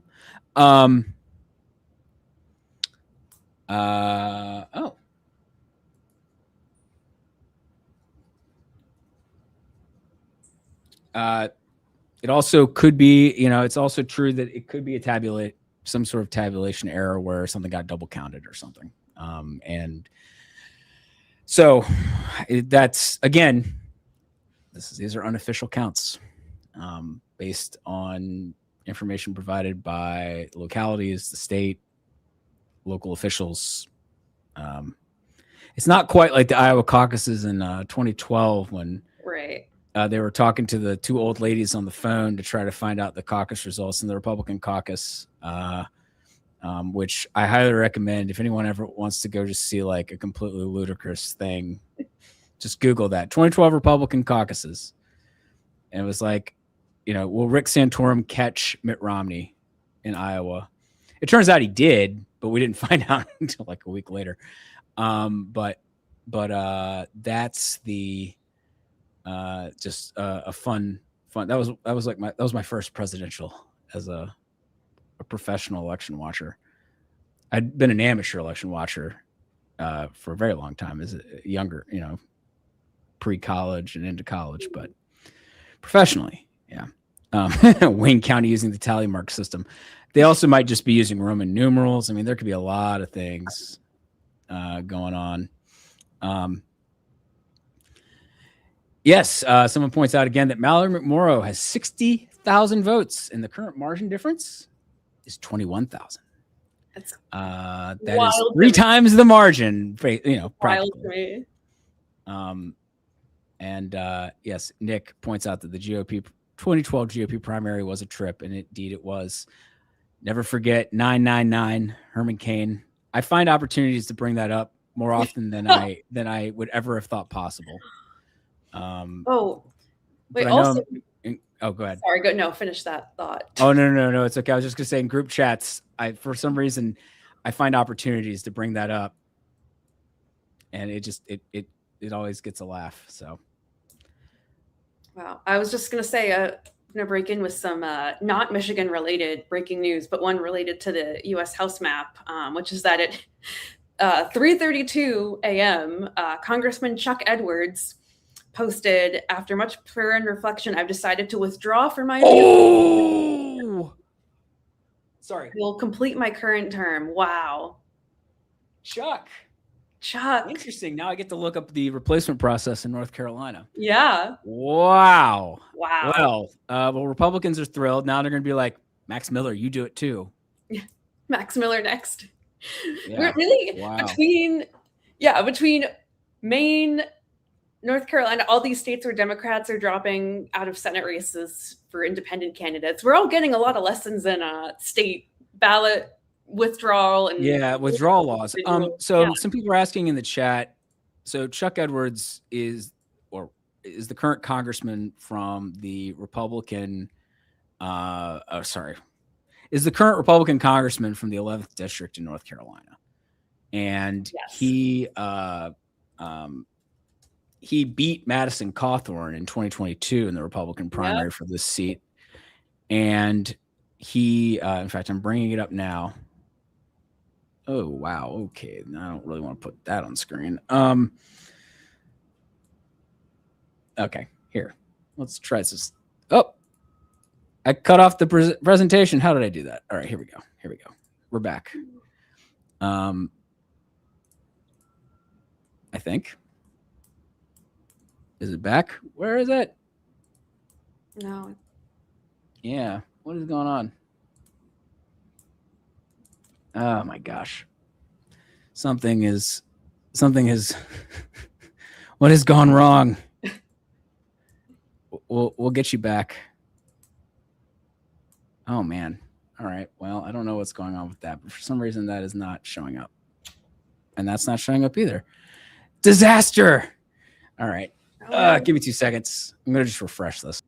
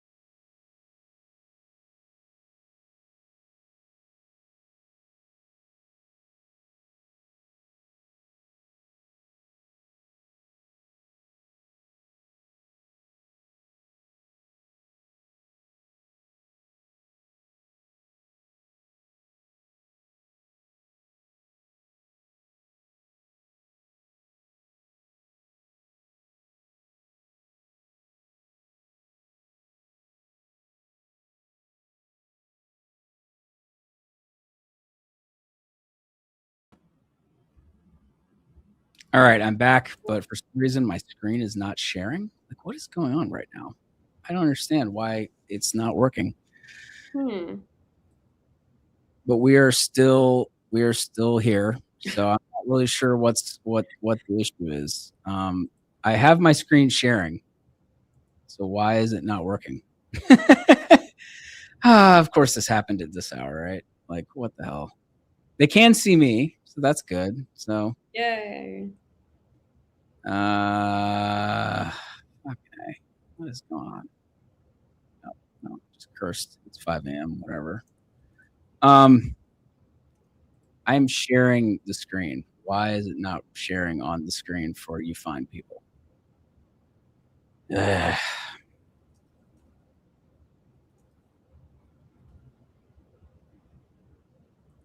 Why isn't it? Okay. Apparently there are 20 more percent. Okay. Look, folks. We have some more votes. In Wayne. I'm sorry that I cannot show you this on the screen right now. It's just a few more, not a ton, and I don't know why it's not allowing me to share the screen. This is like the most obnoxious thing imaginable. So I'm considering my options on what to do about this. it's like of all the times we've been sitting here, and now my freaking thing is. Yeah, it's also pouring rain outside. Rain is like. Grace, are you able to share by chance? Yeah. 1 second. Let me see. Yeah, see if that works. That's so weird. So weird. So strange.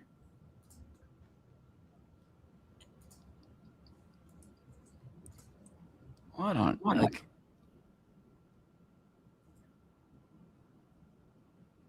Any luck? No. If I start again, I'll have technical difficulties again getting back on. It was that was why it took me a minute. Okay, is this working? I don't see. That's so weird. Why would it stop working? Yeah, it says I'm. Yeah, me too. Hearing it. That is so strange. Why did screen share stop working? StreamYard. I don't understand why it's not working. That's so freaking annoying.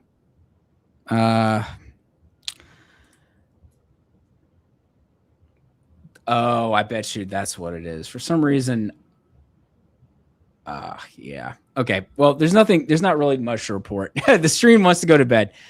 It's possible that there's just a thing going on with the person who's been running it behind the scenes was trying to go back to the hotel to go to sleep and was going to leave things open. And I think maybe something got screwed up along the process.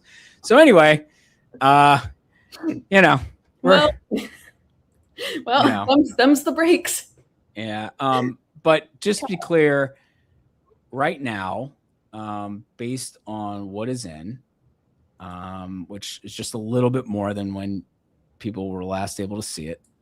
We are now at 7. Folks were wondering about the numbers. We're now at 734, 486 for Abdul El Sayed, and we are at 715, 139 for Haley Stevens, which means, and we are estimating how much of the votes left.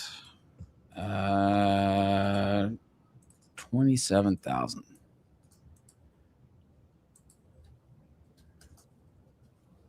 Yeah. Okay. Yeah, she would need basically 75% of what's left. So again, it's getting, or wait, is that right? What the heck? No. Wait, that's not right. What the hell? Sorry. I'm doing great. Yeah. Maybe actually more like 80%. So I guess it's a question of what is the Detroit situation. That's what matters here. Again. Oh, I lost Grace. So. Oh, hey. It's working now, except I think I lost Grace. Which of course I did. Not sure what happened there, but I'll see if we get her back.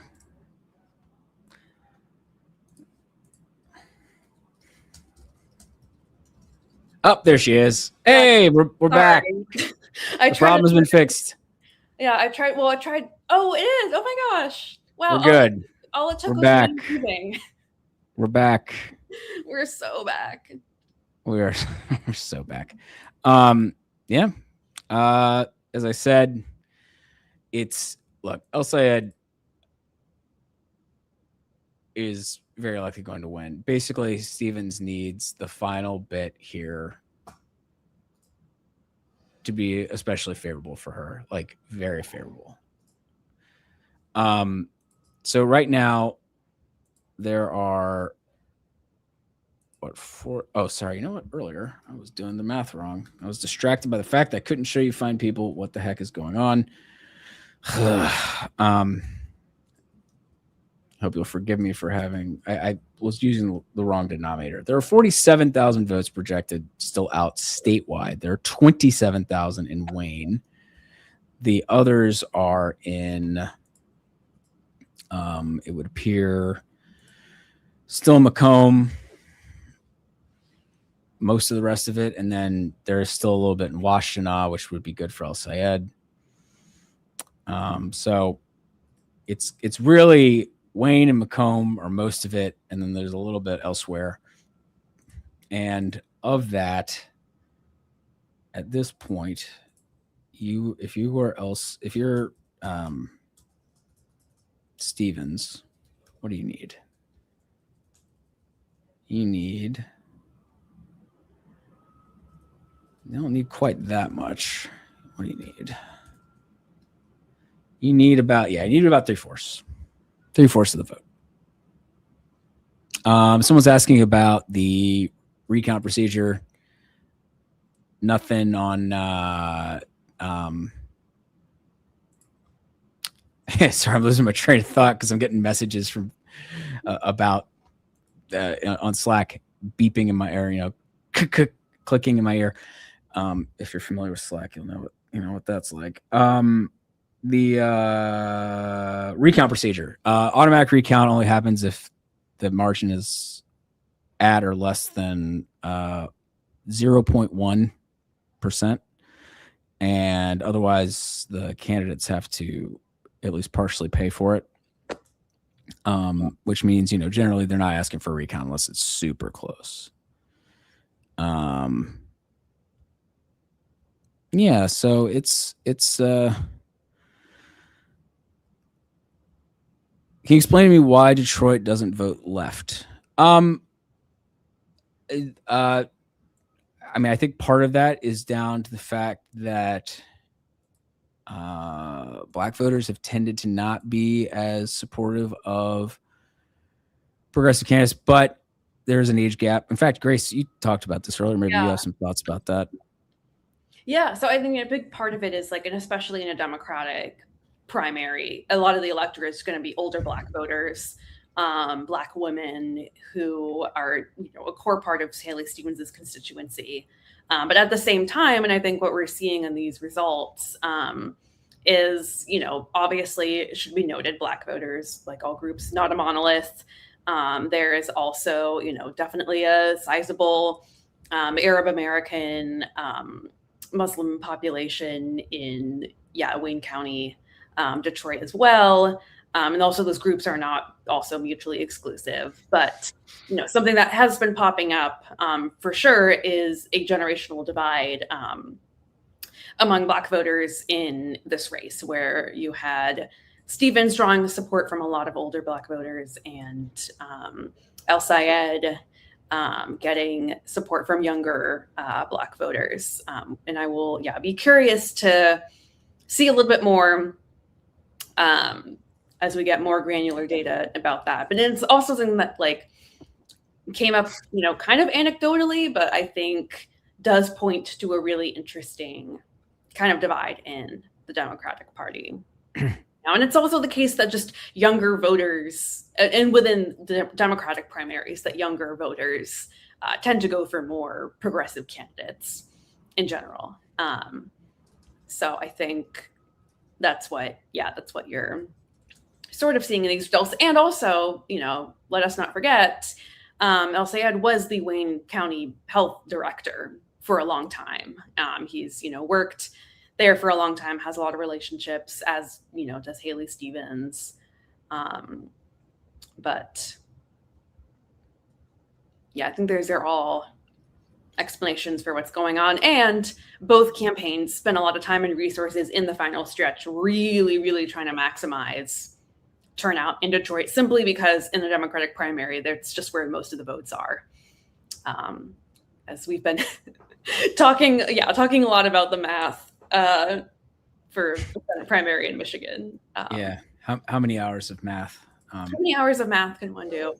I've never been good at math. I don't really know how I ended up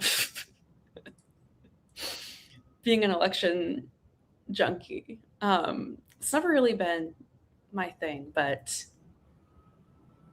the combination of numbers and vibes.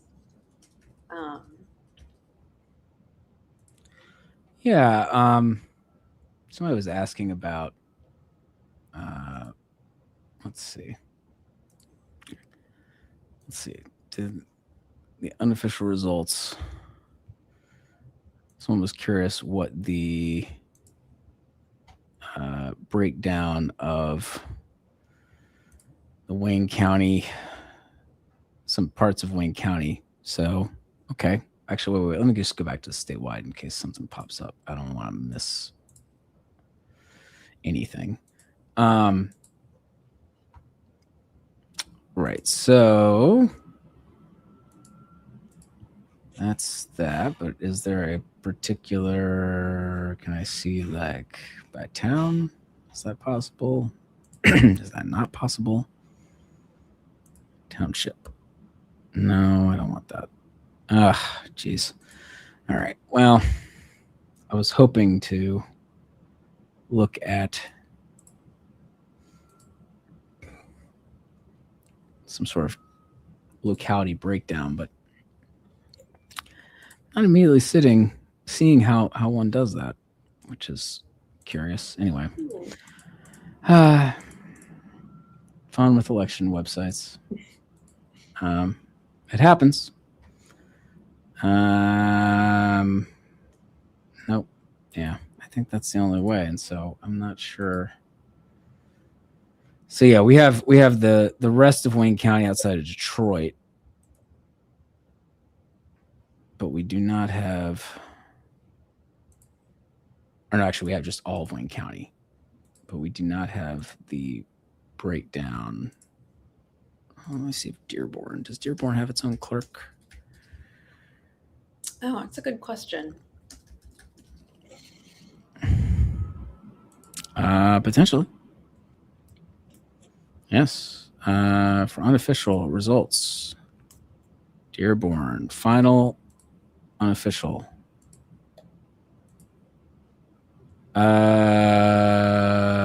U.S. Senator Abdul El-Sayed got about 78% in the unofficial returns from Dearborn.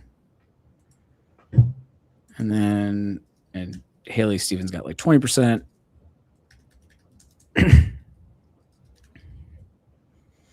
And then let's check out I'm curious about Dearborn Heights, which is where that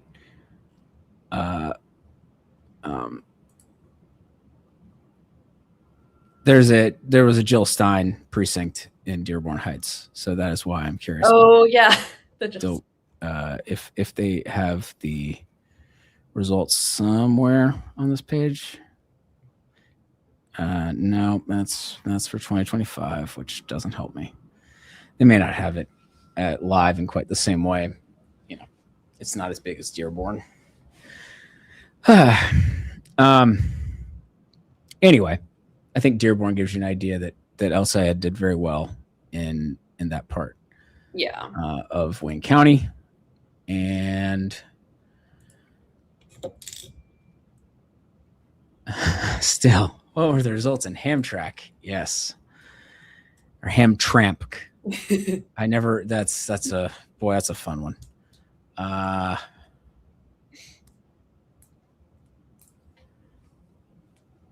Oh, okay. Do you have election results that are accessible, or night of election results that are accessible? Let's find out. Certified results from 2025.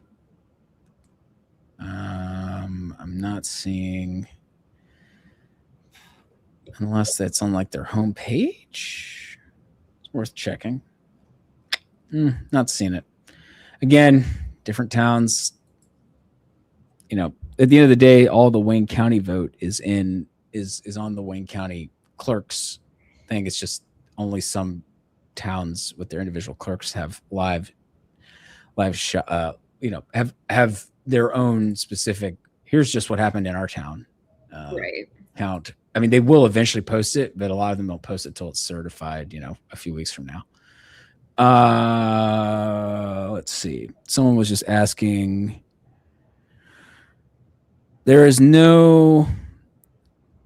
Someone said something about a runoff election. There's no runoff there are no runoff elections in Michigan. So it's not like in a number of southern states that have a 50% requirement or 50% plus one vote requirement for, a majority to win a nomination. That's not an issue here. So whomever has the most votes in the end wins. And there was another good question. How do you pronounce Ypsilanti? I think that's how you pronounce it.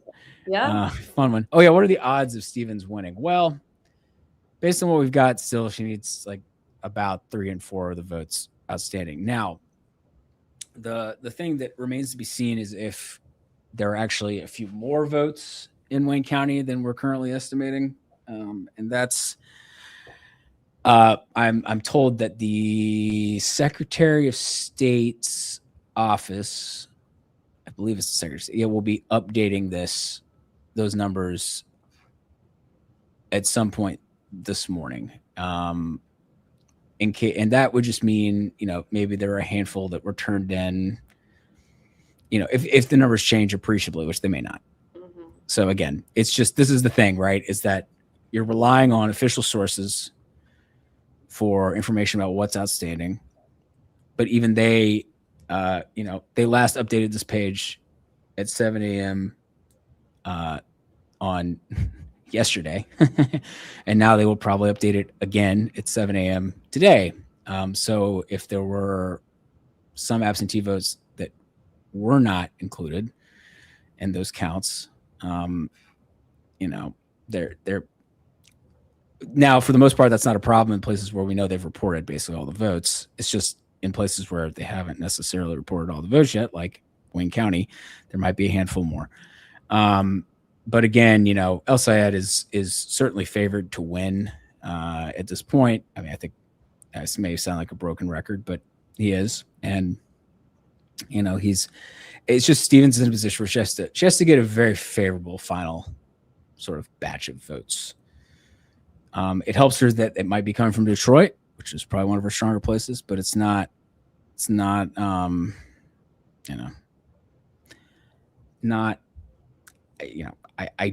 I can't say it's likely. Or it's unlikely, clearly. So we're just sitting here and waiting. Yep. Yeah. Oh, did they just update? No.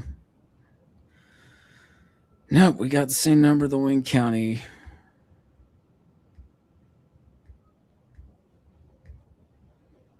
People are asking why this isn't called yet. You and me both, my guy. You and me both. I would like it to be projected as well. I officially would have liked this to have been a little clearer. We can all agree on that. Yeah, jeez.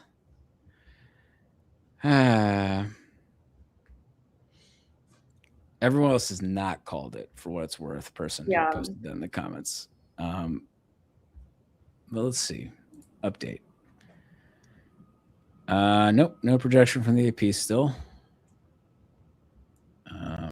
So some folks have apparently projected it. Yeah, exactly. Thank you. Common days. It's not called because mathematically it's still possible. Not probable, but possible. And that's the fundamental thing is, are there enough votes where a not impossible scenario could see Stevens win enough votes to overtake El Sayed? Yeah, it is possible. It's not likely. But again, we are talking about the Detroit area, which has basically been her most favorable part. And so at the end of the day, that's kind of nuts. Yes, we are still going. I see somebody, and we're still coping.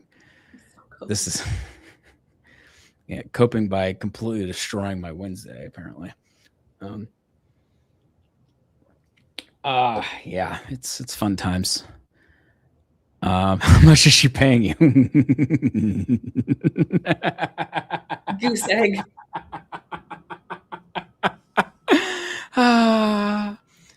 Jeez. Nothing. Not even a free Oh, ticket boy. to sign for the memories. These untransparent. Okay. Well, it's if you're concerned about the electoral process in this country, go volunteer to be an election worker. It'll probably be a very eye-opening experience. Yeah.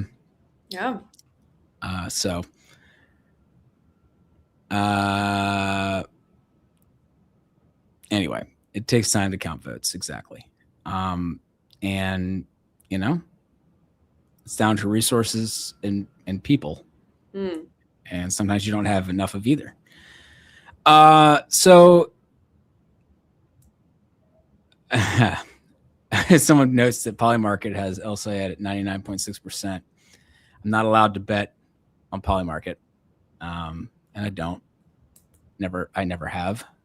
So it's I find the prediction markets interesting and they're useful information.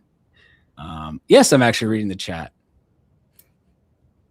I'm sitting here waiting for votes, my guy. I'm gonna be I'll look at the chat. And I also, if people have questions, just trying to answer.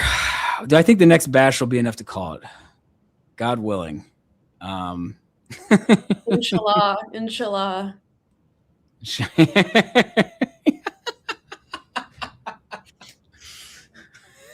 Perfect.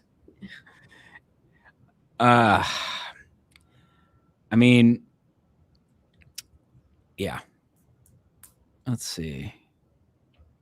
If I just had to vamp. We're not quite at the DDHQ HQ. Kind of, though. It's a place where we usually do these all night. We do these big things where we get everybody together. So It's like a slumber party, but everyone's awake. Yeah, but everyone's awake. Reminds me of being a kid during the 2002 World Cup, and I volunteered to stay up all night to wake everybody up for the USA South Korea game at like 3 a.m. because I was the crazy person. So maybe that explains why I'm still able to do this. Was a crazy person. Yeah. Of course, I played a GameCube. I'm a millennial. I had a PS2. It was fun. I had a Super Nintendo. That's how you know I'm old. I had a Super Nintendo. Remember the probability of the Falcons beating the Patriots? Yeah, it was. That was bad. I am not. You're right. I do not like Arsenal. I have the sad. I'm a Tottenham fan, which is just. Well, it's been rough. Well, it's been good and rough all at the same time. What did you think of the World Cup? World Cup was great. I studied abroad in Spain in college, so I was happy for the Spaniards getting the W. Oh, where in Spain? Valencia. Oh, Yeah. I've never been, but it looks cool. I was in right Madrid. on the Mediterranean. Oh yeah, Madrid's great. Yeah, Madrid Love was Madrid. great. Coys, yeah. A few other come on you Spurs. Yeah. Let's go. Would love. Yeah, the game. Oh, Murcia. And Murcia. Let me do it right there. A bit south. Oh yeah, we got some Spaniards on the chat. Very fun. Nice.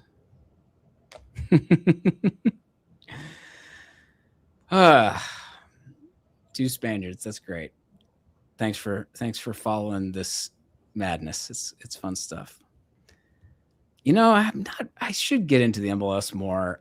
I live in Vermont, so does that mean I have to be a Montreal fan? I'm not sure. Anyway, soccer is probably my favorite sport now. Yeah, it is. I think I would probably pick it. So yes, Wayne County, please end our suffering. I agree 100%. If we could just get a little bit more votes, please. Favorite Call of Duty Zombies map. Oh my god.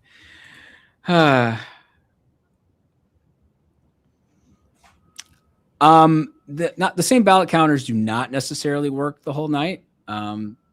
They do. It depends, but sometimes it shifts things and do things in shifts.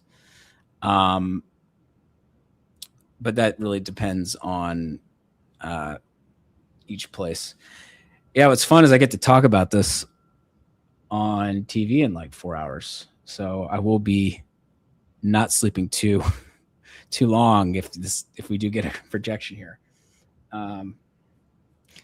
Luckily, anyway. That's beside the point. Okay, just to reset before I entirely lose my train of thought here. I'll say it is up by about 25,000, a little over 25,000 votes. Or sorry, 29,000, excuse me, a little over 29,000 votes. And that's a notable, oh my God, math. 19,000. Jeez Louise, I'm doing great. You can tell it's 5:30 in the morning. 19,000 votes. Let's do math. 734 minus 715 is 19. So about 19,000 votes. Stevens is still in a position where she basically has to win around 3/4 of the vote. That's outstanding. And so, in that sense, we're appreciably in about the same.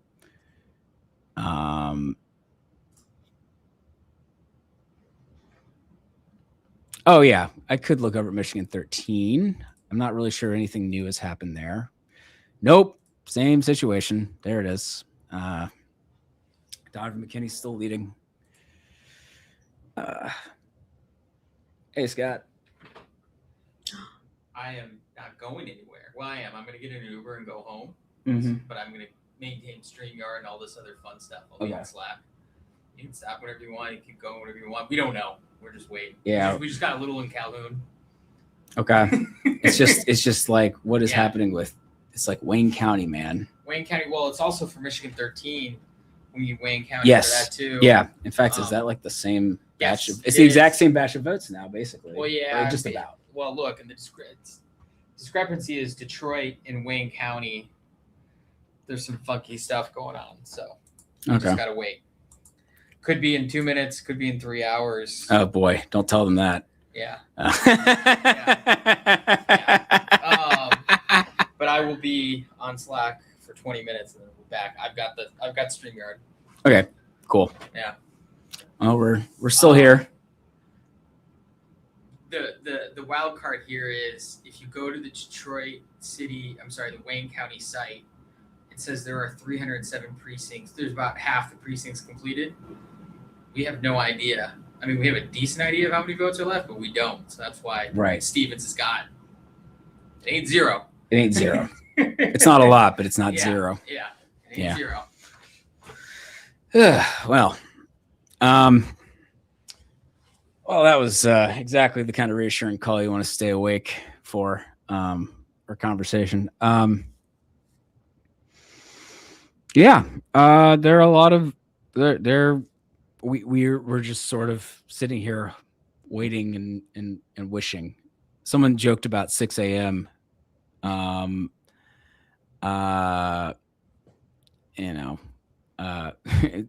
put 5. Yeah, Scott always has energy. Scott leads someone points out he leads some very interesting hours.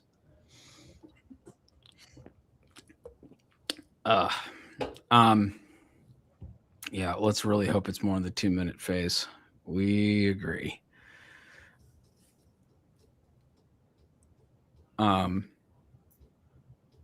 Yeah, well, nothing like dead air on a live stream. Grace, is there we talked about this a little bit earlier, but now it's 5:40. Are there any elections you're like really ramped up to see? Oh. Yeah, I know. I mentioned Alaska earlier. Yes. Yeah,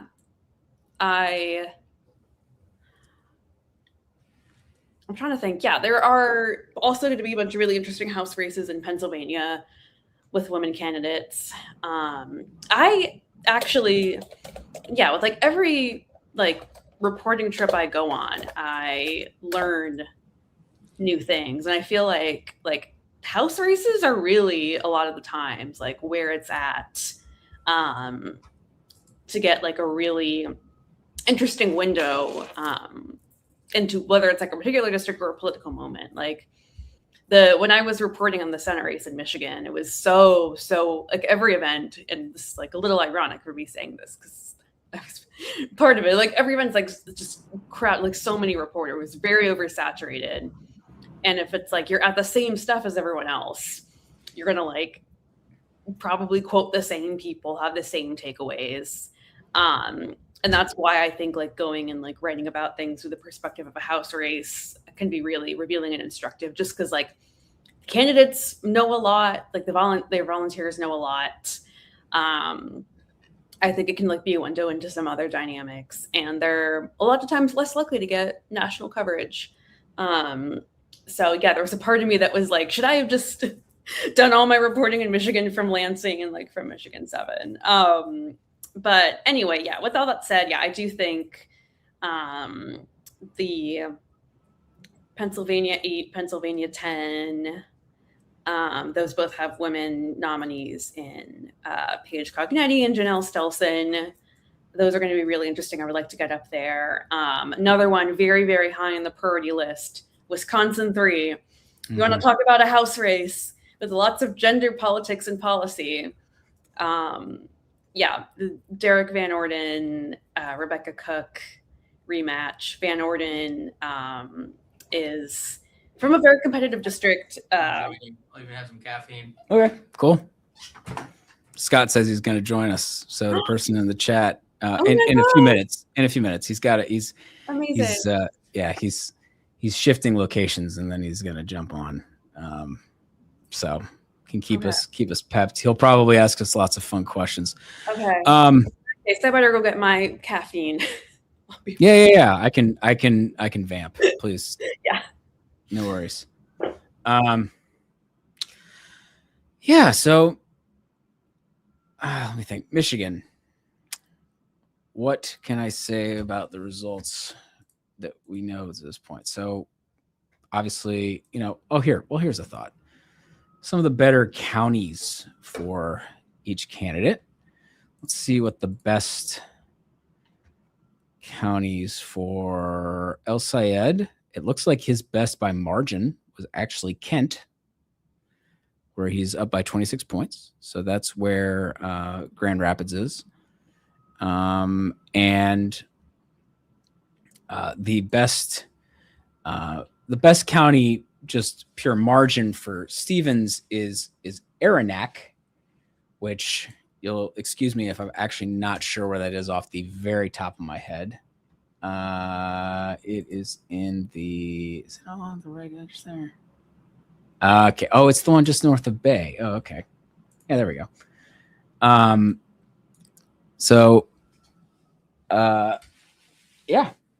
That's her best, but obviously not a lot of votes there, like 1,500 votes. Let's see, her best county by among the counties with the more significant vote count. What should I decide that is? We'll say maybe Saginaw. That seems like big enough. So she's up by 18 there, but she is up by 20, 24, and a bunch of places that have like 1,000, 2,000 votes up here. So, these are bigger, but if you're up in enough of those, it can add up. I think Haley's, we are nuts. I can't believe we're going this long. It's nutty. I did not remotely anticipate that this was going to happen tonight, but here we are. tonight. This morning, my 16-month-old son, not 16 years, 16-month-old son will be waking up here in like 30 minutes probably. So that's fun. To be clear, I'm in DC. I'm not at home in Vermont, but it's funny to think. Yeah, someone asked would Haley Stevens get much credit for running closer than what the polls showed. I mean, maybe a little bit, but I think also, look, at the end of the day, she got an immense amount of outside help. I mean, it's the most expensive Senate primary on the Democratic side ever. Texas on the Republican side earlier this cycle was more expensive. And it was the most expensive on the Democratic side in a Senate primary because of all the outside spending, which overwhelmingly favored Stevens. So she had a ton of help, and she's trailing by a little over a point right now. And it is unlikely, but she could conceivably pull it out. And obviously, who would get the credit in that case would probably be all the outside help she got. So the outside help, I think, obviously gets a lot of credit for getting her into this position to begin with. So,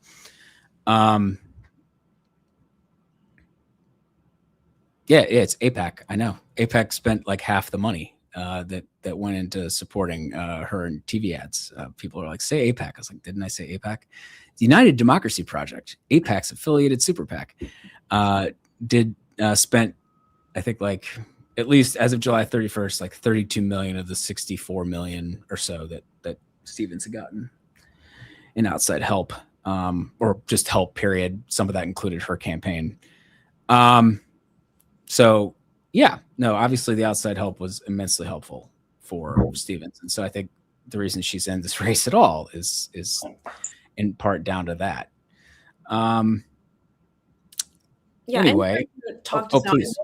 It made me realize too, like, I feel like there is some like recency, a bit of recency bias going on with kind of the conventional wisdom around this race. Like, it's really only been in the past few weeks that El Sayed has even been seen as like maybe even a front runner. I feel like the conventional wisdom for a long time was that Stevens was going to be favored because, in large part, because of the outside spending. Maybe my no. You're exactly right. In fact, I'm going to bring up for folks at home. I'll bring up the polling average. I mean, look, obviously the final polling average didn't really pan out. Well, it was more favorable to El Sayed than what things look like right now. But at the same time, I think you can still get a kind of a general sense for the trajectory of the race. If I can find the primary average up there. All right. If you look earlier in the cycle, it was kind of El Sayed was actually behind, and then things are pretty even in the spring, and then he kind of moves out to a lead, and then eventually that lead grows a bit more, and McMorrow falls off and eventually drops out. And so no, to your point, it was never feeling like it was a given that that El Sayed was going to win. That was so in that sense, the CW really only is in the last few weeks, that a couple of weeks here, that I would say that, I mean, you can even look at what the prediction markets kind of lines on that. And, I mean, the problem is it's all too recent. Let's see. I mean, in April, he and McMorrow were running about even. Yeah. In Cauchy's thing. And then he was like a 60% favorite on June 1st or around June 1st. Stevens passes McMorrow crashes. And then, from there he was a favorite, but more like kind of 3 and 4, 4 and 5. And then even I think probably when Whitmer endorsed, Stevens shot up a bit. Gretchen Whitmer endorsed Stevens. Yeah.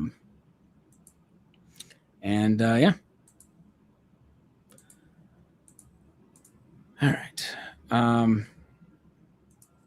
Let me bring this back.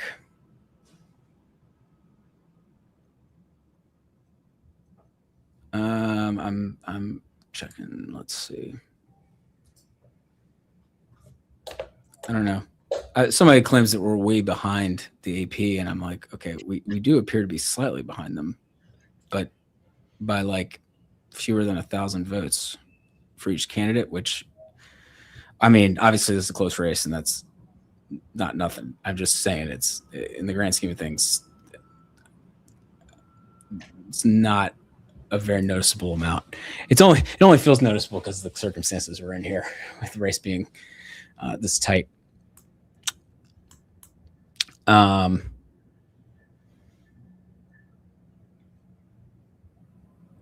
just looking at the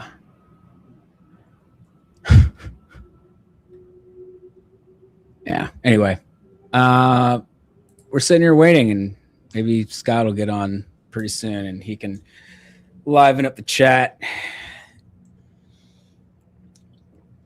Only because we are. I mean, he's been up too, but he still hasn't been.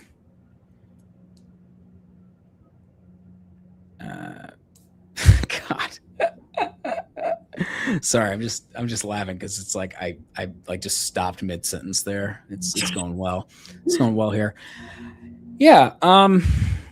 You know, this is an election where it is an election. Well, where every vote is really will matter. You know. Yeah. It's almost as if it all comes down to turnout. And whoever gets the most votes wins. Yeah.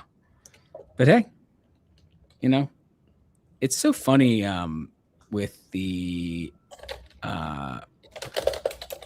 it is funny, you know, political science studies and sort of like psychology of voting. It's like, why do you vote if you're one vote? And, you know, there's millions, you know, especially in like a presidential election. So there's millions of votes cast, and, you know, it's like, why would you do it? And it's just an interesting, fascinating study. And I don't know, I mean, people find sort of their motivated reasoning.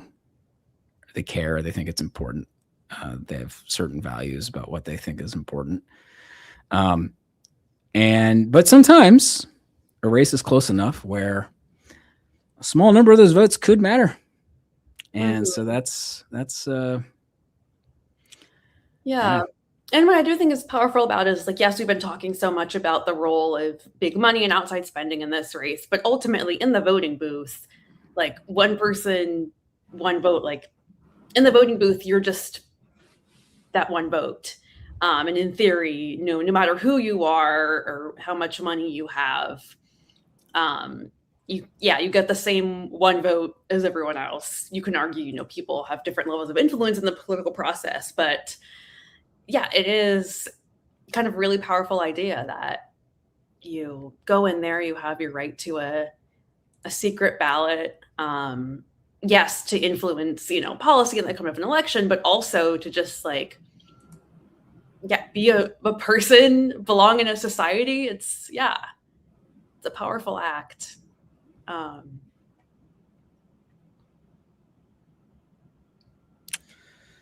Oh man. All right. No, that was nice. I'm just like, you know, I'm thinking about what and we could talk about some of the other results while we're sitting here waiting. You know, obviously we're still also waiting on the Donovan McKinney race against Sri Thanedar. I'm actually not. I every time I think I know, I'm like, oh wait, I'm wrong. Sri. I mean, he goes by Sri. Sri. Yeah. So I mean, it was a really busy primary night. I mean, obviously we're spending. Oh. What's up, guys? Hey, Scott. Oh, Good timing. I hear the sound of your can opening. Aren't you guys well rested? Oh yeah. Very. I'm not. We're not seeing you. In case. Oh, I can see you guys. Oh, you can't. Yeah. Are you seeing him, Gray? No. Hmm. I don't see him, and also your audio's going, and I think it's too. All right, let me try this. Because I think you guys are in the same. Oh no, he's gone to different. Oh yeah, that's right. He left. Yeah. Yeah, I'm not sure what's going on.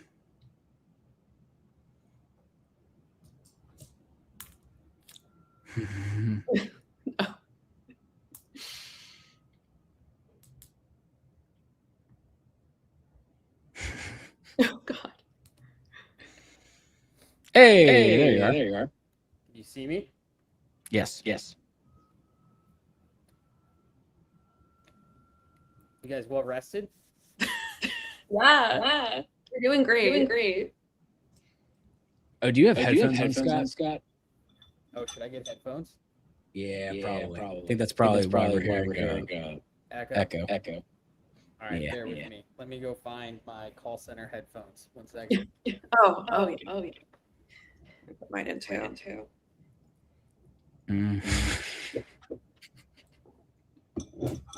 Not call center. But.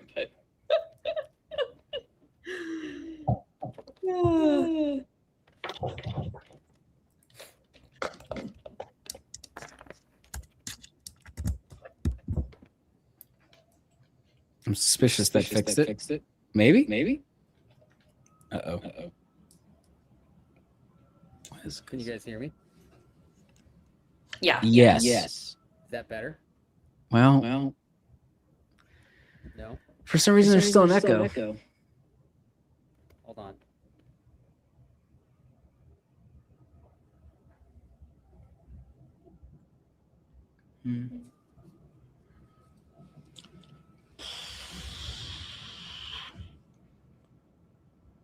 How about now? Is there an echo now? Testing. Apparently, it's weird. I know why there might be an echo. How about now? Testing. Seems like it's still there. Very weird. Oh, hold on a second. I think we got a vote drop. Oh. No vote drop. Oh. I mean, not for a race we care about. We're still in Washington. Scott, don't do us like that.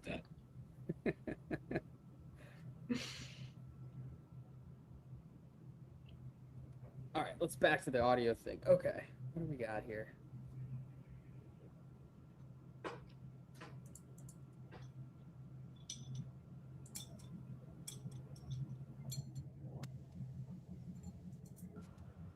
Oh, I got it. I bet the echo's gone now. Testing. Hey, there it is. We did it. Great work.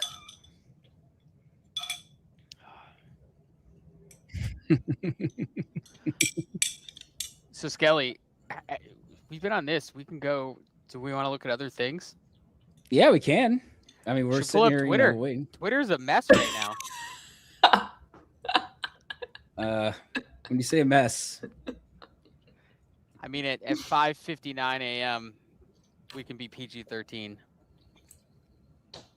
okay, let's see. There's a lot of hate going around for Michigan pollsters. That's all I'm saying. Oh yeah. Oh yeah. I've been talking about that I see Lakshaya saying Look, things. Lakshaya is not wrong.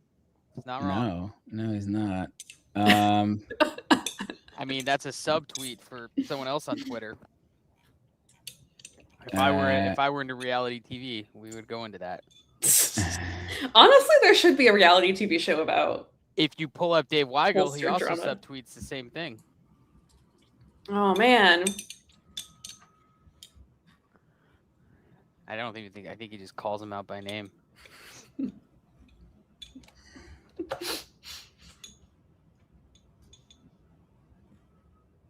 Have you guys talked about what this will mean for the discourse around Francesca Hong?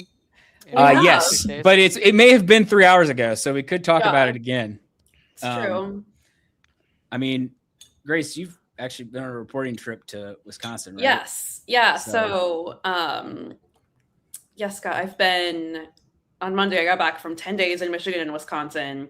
My swing in Wisconsin. All right, hold on a second. Did you have cheese curds? Of course, always.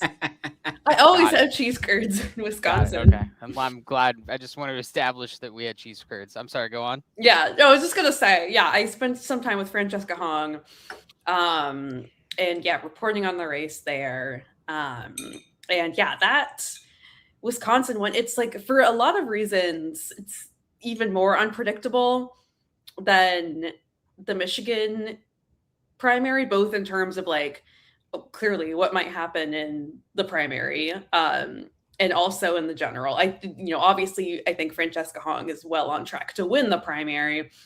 Whether or not she does so by a super comfortable margin remains to be seen. There's just been, so much weirdness with people getting in the race and out of the race and all their names being on the ballot. But I think, this is going to raise a lot of questions and probably a lot of concerns for people about her chances in a general election. So let me ask you this. Yeah. I don't know if you can answer it. Mhm. I know Skelly can, because I'm approving him answering this. So you just watch, let's say you're a political consultant, and you just watch your candidate give an interview on CNN and not answer the Thanksgiving question correct. She gets off, she asks how she's doing. What do you say to her? I think Grace probably saw this. Did you see this? Oh, of course. Yeah, what kind of, you're a Of political course I consultant? saw it, yeah. What's the advice? What's your first response yeah. to the public? To Yeah. throw it out in public, quote tweeting, Yeah. and she's formerly a cook. Of course, you say let her cook naturally, right? Yeah, possibly cook her own campaign. I don't know. Yeah. No, I didn't mean to put Grace on the spot. I mean, obviously you tell her like, come on, just this is not the time to make a point about Thanksgiving. No. Well, and it's also shorter answer on that one. Yeah. It's also such an easy way to pivot it back to like, we really should be talking about how Tom Tiffany has made food and prices more expensive for everyone. Yes. Or like how Trump's policies have raised the costs of turkeys and like screwed over farmers. Yeah, now it was so easy. I feel like. Yes. How long are you saying? I don't know. Scott got on, so who knows? Oh boy. All right, I'll see you in November. Okay. See you, Avish. Tell Avish to come in. Tell him, ask him if the Wayne County Scraper's running. Hey, Avish. Scott wants to know if the Wayne County Scraper is running. He reports that it is. Good. I'm not sure I believe you based on what's happening. No. The chat is giving a shit about talking about tweets. Well, we could pull up Wayne County again, but they haven't reported anything since 5:36. So, yeah, and that was a trickle. Yeah, to be clear. I'm sorry, 5:07. Yeah, this is Wayne County. She's an executive chef. What's the difference between an executive chef and a not whatever we thought she was? Yeah, I see. There's the executive branch and the legislative chef. Digital chef.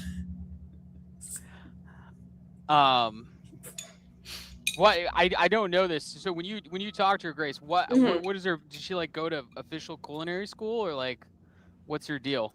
No, I think she just like got into the service industry as a young person, and became a chef and then eventually owned a restaurant, which has since closed. I don't believe she went to formal culinary school. Got it. What kind of restaurant?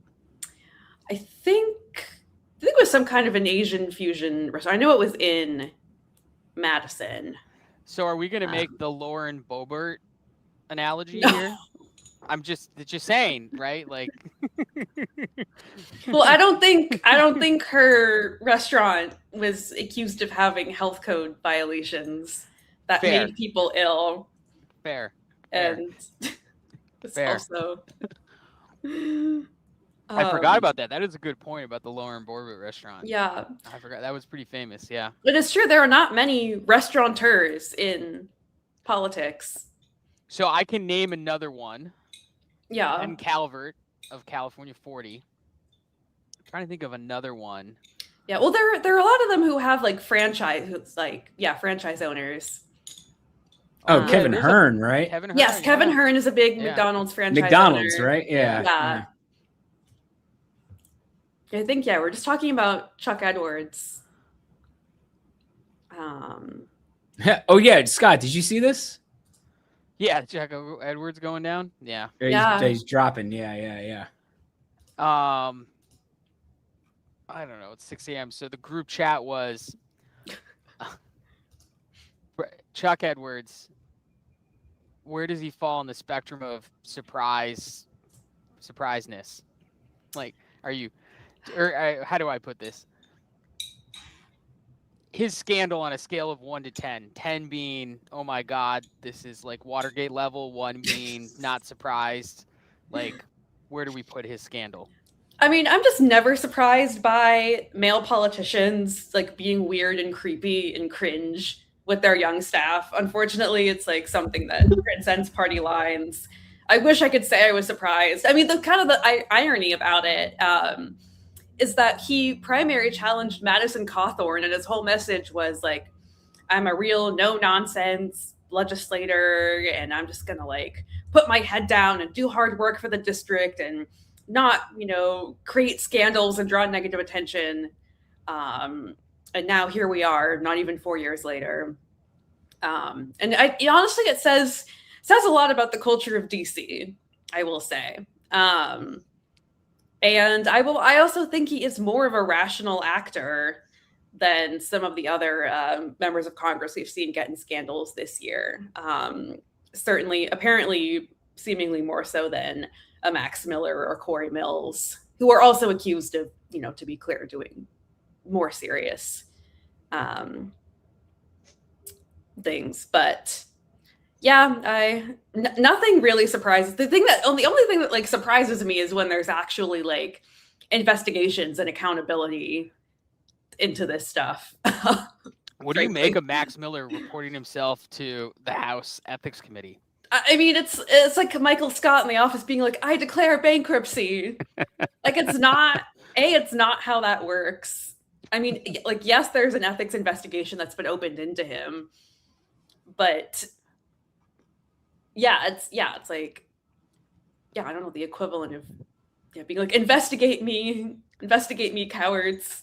I just thought Didn't Gary Hart say that, and then it didn't work out so well for him? And that's true. In 1988, he's like, that's true. I've got nothing to hide. Turns out he's like seeing some woman who's not his wife, who's like half his age. Anyway, I mean, the House Ethics Committee is famous for not really coming to conclusion of anything. Right. That's true.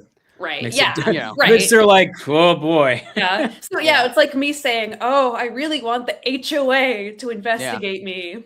Yeah. I mean, as soon as they say that, someone's going to remind me of George Santos. But like for the most part, it investigates things that never come to pass. Yeah. The Chuck Edwards, I have a congressional scandal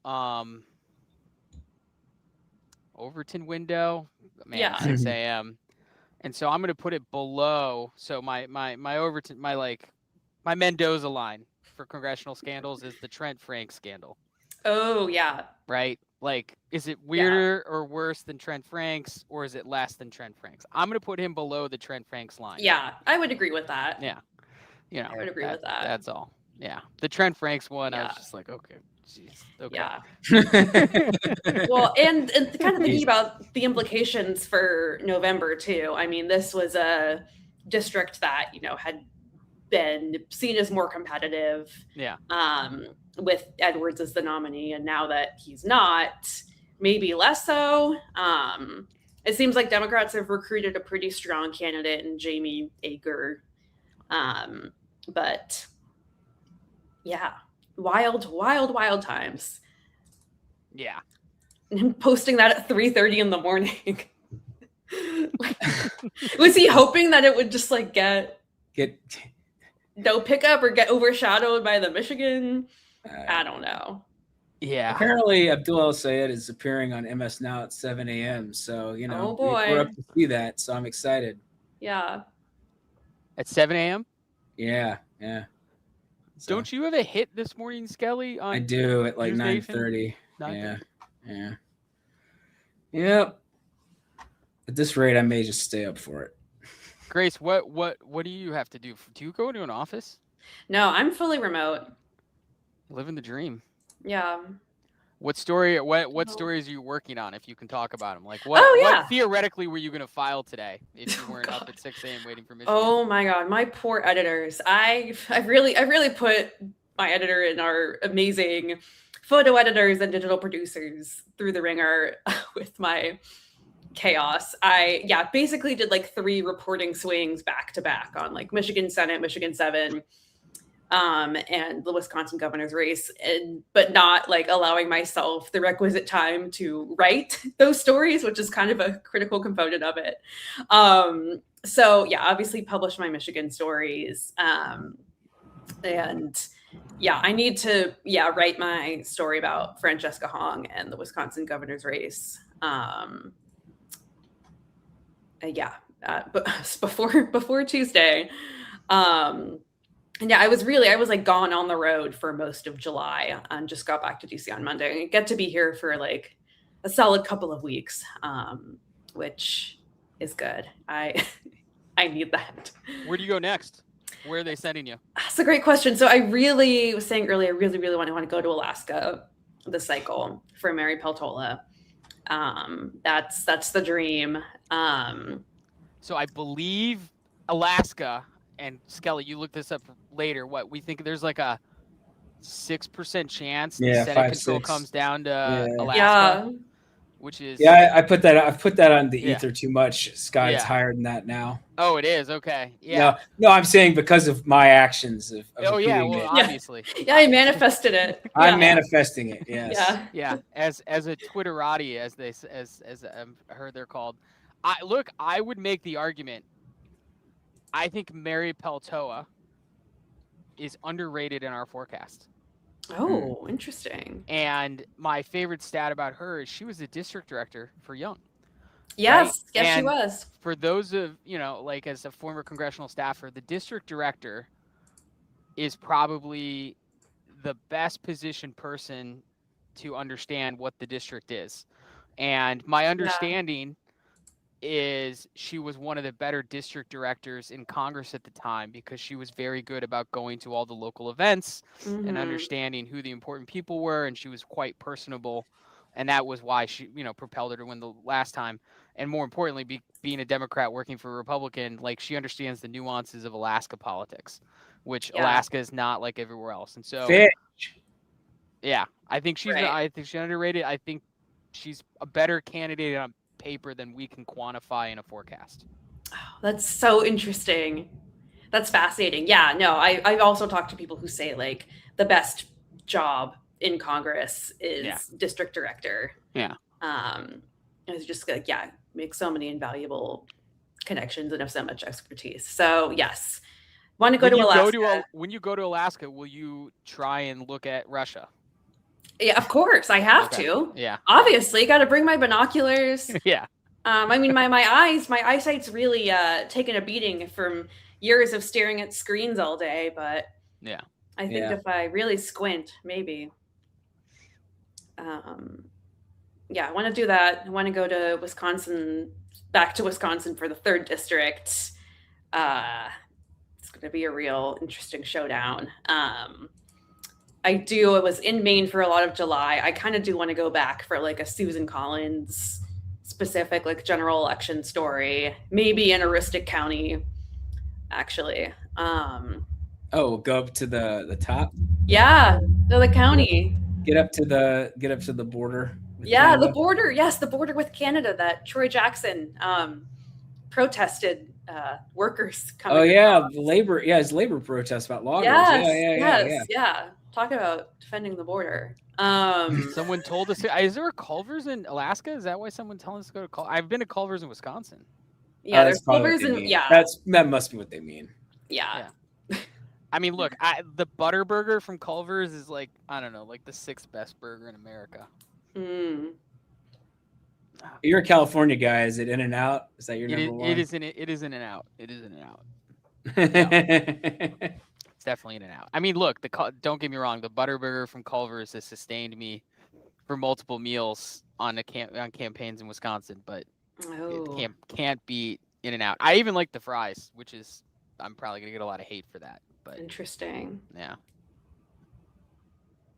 Oh man, I have no idea if Alaska has sort of its own thing. Probably not, but you know. But Alaska has lots of other things that make it unique. That's true. Yeah. Like the top 4 primary. No. Yes. Top 4 primary. Yeah, Scott, what do you've probably seen this, but the sort of shenanigans both parties are trying to basically get 2 candidates who might take from the other candidate as the other 2 spots when, you know, Peltola and Sullivan get 91% combined, and where does the other 9% go or whatever in the top 4 primary? The strategery in that implies that the electorate, I mean, I don't know. I think implies that they're really dumb or something. I mean, I don't know. Yeah. Is it like yeah. There's a lot of bank shots in that just doesn't seem to make sense to me, but it's a good effort. Well, and it's working. I mean, look, I don't know. I guess you're trying to find any advantage you can. Yeah. People just want to win. Kind of like the Osborne situation in Nebraska. What's that guy? That guy with that was it Forbes? a guy or a woman? Yeah. Was on the Dem line and then dropped out so Osborne could have have his own line. Oh no. Burbank, the woman who won. Yes. But now Forbes, the guy she beat, is basically trying to sue to get on the ballot and replace or say that they have to replace her. Yep. Which is like, it's interesting. Yeah. It's yeah. Checkers, rallies, guys. It's not even Checkers and rallies. Not even the top 10. Sorry. Ooh. Yeah. I'm back to politics. I had to put that out there. Some strong burger takes. Yeah. If we're up for another 20 minutes, I'm gonna get a bowl of cereal. Then you guys can really see, like, you got to mix the cereals, guys. What do you have? If we make it that long, I'm looking at it right now. I have Cinnamon Toast Crunch and Frosted Mini Wheats, so that's the combo we're getting. Cinnamon Toast Crunch. Yeah. Man, I've not had a bowl of that in a long time. Yeah.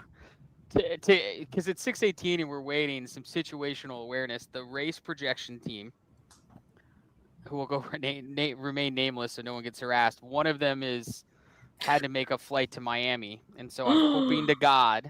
Well, he's on the flight, but we need 2 people to make a race projection. So I'm one of the 2 people. He told me he boarded the plane 15 minutes ago, and so now we have. It's like you're waiting for the rocket to come from the other side of the moon, hoping they made it. I'm hoping he logs on from the Wi-Fi sometime around 6:30, 6:40. If not, I've got to wake up a 3rd member of the team who is going to get 3 hours of sleep, who is going to come online early. These are the things we do to give everyone a race projection. Damn. That's dedication. And somehow we've been on here for 10 hours. I don't really know how that's possible. I don't either. Yeah.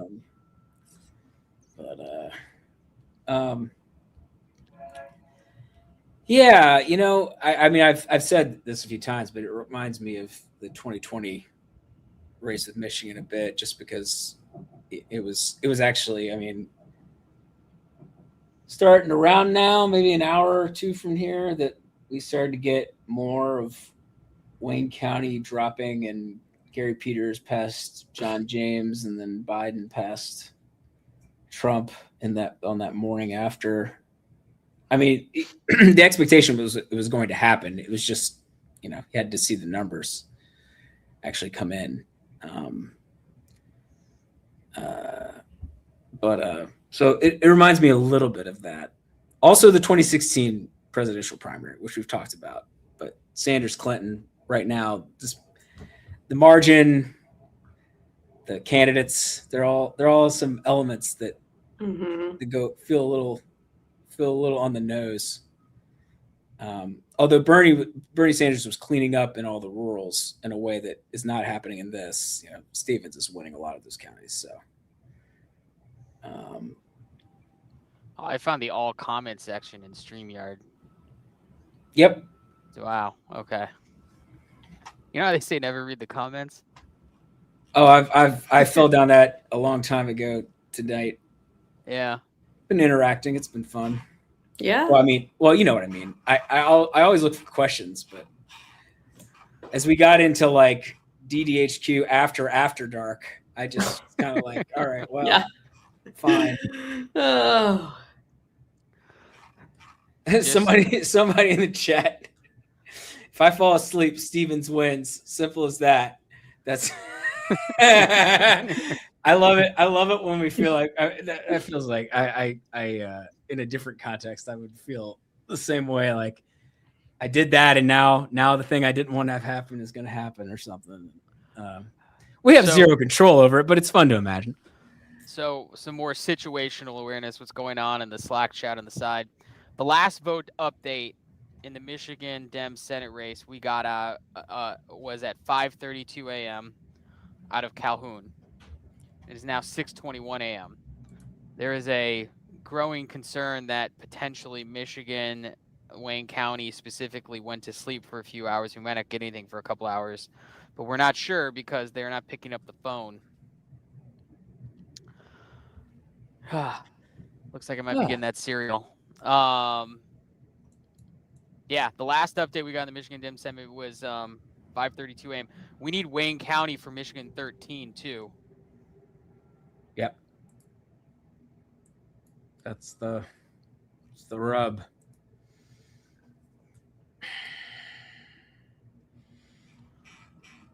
Oh, nice.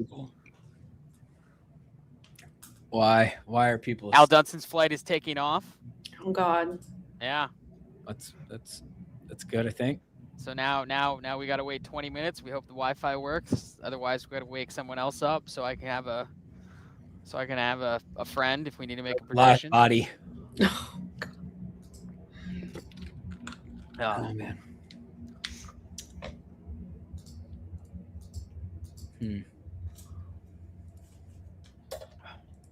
So if Brandon were here, Brandon is a big map person. I think Brandon Finney came in. He's like a big map person, and he likes it when you've got these gradient maps here. I can just picture him saying right now, "It's like, look how beautiful this map is, with that, north south, Stevens Syed."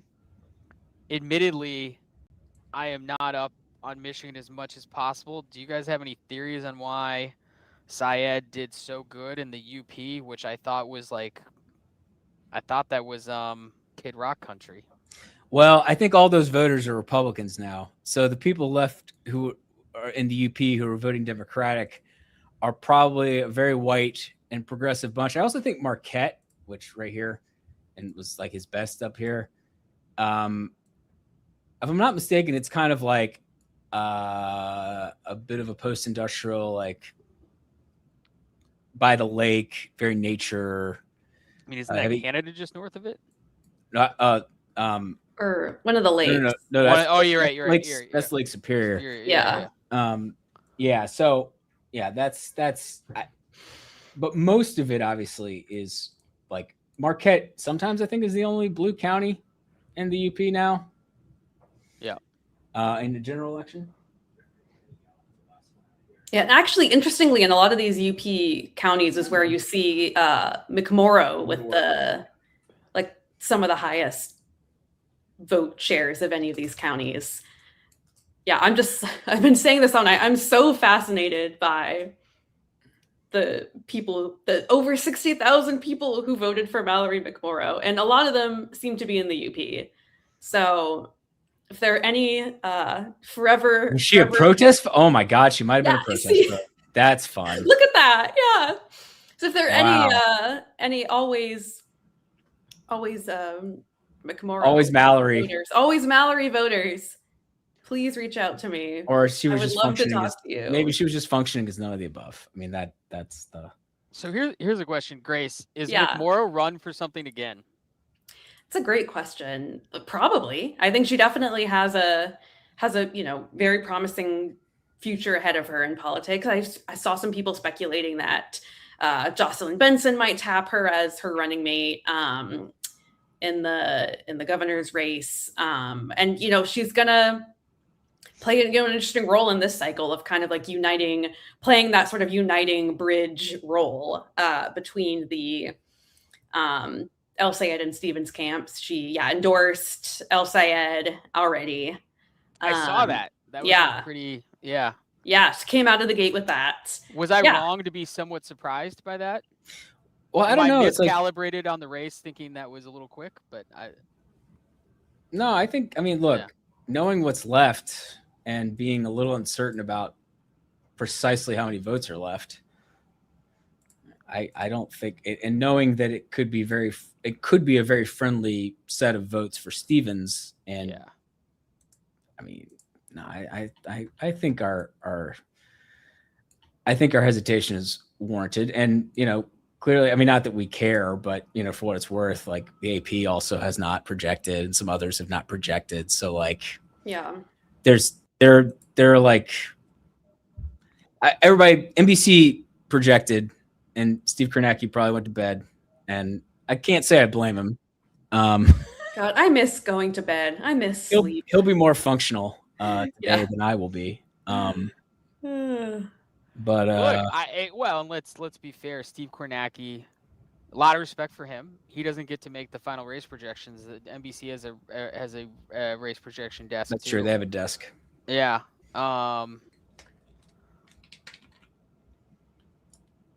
I don't know. I think this is a tough one from my perspective, and this is why it's good to have multiple groups of people looking at it from different networks. It's a good thing. I'm gonna be right back. Let you two. What other races you looking at in Wisconsin? Grace, obviously the governor, but like what's your sleeper race? You're like, okay, got to pay attention to this one. In Wisconsin? Okay, so I met a state legislative candidate in Wausau on Saturday. I was saying earlier I went to the Kashena Menominee Reservation with Hong, and then the Wausau Community Festival there too. And I met a state house candidate or assembly, District 85 in Wausau. It's apparently, potentially going to be really competitive. And this candidate was kind of making the case that it's, a bellwether district, and that, Wausau in general is kind of going to be a really interesting place to look, in the governor's race, especially with it being in Tom Tiffany's district. I know Wisconsin very well, and I mean, I literally just because I met that guy at the Vermont Community Festival. I don't know. I also think the House race, obviously the 7th district, it's very heavily Republican, but there are just some interesting dynamics, obviously, with Trump endorsing Sean Duffy's son-in-law for that seat. So kind of keeping it in the family, sort of. It was like, it's just so classic, so Wisconsin. This is the Bud Light tent where all the candidates were doing their meet and greet. And it was like fascinating. You had basically all the Democratic candidates for governor, plus a few assorted Republicans. It was, just a fascinating mix of people. What about you? What are your Wisconsin sleeper races? That is a good question. I knew you were going to ask me that, and I'm like trying to think at 6 a.m. what I was looking at, and then I was like, maybe I will just steal. I'm like looking through our notes because we have a race projection. Actually, documents. Damn it, no one's turned anything in yet, so I can't steal someone else's idea. Look, what I'm looking at in Wisconsin, to be honest, and it's kind of a cop out. Like after tonight, looks like Syed's, gonna pull it out, but obviously we don't know. But one thing I do know, if whatever happens, the polls are going to miss, right? So if Syed wins, it'll be like, oh man, the margin isn't as good. Is that because progressive candidates aren't, don't have the oomph, or is it a polling miss? If he loses, then obviously that message will be more is like, what is Francesca Hong's margin, right? Let's assume, look, her polling is, to be honest, if her polling is to be believed, it's better than Syed's. And so this is a good reference point. And it's also, look, Wisconsin's basically had pretty hotly contested statewide races for the last 10 years. Year in, year out, whether it's recalls or Senate races or presidentials or whatever it is. And so, they've got a pretty motivated base of Republicans and a pretty motivated base of what I would call very progressive Democrats, especially in, like places like Madison and things like that. So this Francesca, this to me is the ultimate, how are the DSA or the progressive candidates doing? Because if Francesca Hong wins by 4, I will say this leftward progressive movement doesn't have the same oomph as we thought it was back when Zohan Mamdani, cleaned up in the New York City race. If she wins by 15 or 20, then this Syed close race is more of a fluke to me. That's true. Yeah. Although I will also say, like, yes, the Democratic Socialist label is a thing. Yeah. I also just think, like, given how much politics is based on vibes, I do feel like there's also like a candidate quality aspect to this too. Like, also Mamdani is a generationally skilled communicator. He, for example, would not have did a much more deft, smooth job explaining some of his previous stances and old tweets and successfully pivoting away and back to, the issues he was laser focused on, like affordability. And I think for a lot of people that, went a really long way, even people who would have been potentially skeptical of a Democratic Socialist. So it's, I feel like it's not exactly like a one-to-one comparison, but I do agree. And I think it's also just like from a political science standpoint to have Francesca Hong, Democratic Socialist, versus like Tom Tiffany, very conservative, Trump-aligned Republican, especially in a place like Wisconsin that's so polarized. It's kind of like the ultimate experiment of where the country is in 2026. I want to go back. I've heard, and I don't disagree, Zohan Mamdani, generational communicator, right? Yeah. I think so. And that is what they said about Barack Obama in 04, 06, and 08. And obviously you've uncovered this. Yeah. Do you think Zohan, like the sports analogy is, maybe not a sports, like, is he better, or is he more generational, less generational than a Barack Obama in terms of communicator, or is he an entirely different category that can't be compared? That's such a good question. I think he's in a little bit of a different category. And the reason I say that is because he can't run for president because he, was not born in the US. And so I think the calculus for him is different, right? Like, he's not trying to climb the ladder up to mount a presidential run. He, is obviously focused on being mayor of New York City right now, but I think he's going to play a really interesting role in shaping what the Democratic Party looks like going forward. I do think he and Obama are, similar in the fact that they, have this talent to almost like meet the electorate where they are at any given point in time. And I just, kind of think, like, I feel like there's so many parallels between 2026 and 2006 and the lead up to 2008. And as something Obama was able to do really deftly was to be to the right of the, Democratic Party spectrum on some issues like immigration, for example. But then he had this like stance against the Iraq war. He'd never voted for it, which like also is very much where the base was. And so I think that a figure like Mamdani hit a little bit of that. Obviously, he's, much more on the progressive side of domestic issues too. But the candidates who are able to hit that, really meet the moment and meet the electorate where they're at on some of these issues, like now it's Israel and Gaza. And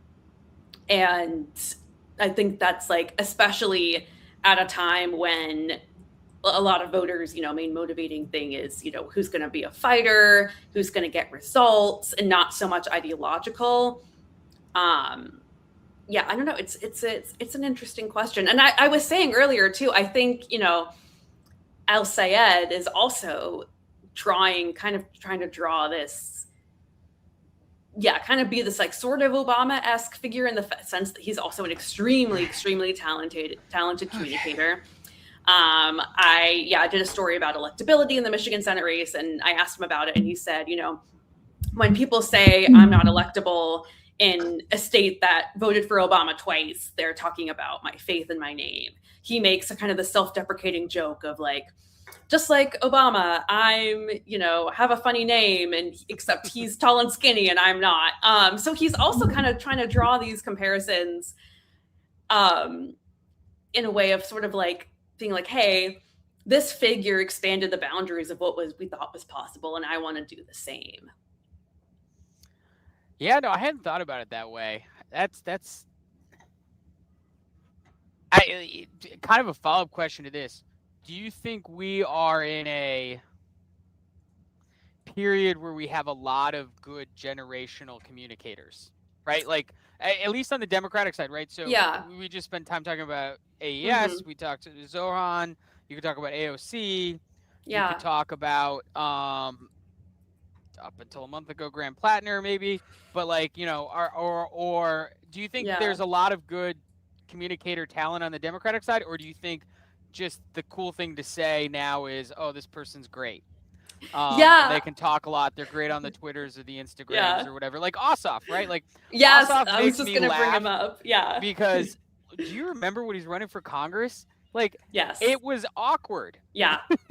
And he's way better now, but when he ran for Congress, you're like, this guy can't, Yeah, and I think there's like such a desire for authenticity, but no one like really knows what that is. It's very much a like, and you know it when you see it type thing. I think there are a lot of talented communicators on the Democratic side, and at running for some of these statewide offices, especially at the House level, and with Francesca Hong too. She's extremely, extremely thoughtful, is very, very smart, well-versed on policy. And that's sort of getting overshadowed by her, the way she is talking about her old tweets in a way that's like, distracting from her actual message. And I think, it's like a communication and a, stylistic thing. Sorry, Jeffrey, we are like one question away from like, what would your dream Democratic primary debate be? Oh my gosh. Yeah. Oh man. Well, I'm having like 2020 flashbacks. Right. Well, then we'd have to have like the JV debate. Yeah. Like, I want to make sure that there's 10 people on the stage twice. Yeah. That's my goal. Oh yeah. This is when you get people saying, well, like I want Bernie Sanders next to AOC, next to Zoran, with Ossoff on the wing, and we're gonna throw a Beto in just to throw some lob some grenades, and then maybe a Seth Moulton after a few drinks type thing. Oh God. Seth Moulton. Oh boy. Oh boy. Yeah, I mean that's like the exciting thing about it, right? De Blasio just to come in late. Yeah. Oh yeah. Real ones remember Wayne Messam, Deval Patrick. Mike Gravel. Mike Gravel. R.I.P. The Gravel team. College kids. Yeah. I went to college with them. I profiled them, and now one of them, the one I profiled, works at Andreessen Horowitz. Of course. Because you could make an argument Mike Gravel was Bernie Sanders before Bernie Sanders was Bernie Sanders. But like Mike Gravel was the original, really was. The angry old guy who thinks all you guys are fucked, basically. Yeah. But that's like the super exciting thing about 2028. I've been telling people forever. I think it's really is the first presidential election since 2008 that has really been wide open, without a preordained front runner. And I think to the question of electability, it's someone I talked to for my story I did on Michigan made a really smart point, which is that in the 2020 primary, there was such an urgency to put forth someone who could like beat Trump. Like it was all about who can beat Trump. And I think with that removed, there's more breathing room to have really, really interesting questions about who the standard bearer is going to be. And I'm really excited to cover it, which I may regret saying if you ask me 2 years from now. So here's another question for you. It's framed in the form of a probability, if not betting. If you had to put odds on a female president in 28 and 30, 28, 32, and 36. That's right. So you're going to give you 3 presidential, and you have to give it odds that we will get one each term. Get like a woman elected president? Yes, first woman elected president. Ooh, okay. We're just teeing you up because obviously you work for the 19. Right, yes. Beat, so yes, yeah. I'm gonna ask Skelly, like my Skelly question will be like, what are the odds we get someone who was a left-handed pitcher in college to be elected president? Or what are the odds we get someone who was, went to UVA? Yeah, I think, I don't know, I would say 30 to 40%. Really? 30 to 40%? Or for someone actually elected. Okay, I would say like 30 to 40% chance we get a major party nominee who is a woman from either party in one of those. In one of those 3 cycles. Okay. Yeah, I think. But then like it's hard to say like whether or not that person wins. I don't know. There are many schools of thoughts on this. There are some people who, think like, oh, after Hillary Clinton's loss and Kamala Harris's loss, there's no chance Democrats elect another woman. Which I don't think is necessarily true. I also I've been a subscriber to the school of thought for a long time that the first woman president is going to be a Republican. For the reason that like in the GOP, women candidates have to go to greater lengths to prove that they are like truly conservative because women in both parties are perceived as more left or progressive than they actually are. So for that reason, I've kind of thought that, but I don't know. Like it seems like the bench on the Democratic side, as far as women are concerned, they have more of a bench. But yeah, if you just take the straight odds, the straight Bayesian, there's just more. There's more on the Democratic side. Yeah. It's an interesting take on the Republican side. I hadn't thought about it that way. It's not, to be honest, it's not something that I can have a lot of insight into. But it's interesting though. You could probably get an interview with her, like a Senator Shelley Moore Capito. Oh yeah. Ask her that question. Yeah. Someone who's been in the House and the Senate. That kind of thing, had to fight through it. I'm trying to think of if Murkowski or Collins, that'd be an interesting question to ask them on the record on that. Yeah. And Katie Britt is a women senator who's looked at as a interesting figure. And I think, I also mentioned earlier, there are 2 women Republican in the House who are running for Senate, Ashley Hinson and Julia Letlow. And then, of course, you have the governors, Sarah Huckabee Sanders, being one such person. I don't know. Yeah, it's an interesting question. So I'm looking. Yeah, the group chat is. We all think Wayne County might have taken a donut break. Oh my God, guys, you can't do this to us. You're so close. I think. Please. Hey, look. This could have been, the 270th electoral vote in 2024, but it wasn't. I don't think they would have been taking a break for that one. Yeah. The pressure would have been too high. And maybe this is kind of the votes give us, the votes take it away. Like 2024 was wrapped up so quickly. Yeah. It was wrapped up by like 1:30 in the morning. Yeah.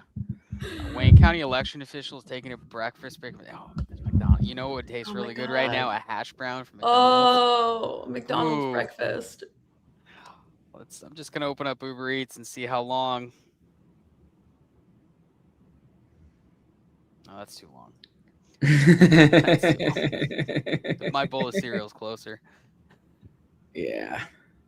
McDonald's breakfast though, when you can get that, it's not good. something you wake up and like I've got to go get it, but when you get the opportunity to. Yeah. Huh. Oh man.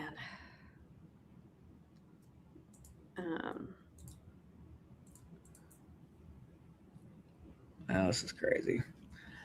Oh, Wayne County. Wayne County.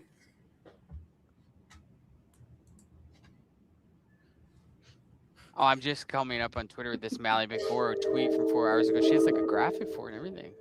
Yeah, she was ready. I bet she had graphics prepared for both outcomes. That's funny. I'm sure her team did. I'm sure It's they like did. The lost graphics that were never published, kind of thing. It's like it's like the Super Bowl T-shirts that were donated that you can occasionally find. Like, oh, the Bills won the Super Bowl. So No. I'm going to sound like the old man shaking his head at the sky, but has anyone else noticed that if you're under the age of 25, you have an announcement graphic for everything? and it's on LinkedIn or it's on Instagram. Yeah. It's like, and you guys, if you like basketball, you appreciate this. Like, it just reminds me of that time that LeBron James like had the announcement that he's going to Miami. It's like everyone's like teeing it up. It's like, I've got the announcement graphic. I have decided to take Algebra 2 next semester. Or like, I've decided to take my talents to South Beach. So yeah, or yeah, exactly. That's what this I'm is an like. incoming associate at Yeah. PwC. Yeah. Also to the person in the chat who asked if that was a train whistle. Yes, it was. I live next to the train tracks. And the trains are running. Wayne County is not. Wait, you're in DC, right, Grace? Yeah, I'm in DC. Oh man, but you see, so that's probably that 6th Acela. Oh yeah, it's Yeah. morning. Yes, it is. Wait, so you're up by Union Market? Yeah. There's no McDonald's by you. That would take a while. There is. Oh, there It's is. like- yeah, Oh, it's the in New like- York Ave one. The New the New York Ave Ave one. Yeah. It's like in a weird spot though. Yeah. Yeah. It's Wow. next to the famous Wendy's. Yes, the Dave the Thomas now- Circle. Yeah. Yes, R.I.P. Dave Thomas Circle Wendy's. Yeah. Will we show the Syed interview at 7 a.m.? That's not a bad request. No. I don't know, Skelly. Should we Actually, gamble? well, I don't know what the rules on that are. Is that a? Well, I will get the angry letter, and you can blame me. Okay. I mean, we should Well. probably credit whoever it is. I mean, it's MS Now. I'd also have to find it on a stream and broadcast it. Maybe, I don't know. Let me poke around. We will to the chat. We will try. That's not a bad thing. Somebody asked about the 13th district. It's the same boat. Yeah, it's Wayne County. We're stuck in the same Wayne County boat for the Senate race and the 13th congressional district Democratic primary. Donovan McKinney is currently leading by about 3 points. The challenger to Sri Thanadar, the incumbent. So, you'd probably rather be McKinney, but at the same time, it's close. So, not as close as the Senate race, though. Yeah. Oh, God, did I just do that again? Hopefully it works this time. I feel like I accidentally closed it earlier and it just stopped working. This is what happened last time. Oh, you know what it is? I bet you have to say it's okay. Like I accidentally X'd it. Oh, okay. Hold on. Yeah, let me. And we have you set up as the admin or whatever right now. Yeah. I should know what I'm doing, shouldn't I? Oh, excuse me. Hold on. Oh. Wait a second. Do I solo? No. Kick from studio, ban from studio. Oh no, I got it. There we go. Hey, look, I accidentally brought this up and I brought up the wrong race. Bernie Sanders. There he was, getting his upset victory. Yeah, I think I accidentally closed it. It's okay. It'll take me 2 seconds to bring it back. It's just Yeah. there And are as people we like were arriving at where we were, and being like, who is this insane person here at 6:50 a.m.? Great question. I got it. Oh yeah.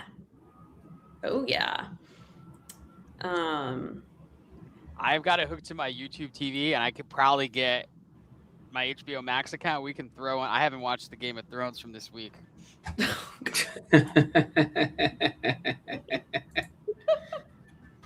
I had some friends texting about how it was good. I haven't watched House of the Dragon. I should. But I'm not gonna lie, it's not that good, but I have to finish. It's fair. Yeah.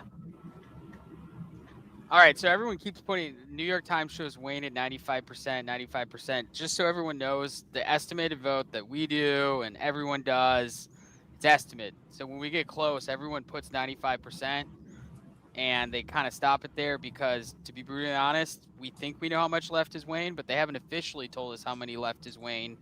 And so it could be 5% more, it could be 10% more. We just don't know. Yep. It's just being careful about what we're saying. Yeah.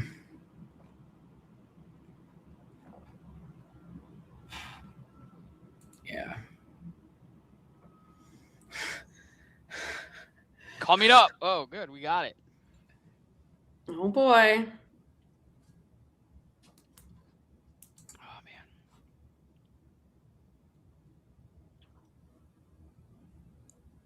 I don't think we're pretty sure there are some more votes in Wayne County. Oh, there's definitely more votes in Wayne County. Definitely more votes. It's just a question of how many. Mm-hmm. Yeah.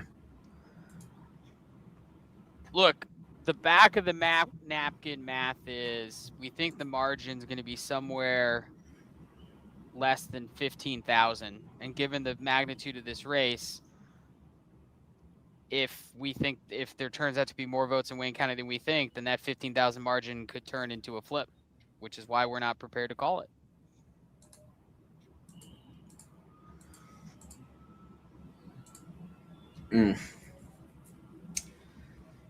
Okay.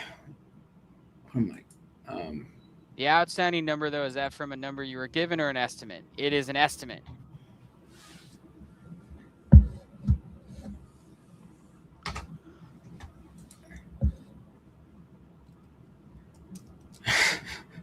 I like people who are getting back on and being like, Yeah. wait. It's like, yeah, man, you're right. We did it. We did it. We're a little crazy right now.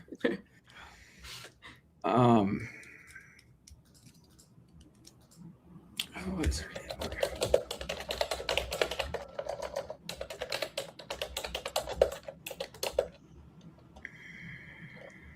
What time's your flight today, Skelly? Oh, it's in the evening. Okay. Now, granted, I guess I am supposed to. I probably have to check out my hotel, which is unfortunate. But yeah. Well, we'll cross that bridge here in a bit. That's still a long time from now.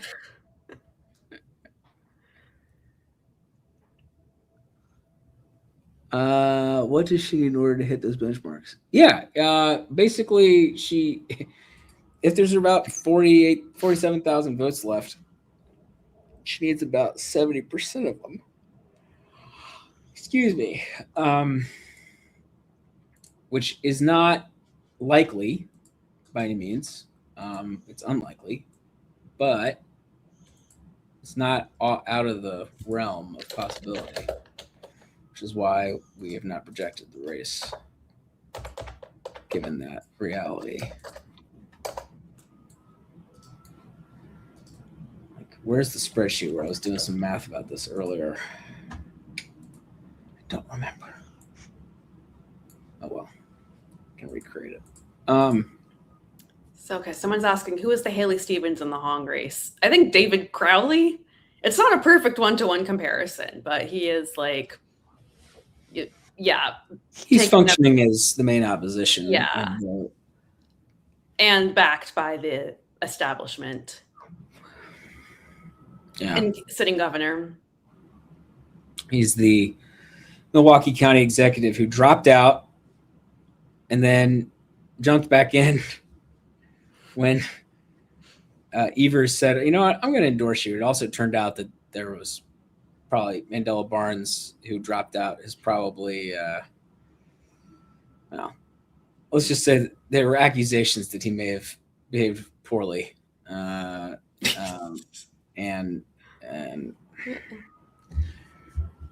And so, yeah, he dropped out just before all that kind of blew up again. So now it's David Crawley versus Francesca Hong. You know, there was a lawsuit about could people who had cast early votes change their vote and I'm not really sure where that has landed. I think it's probably in court in Wisconsin. It's basically the Wisconsin Election Commission essentially said, no, you can't. No. And then, because it's a secret ballot. Well, right, but I think the idea is like if they have like barcodes and stuff. Oh, okay, on the envelope. Yeah, they could figure out who Okay. sent in the vote and then supplant it with a different vote. Oh, right, because Wisconsin doesn't really have pre-processing. Yeah, so they just So yeah, that would, I don't really know where that landed. It does open a whole can of worms if you think. Yeah, about it really does.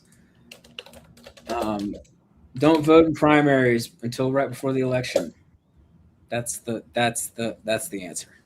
Yeah. Too much That's can the change lesson. too quickly. So, I mean, that's true in presidential primaries, and it's also true to some extent in down ballot ones. Oh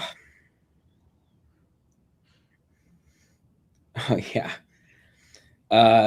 Scott, did you see this? I'm sorry, in the chat. Oh no! Basically, in the 8th district, the Trump endorsed candidate lost to someone who dropped out. Oh yeah. Oh, look, so that was a crazy story. We were looking at that. Obviously, we projected it, and then in our notes, we knew he had dropped out, but we reached out to a few of the counties he was in, and they had said they had not received official notice that he had dropped out. Interesting. We initially we didn't think he had a That's so chance to weird. win. We knew he was on the ballot. We didn't think he had a chance to win, but as he was winning, we were like, okay, we got to like double check that he's still an official candidate. And those votes aren't going to be like invalidated. Yeah, which could happen. Yeah. Depending on the state. Reached out to a few counties, and a couple of them gave us on the record like, we didn't. One of them was like, we didn't know he died, but even if he did, he didn't submit his paperwork, which we thought was kind of funny. Wow. No interest payments until 2028 on my Leaf Guard. Oh. That's the real home ownership I need right there. Yeah. Oh man. Well, you being a Vermonter, leaves are a problem. Actually, leaves are a problem. It's They true. are. Yeah. That is true. Luckily, luckily where I am, that's a little less of a problem. But sorry, I'm starting into the yawns that I can't like hold back. Did we leave you the Red Bull? There's some Red Bull around the corner, right? No? I don't know. Max left. Max left. I'm Just it. so you I'm know, the when last Max man. Leaves, yeah. Max is like the reason all this works. So when he leaves, Dysfunction follows. Yeah. he's not left. He's actually chatting. It's funny the way Max has to like rush home and then set up all his shit, and then Max doesn't get to sleep till Friday after Tennessee. We got Tennessee. Oh tomorrow, yeah, they have guys. primaries on Thursday. Yeah, and then guess what we have after Tennessee? Hawaii on Saturday. Hawaii. Yeah. Oh yeah. Yeah, there's an interesting House primary. Ed Case getting primary challenged. Yeah. I just got here. Is the Michigan Senate primary called yet? It is not. No. I love it. Someone's pulling out California 47 from the West Wing. Oh, that's a deep cut. Horton Wild. It is. Horton Wild. Rain. Rain. I made it rain. Yeah. Oh, we've all seen that. Don't worry. Don't worry. Horton Josh Wild. Josh Molina. Amazing. I thought he played a pretty good campaign manager. He I mean, did. it was pretty from my purview. I thought it was pretty dead on. That line in the show when Josh calls him up and wakes him up from a dead sleep because he wanted to know his favorables against the president, and he's like, "I'm too tired." And then Josh goaded him by like, "Well, a top tier campaign manager would know the answer to that." That's how I knew, like, all right, Sorkin did his homework, because that whole exchange was accurate. The guy was dead asleep. He gets a call from some random person at the White House asking some bullshit question about polling numbers. He tries to slough him off. The guy goads his ego by being like, "You're an idiot unless you know this." And then he perfectly rattles off the favorables unfave in the district. Like that to me just lines up.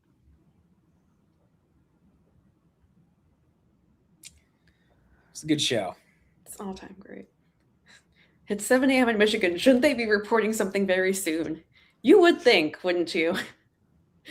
Well, One would in think. theory. In theory. In theory.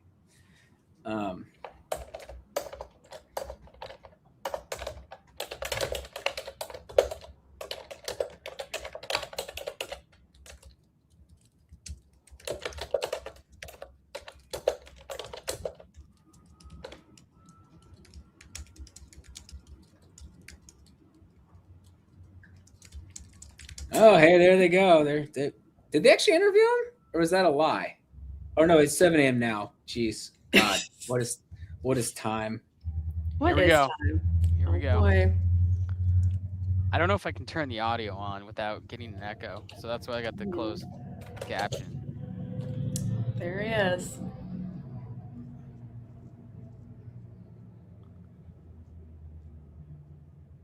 Who's this guy? This isn't Joe. It's Willie Geist. Oh, okay. Do you want to try to put the? Yeah, let me try. Let me see. Let's how just this see. works. Let's just see. So we need to move forward and start bringing this Can you guys party hear that? together. Yeah. Obviously, it was an extremely Oh. close election. We got outspent 11-1, took $70 All right, I'm million gonna get some more caffeine in a of minute. spending against us. And I'm just really proud of the movement we built despite this.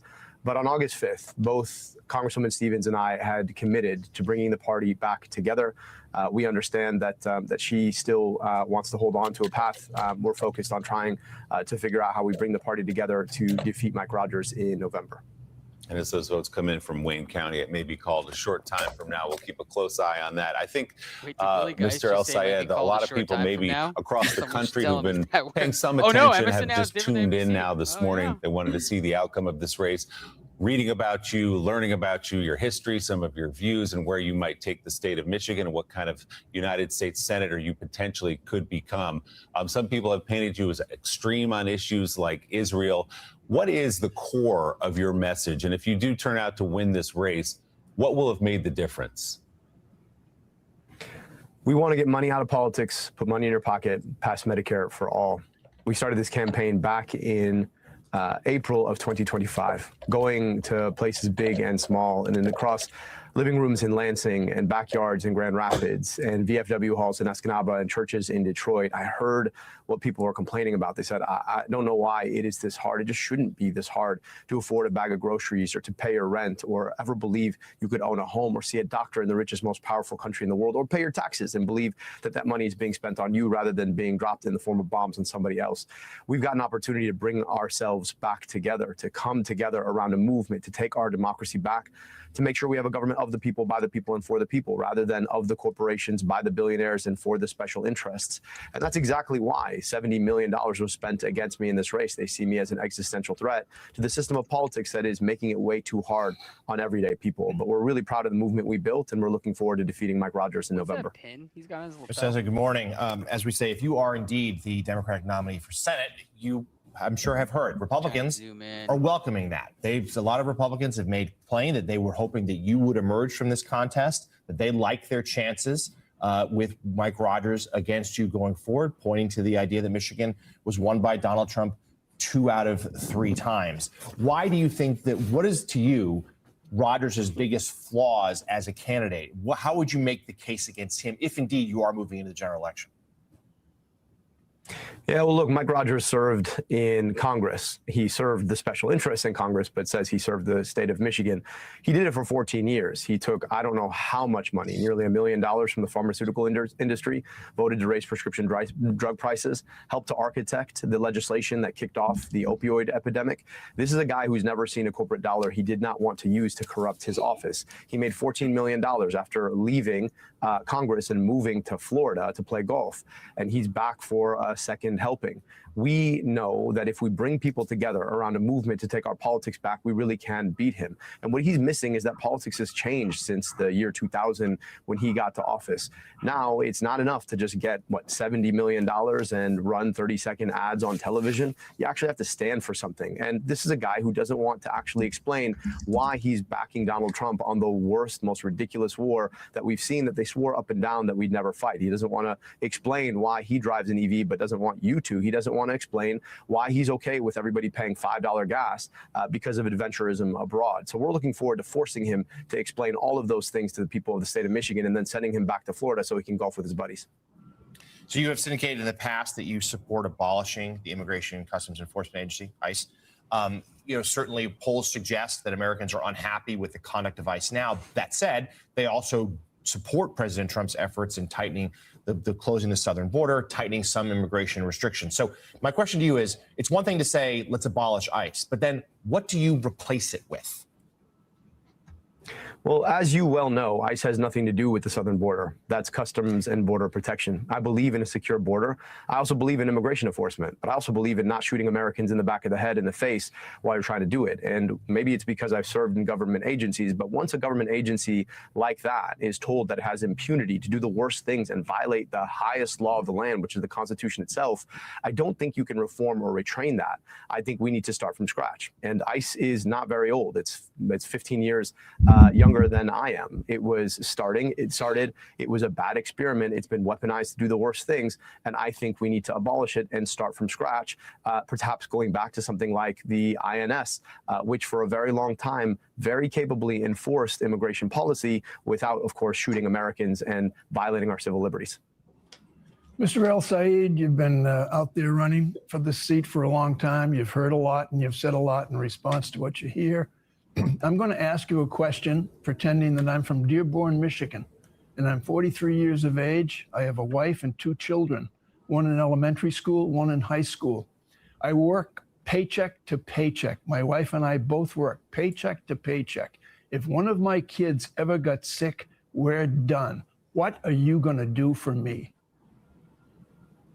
I believe in Medicare for all. I mean, this is the cause of my career in public service. I know that right now, too often, if you're living paycheck to paycheck, either you might be on Medicaid or you might have private insurance that you can't afford because your deductible is what, $4,500 to $6,000, meaning you're going to go potentially into bankruptcy if you or one of your kids got sick. We can guarantee you health insurance without having to worry about a premium, a copay, or a deductible in the same way that we provide health insurance to our seniors, the people who are most likely to get sick in our society.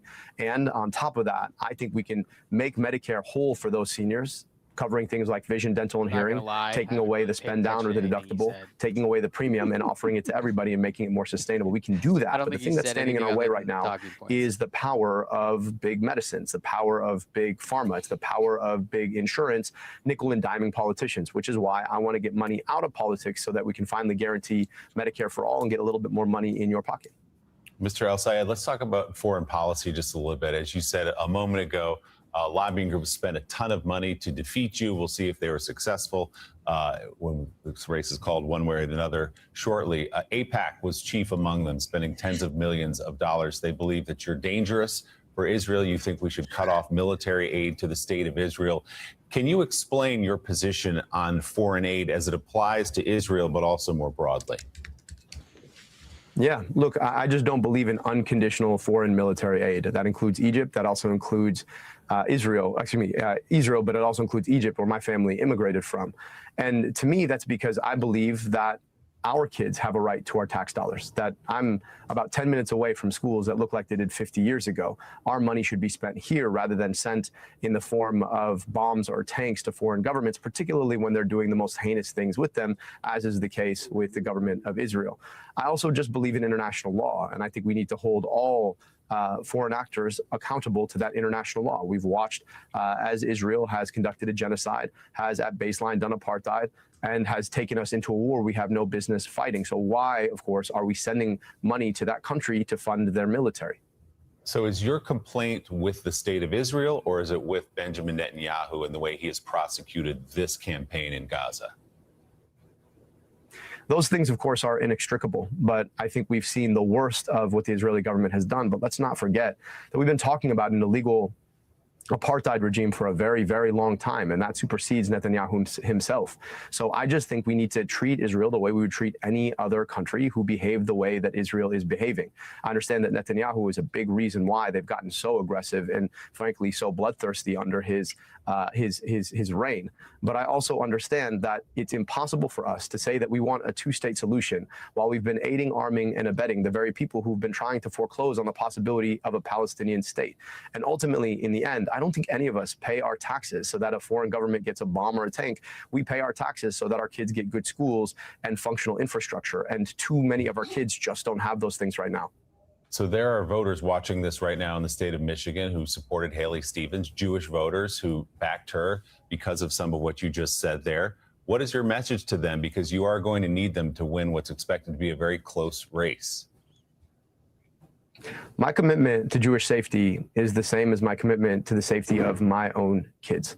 We have a responsibility to take on anti-Semitism in all of its forms wherever we see it. It's the same responsibility we have to take on Islamophobia. I know what it's like to be discriminated against for how I pray. I've experienced it myself, and nobody should have to feel that in a country where we believe in basic freedoms. And so the things that bring us together are so much bigger than the things that divide us. Whatever we may think about our funding for a government 6,000 miles away, I think we all agree about the funding for our schools that might be 2 miles away, and the funding for our roads that we drive on to get there, and the funding for our healthcare that we all need and deserve. So as I've always said to my Jewish sisters and brothers, I'm looking forward to fighting the fight against anti-Semitism and Islamophobia with you. I'm looking forward to joining you. If you open the door for me, I'm happy to come in. I'm looking forward to building relationships. I hope that you'll join this movement. And in the end, what are we against? We're against somebody like Mike Rogers and Donald Trump. Donald Trump is a guy who has said the most heinous things and pushed a set of tropes that are just deeply inconsistent with believing in freedom of religion in our country. We have to beat that, and I'm looking forward to partnering alongside you to do it. And just to put a fine point on this, for those Jewish voters who may be now considering you or an independent voter in the general election, considering you versus Mike Rogers, you believe we should cut off all support to Israel? I believe that we cannot continue to do unconditional foreign military aid. I believe that we have to follow our own laws, the Leahy laws, where we don't sell weaponry to countries that have engaged in human rights abuses. And that's the same approach that I take to Israel, which is the approach that I would take to the country where my parents immigrated from Egypt. I would also take it to Pakistan, and I'd take it to Saudi Arabia and Qatar and the United Arab Emirates. I just think it's about principle, and we need to be applying those principles everywhere. Mr. Elsaid, switching gears, there's been a lot of political commentary about how this race in Michigan for Democrats is almost like a stand-in, if you will, for a real debate within the heart of the party right now, the progressives versus the moderates. Do you view it that way as well? I mean, we spent some time here this morning. Obviously, you and Ms. Stevens disagree on a lot of significant issues. You know, how are those fences mended? Is the Democratic Party able to be a big enough tent right now when passions are so inflamed on some of these issues? This is not about the future of a party. This is about the future of the people of the state of Michigan, who deserve to know that their roads are competent, deserve to know where they'll get their health care when they need it, who deserve to know that their kids go to great schools. That's what I'm focused on. And if more of us were focused on that, I think a lot of the bigger issues that we tend to fight on would become a lot clearer. We're against the way that outside money can buy politicians, can come in, flood elections, and too often there's a pro quo that comes with that quid. But here's the thing. the things that unite us are so much bigger than the things that divide us. So to anybody who might not have supported me in this primary, I'm asking you to join this movement, to get money out of politics, put money in your pocket, pass Medicare for all, stand up to Mike Rogers and Donald Trump, take our democracy back against the power of big corporations who've rigged the system too often, and help us defeat the kind of lawlessness that we've seen out of the Trump administration. And so this is a big movement. And in order for us to build together, we're going to have to be able to come together around the things that unite us. It's the feeling that we get when we look our kids in the eye. It's the feeling that we get when we think about what our country ought to be. And it's the opportunity we have to take on all that Donald Trump has done to corrupt our country and to corrupt our government. And finally, sir, you went to the University of Michigan. Are you confident that Sparty fans also will come around to you? Look, as long as we're not going red and going to Ohio, I'm good with it. Okay. I think that's the correct answer in the state of Michigan. Democratic candidate for the United States Senate in Michigan. As we said, now the likely nominee, as our elections desk is categorizing it until this race is called, Abdul Al-Sayed. Mr. Al-Sayed, thank you very much for your time this morning. We appreciate it. Thank you for having me. Still ahead on Morning Joe, our new MS Now colleague, Peter Alexander, we're very excited to say, is standing by. He's been talking to voters in Michigan. He joins us here in studio with much more on that. Morning Joe comes right back.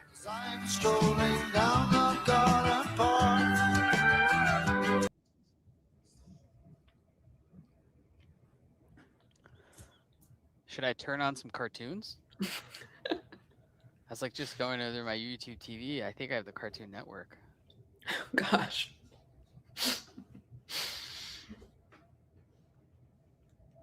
I thought that Israel answer was, and again, I should pay more attention. It seemed a little bit more moderate than I remember some of the early clips in the primaries. It was a good answer. It was a reasonable answer, but I feel like it was a little bit more moderate. Although I guess Willie Geist probably could have framed it a little bit more, I don't know, inflammatory or more pointed. Yeah. That was the only thing I picked up on that. Yeah, I mean, El-Sayed has like pretty consistently, also brought up, which I think is probably, smart messaging wise to say, well, it's not just Israel. I don't want foreign aid to Pakistan or Egypt it's something that he's always had in his messaging, which I think is probably smart. But it's also smart too, when you look at the polling, right? Like, it's kind of funny. It's, if you want to, it was Carville and Begala. It's the economy, stupid. Mm-hmm. If you can link any issue back to the economy, you can probably strike a chord. And so, like the Israel thing, and that was his version. He's like, look, I don't want to give it to anybody, and he framed it in the form of aid, which is, it's nothing personal. I just don't want to give anyone money. Which, if you frame it right, libertarians could also agree with that. Right. Yeah.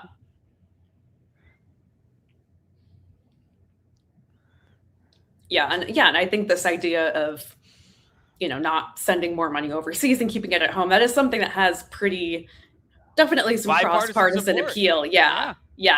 You could get Thomas Massey and AOC on agreement on that one. Right. Yes. Yeah. Or what was my last favorite Michigan libertarian. Oh, what was that guy? He didn't get enough ballot signatures. Who was this guy? You guys, come on, you're with me. I'm picturing him. I'm gonna have to Google it now. Michigan Congressman. Oh, Justin Amash? Yes. Yeah. Yeah. Yes. Yeah. Actually. Yeah. Oh, for sure. Also of a family of Middle Eastern, Palestinian descent, actually. Yes. Yeah. Yeah. Oh, for sure. Wow, that's a Trump 1 character I had forgotten about a little bit. One of many. Who is more libertarian? Ron Paul, Rand Paul, Justin Amash, or Thomas Massey? Oh man. This would be like a good Dave Weigel question. Yeah. Who's more libertarian? And bonus points, state who you think with some evidence. Oh man. Well, I feel like they're I will go first. Okay, yeah, you go first. Ron Paul. Yeah, that's what I was gonna say. Yeah. my favorite fact about Ron Paul, he was pretty famous in like in the early 2000s, like 2000 to 2010, when the Republicans were really against earmarks because they thought earmarks were like wasteful spending. And Ron Paul was one of the most prolific earmarkers because he would cite Article 12, not Article 12, one of the articles that basically says it's Congress's job to control the purse. He's like, earmarks are the most one of the most constitutional things. It's our job as members of Congress, and I thought that was the most libertarian thing. Because and also his letters of marque, advocacy. He's like, we don't need to send troops to Afghanistan. We just need to send letters of marque. Like those are the two reasons why I think he's the most libertarian of those members. But I'm sorry. Go ahead, Grace. Who'd you have? Oh, yeah. I mean, it's like they're all kind of different flavors of libertarian. Yeah, I think probably Ron is the answer. I also just think like the auditing the Fed and like the gold standard of it all. The audit the Fed is my favorite. It's like, you know what you're gonna find? You're gonna just find money. You're gonna find a pair of Jerome Powell's reading glasses that he lost. Yeah. And like Alan Greenspan's, jacket. Yeah. Yeah. That's peak libertarian. I think like by the standards of like who's in office now, probably Massey. And like actually something like really interesting, I feel like Thomas Massey's legacy is really using the House of Representatives and like the weird ways in which it functions to his advantage. Like he really proved that if you just vote no on everything and like vote no on a lot of bipartisan things, you can get your name in a lot of news articles by being the only no vote was Thomas Massey. He's like preparing to be that Fetterman. Yeah, but he doesn't have a clear he doesn't have a clear belief system or principles. Like fair. Okay. He just is a contrarian. Fair. And like Thomas Massey, say what you will about him, but he like put in the work. He would go like force the House to debate bills, which actually is probably good for the institution. Gabe Fleischer, whose newsletter I really like, after Thomas Massey lost his primary, he had a really good take, which is like Congress needs more cranks. And I think of Fetterman as like just a contrarian who also doesn't put in the work and also has very different views on Israel. But I think Fetterman is preparing himself to be. I mean, he did it at the. He was at this Hill Nation summit, and he was basically saying on stage, he's like, "You guys realize that like it could be a 50-50 Senate or 51-50, and you've got Vance as the tiebreaker, and like I'm the deciding vote." He was like relishing his Manchin moment. Yeah, but it's like. Yeah. Whether it's for principle, as you point out, I don't know, but I feel like it's not. I can pretty clearly, yeah. Yeah. But he is certainly preparing for it. Then in the Manchin, you could, whether he has principles or not, I don't know, but he certainly positioned himself well to take advantage of that vote. Yeah, and I mean, also Manchin, I will say, he did. Side with his party on a lot of things, like judicial nominations. Yeah, you voted with his party, what, 95% of the time? Yeah. Hillis he voted with his party, voted with the president 95% of the time. Yeah. Yeah, but used his sort of leverage on the kind of within the party fights that, really matter to him, whatever you think about his policies. Yeah. But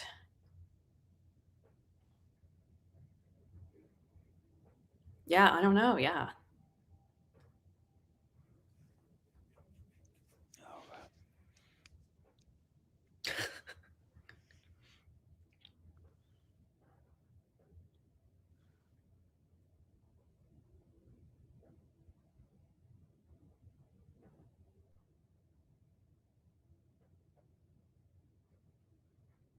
Yeah, recap. We have not gotten a vote for Michigan since 5:32 a.m. from Calhoun County.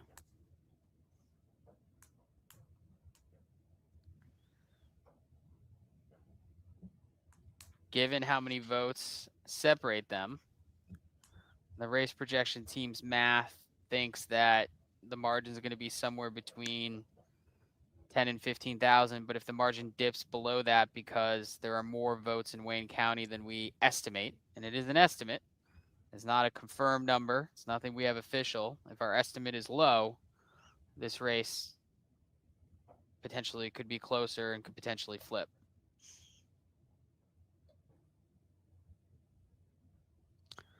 Same with Michigan 13, which also needs Wayne County vote.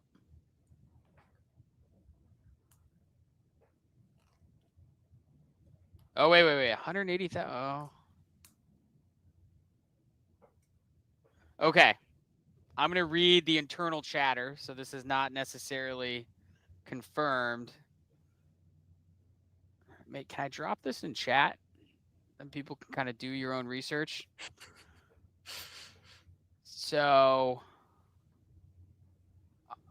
maybe I'll do one. I think I can share this, right?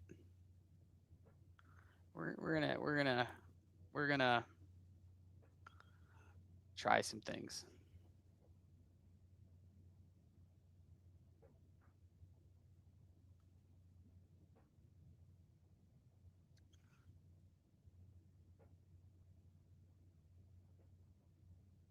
Oh, hold on. Okay. So at 7:07 on August 5th, this is the statewide tracker. This is an official dashboard from the Michigan Secretary of State. And let's go to Wayne County. This is what we're looking at.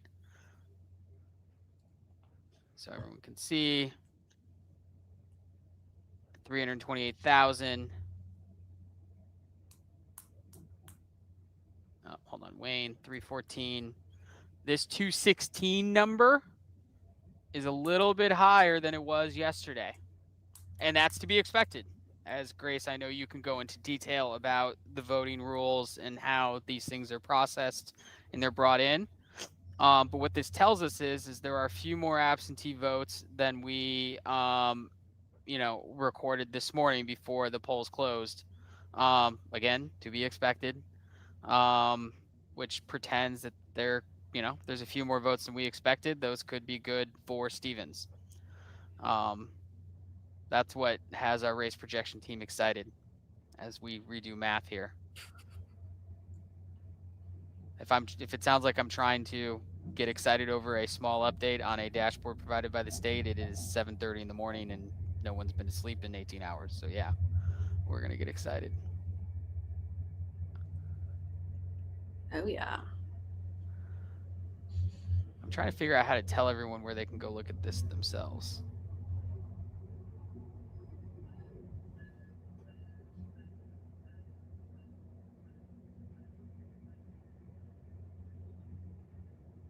Let's see if this button works.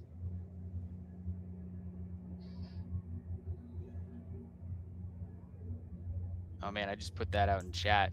That's Chuck Todd. You're embodying Chuck won't spirit. Yeah.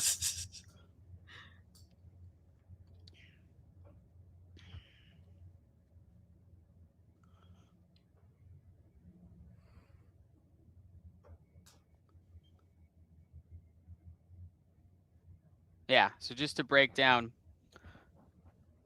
180,000 absentees added to the statewide AB tracker. That's that link in the chat. It's a bit higher than we were expecting. 216,000 specifically in Wayne County and 63,000 in Detroit. Theoretically, those will be good for Stevens. Theoretically. That's why we wait to get them counted.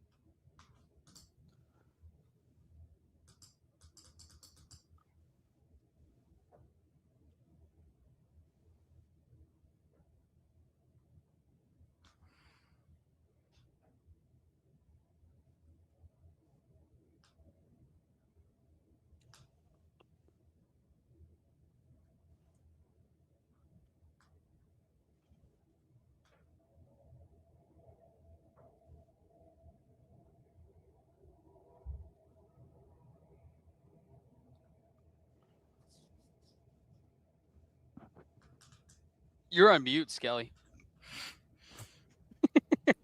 How did I mute myself? What the heck? Sorry.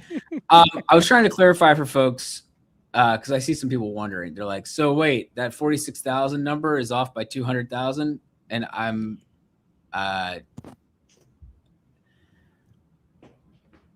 trying to say 180,000 absentees were added to the statewide tracker. But what does that actually mean for what we believe is the votes remaining? That's the question then. Like, as we update this, what do we actually think is it as simple as we add 180 plus 46, or is it more like some of that is accounted for, and so now we think that there's 90,000 votes left, or 80? That's the. I mean, obviously I know we're working through this because we just got this information, but I'm just trying to explain it for people in the chat what it means. So Cillizza just sent a text to the chat, and I told him to get on stream. Oh my God. He returns. He's going to be like, you crazy. Yeah. Wow. Some 8 hours after he left to go record a podcast. Okay, just to clarify, they did not add new votes. I see this. This is why I'm trying to clarify for folks. Yes. It is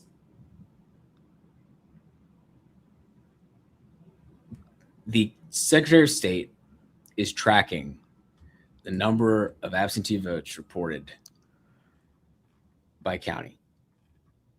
These numbers are updated, it looks like, every morning. And yesterday, counties received at least some absentee votes that have been mailed, and they showed up, or they were dropped off in a Dropbox, or what have you. And so some of those votes have probably been counted. But the trick now is figuring out just how does it actually affect the estimated vote left? And that I'm not sure of. So I'm going to let our team work on that. And we'll get you an updated number. I'm not sorry. Someone's like, we're sleep deprived. Jeffrey, have mercy. I'm sleep deprived. I get it. I'm just trying to like ward off conspiracy theorizing and whatnot. Like that something like weird has happened, and nothing weird has happened.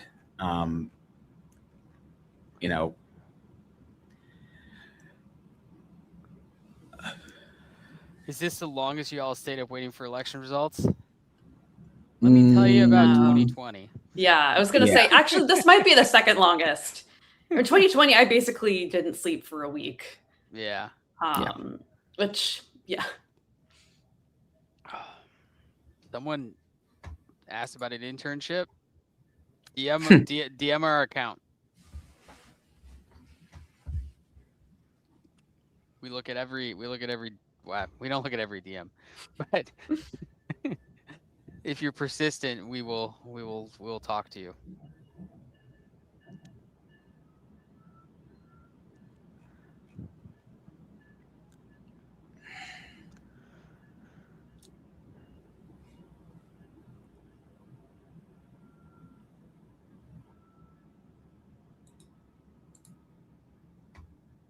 Oh man.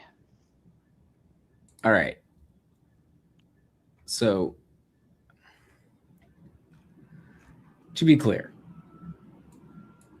right now, they are saying, the Secretary of State office is saying 1.6 million ballots cast. That's absentee early and election day. Sorry, I'm trying to make sure I'm trying to make sense of this so I can better explain to people. And this is not going as well as I'd like.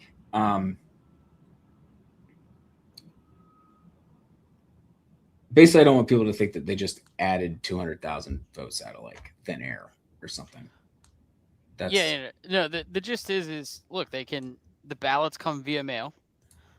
The state updates it in the morning. So they got an update on Tuesday morning, and that represented what they got in the mail on Monday. So the update we got this morning at 7:07 represented all the ballots they got yesterday, which was election day. So it's not that they were found ballots, it's just that they only count it once a day. I think that's what you're getting at, right, Jeffrey? Yes. And also the fact that since the counties and localities are counting votes, that some of those have been counted. In fact, yes, most of those have been counted. And so I'm trying to make the point that what we have, the situation here is we believe that Wayne County still has some absentees to add. Yes. So the Wayne County number has very possibly gotten larger. Yeah. But most everything else is accounted for. And it's not like these votes come out of thin air. The Secretary of State in Michigan does a very good job of saying, hey, this is how many ballots we've mailed out. Just because we mail the ballot out does not mean the voter is going to return them. Yeah. And so they know who mailed them out.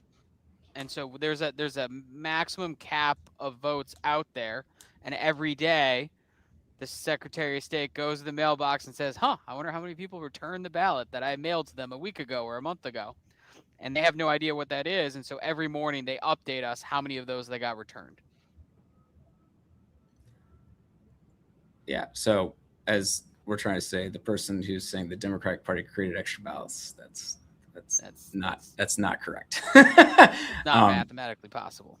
No. The thing is, there's a universe of people who requested absentee ballots, and so many of those people, X number, returned them. Some of those votes were received yesterday. Most of those have been counted. And so we're not going to suddenly expand the number of votes remaining to 250,000. All right. But because Wayne County is still working, we are interested in the Wayne County number. And so that's the thing that we're curious about is, okay, so is it actually more like there are 65,000 votes left because there's another 20,000 or something in Wayne County that we haven't accounted for? This is the thing that we're working on. So I'm just trying to, yeah. Okay. Wow. Okay. Yeah. Okay. Well, I, tried to engage in a good faith effort to explain that, but if you're not going to be interested in it, it's cool. No worries. You just go on doing your thing. Yeah, it's not 200,000 votes. They updated it from what was it, 180 to 216? Anyway, correct. So there might be 30 something thousand more votes. Yeah.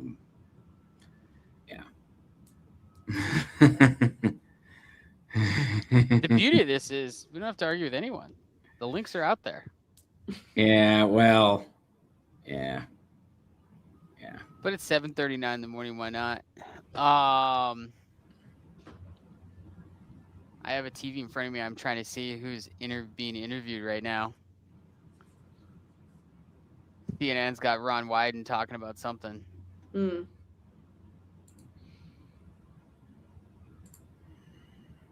I'm just, you know what? I just don't want to hear about this person. They're just annoying the hell out of me. So I'm just like, I don't have fucking time for this. Go away. This is the side of Scully I don't get to see a lot. Yeah. This is, well, 0 I don't have a lot of patience for election conspiracy crap. It's just tiresome. Yeah. So, that's what Reddit is for. Yeah.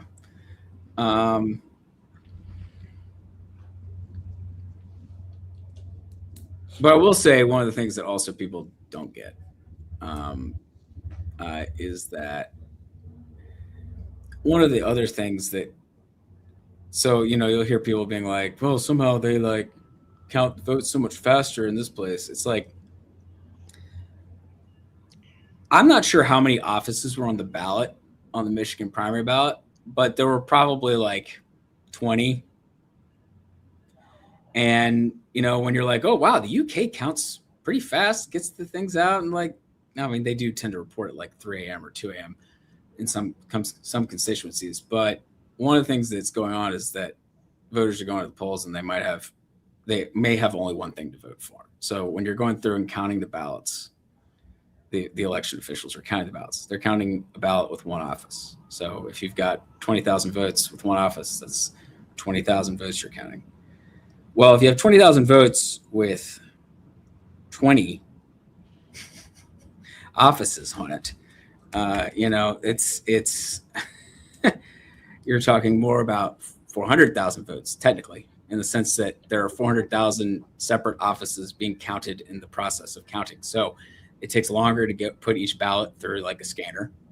All this stuff takes more time, which is the thing that sometimes people forget, is that in the US, we have a habit of putting a lot of ballots on a lot of offices on the ballot all at the same time, which things take longer. And we are atypical largely on that front. So worth keeping in mind. All right, well, yeah, they're literally trying to, oh man, boy, oh boy. All right, yeah, we really do have all the bots coming in.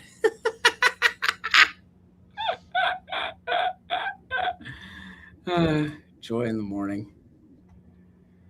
Well, I'd like to be here until this gets projected, but it's just yeah, it's just effing annoying.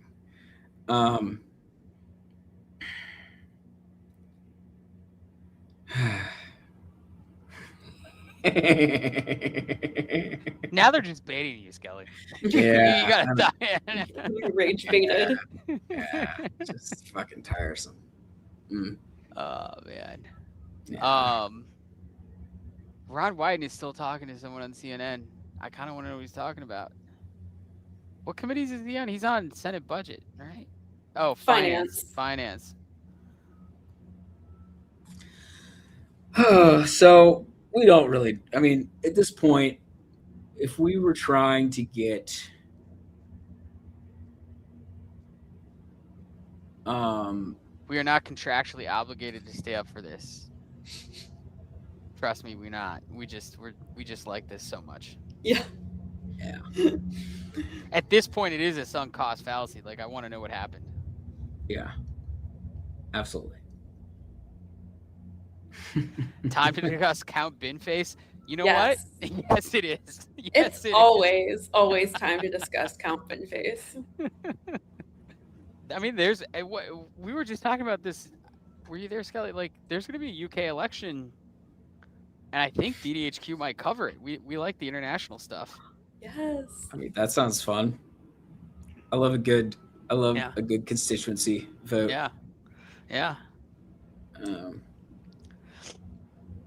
Now there's really though, I like the writings more though. Canada's got better names.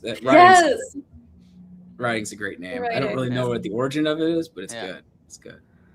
Is there an official debate planned between Rodgers and Abdul before the November election? There's not one planned, but I will guarantee you there will be at least one, if not more. My favorite part about the UK elections is in 2016. I was actually in London for Brexit. Oh my gosh. And I was at a bar with some people who were very interested in the elections. And they were very sure, because of private polling they had, that it was not going to pass. I'm sitting in a bar, and I'm watching them. On TV they have they have like all the mayors of the towns like come up to the thing and announce how many votes each side gets. And for a couple hours you're watching this, and I'm like, everyone, this guy comes up, he's like, "Oh, Brexit gets this many votes." And like, Brexit was winning a lot of stuff. I'm like looking around, I'm like, guys, not my country. This does not seem to be going well for you. And they progressively drank more and more and more. And I'm like, this is just not going better. But like, man, this is enjoyable, right? Like, can you imagine if we had every county in America, they just had to like line up and they come up to the thing and they have to announce the thing. We just gonna watch it live on television. I thought that was kind of cool. Well, it sounds fun. I will say that it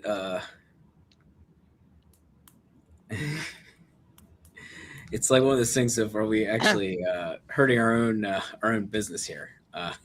Yeah. Well, that's my other favorite thing is like when we talk to people from like other countries. I remember talking to some legislative folks from Germany, and I was trying to explain to them what we do. I'm like, why do you exist? They're like, we just get it from the federal government. I'm like, well, there's the Constitution. That's no fun. Yeah, I was like, yeah, that's what you want. You want this in an orderly, timely fashion. Now they have other problems. My favorite is like the Germans. I was like trying to like, do you know how complicated it is to like calculate how your parliamentarian splits? As Jeffrey knows, we have some very smart people on our staff. We have a gentleman on our staff who got his PhD in theoretical physics and started college at age 16.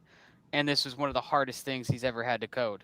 So, look, you counted fast, but to calculate out your parliamentary split is, it is rocket science, apparently.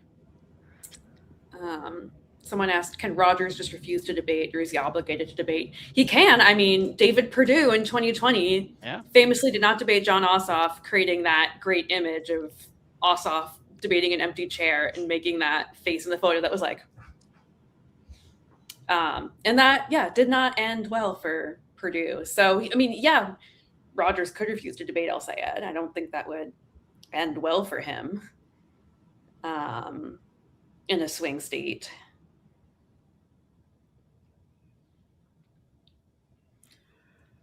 Oh.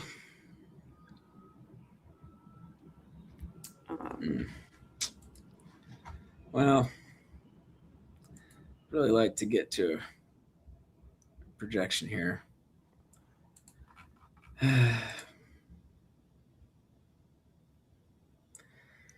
Things are, I think, working against us. Detroit went to sleep. Or something. Frustrating. Yeah. In the words of former Mayor Eric Adams, you're asking me if I'm woke. Some of us never went to sleep. You really I that? will be That's a taking great a nap line. later. How did I not hear that? That's a great line. Yeah. That's a great line. Yeah. Much like Eric Adams, I too never went to sleep. Oh man. Um, I'm looking at my calendar. I actually have like work things to do in like an hour. I know. I'm glad I did not try to schedule the podcast for today. That would have been very unwise. Who's on the podcast this week? I was going to have a conversation that seemed timely about from some former colleagues of mine at 538 who have continued an old thing we used to do called the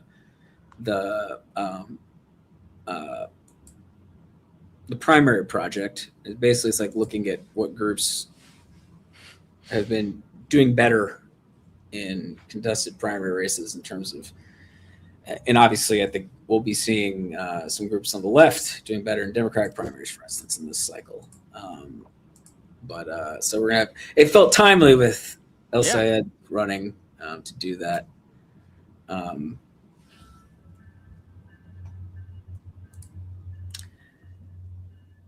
right, what is this guy?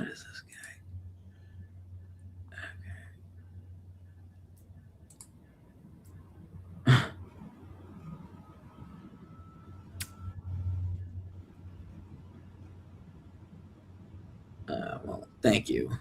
Some kind words in the chat. Appreciate it.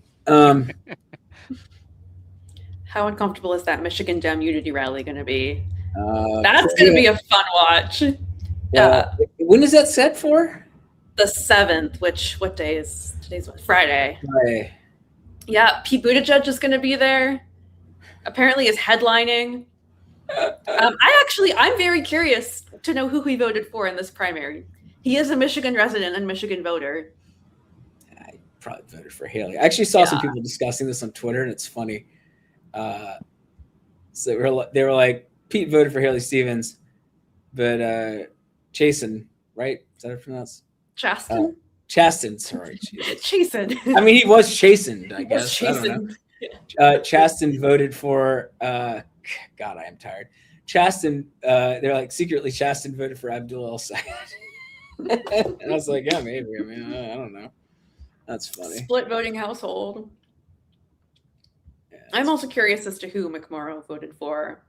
If I had to guess, I think she voted for El-Sayed, probably. That one actually is harder. Yeah.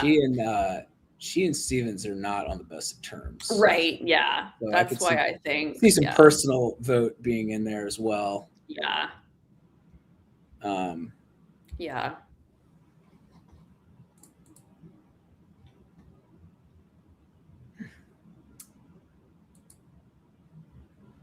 Oh man.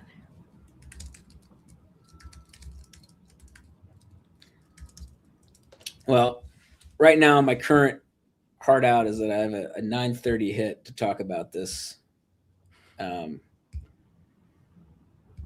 So I'm not suggesting we actually go that long, but I don't know what we're all sitting here just being like, is Wayne County going to actually add any votes soon? And are we going to get an update on the estimated vote outstanding?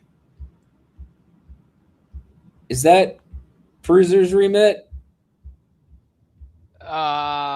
He is off duty at the moment. It's me and Al Dunson. Okay. It's one of those things we can't. We got to get it from the county. In the Sure. county. No. Yeah. I agree. I'm just saying.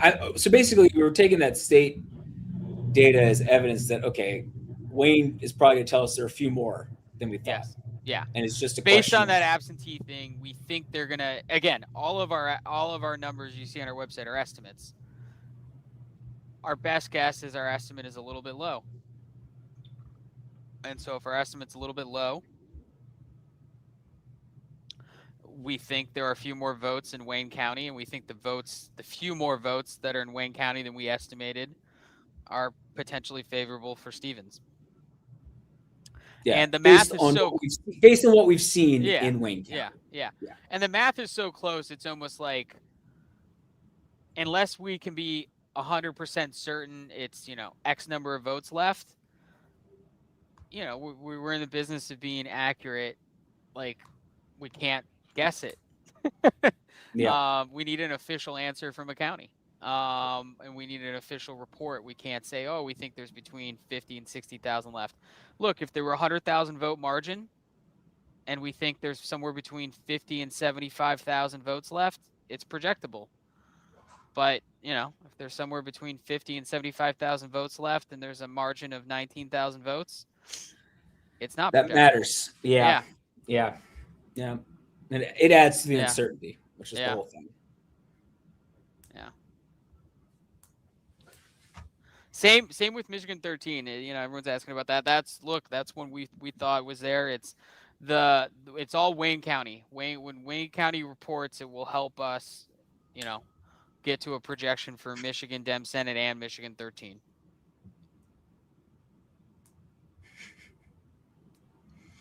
Yeah, I see everyone saying, NBC saying 77,000 votes remaining. Look, the folks over there who do their estimating, they're very good. But I think they would tell you, and that's why it's 77,000 even. No one's trying to be precise here. It's an estimate. I believe it says estimate on their website too. So no one knows for sure. Yep. And that's the tough part. Yeah.